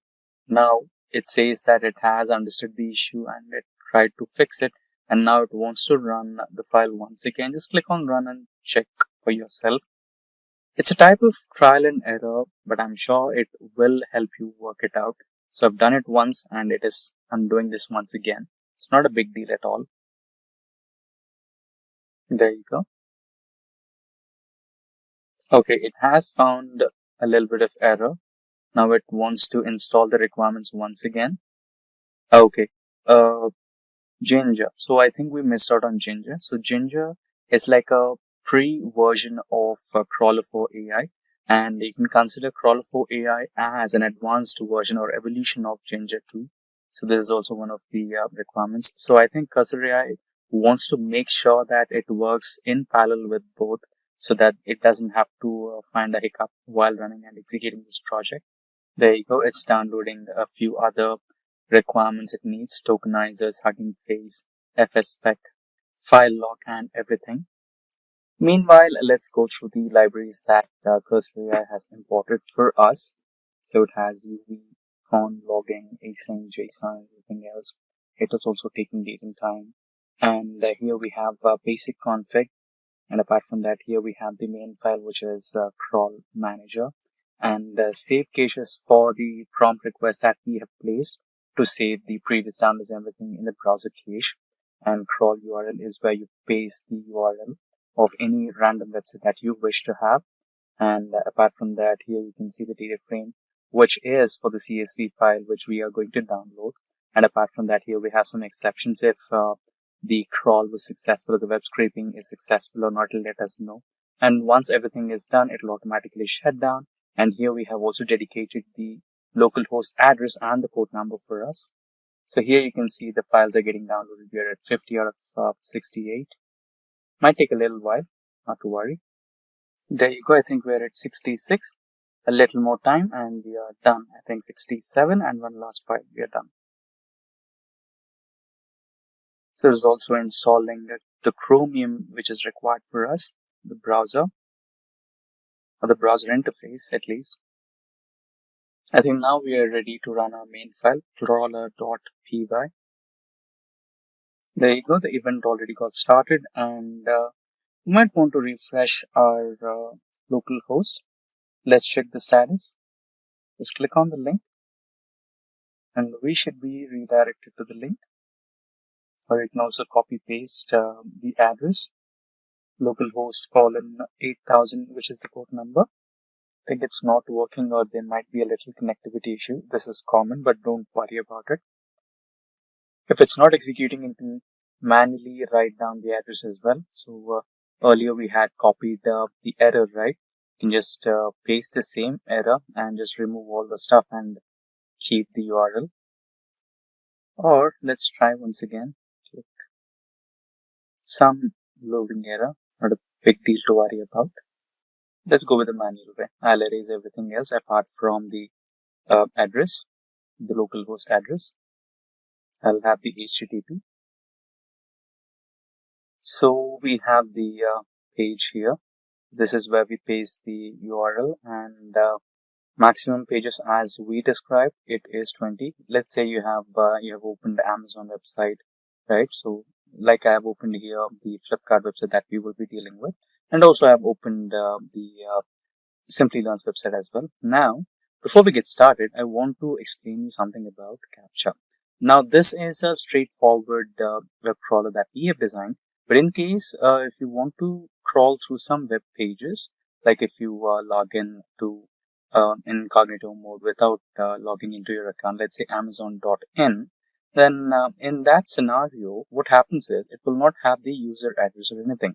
It'll just go to the login page and it'll ask you to log in with a captcha. So here you can see the captcha code, right? So this particular web crawler that we have designed is not designed actually to crack the captcha things. So for that, you might have to do some additional coding, or you can just write a prompt to, the cursory, and it will get it done for you. So, so far so good. We will just paste the URL and let's see. I am guessing that, yeah, we have an error. So don't worry if you didn't get any errors. So few parameters, you can see the max pages, right? That particular parameter is not properly defined here. So in that case, you can just copy paste the error. It'll automatically, cursory will automatically go through the error and the entire code, cross verify it and change the file name. So you can see it already fixed it, right? Accept the changes, and there you go. The code is automatically updated from its end. Accept the code. And now we are ready to run the code again. You can just refresh the local host, copy the address of the web page and paste it there. Okay, just refresh it. Sometimes you just face this connectivity issue, but not to worry. Once it establishes a connection, it will automatically reload. Okay, I think we missed out on HTTP. No. Let's just keep on refreshing it. Yeah, there you go, you found it. Now we will paste the URL that we earlier copied.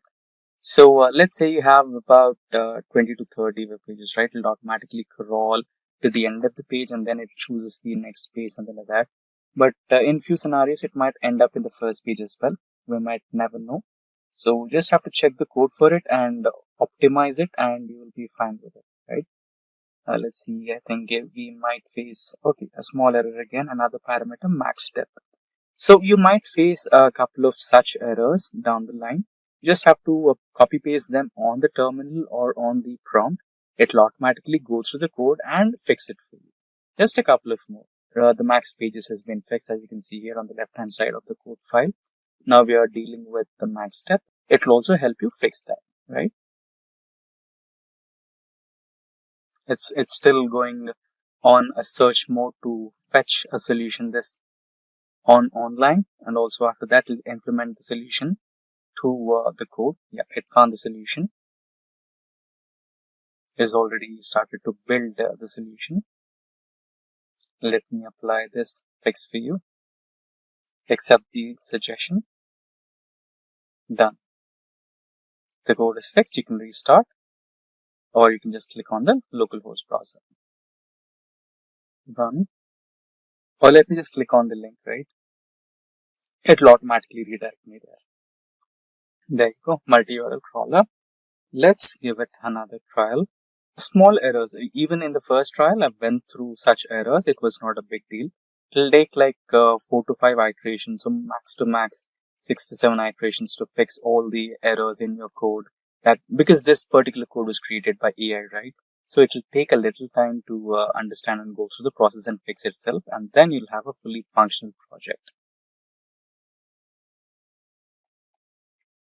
Okay, the code has already corrected now. Restart the server. I think it's asking, okay, in a few scenarios, if you're constantly facing such issues, don't worry much about it. It might be related to, some settings which might have some configurations which might have been requiring a restart of the application altogether. So if you even do that, it'll fix it. Okay, now we are back on the web page. So I think make sure there are no references to max step. Okay. So I think it's a better option to try a restart of the application altogether. So I just close it. Now let's go to Windows and type down cursor here. That's the app. So the app got restarted once again. Okay, it's now asking for a confirmation. Would you like to make this edit for me? Okay. Let us write down, yes, please confirm. Yes, confirm. Let's see if it gets done. So I have my web pages that I want to scroll or scrape. Let's run the code once again. Python crawl.py is getting executed. That was my first website, a Flipkart website and Simplilearn website. It's taking some issue again. It's not able to reload. Okay. We'll copy paste the same website. Okay, now deep crawl was the error. Okay, it's again downloading some requirements. I see some new crawl results on the left hand side. I think these were the results from the previous executions. Starting all crawls. Let's check the crawl results. Okay, complete. Data scraped. There you go. We can see the output here. Status success. Okay, we have successfully scraped the websites and the data has also already been downloaded. So here you can see on the left hand side of the editor, you can see some scroll or crawl results. So let me write down a prompt. Open in a local browser. If it can load the local host or web user interface to see the results on the web page with a proper user interface, that would be better. But we can practically see the results on the left hand side, and it already shown us the execution report on the terminal. Give me the link to user interface UI. So we tried to install the requirements again. Okay, let me close this shell or terminal. Let's check the requirements once again. Yeah, let it download the requirements. What I was thinking is, let's check the crawl results. So here you can see the first website, which was Simplilearn website. So it has downloaded some data. It is in the format which an LLM can read. But turned out you can see the Flipkart website as well. Every bit of data, the phone details, name of the phone, the display size, camera size, everything has been successfully scraped, and it also has been downloaded. So you can see an actual replica. The iPhones that we have filtered out, it has successfully downloaded, and even the link to each and every particular product from the website. So these are the scroll results, or the scraped results. Crawl or scrape, you can call it both. And this is the previous one. So this is the first one which it scraped out for us. The Simplilearn's official website of Generative AI courses and few other websites as well. There you go. This was the Simplilearn's data. Let's open this in the form of CSV, which it is supposed to do actually, right? Once the data has been downloaded, it should be supposed to be represented in the form of a CSV or tabular format in Excel. So do you want to install the recommendation for Rainbow CSV? Yes, install. I think I think we can have a look at the downloaded data in CSV format in downloads.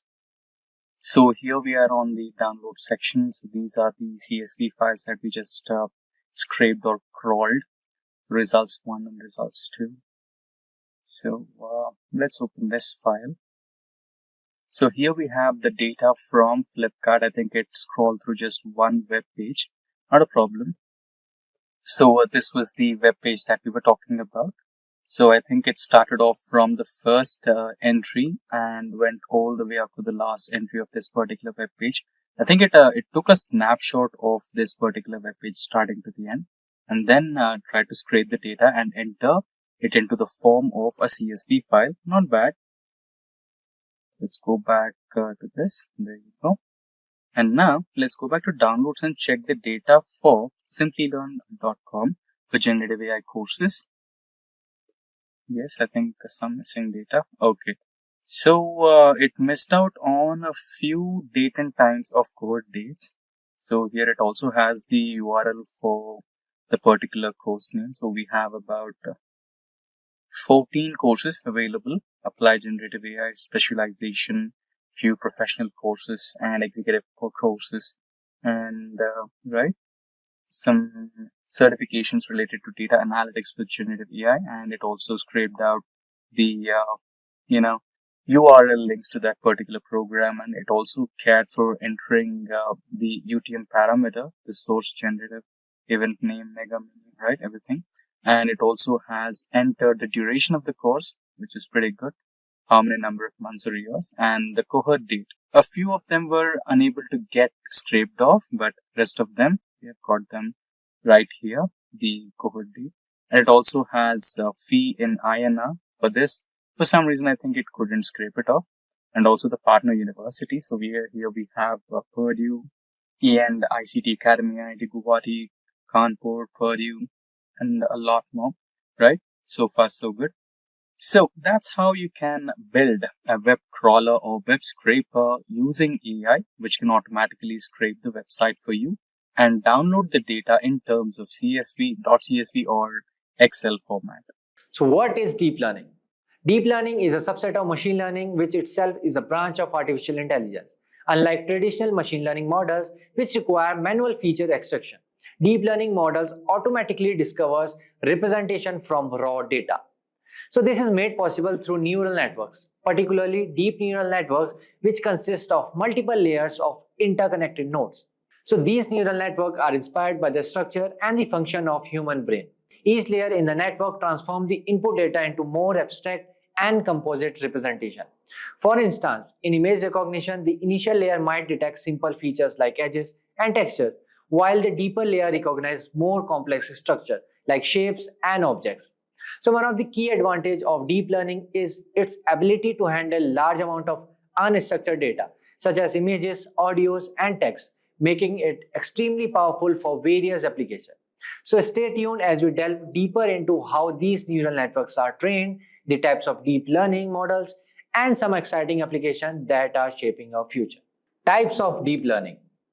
Deep learning AI can be applied supervised, unsupervised, and reinforcement machine learning using various methods for each. The first one, supervised machine learning. In supervised learning, the neural network learns to make prediction or classify the data using labeled datasets. Both input features and target variables are provided, and the network learns by minimizing the error between its prediction and the actual targets. A process called backpropagation.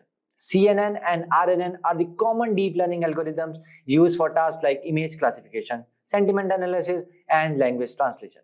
The second one, unsupervised machine learning. In unsupervised machine learning, the neural network discovers patterns or clusters in unlabeled datasets without target variables. It identifies hidden pattern or relationship within the data. Algorithms like autoencoders and generative models are used for tasks such as clustering, dimensionality reduction, and anomaly detection. The third one, reinforcement machine learning. In this, an agent learns to make decisions in an environment to maximize a reward signal. The agent takes action, observes the records, and learns policies to maximize cumulative rewards over time. Deep reinforcement learning algorithms like deep Q networks and deep deterministic polygradient are used for tasks such as robotics and gameplay. Moving forward, let's see what are the artificial neural networks. Artificial neural networks, ANNs, inspired by the structure and the function of human neurons, consist of interconnected layers of artificial neurals or units. The input layer receives data from the external resources and it passes to one or more hidden layers. Each neuron in these layers computes a weighted sum of inputs and transfers the result to the next layer. During training, the weight of these connections are adjusted to optimize the network's performance. A fully connected artificial neural network includes an input layer or more hidden layers and an output layer. Each neuron in a hidden layer receives input from the previous layer and sends its output to the next layer. So this process continues until the final output layer produces a network response.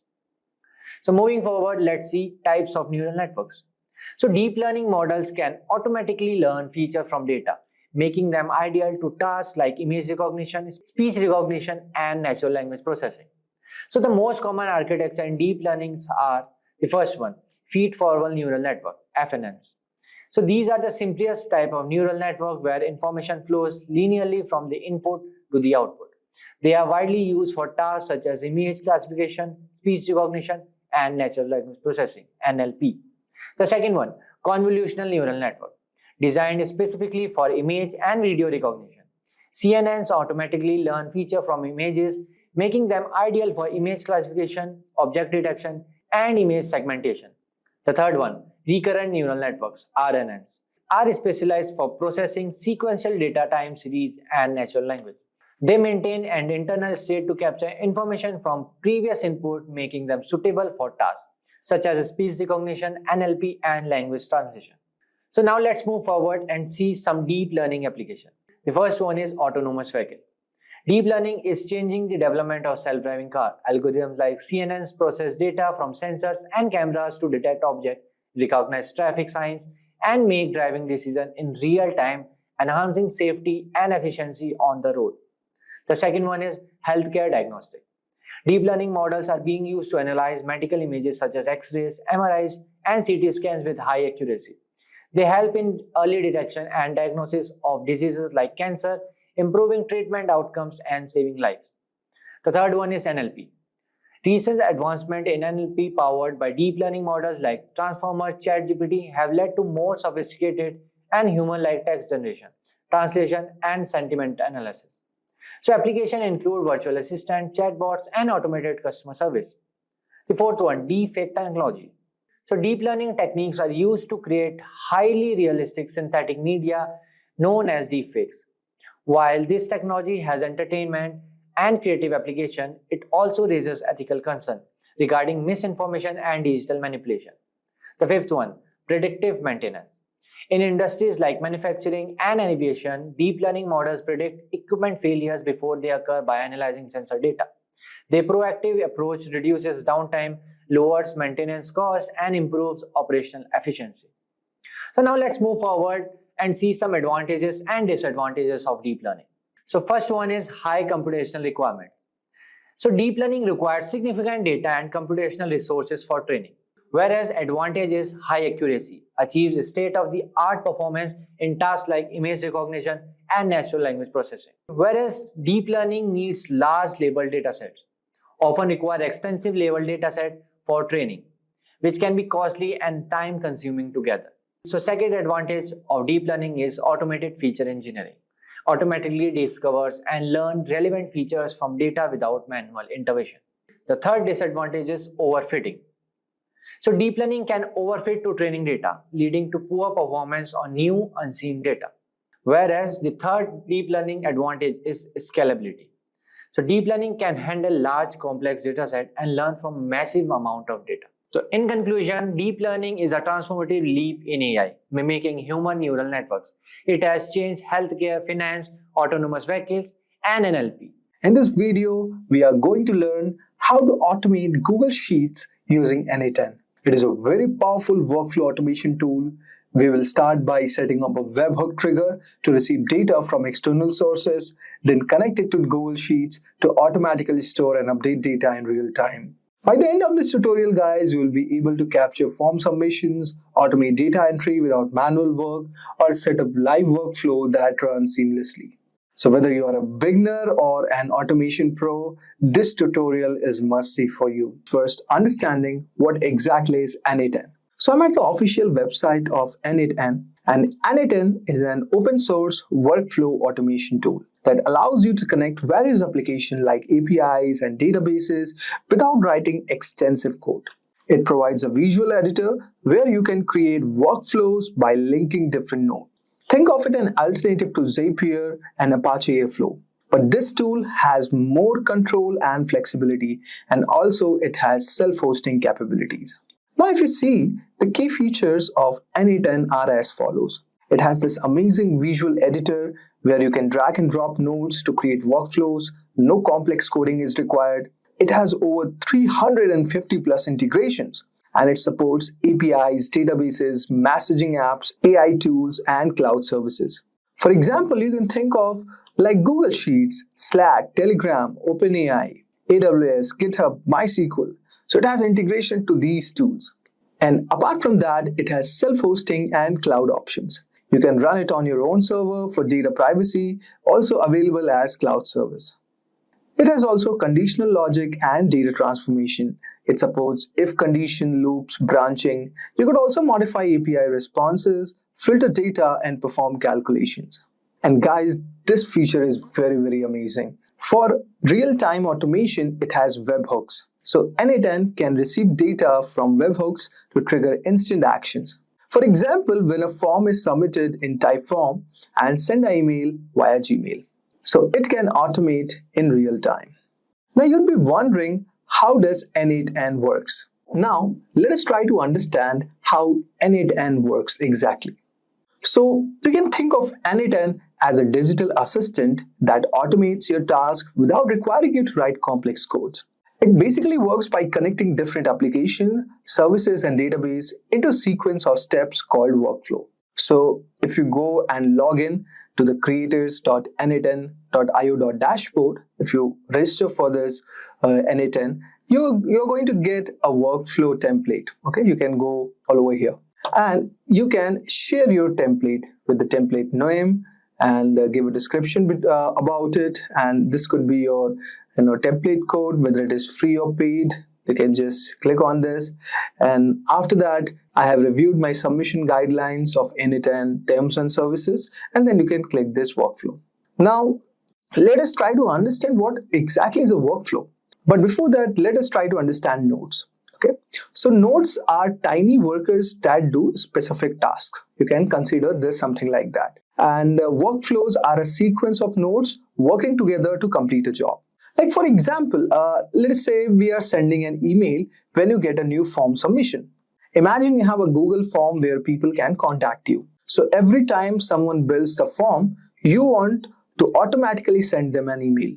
So in N8N, you can create a workflow like this. So a Google Forms node collects the new response, and Gmail node sends an automatic email to the person who submits the form. So this is something like this. We'll be doing a one hands-on tutorial also to elaborate more about it. So this is one of the way how it works. Next, there is a concept of triggers. So there are trigger-based execution mode also, how to start your workflow. So you have to also understand, guys, that N8N workflows don't run all the time. They only start when something happens. So there are three ways to trigger a workflow. So the first one is trigger-based execution, okay, which is basically called as an event-driven. The workflow automatically starts when a specific event occurs. For example, let's say a new row is added to the Google Sheets. Now the workflow starts to run. Or you can think about it something like that. When a customer fills out a type form survey, the workflow runs. Think of it like a doorbell. When someone rings a bell, like for example submits a form or updates a database, the workflow wakes up and does its jobs. Next one, we have the schedule execution, or we call it as cron jobs. Now here the workflow run on schedule, like daily, weekly, monthly. For example, every Monday at 9 a.m., a report is generated and sent via email. Or every hour, N8N checks for new tweets and saves them. Think of this like an alarm clock. You set it once and it automatically rings at the right time. Now let us discuss about the workflow components, which are like the brains of the system. So every N8N workflow is made up of different type of nodes, and each node has a special role, just like team members working on a project. So whenever we trigger the node or start the workflow, so what happens exactly? First, there is a webhook node, which starts someone when, like for example, someone is sending a data to your API. Then there is a scheduler node, which starts at a specific time, like every morning at around 8 a.m. And then there is a typeform trigger node, which starts when someone fills out a typeform survey. So we'll try to cover all these things in this today's tutorial. Now, there are some also nodes, like we call them as action nodes, which basically perform tasks. So these nodes do not actually work in your workflow. For example, let's say send an email node or send an email via Gmail or Outlook, or there is a HTTP request node which fetches the data from an API like a weather update or something. Then there is a Google Sheet node which like adds a new data to a spreadsheet. So these are called as action nodes, which basically performs task.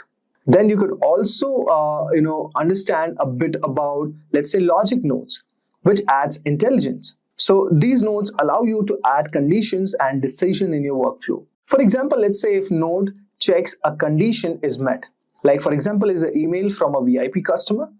You can imagine something like this. Then there is a switch node which routes the workflow based on different cases. Like for example, the payment example is the best one. Like if the payment is failed, send a reminder. Otherwise, if it's successful, send a confirmation. And then you could also find out the loop node, which repeats an action multiple times, like sending a follow-up email every 3 days. So guys, these were some of the logics nodes which basically adds intelligence. And finally, we have the data nodes, which store and retrieves the information. These nodes basically help you save and manage data. For example, like Google Sheet node, which helps you to read and write data from my spreadsheet, or MySQL node, which stores customer data in a database, or Airtable node, which basically updates information in a table. Think of it like filing cabinet. It organizes and stores important documents or data for future use. So putting up all together, let's say you run an online store and you want to notify your team on Slack when a new order is placed in Shopify. So here is how your N8N workflow would look like. There is a trigger node, like Shopify will trigger, like it is going to detect a new order. Then the action node is going to come up, which is going to fetch order details from Shopify. Then there is a logic node. If the order is above $1,000, it marks it as a high priority. An action node which basically sends a Slack message to your sales team. So this is like the entire process which runs automatically, saving your time and effort. Now guys, you would be wondering, why should you use N8N? See guys, there is no need for coding skills. You can just drag and drop nodes. It saves a lot of time by automating repetitive tasks. And it works with hundreds of apps and APIs like Google, Slack, Shopify, ChatGPT, etc. It also has self-hosting option which ensures privacy and full control. And finally, it is free and open source, unlike some other tools which have some strict limits. Now we are going to move forward and do a small hands-on to make you more understand about this platform. So guys, now let us create an automation using N8N. So first click on the first step. And let's say we want to use a trigger, let's say on a webhook call. So basically when we will be sending any HTTP request like get, post, put or delete, it is going to trigger our webhook on N8N. So just click on this and you could see our method is, let's say, post, and we want to post a data on using this post request. And after selecting this guys, just click for listen for test event. Let's test our webhook API. Copy this and then you can go to this online tool which is called as Rekiben. Okay. And it is just a very simple tool where you could just do one thing. You could paste the same URL which you have copied it from here. Okay. Now after going all from here, what are you going to do? Just click on the send request. Now you could see we have got a successful message that the workflow has started. But how to be sure of that this thing is working? Because in the output section, you will be seeing these kind of output. Okay. So our webhook API is working very much fine.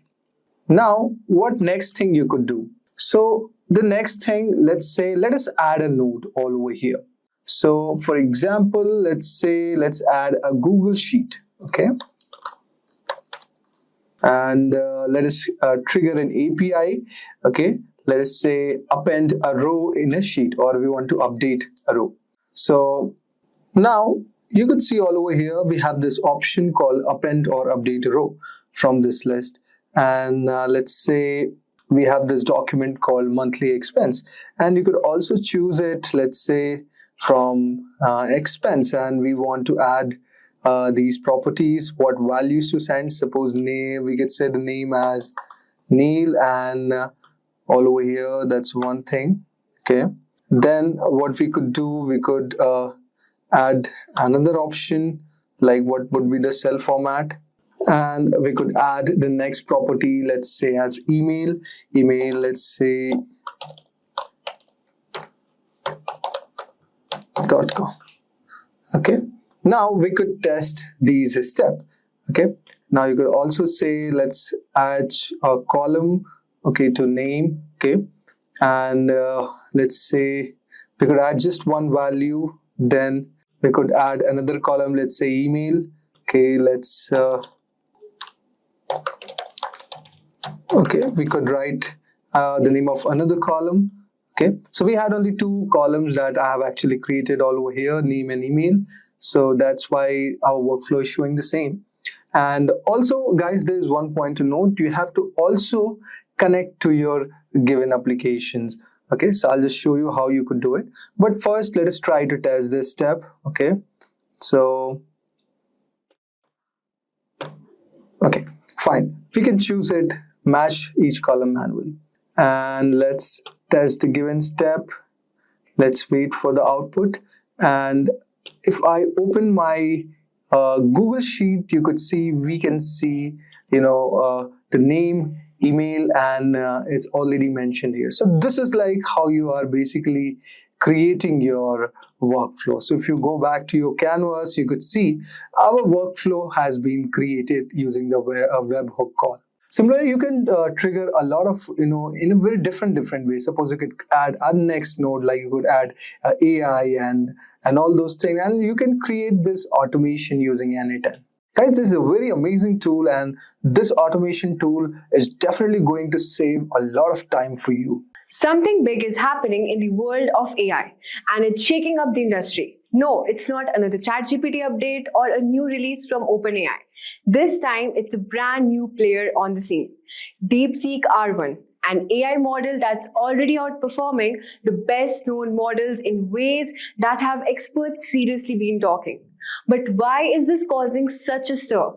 Well, it's because Deepseek R1 doesn't just answer questions like other AIs. It thinks.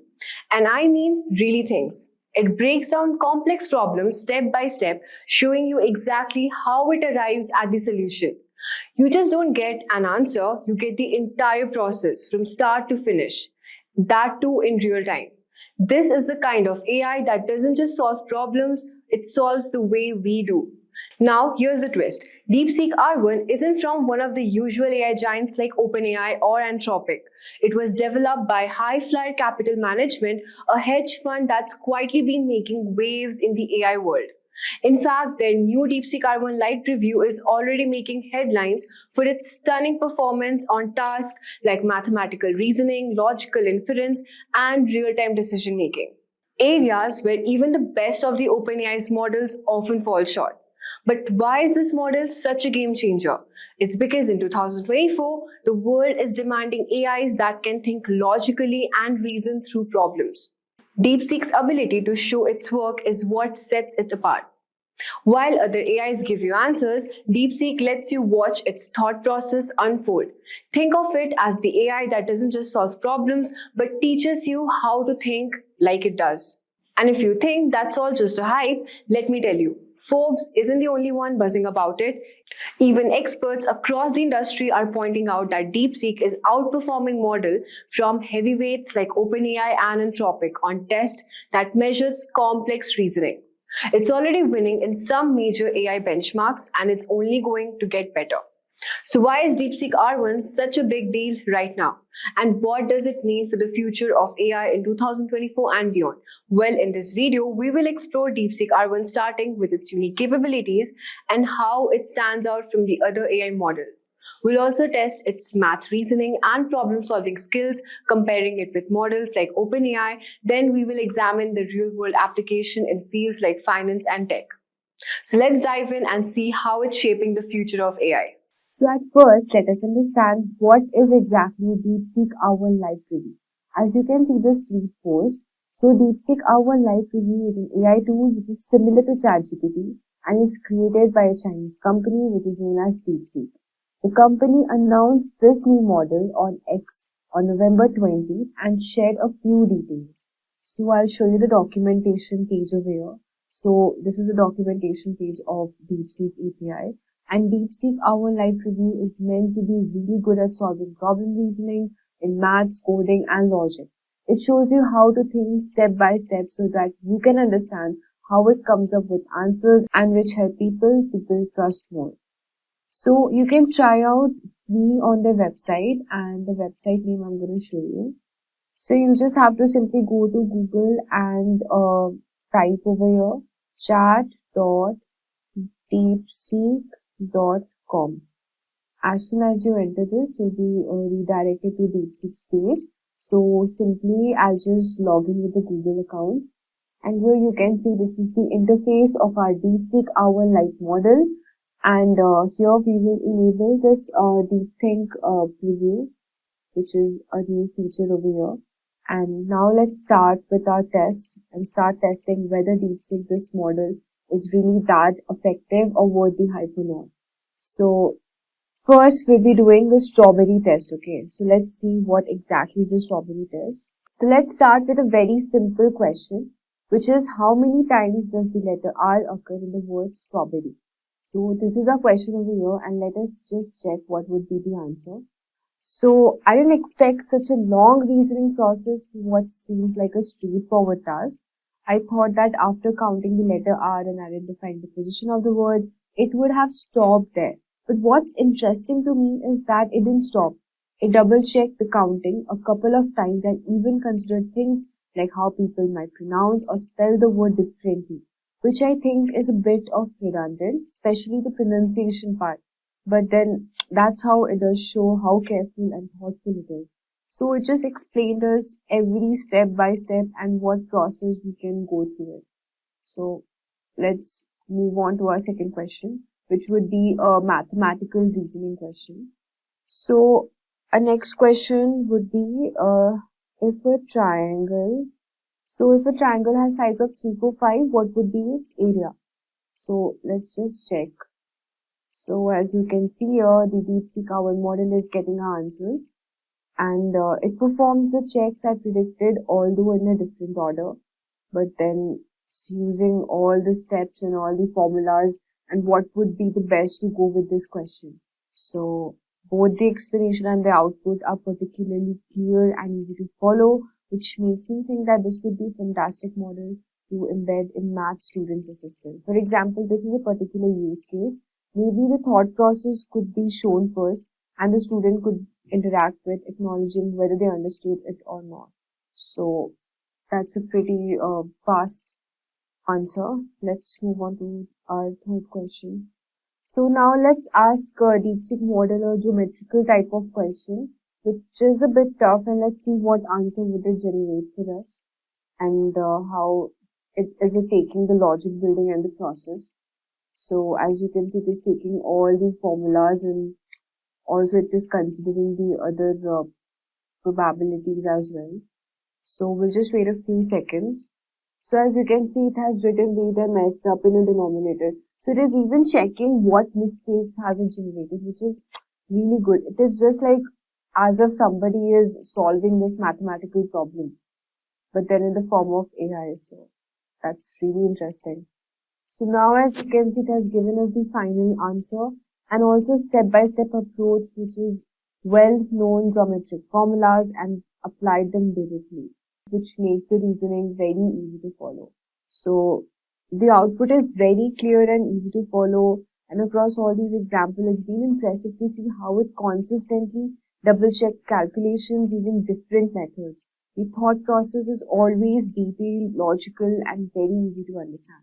So for somebody who wants to actually learn or go through these mathematical problems, this model will give a very detailed explanation. So I would highly suggest using this. So let's now move on to our next question, which would be a coding test.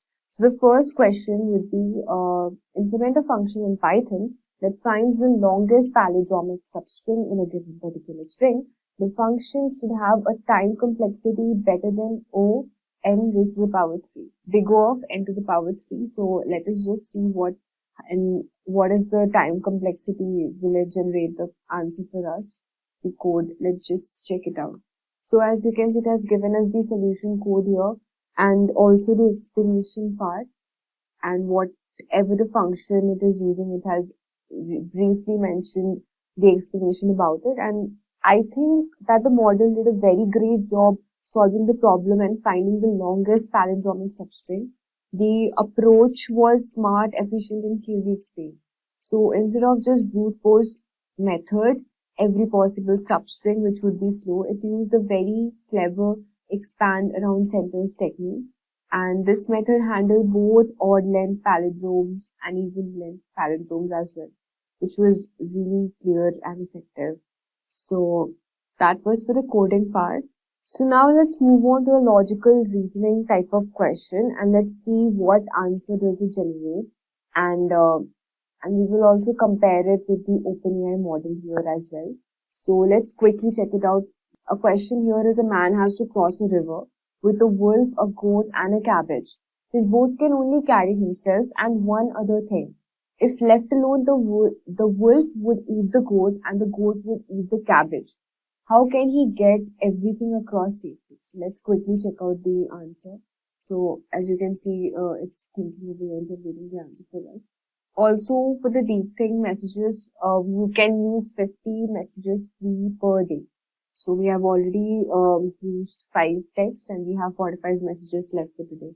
So as you can see, it has given a clear, detailed explanation and it solved the problem really very well.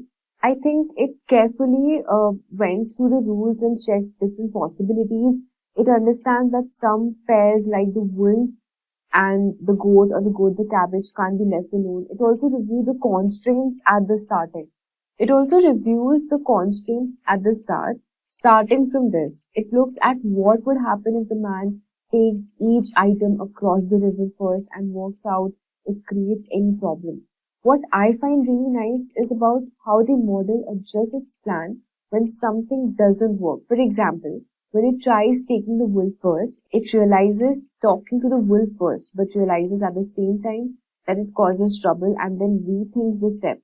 This trial and error method feels very similar to how we as humans might solve the puzzle ourselves. So in the end, the model comes up with a very right solution and explains it in a very clear and step-by-step way.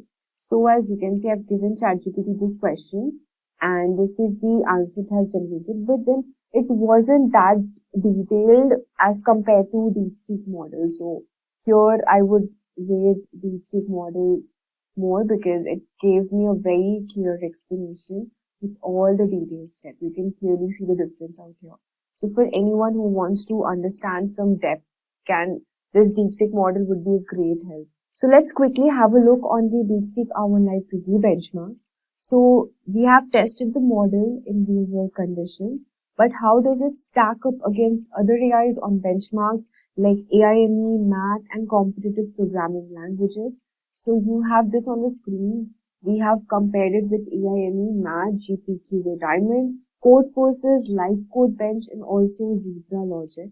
So according to the benchmarks, Deepseek Hour Live Review blows the competition out of the water when it comes to math and logic problems, with a pass rate of 52.5% on the AIME 2024 challenge.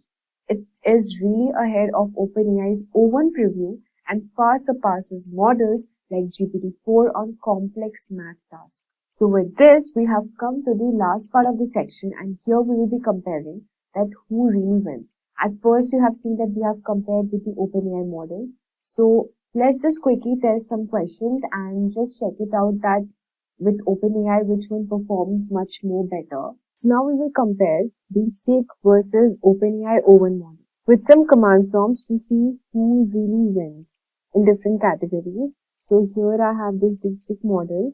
So my first command for this test is a math problem, and it says solve for x in the quadratic equation 3x to the power 2 plus 5x minus 2. So let's quickly see this, what answer is it giving, and we will be comparing it with the OpenAI O1 model as well. So as you can see, it is giving us all the available solutions using different methods as well. And see the first method, the second method, quadratic formula.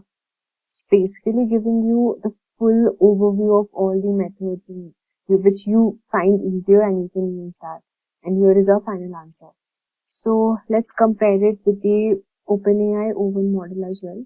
So here I have this question, and I'll just check for the answer. It's taking a bit of time, but let's wait for a minute. So as you can see, it has only used one formula, which is the quadratic formula, and here we have the answer for this thing. But what I found is it provided a correct solution, but then it lacked, whereas our Deepseek model, it provided much more detailed explanation. So I think Deepseek wins for this maths question as well. For the second comparison, I have a coding problem. So let's check for both. First, we will be checking for Deepseek model. And the coding problem is write a Python function to check if a given string is palindrome or not. And I'm waiting for the answer here.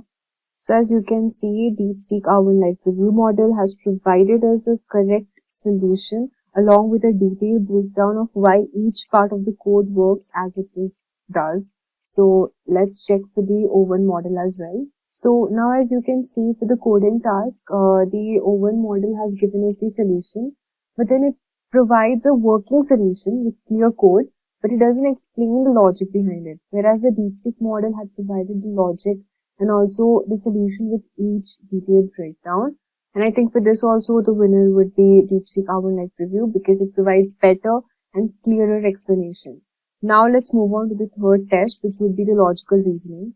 So here is my question, the logical reasoning, which is if a man has 5 apples and gives 3 away, how many apples does he left with? So let's check for the Deepseek model. So now you can see it has given us the answer and also the correct answer, but it has explained each and every logic to go through this question and why have we used this particular logic as well. So that's a pretty breakdown, detailed step-by-step explanation. Let's check for the OpenAI O1 model as well. So here I have my question. Let's wait for the answer. See, it has given us a straightforward answer, which is approx 2 apples. But then it hasn't mentioned the logic behind it. Same as it was same for the coding task. I think since both of these models have provided the accurate, correct answer, but here also the winner would be Deepseek because it has provided with a lot of explanation and transparency as well. So this is the wrap up of the video today. And if you're looking for an AI that excels in reasoning, problem solving, and transparency, it's definitely a contender. While OpenAI and other models are fantastic, Deepseek brings something unique to the table. Step-by-step logic, clear explanation with an edge when it comes to math and coding challenges. Learn's YouTube channel. In this session, we will learn how to run Deepseek locally in Windows command prompt. But before that, let's take a look at the Deepseek and all the hype about it.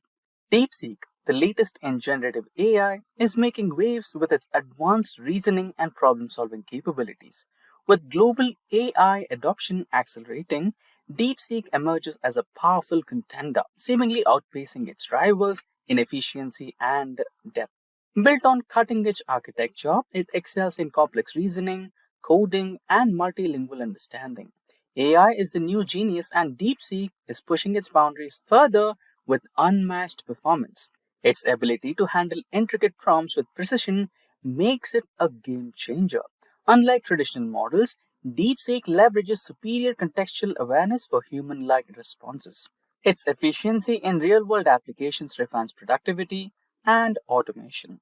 Businesses and developers are rapidly integrating it for high-level decision making. That said, if these are the type of videos you'd like to watch, then hit that like and subscribe buttons and the bell icons to get notified. Now, before we get started, we need to check the space first. Let me explore the File Explorer once. So you can see the downloads is almost full. Now we have another volume D which has a little bit of space. Let's use that. Now let's change the location of downloads to drive D. For that, go to Downloads, open Properties, and here go to Location. Maybe if you want to create a new file, that's also okay. Let's try that.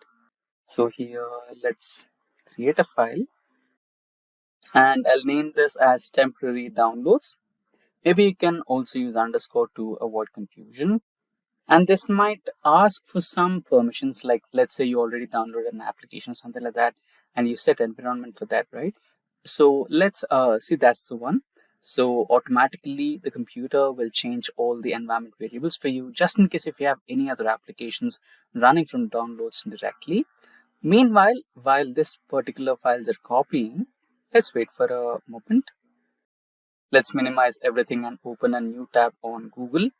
So to run Deepseek locally, we might want to use a few things. Firstly, LLaMA. So let's download LLaMA. Go to the LLaMA thing in the third link.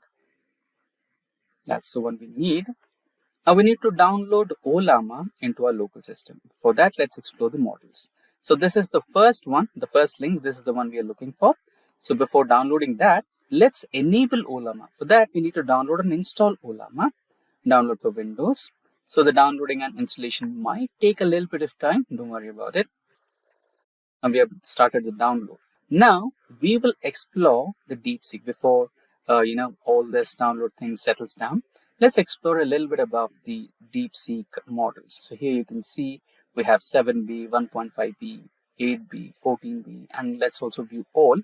So the B stands for billion parameters. So Deepseek has a lot of modules based on the learning parameters, right? A couple of them have 8 billion. 671 is the highest, I guess, 400 GB. And because of space constraints, we will go with the first one, which is 1.5 billion parameters one. You can choose the model based on your space in your computer. So I'll go with the 1.5B1. So just click there and you'll get all the drop down options. Go with the one you want. And for that, just copy that code there. LLaMA run Deepseek -R1 1.5B, right? That's the one. And let's open the command prompt. Okay, before that, we need to install LLaMA first. So the file has been downloaded successfully. Navigate to the downloads location. Start the setup. It might take a couple of time. Once the setup is completely done, then we will open the command prompt. And then copy paste that particular code.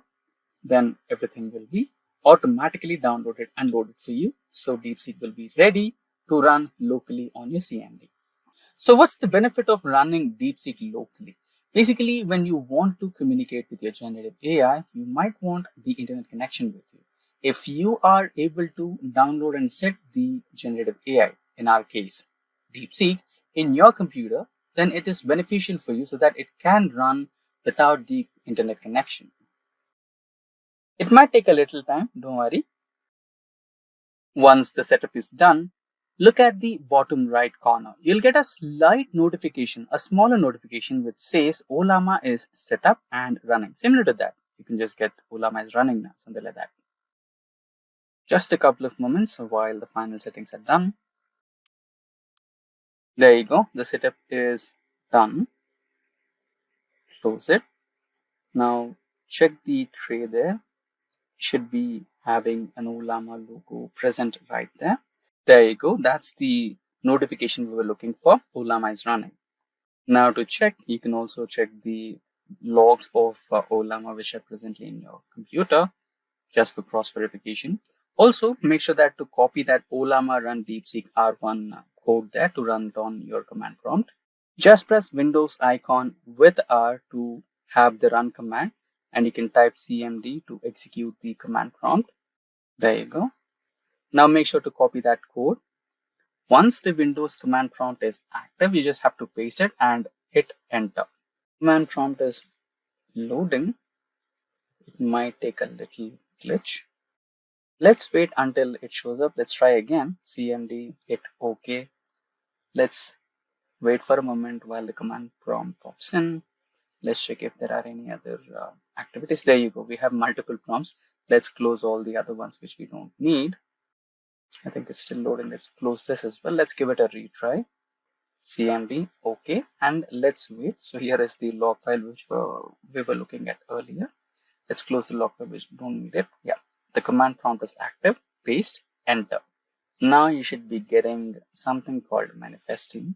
So that means the package is getting downloading, pulling manifest.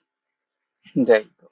So based on the model that we chose, which is 1.5 billion parameters, it's typically a smaller version of the Deepseek that we were looking at.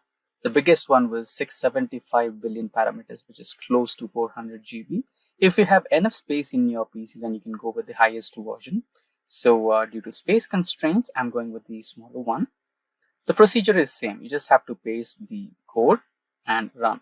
So at the last where you have 1.5B, right? In place of that, you'll be having 675B. That's the only difference. It might take a little bit of time to download based on the package you're using.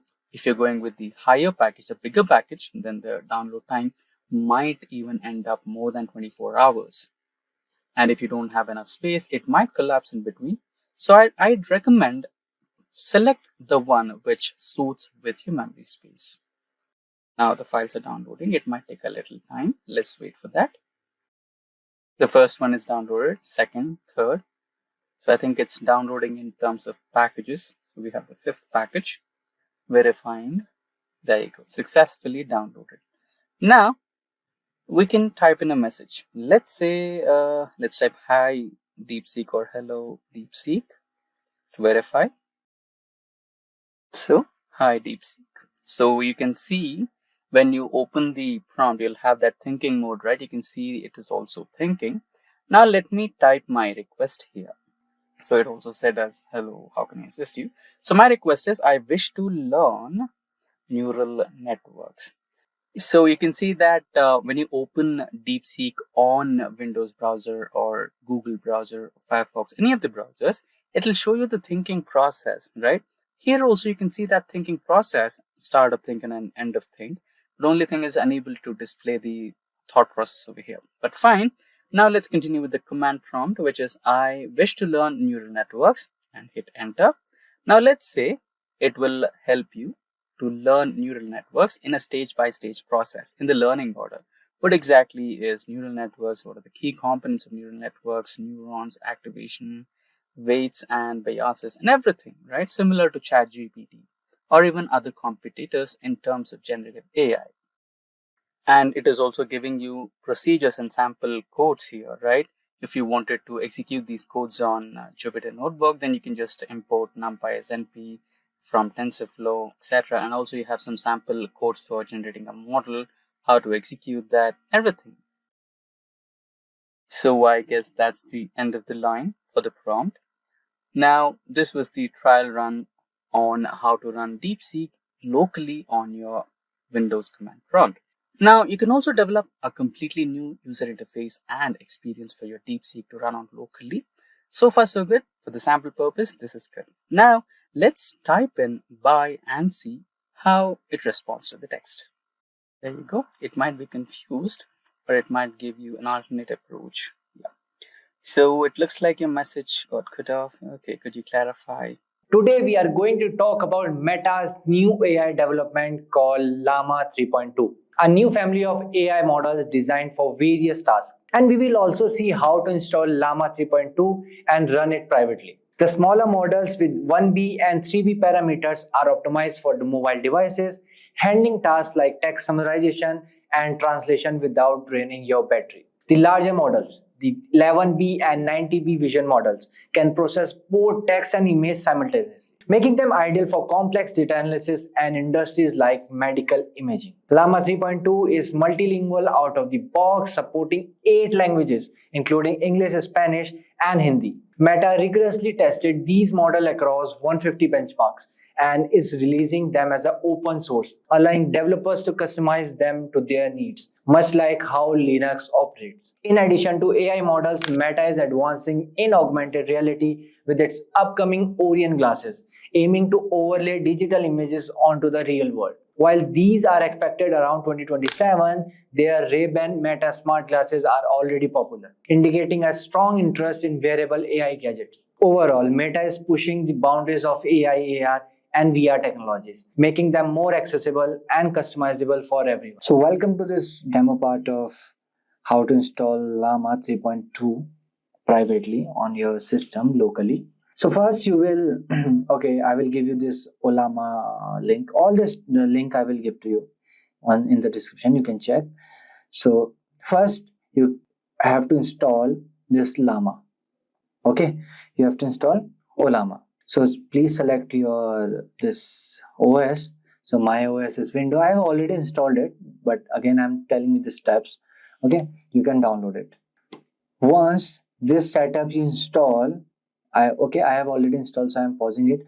So once this setup install, after that you come into this website. Okay, this is the step 2. Here you can see there are many Llama models, or you can see LLM models. Mistral is there, okay, and Code AMI is there, Command R is there, Llama 3.1 is there.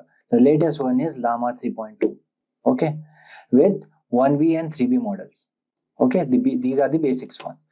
So just click on this. So you will get this command, Llama run Llama 3.2. Just copy it, open your command prompt or PowerShell. I'm using PowerShell, just paste it.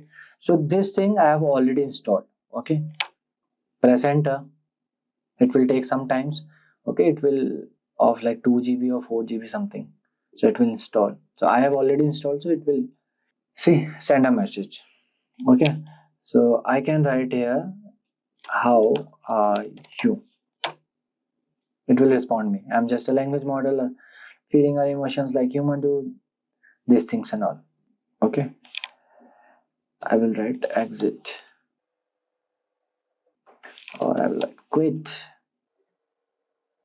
Okay, so leave this. Okay, after this our Llama 3.2 is done. Okay, we have installed, but we will launch it with the Docker. Okay, so I'm closing this again. After that, come to this Docker. Okay, this is the docker.com. You come here, download Docker desktop app. So don't download this ARM64 as of now because it is in beta version.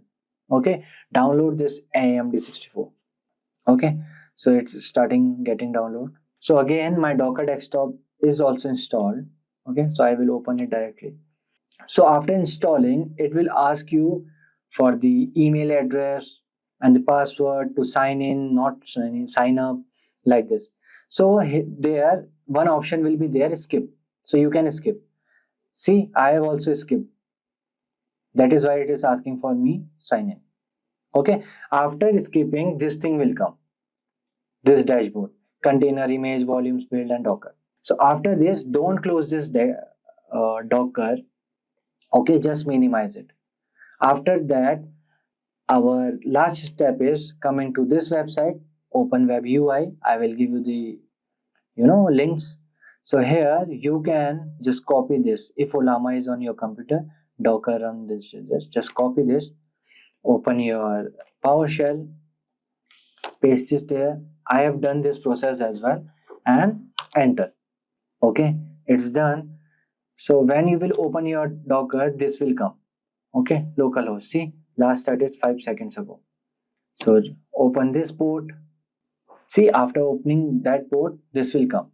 Sign in to open web UI. So here you can sign up. Okay, all right.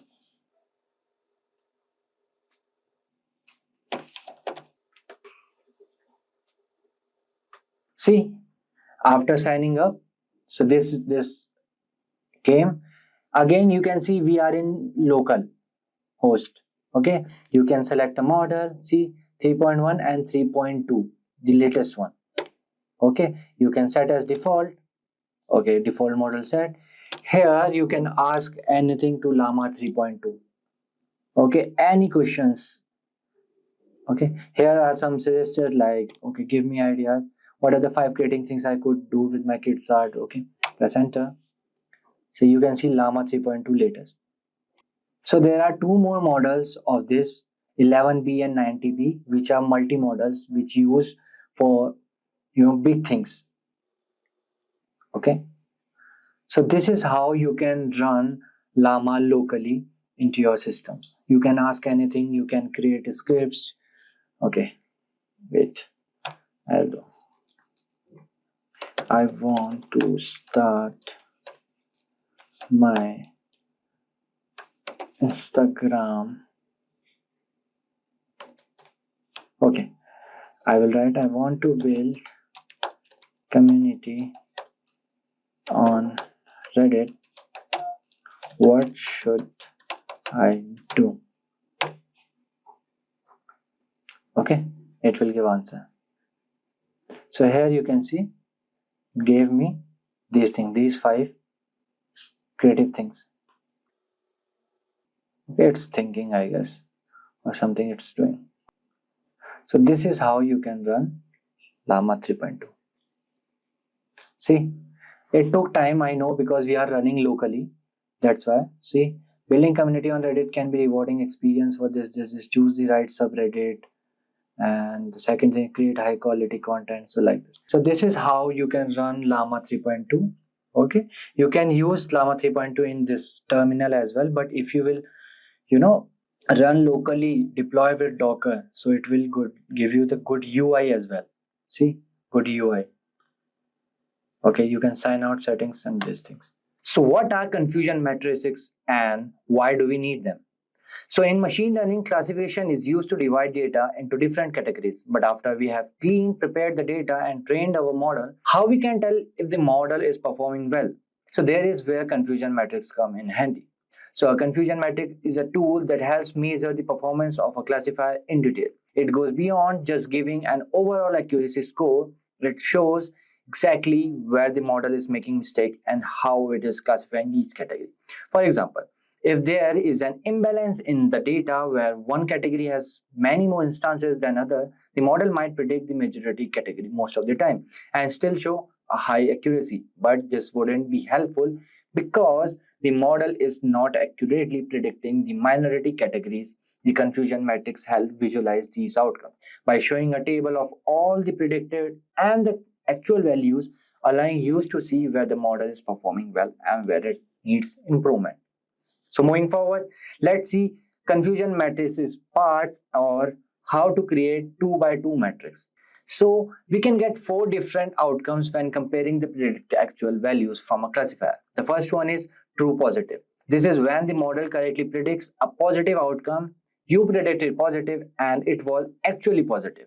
The second one is false positive. This happens when the model incorrectly predicts a positive outcome for something that is actually negative, or a predictive positive but it was actually negative. The third one, true negative. This is when the model correctly predicts a negative outcome. You predicted negative and it was actually negative. And the fourth one, false negative. This occurs when the model incorrectly predicts a negative outcome for something that is actually positive. You predicted negative and but it was actually positive. So moving forward, let's see some matrices of confusion matrix. So this is a graph. So we know there are 4 parts: true positive, false negative, and true negative. So this one is true positive, this one is false positive, this one is false negative, this one is true negative. So just consider a confusion matrix made for a classifier that classify people based on whether they speak English or they speak Spanish. Okay, from this diagram you can see that. Fine. So these are some values: TP, FN, FP, TN. There is nothing true positive, true negative like this. Just from looking at the matrix, the performance of our model is not very clear. So to find out how accurate our model is, we use the following matrices. The first one is accuracy. So this is the formula of accuracy. TP means true positive, means this 86 value. So the accuracy is used to find the portion of correctly classified values. It tells us how often a classifier is right. It is the sum of all the true values divided by total values. So in this case, this is 88%. Okay, 86 plus 79, 2 positive plus 2 negative divided by this.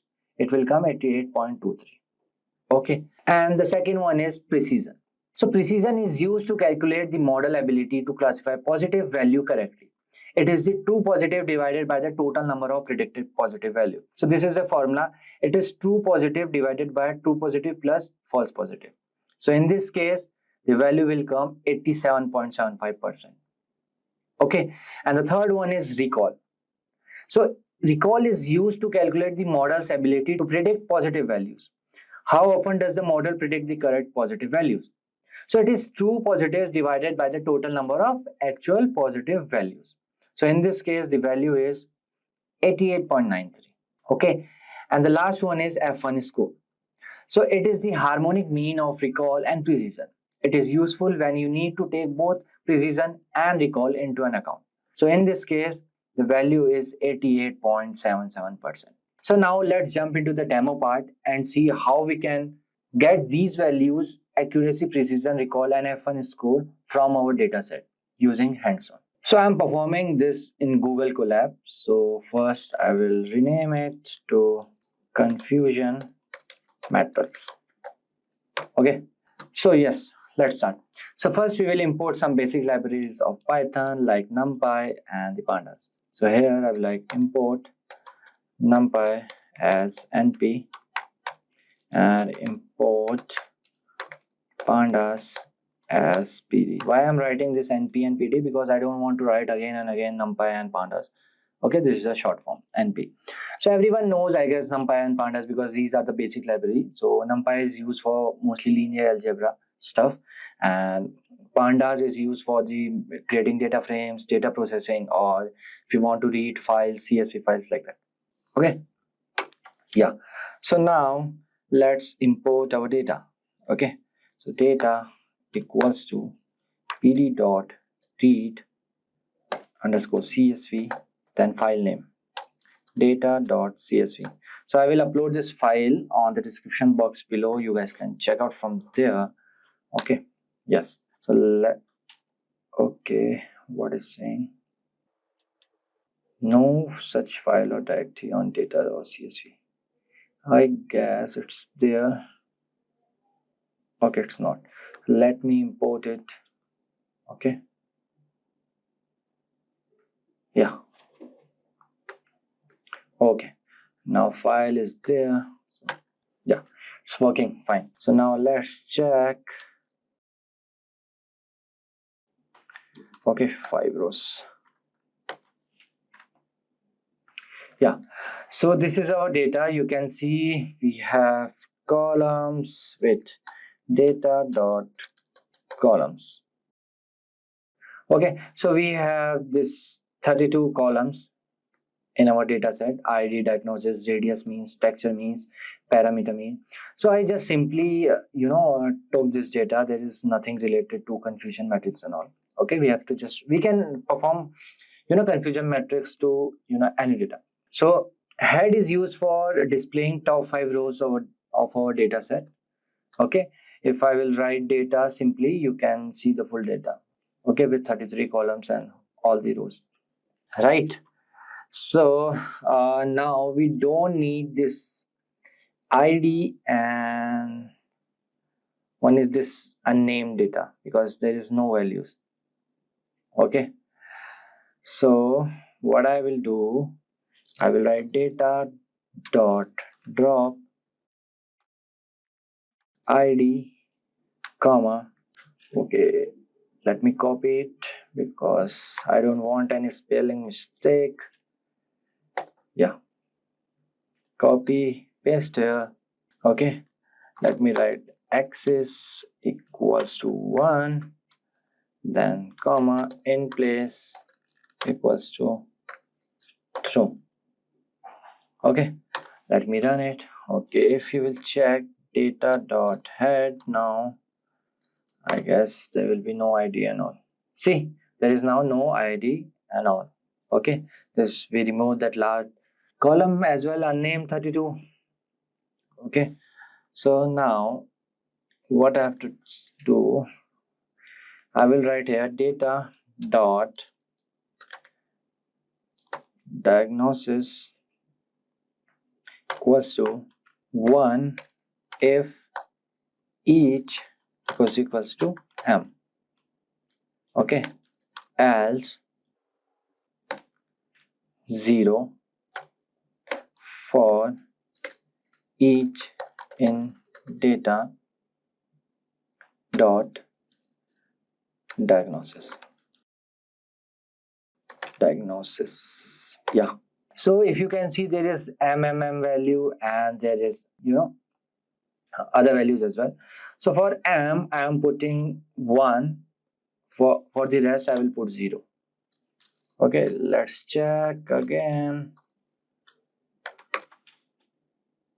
Yeah, okay, you can see it's done.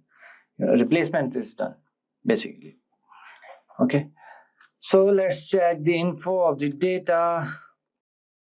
So these are some basic functions of Python.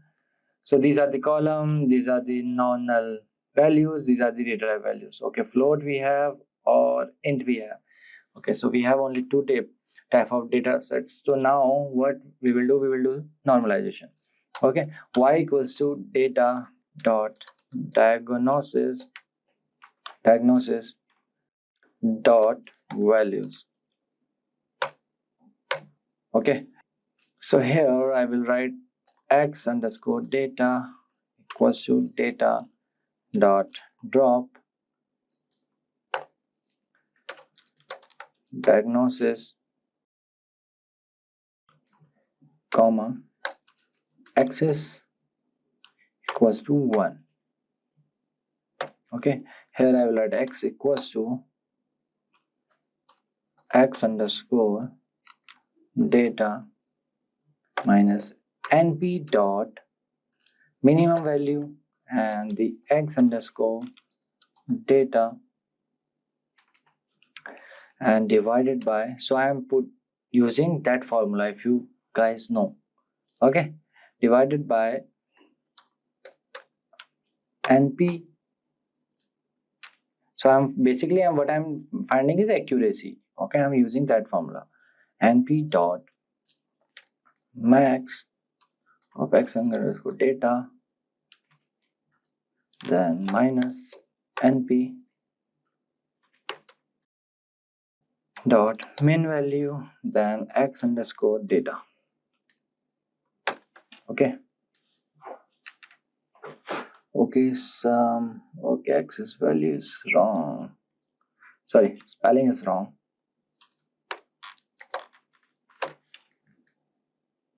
Now fine, yes, it's fine. So now we will do train test split. So what is train test split? Okay, so first let me route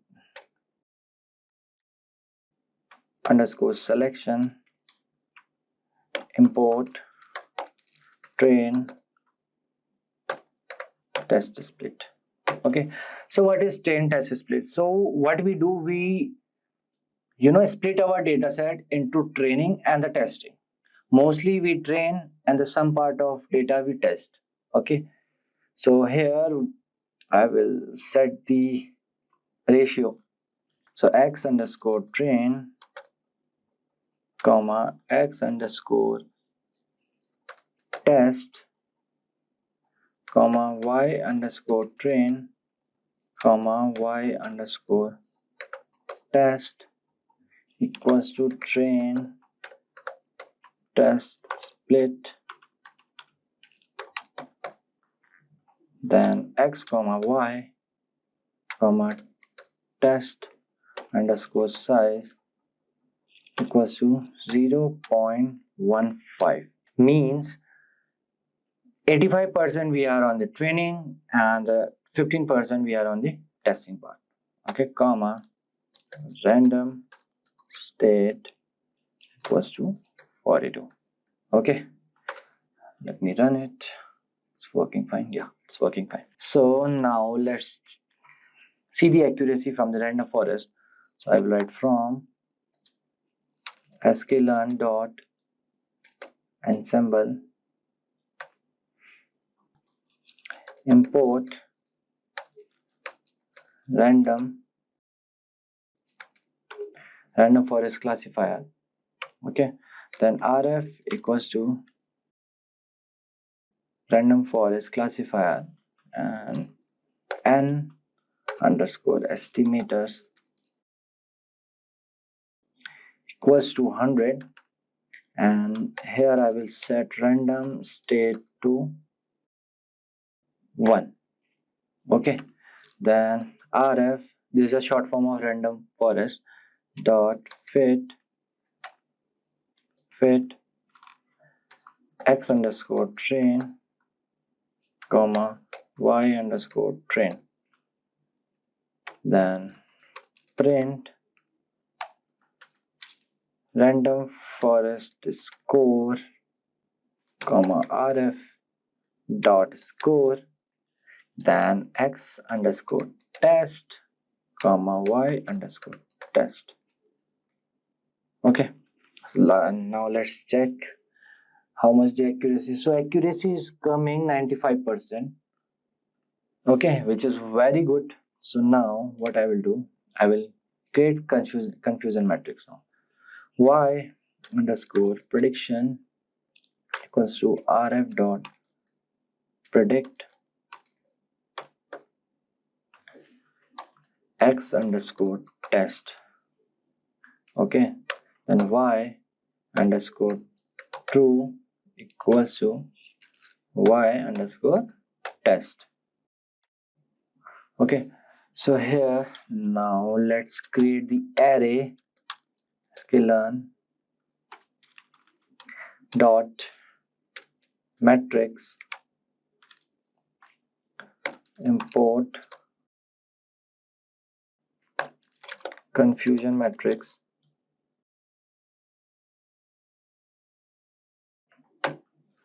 Okay, then I will write cm, short form of confusion matrix. Here I will write y true comma y prediction, then confusion matrix. So this is our array. Okay, the true positive, and this is false negative, and this is false positive, like this. Okay, so now let's create the visualization of confusion matrix. Okay, so here I will write import cborn as SNS, and import matplotlib dot pyplot as plt.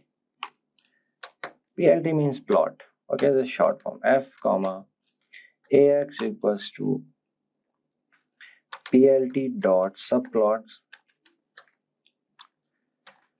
Let's give the figure size equals to 5,5. Then SNS dot heat map, then confusion matrix comma n naught equals to true, then comma line width equals to 0.5, comma line color equals to, let's give red, then fmt equals to, I don't need any that decimal values, comma ax equals to ax. Okay, then plt dot x label y underscore prediction, then plt dot y label, then y underscore true. Add the, okay, forgot to add this braces, then plt.show. Yeah, so as you can see, this is the y true values and this is the y prediction values. Okay, this is the heat map we have created. So this is how you can visualize your confusion matrix. Fine. Imagine you are a robot in a maze, and every step you take brings you closer to the treasure or into the trap. But here's the catch. You don't have a map. So how will you figure out the best path without any guidance? This is where Q-learning steps in, one of the most exciting branches of reinforcement learning. It is like teaching an agent or a robot to play a game of trial and error, learning to maximize rewards and avoid penalties, all without knowing the rules in advance. In this tutorial, we will dive into the core concepts behind Q-learning, from understanding how an agent explores its environment to making smart decisions that leads to victory. Now, before we move on and learn more about Q-learning, I request you guys that do not forget to hit the subscribe button and click the bell icon for further updates. So let's start by understanding first what is Q-learning. So Q-learning is a type of reinforcement learning which is basically used in machine learning algorithms to find optimal action selection policy for any given problem for reinforcement learning. Now you'll be wondering what this type of technical jargon means. So let me tell you in easy words what reinforcement learning exactly means and how Q-learning is a part of it. So let us consider a scenario. Imagine there is a robot whose task is basically to clean the room, a kind of vacuum cleaner robot. In that room, there would be obstacles like furniture, and there are dirt scattered around. The goal of this robot is to learn how to clean the room efficiently. Now, there are certain points. So, this is called learning by rewards. So, we have +1 for positive reward if the given vacuum cleaner cleans up the dirt. We have -1 or negative reward for bumping into the walls or any furnitures. And we have the higher +10 reward for this robot when it completes the cleaning of a room in a shorter period of time. Now, if we talk about this kind of learning, how this robot is learning, so suppose this robot starts up to cleaning the room. Now, after it has started to clean the room, it found some obstacle and it got collided with this. So it learned that it is getting -1 for the same. So next time when it encountered any obstacles, it just ignores it, or it just changes its direction. And this is called learning by rewards. So in this scenario, we have the agent as robot. The environment which we have is room full of dirt, furnitures and wall. Now if I talk about actions, then we can say the robot can move left, right, backward or forward. So this is a scenario that we have set up for our robot. So by trial and error, the robot learns a strategy or a policy that maximizes its reward by avoiding obstacles, prioritizing areas with more dirt, and move efficiently to cover the entire room. Eventually, after enough learning episodes, the robot vacuum develops an optimal cleaning strategy, navigating the room without getting stuck and cleaning it in the shortest time possible. But this is the scenario for the reinforcement learning. And under this comes the Q-learning. So, in the simpler words, if I have to say, then Q-learning is basically a machine learning approach that enables a model to iteratively learn and improve over time by taking the correct action, which means the optimal action selection policy. So as we have seen in the example, how this robot has maximized its total reward by avoiding obstacles, prioritizing areas with more dirt, and moving efficiently to cover the entire room. So this is one of the examples of reinforcement learning. So this is basically a Q-learning approach. Okay, so this is a part of machine learning. Now let us move ahead and try to understand the components of Q-learning. Now if I talk about Q-learning, guys, so now discover the key components of Q-learning. The first one that we have all over here is state, action, and rewards. So basically Q-learning revolves around it. Now let us dive deep into it and understand more of the key components. So if we talk in depth about the key components, so we have the Q values or the action values we have. So if I talk about Q values, guys, Q values are basically defined for states and action. So it is written as QS of A, which is an estimation of how good is it to take an action at a given state S. And this estimation of Q of S of A will be iteratively computed using the TD update rule, or we can say temporal difference update rule, which we are going to see in our given example. So if I talk about rewards and episodes, so we can see all over here that an agent, like throughout its lifetime, starts from a start state and makes several transitions from its current state to the next state based on its choice of action and also the environment the agent is interacting in. So at the every step of transition, the agent from state takes an action, observes the reward from the environment, and also then do the transition to the another state. So for example, if at any point of time the agent ends up in one of the terminating states, okay, that means like there are no further transitions possible. So this is meaning that it is completed one episode. So this is rewards and episodes for the same. The next that we have all over here is temporal difference. So the temporal difference update rule. Now if we talk about temporal difference, it could be written something like this. So you can see an equation all over here. So this shows the temporal difference equation, where we have Q of S of A, and this is being redirected all over here to Q of S of A plus an alpha R plus gamma Q of new values of SNA and minus Q of SNA. So what is this basically? So if we talk all over here, this is basically an update rule. Okay, I'll write all over here. Now, this update rule basically what it does, guys, that it is applied at every time at the step of agent's interaction with the environment. Now, you would be wondering what S and A are. So S, if I talk about S is, so if I talk about S means the current state of the agent. And if I talk about A, it is according to the current action picked according to the policy. Now, if I talk about the change S dash, so it is means the next state where the agent ends up.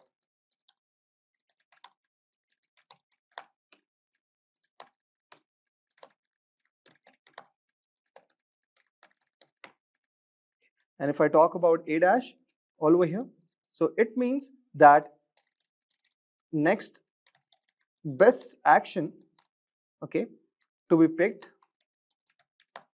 using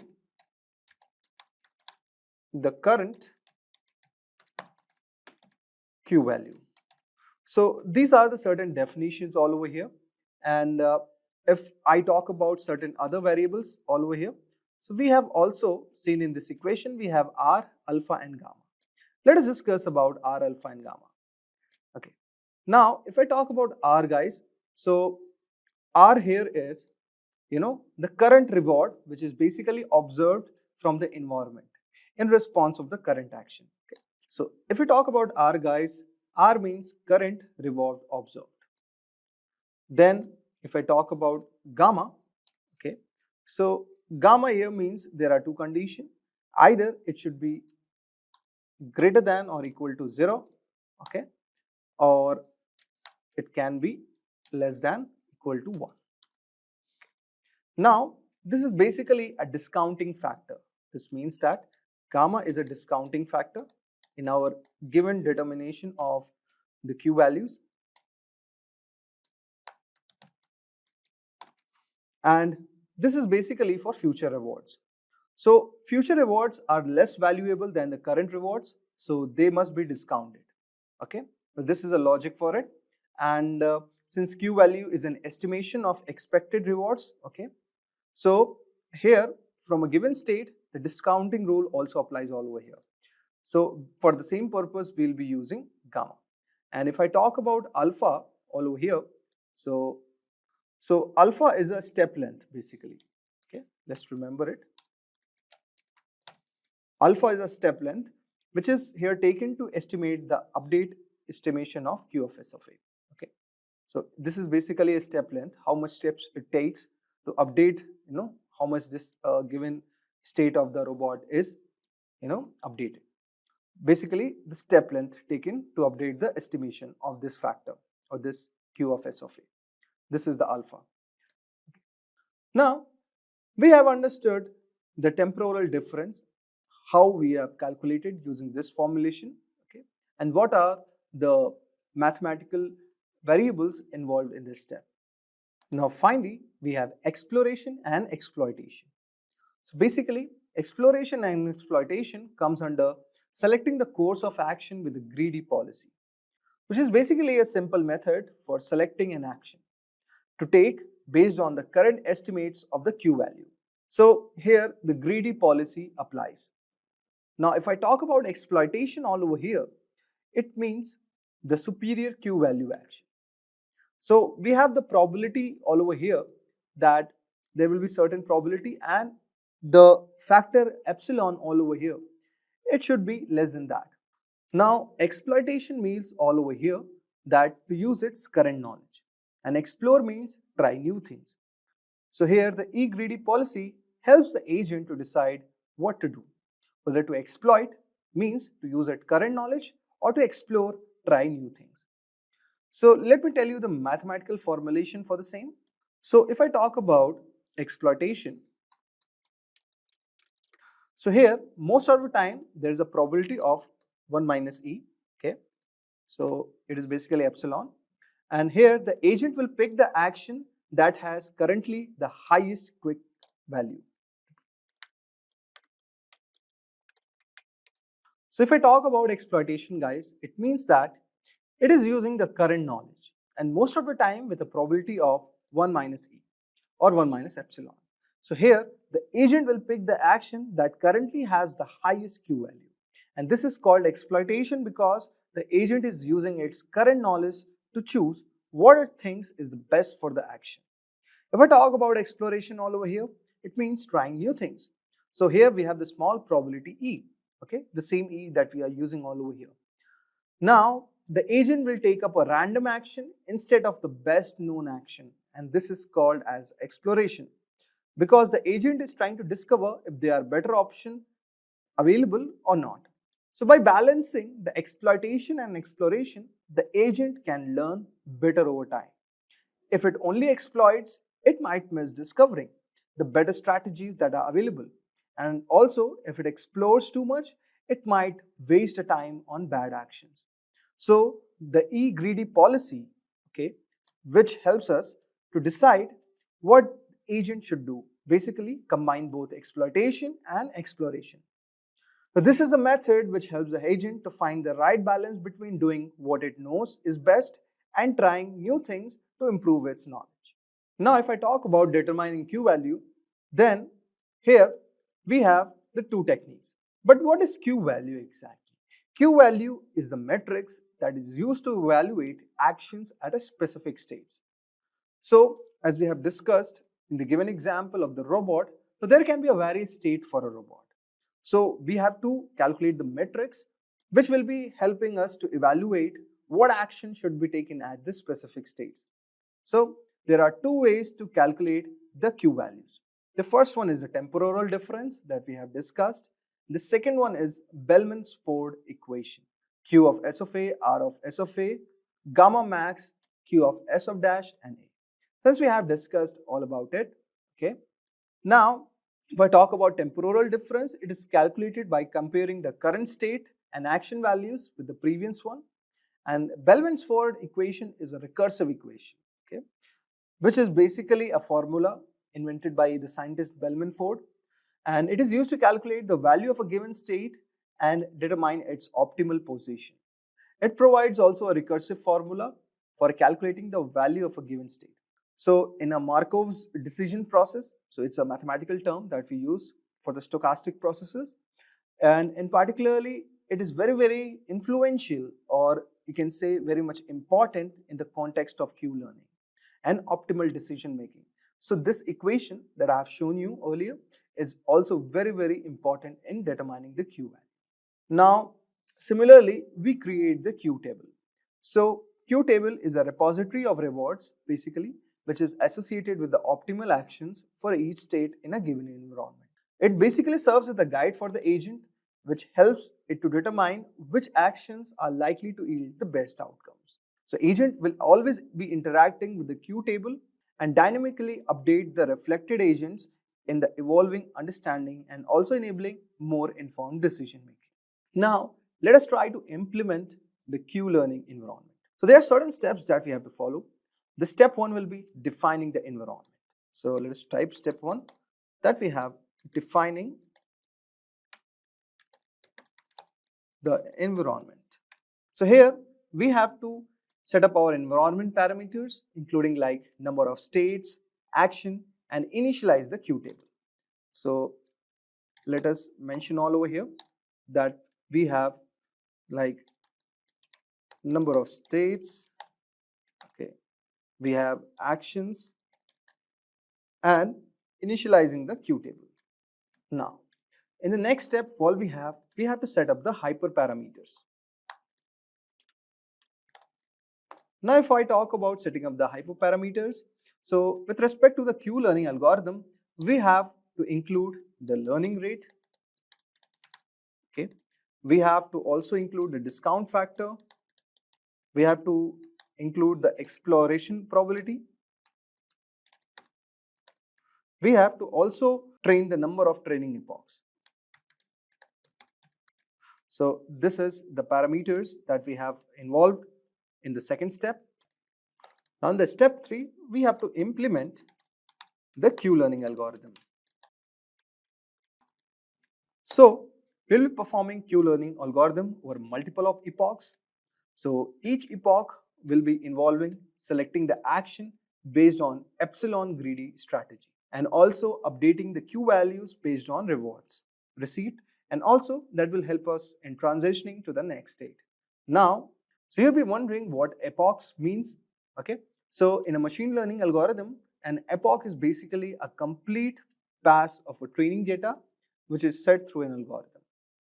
So it means that it is a single pass of the entire training data set. So the model updates its internal calculation after each epoch, means the entire training data set that we have taken, to study basically for our given model. So that is an epoch, the single pass. So when all the training data is used at once and it is defined as a total number of iterations of all the training data in one cycle for a given training, then for that machine learning model, it is called an epoch. Okay, so I hope so you would have got an idea regarding epochs. Now let us try to code this in Python. So you can see all over here. So this is a given code for our queue learning algorithm. So here I'm importing numpy as np. Okay, that is our library that we'll be using. Then here we are defining the environment. Okay, the first one is number of states. Okay, say n equals to 16. Then number of actions, so number of possible actions that we have discussed for a given robot. So up, down, left and right. And what is the goal state? Okay, so this is our environments that we have set up. So we have states, action, okay, and goal state. Now we'll be initializing our queue table with 0. So for the same purpose, we'll be using numpy. So np.zeros, and here we have n states and action. So we have initialized our queue table. Now we are defining the parameters all over here. So we have the learning rate at 0.8, discount factor, we have given certain value, exploration probability, and epochs. So I have told you about epochs, guys. So epochs here means that when all the training data is used at once, and it is defined as a total number of iterations for all the training data in one cycle for a training. So that is epoch, and that we have set to 1000. Now for the queue learning, so we have taken this epoch. Okay, so for epoch, in the range of epochs, this is iteration. So we are setting the current state. Okay, so we are using np.random, and it is taking a random integer. It is starting from any random state all over here. This line means that same. So now we are using the conditional. So while the current state is not equal to the goal state, okay, this is our goal state that we have to achieve. Okay, that is 50. So choose an action with the epsilon greedy strategy. So here we have applied the logic for the same.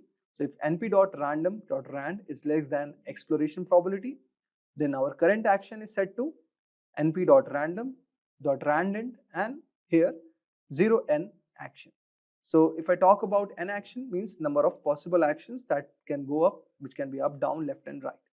So it is choosing the best action with the epsilon greedy strategy, or else we are putting the action as np argmax, and now we are updating the Q table with respect to the current state. This is the exploitation. So based on your Q table, choose the next state. So this is like selecting, what should an agent do? It should explore or exploit. So for exploitation, it is using the Q table that we have initialized earlier. And for exploration, it is using the np random.randint, and it is choosing the action up, down, left and right. So based on the probability of epsilon, the exploration action is also going to happen. Now we have to simulate the environment or move to the next state. So here the next state is set to current state plus 1 modulo n states. Now you can see we have initialized the n states as 16, so number of states available total. Okay, consider it as a grid. So based on that, now here what we have done, defining a simple reward function. Okay, so here if the goal state is reached, so you will be given 1 point, otherwise the probability will be 0. So reward is 1 if the next state goal equals to goal state, otherwise put it up as 0. Now we have to update the Q value. So all over here we have updated the Q value. So Q current state and action plus learning rate multiplied by reward plus discount factor multiplied np max, and in parentheses we have Q table and the next state minus Q table current state and action. So this is basically the formulation which I have told you how the updating Q value happens with the help of Bellman-Ford's equation. Okay, now I'll write all over here. Now finally you are moving the current state to the next state, and after training you are printing the learned Q values. Now let us try to run this. Make sure that your server is connected. So you can see we have got the learned Q table. So we have all the possible values all over here. Okay, and in this way the agent is going to select from this Q table, okay, which action should take. So based on the given data that we have given, we have successfully created our Q table with the help of NumPy. So this was a very simple example to showcase you how the robots in our present scenario, like which are learned robots, which can tackle the obstacles and also learn which step to take next. So this is one type of the reinforcement learning, and I hope so you would have got a brief idea regarding this algorithm. So we will be discussing about what exactly is Langchain, Langgraph, Langflow and Langsmith, and where can we use them and what makes them different from others. So this is the major agenda for today's session. Let's begin with Langchain. So what exactly is Langchain?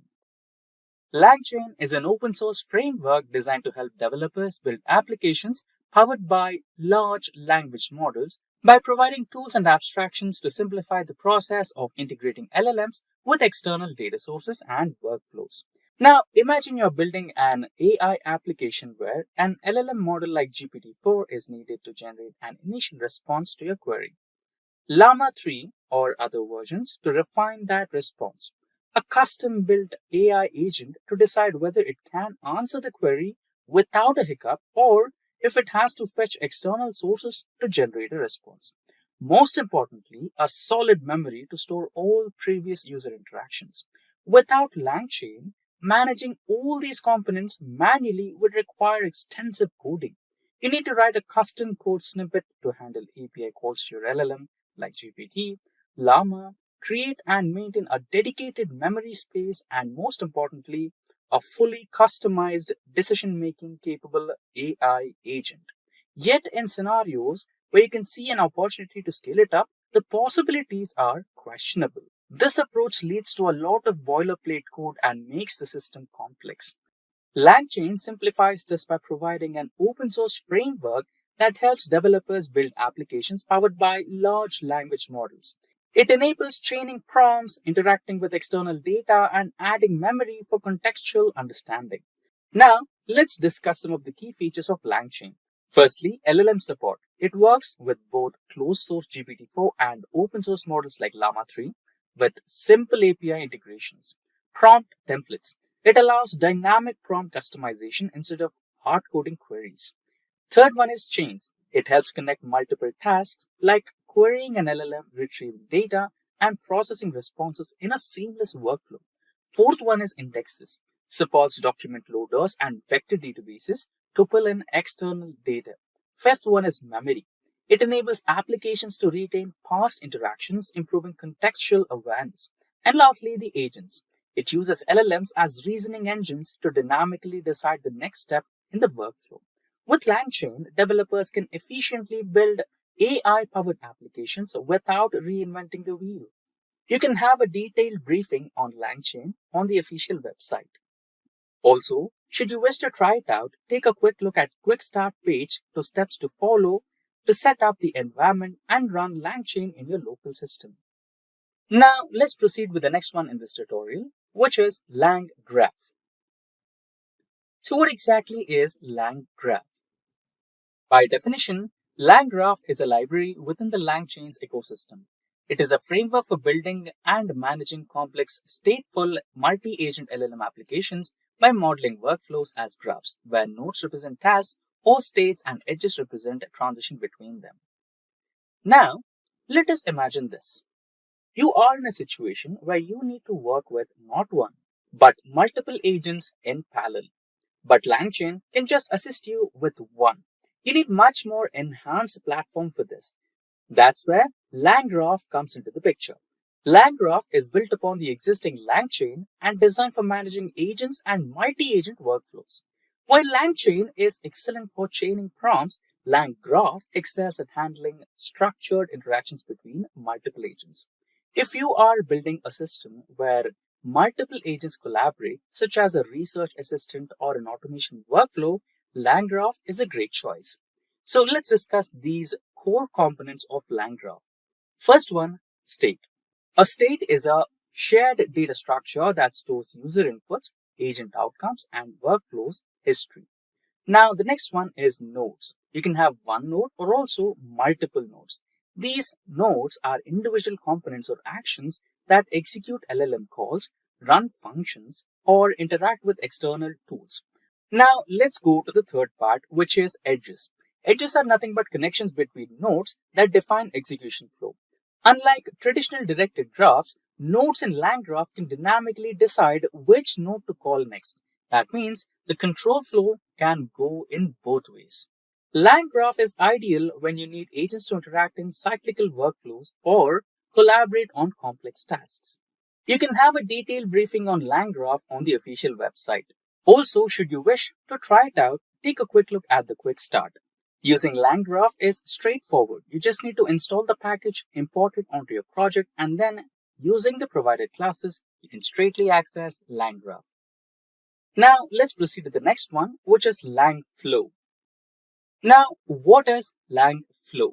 Langflow is a visual, low-code framework built upon top of Langchain, enabling developers to easily design and test AI applications, especially those involving multi-agent systems and retrieval augmented generation or RAG.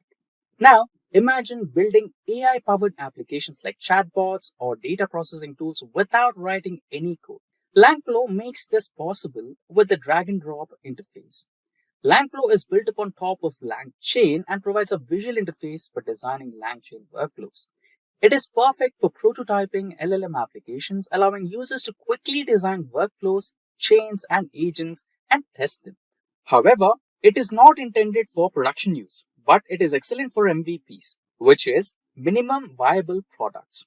Langflow is designed to simplify AI-powered app development by providing a drag-and-drop interface. It enables developers to visually design, experiment with, and test Langchain-based workflows. Now, what makes Langflow different from Langchain and Langgraph? Why use Langflow? So, there are three major reasons. Firstly, no coding required. Perfect for prototyping AI applications without having to write any code. Second one, visual workflow builder. You can easily design chains, agents, and integrations. Thirdly, quick prototyping. Best suited for MVPs, experimentation, and non-production use cases. So there are two main ways to use Langflow. First one, via data stacks. a paid cloud-hosted option. Second one, self-hosted. Install locally or on your own cloud server. So once deployed, Langflow provides a UI where you can drag and connect various components, enabling you to build and test AI workflows seamlessly. You can have a detailed briefing on Langflow on the official website. Also, should you wish to try it out, take a quick look at Quick Start to work on setting up Langflow in your local environment.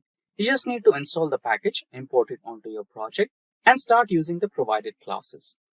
Now, let's move on to the last one, which is Langsmith.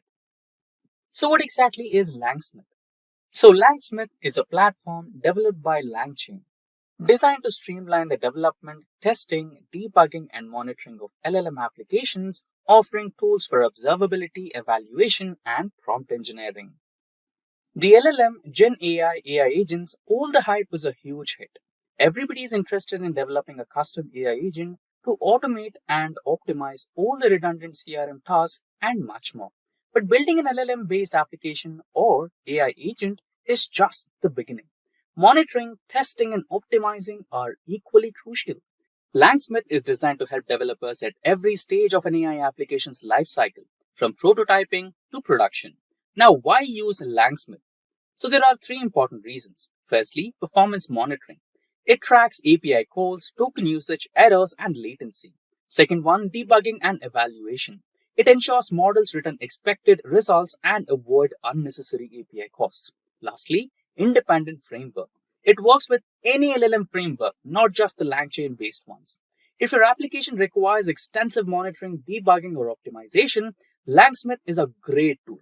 However, for simple applications without complex tracking needs, it might not be necessary. To integrate Langchain, install the package, set up the environment variables, and use traceable annotations in your code. The Langsmith dashboard provides insights into performance metrics, including token usage, call trends, and error rates. For more details on Langsmith, visit the official page of Langsmith. Also, should you wish to try it out, take a look at the quick start to work on setting up Langsmith in your local environment. You just need to install the package, import it into your project, and start using the provided classes. Imagine waking up in the morning, checking your phone and seeing that your AI agent has already applied to 50 jobs for you, automated your business operations, generated YouTube videos, and even invested in stocks, all while you were sleeping. It sounds futuristic, right? Think again. The AI gold rush is here, and those who take advantage of it right now will be the ones profiting the most in the next few years. AI agents and Deepseek AI are transforming how people earn money, build businesses, and also create passive incomes. And the best part is, you don't need to be a tech genius to take advantage of this opportunity. So, whether you're a freelancer, entrepreneur, or content creator, or even investor, or someone looking for passive income, this guide will walk you through step by step on how to make money using AI agents and Deepseek AI, even if you have zero experience with AI. So in today's video, we are diving deep into AI agents, what they are and why they are the future, how they work in real-world scenarios. You learn how to spot profitable AI agent opportunities before they go mainstream and also explore multiple ways to make money with AI. So whether you have coding skills or not, we'll break down 6 proven methods to earn using Deepseek AI and discuss smart investment strategies to help you back AI projects while avoiding scams. I'll walk you through building an AI-powered passive income business and creating AI video avatars to monetize YouTube using Deepseek AI. Finally, we will cover the strategies to scale your AI business and maximize your profits in this growing industry. Make sure to watch till the end. These live demos could be your game changer. You need to start earning with AI today. So let's get started. Before we talk about how to make money using AI, let's first understand what AI agents are and why they are such a game changing. So if you have used ChatGPT, Google Assistant, or Siri, you already know that AI can generate text, answer questions, and assist with tasks. But AI agents can take it a step further. They don't need to just provide answers, they take real-world actions on your behalf. AI models are the brain versus AI agents are the brain plus body. To break it down, here's the difference. AI model, which acts as the brain, these include ChatGPT, Claude, and Deepseek AI. They generate text, answer questions, and provide insights but do not take real-world actions. AI agents are the brain plus body. AI agents go beyond just thinking. They click, type, automate workflows, and make decisions. They act just like a human assistant would, but 100x faster and more efficiently. So let's get started. Okay, so now let's look at a real-world example of an AI agent at work. Let's say you're looking for a job, but you don't have the time to apply to multiple positions manually. Here's what an AI agent could do for you. It will automatically log into your job portals like LinkedIn, Indeed, ZipRecruiter, and it will find the job listing matching your skills and experience, and then it will automatically apply to all the related jobs. So let's look at one such tool over here, which is auto apply. Let's see how it does it. Alright, so here as you can just simply write your description over here, whatever job description you want to, and then you can just select on this click resume. So it will create a resume in such a way that you can apply in different job posting, autofill application, submit them automatically. So, okay. So this is how autoapply.com works actually. Let's look at the another tool on our list, which is aiapply.com. Okay, so this is another tool known as AI Apply Dashboard. From here, you can just simply upload your resume.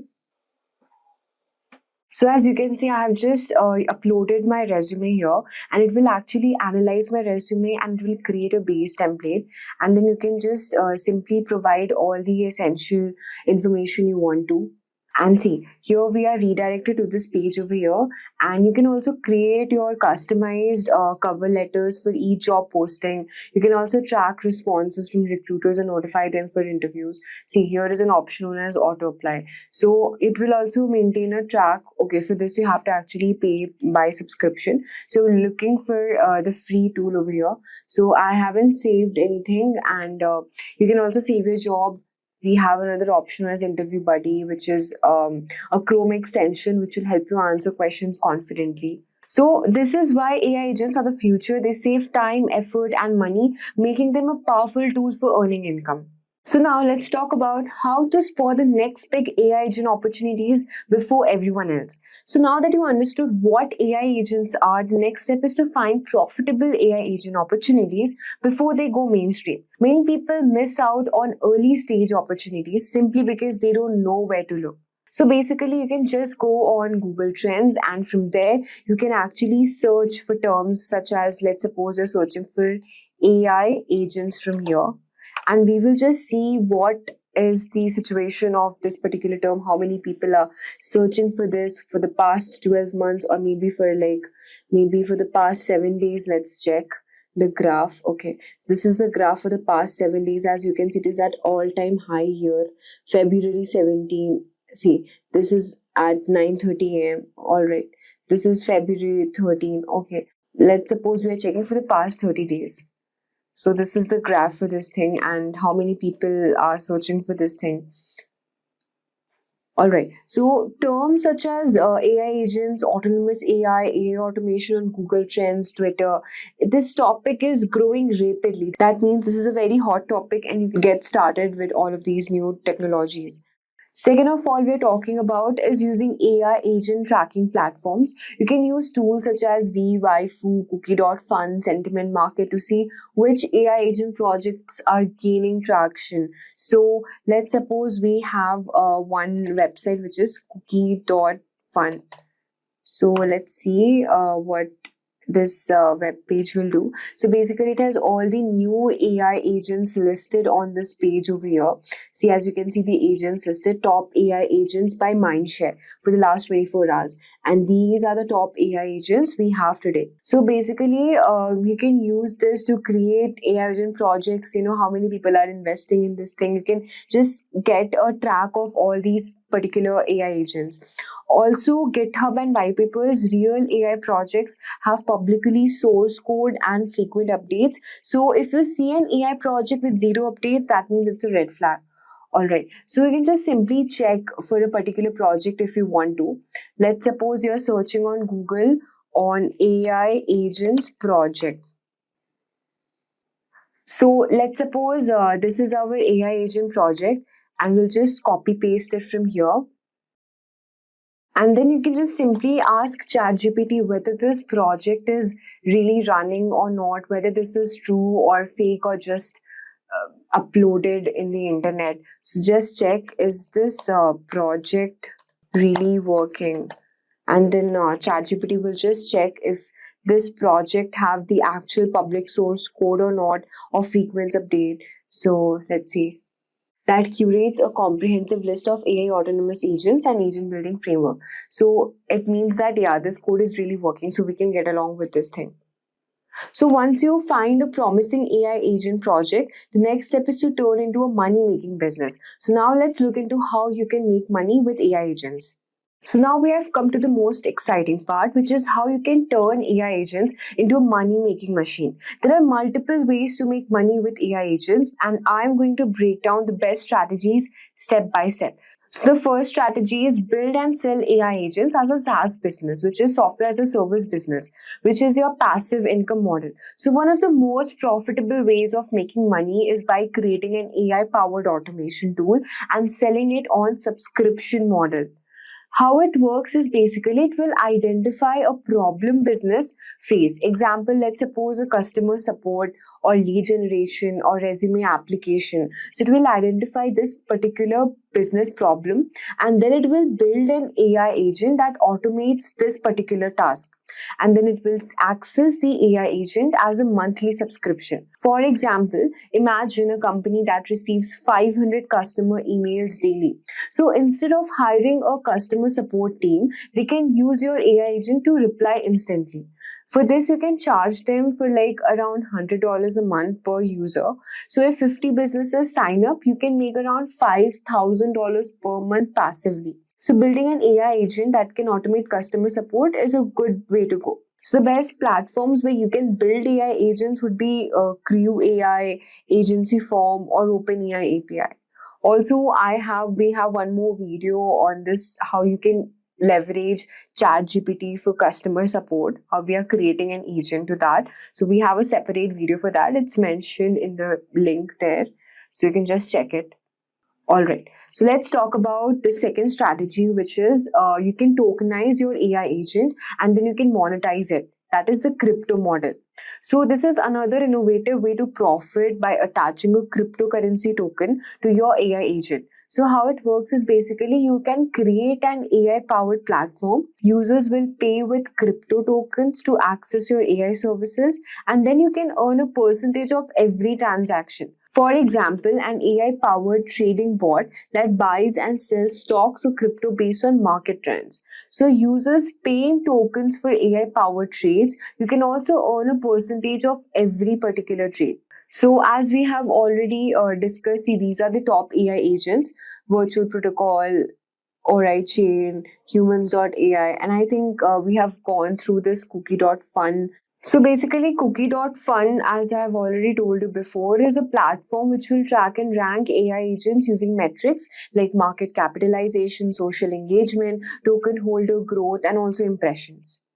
Now moving on to our third strategy, which is you can invest in AI agent projects, the venture capitalist strategy. So just like a venture capitalist, how they invest in early stage startup, you can also invest in an AI agent project before they go mainstream. So what are the steps how you can invest in AI agent tokens? The first step would be you have to find early stage AI agent projects. The second step would be you have to research their legitimacy, you have to check GitHub, white papers, social activity, and then the third step would be investing before they gain mainstream transaction. And the fourth step would be sell when demand and price will increase. So the best platform for such AI agent investments would be the first one on the list is Dex Screener. So just simply click on this link, Dex Screener, and here it will, it's a website that will track trending AI agent coins. As you can see, these are the trending Grok 3 AI, the agent coins, and these are the volume makers, how many people are making money by investing on these coins. So basically, Dex Screener is a popular analytical tool, once again, just like Cookie.fun, for decentralized exchanges, and it will help users to track trending AI-related cryptocurrencies, including AI agent coins, and it will also provide real-time data on price movements, trading volume, and liquidity across various blockchain networks. So basically, this platform is especially useful for investors and developers looking to identify emerging AI agent tokens in the crypto space. Okay, So next on the list, we also have Sentient Market, which will measure the AI agent projects over here.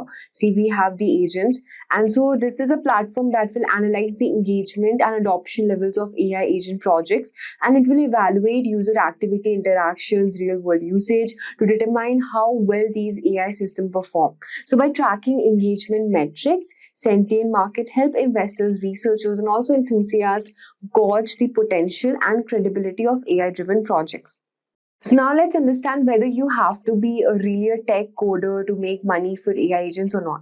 So even if you're not from a technical background, you still can earn money by making AI agents. You don't need to be a coder to profit from AI agents. So first of all, you can also sell AI automation services. So instead of just building AI agents, you can sell AI automation solution to businesses.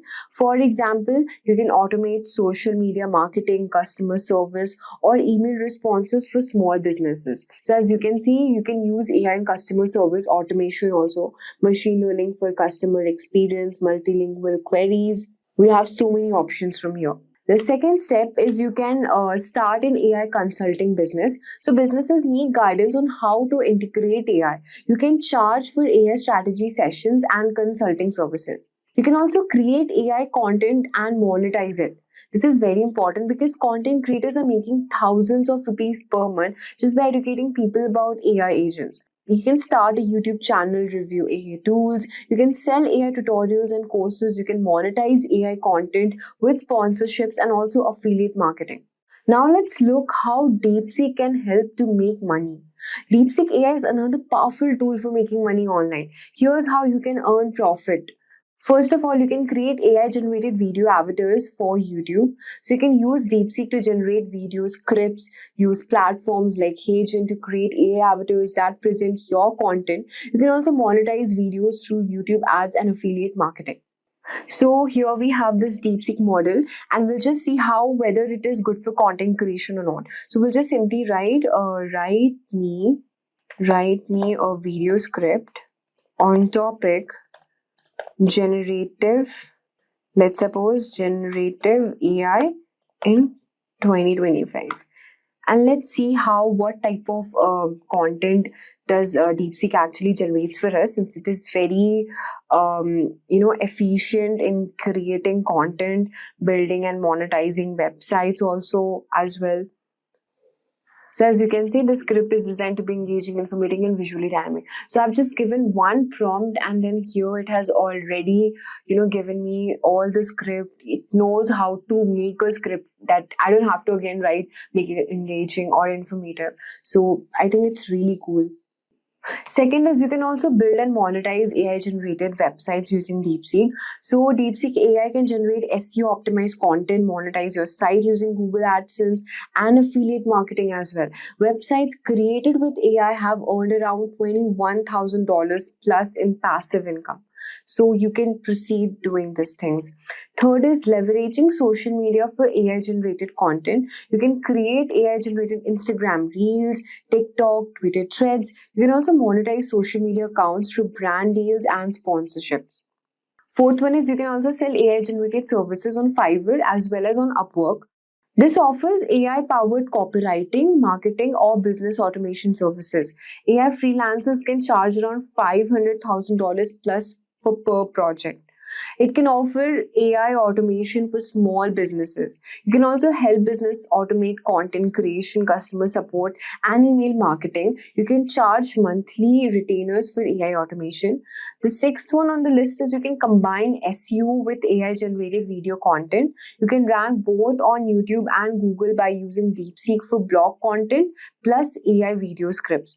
Double traffic will give you double income. So as you can see how AI agents and Deepseek are the future. AI agents and Deepseek are changing the way people make money online. So whether you want to build and sell AI agents, invest in AI agent projects, use AI to automate and scale your income, or leverage Deepseek for content and marketing, this is now your time to start. So let's talk about the very first top AI tool, which is Skillora.ai. This AI tool aims to provide the best AI-driven mock interview experience. You can take mock interviews for any job roles and subject, receiving instant constructive feedback. Skillora's AI interviewer listens to your responses and asks dynamic flow of questions to test your depth of knowledge. With the Essential plan, you gain access to 6 AI mock interviews per month. You'll receive instant feedback, ideal answers, and performance reports, helping you upgrade your skills for just $8 per month. The premium plan allows you to enjoy 15 AI mock interviews per month. You'll get the same instant feedback, ideal answers, and performance reports along with priority support, maximizing your learning for only $15 per month. Next up, we have Visco's. Visco's advanced AI coach is designed to elevate your job interview skills, harnessing insights from over 10,000 companies. It offers tailored sessions that simulate real interviews, providing personalized feedback and performance analytics. It transcribes your performance and delivers a conversational experience akin to an actual interview. It also offers customized feedback and performance analytics, helping you refine both your answers and communication skill. During practice session, you can craft questions specific to your desired role and industry, ensuring relevance and depth in your preparation. Supporting various interview styles. The price for AVA services are available for free. Next up, we have interviewing.io. Interviewing.io is an AI-powered platform that provides candidates with simulated technical interviews. The platform uses machine learning algorithms to assess your coding skills, problem-solving abilities, and communication style. You can get 4 simulated technical interviews for $225. Next up, we have MockMate. MockMate is an AI-powered tool that allows you to practice answering common interview questions. This tool provides feedback on your answers and gives tips on how to improve your performance. The service is available for $29 per month. Moving on to ChatGPT. ChatGPT is an AI chatbot that can be used to practice answering interview questions in a conversational setting. The chatbot can be customized to simulate the style of an actual interview, and it provides feedback on your answers. The free plan allows you to get started with writing assistant, problem solving, and many more. You will have limited access to ChatGPT 4o mini, including data analysis, file uploads, vision, web browsing, and custom GPTs. All of this is available at no cost. Then we have the Plus plan, which is for $20 per month. The Plus plan amplifies your productivity by offering early access to new features, access to ChatGPT 4, 4o, and GPT 4o's mini, up to 5x more messages for ChatGPT 4o. You can access to data analysis, upload files, vision web browsing, and DALL-E image generation. You can also create and use custom GPTs. Then we have My Interview Practice. My Interview Practice is an AI tool that allows you to practice interviews in a simulated environment. The platform uses AI to generate interview questions based on your chosen field and provides instant feedback on your responses. This tool is particularly useful for those who want to practice their interview skills in low-pressure environment. The Plus plan is for $49 per month. You get 1 month of access. And the Premium plan is for $57 per month, and you will get access to additional features and many more benefits. Next up, we have Udly. Udly offers real-time interview coaching using AI. It analyzes your speech and body language, providing feedback on how to improve your performance. Udly services are available for free. Now you might be wondering how AI tools can help you ace your job interviews. AI tools can assist in several ways. At first, we have research companies. AI tool provides information about companies' website, news articles, and social media, helping you tailor your answers to the interview's question. Practice questions. AI tool help you practice answering common interview questions, boosting your confidence and preparation.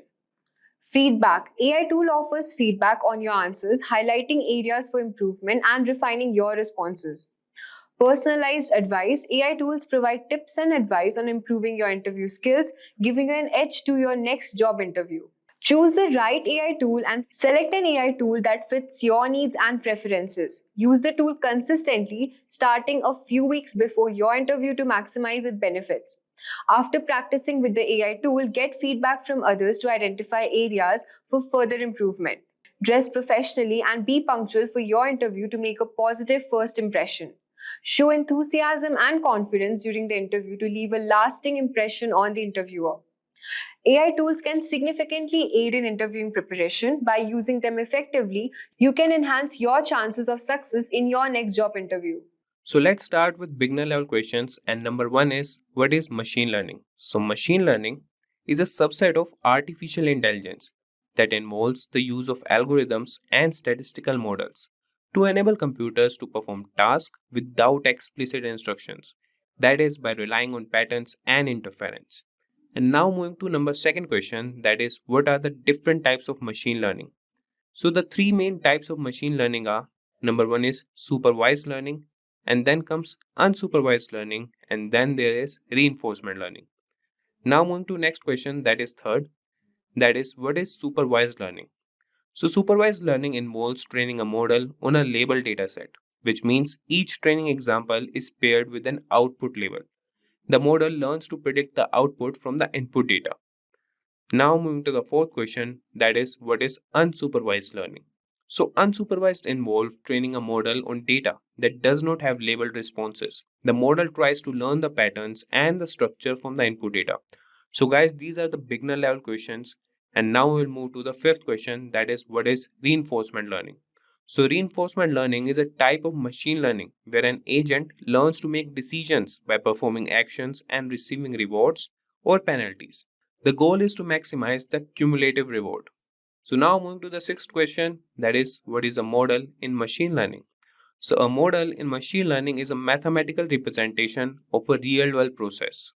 It is trained on data to recognize patterns and make predictions or decisions based on new data. So now moving to seventh question, that is, what is overfitting? So overfitting occurs when a machine learning model performs well on the training data but poorly on new unseen data. It indicates that the model has learned the noise and details in the training data instead of the actual patterns. So now coming to question number 8, that is, what is underfitting?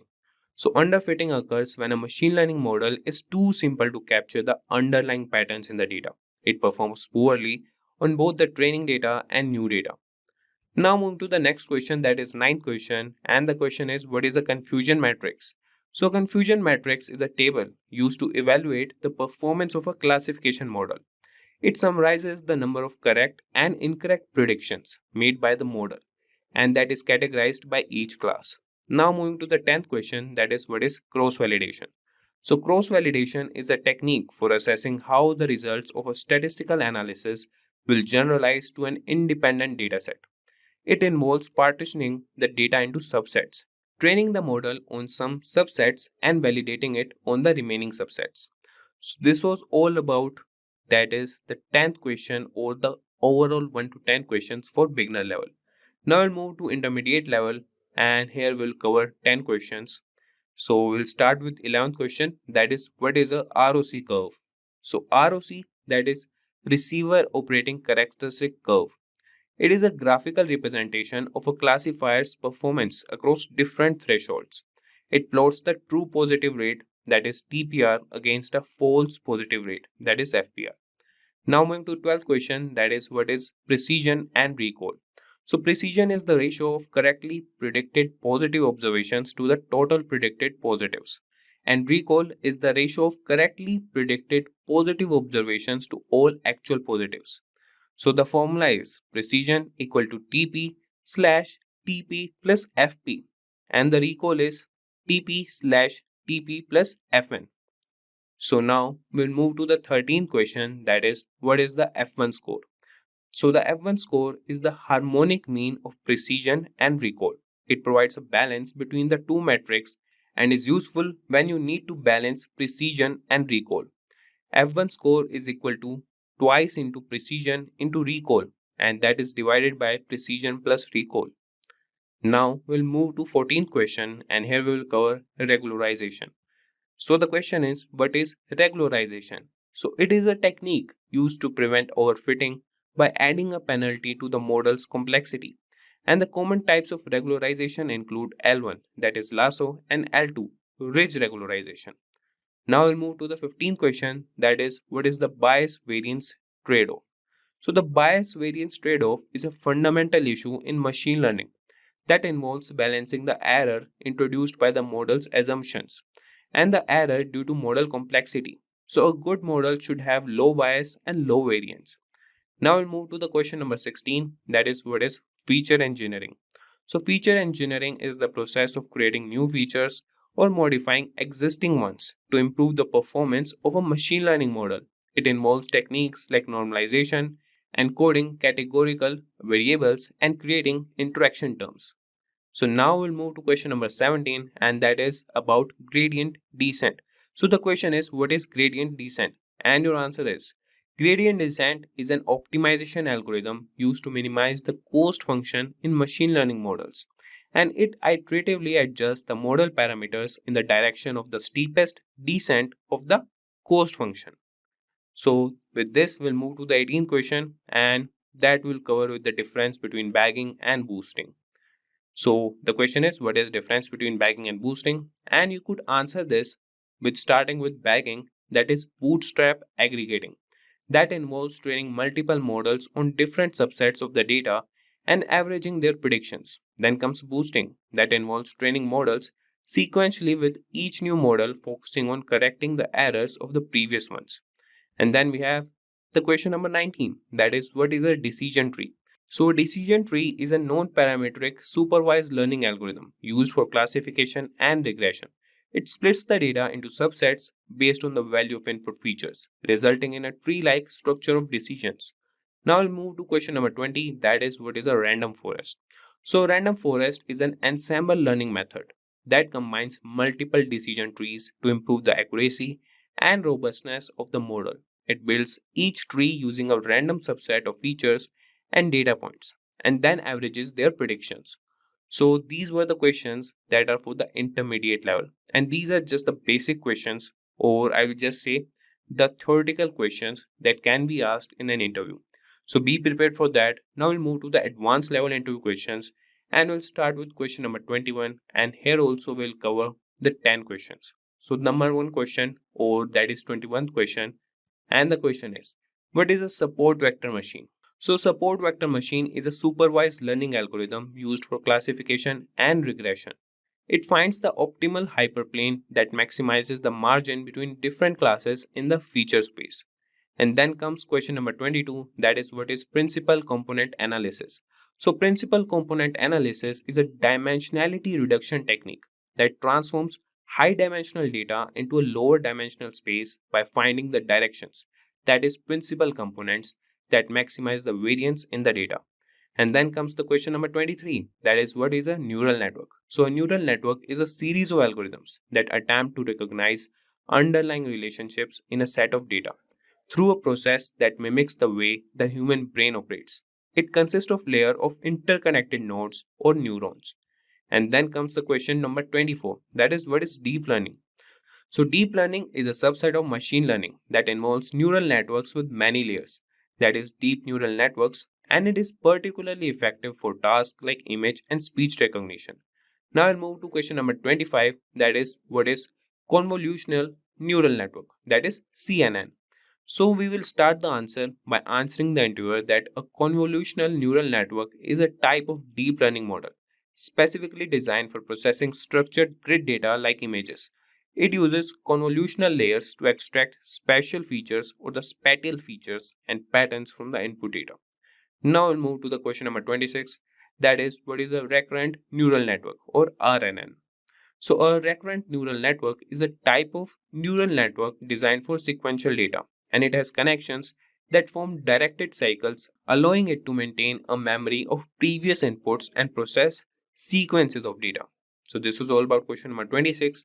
And now we will cover the question number 27, that is, what is the difference between batch gradient descent and stochastic gradient descent?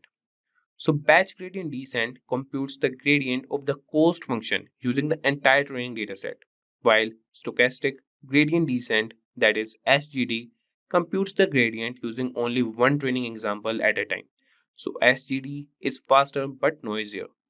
Now we'll move to question number 28, that is, what is dropout in neural networks? So dropout is a regularization technique used in neural networks to prevent overfitting, and it involves randomly setting a fraction of the neurons to zero during training, forcing the network to learn more robust features. And now we'll move to question number 29, and that will be about transfer learning. And your question is, what is transfer learning? So we'll answer this to the interviewer by starting that transfer learning is a technique in machine learning where a model developed for one task is reused as the starting point for a model on a second related task. It is particularly useful when there is limited data available for the second task. Now we'll move to the last question and the 30th question. So that is, what is a generative adversarial network? That is GAN. So you can start answering this. So generative adversarial network is a type of deep learning model consisting of two neural networks, a generator and a discriminator, that are trained simultaneously. The generator creates fake data while the discriminator tries to distinguish between real and fake data, leading to the generator producing increasingly realistic data. And these questions and answers are over, and these covers a wide range of topics in machine learning and should help prepare for interviews at various levels. That's a wrap on a full course. If you have any doubts or questions, you can ask them in the comment section below. Our team of experts will reply you as soon as possible. Thank you and keep learning with Simplilearn. Staying ahead in your career requires continuous learning and upskilling. Whether you're a student aiming to learn today's top skills or a working professional looking to advance your career, we've got you covered. Explore our impressive catalog of certification programs in cutting-edge domains, including data science, cloud computing, cybersecurity, AI, machine learning, or digital marketing. Designed in collaboration with leading universities and top corporations, and delivered by industry experts, choose any of our programs and set yourself on the path to career success. Click the link in the description to know more.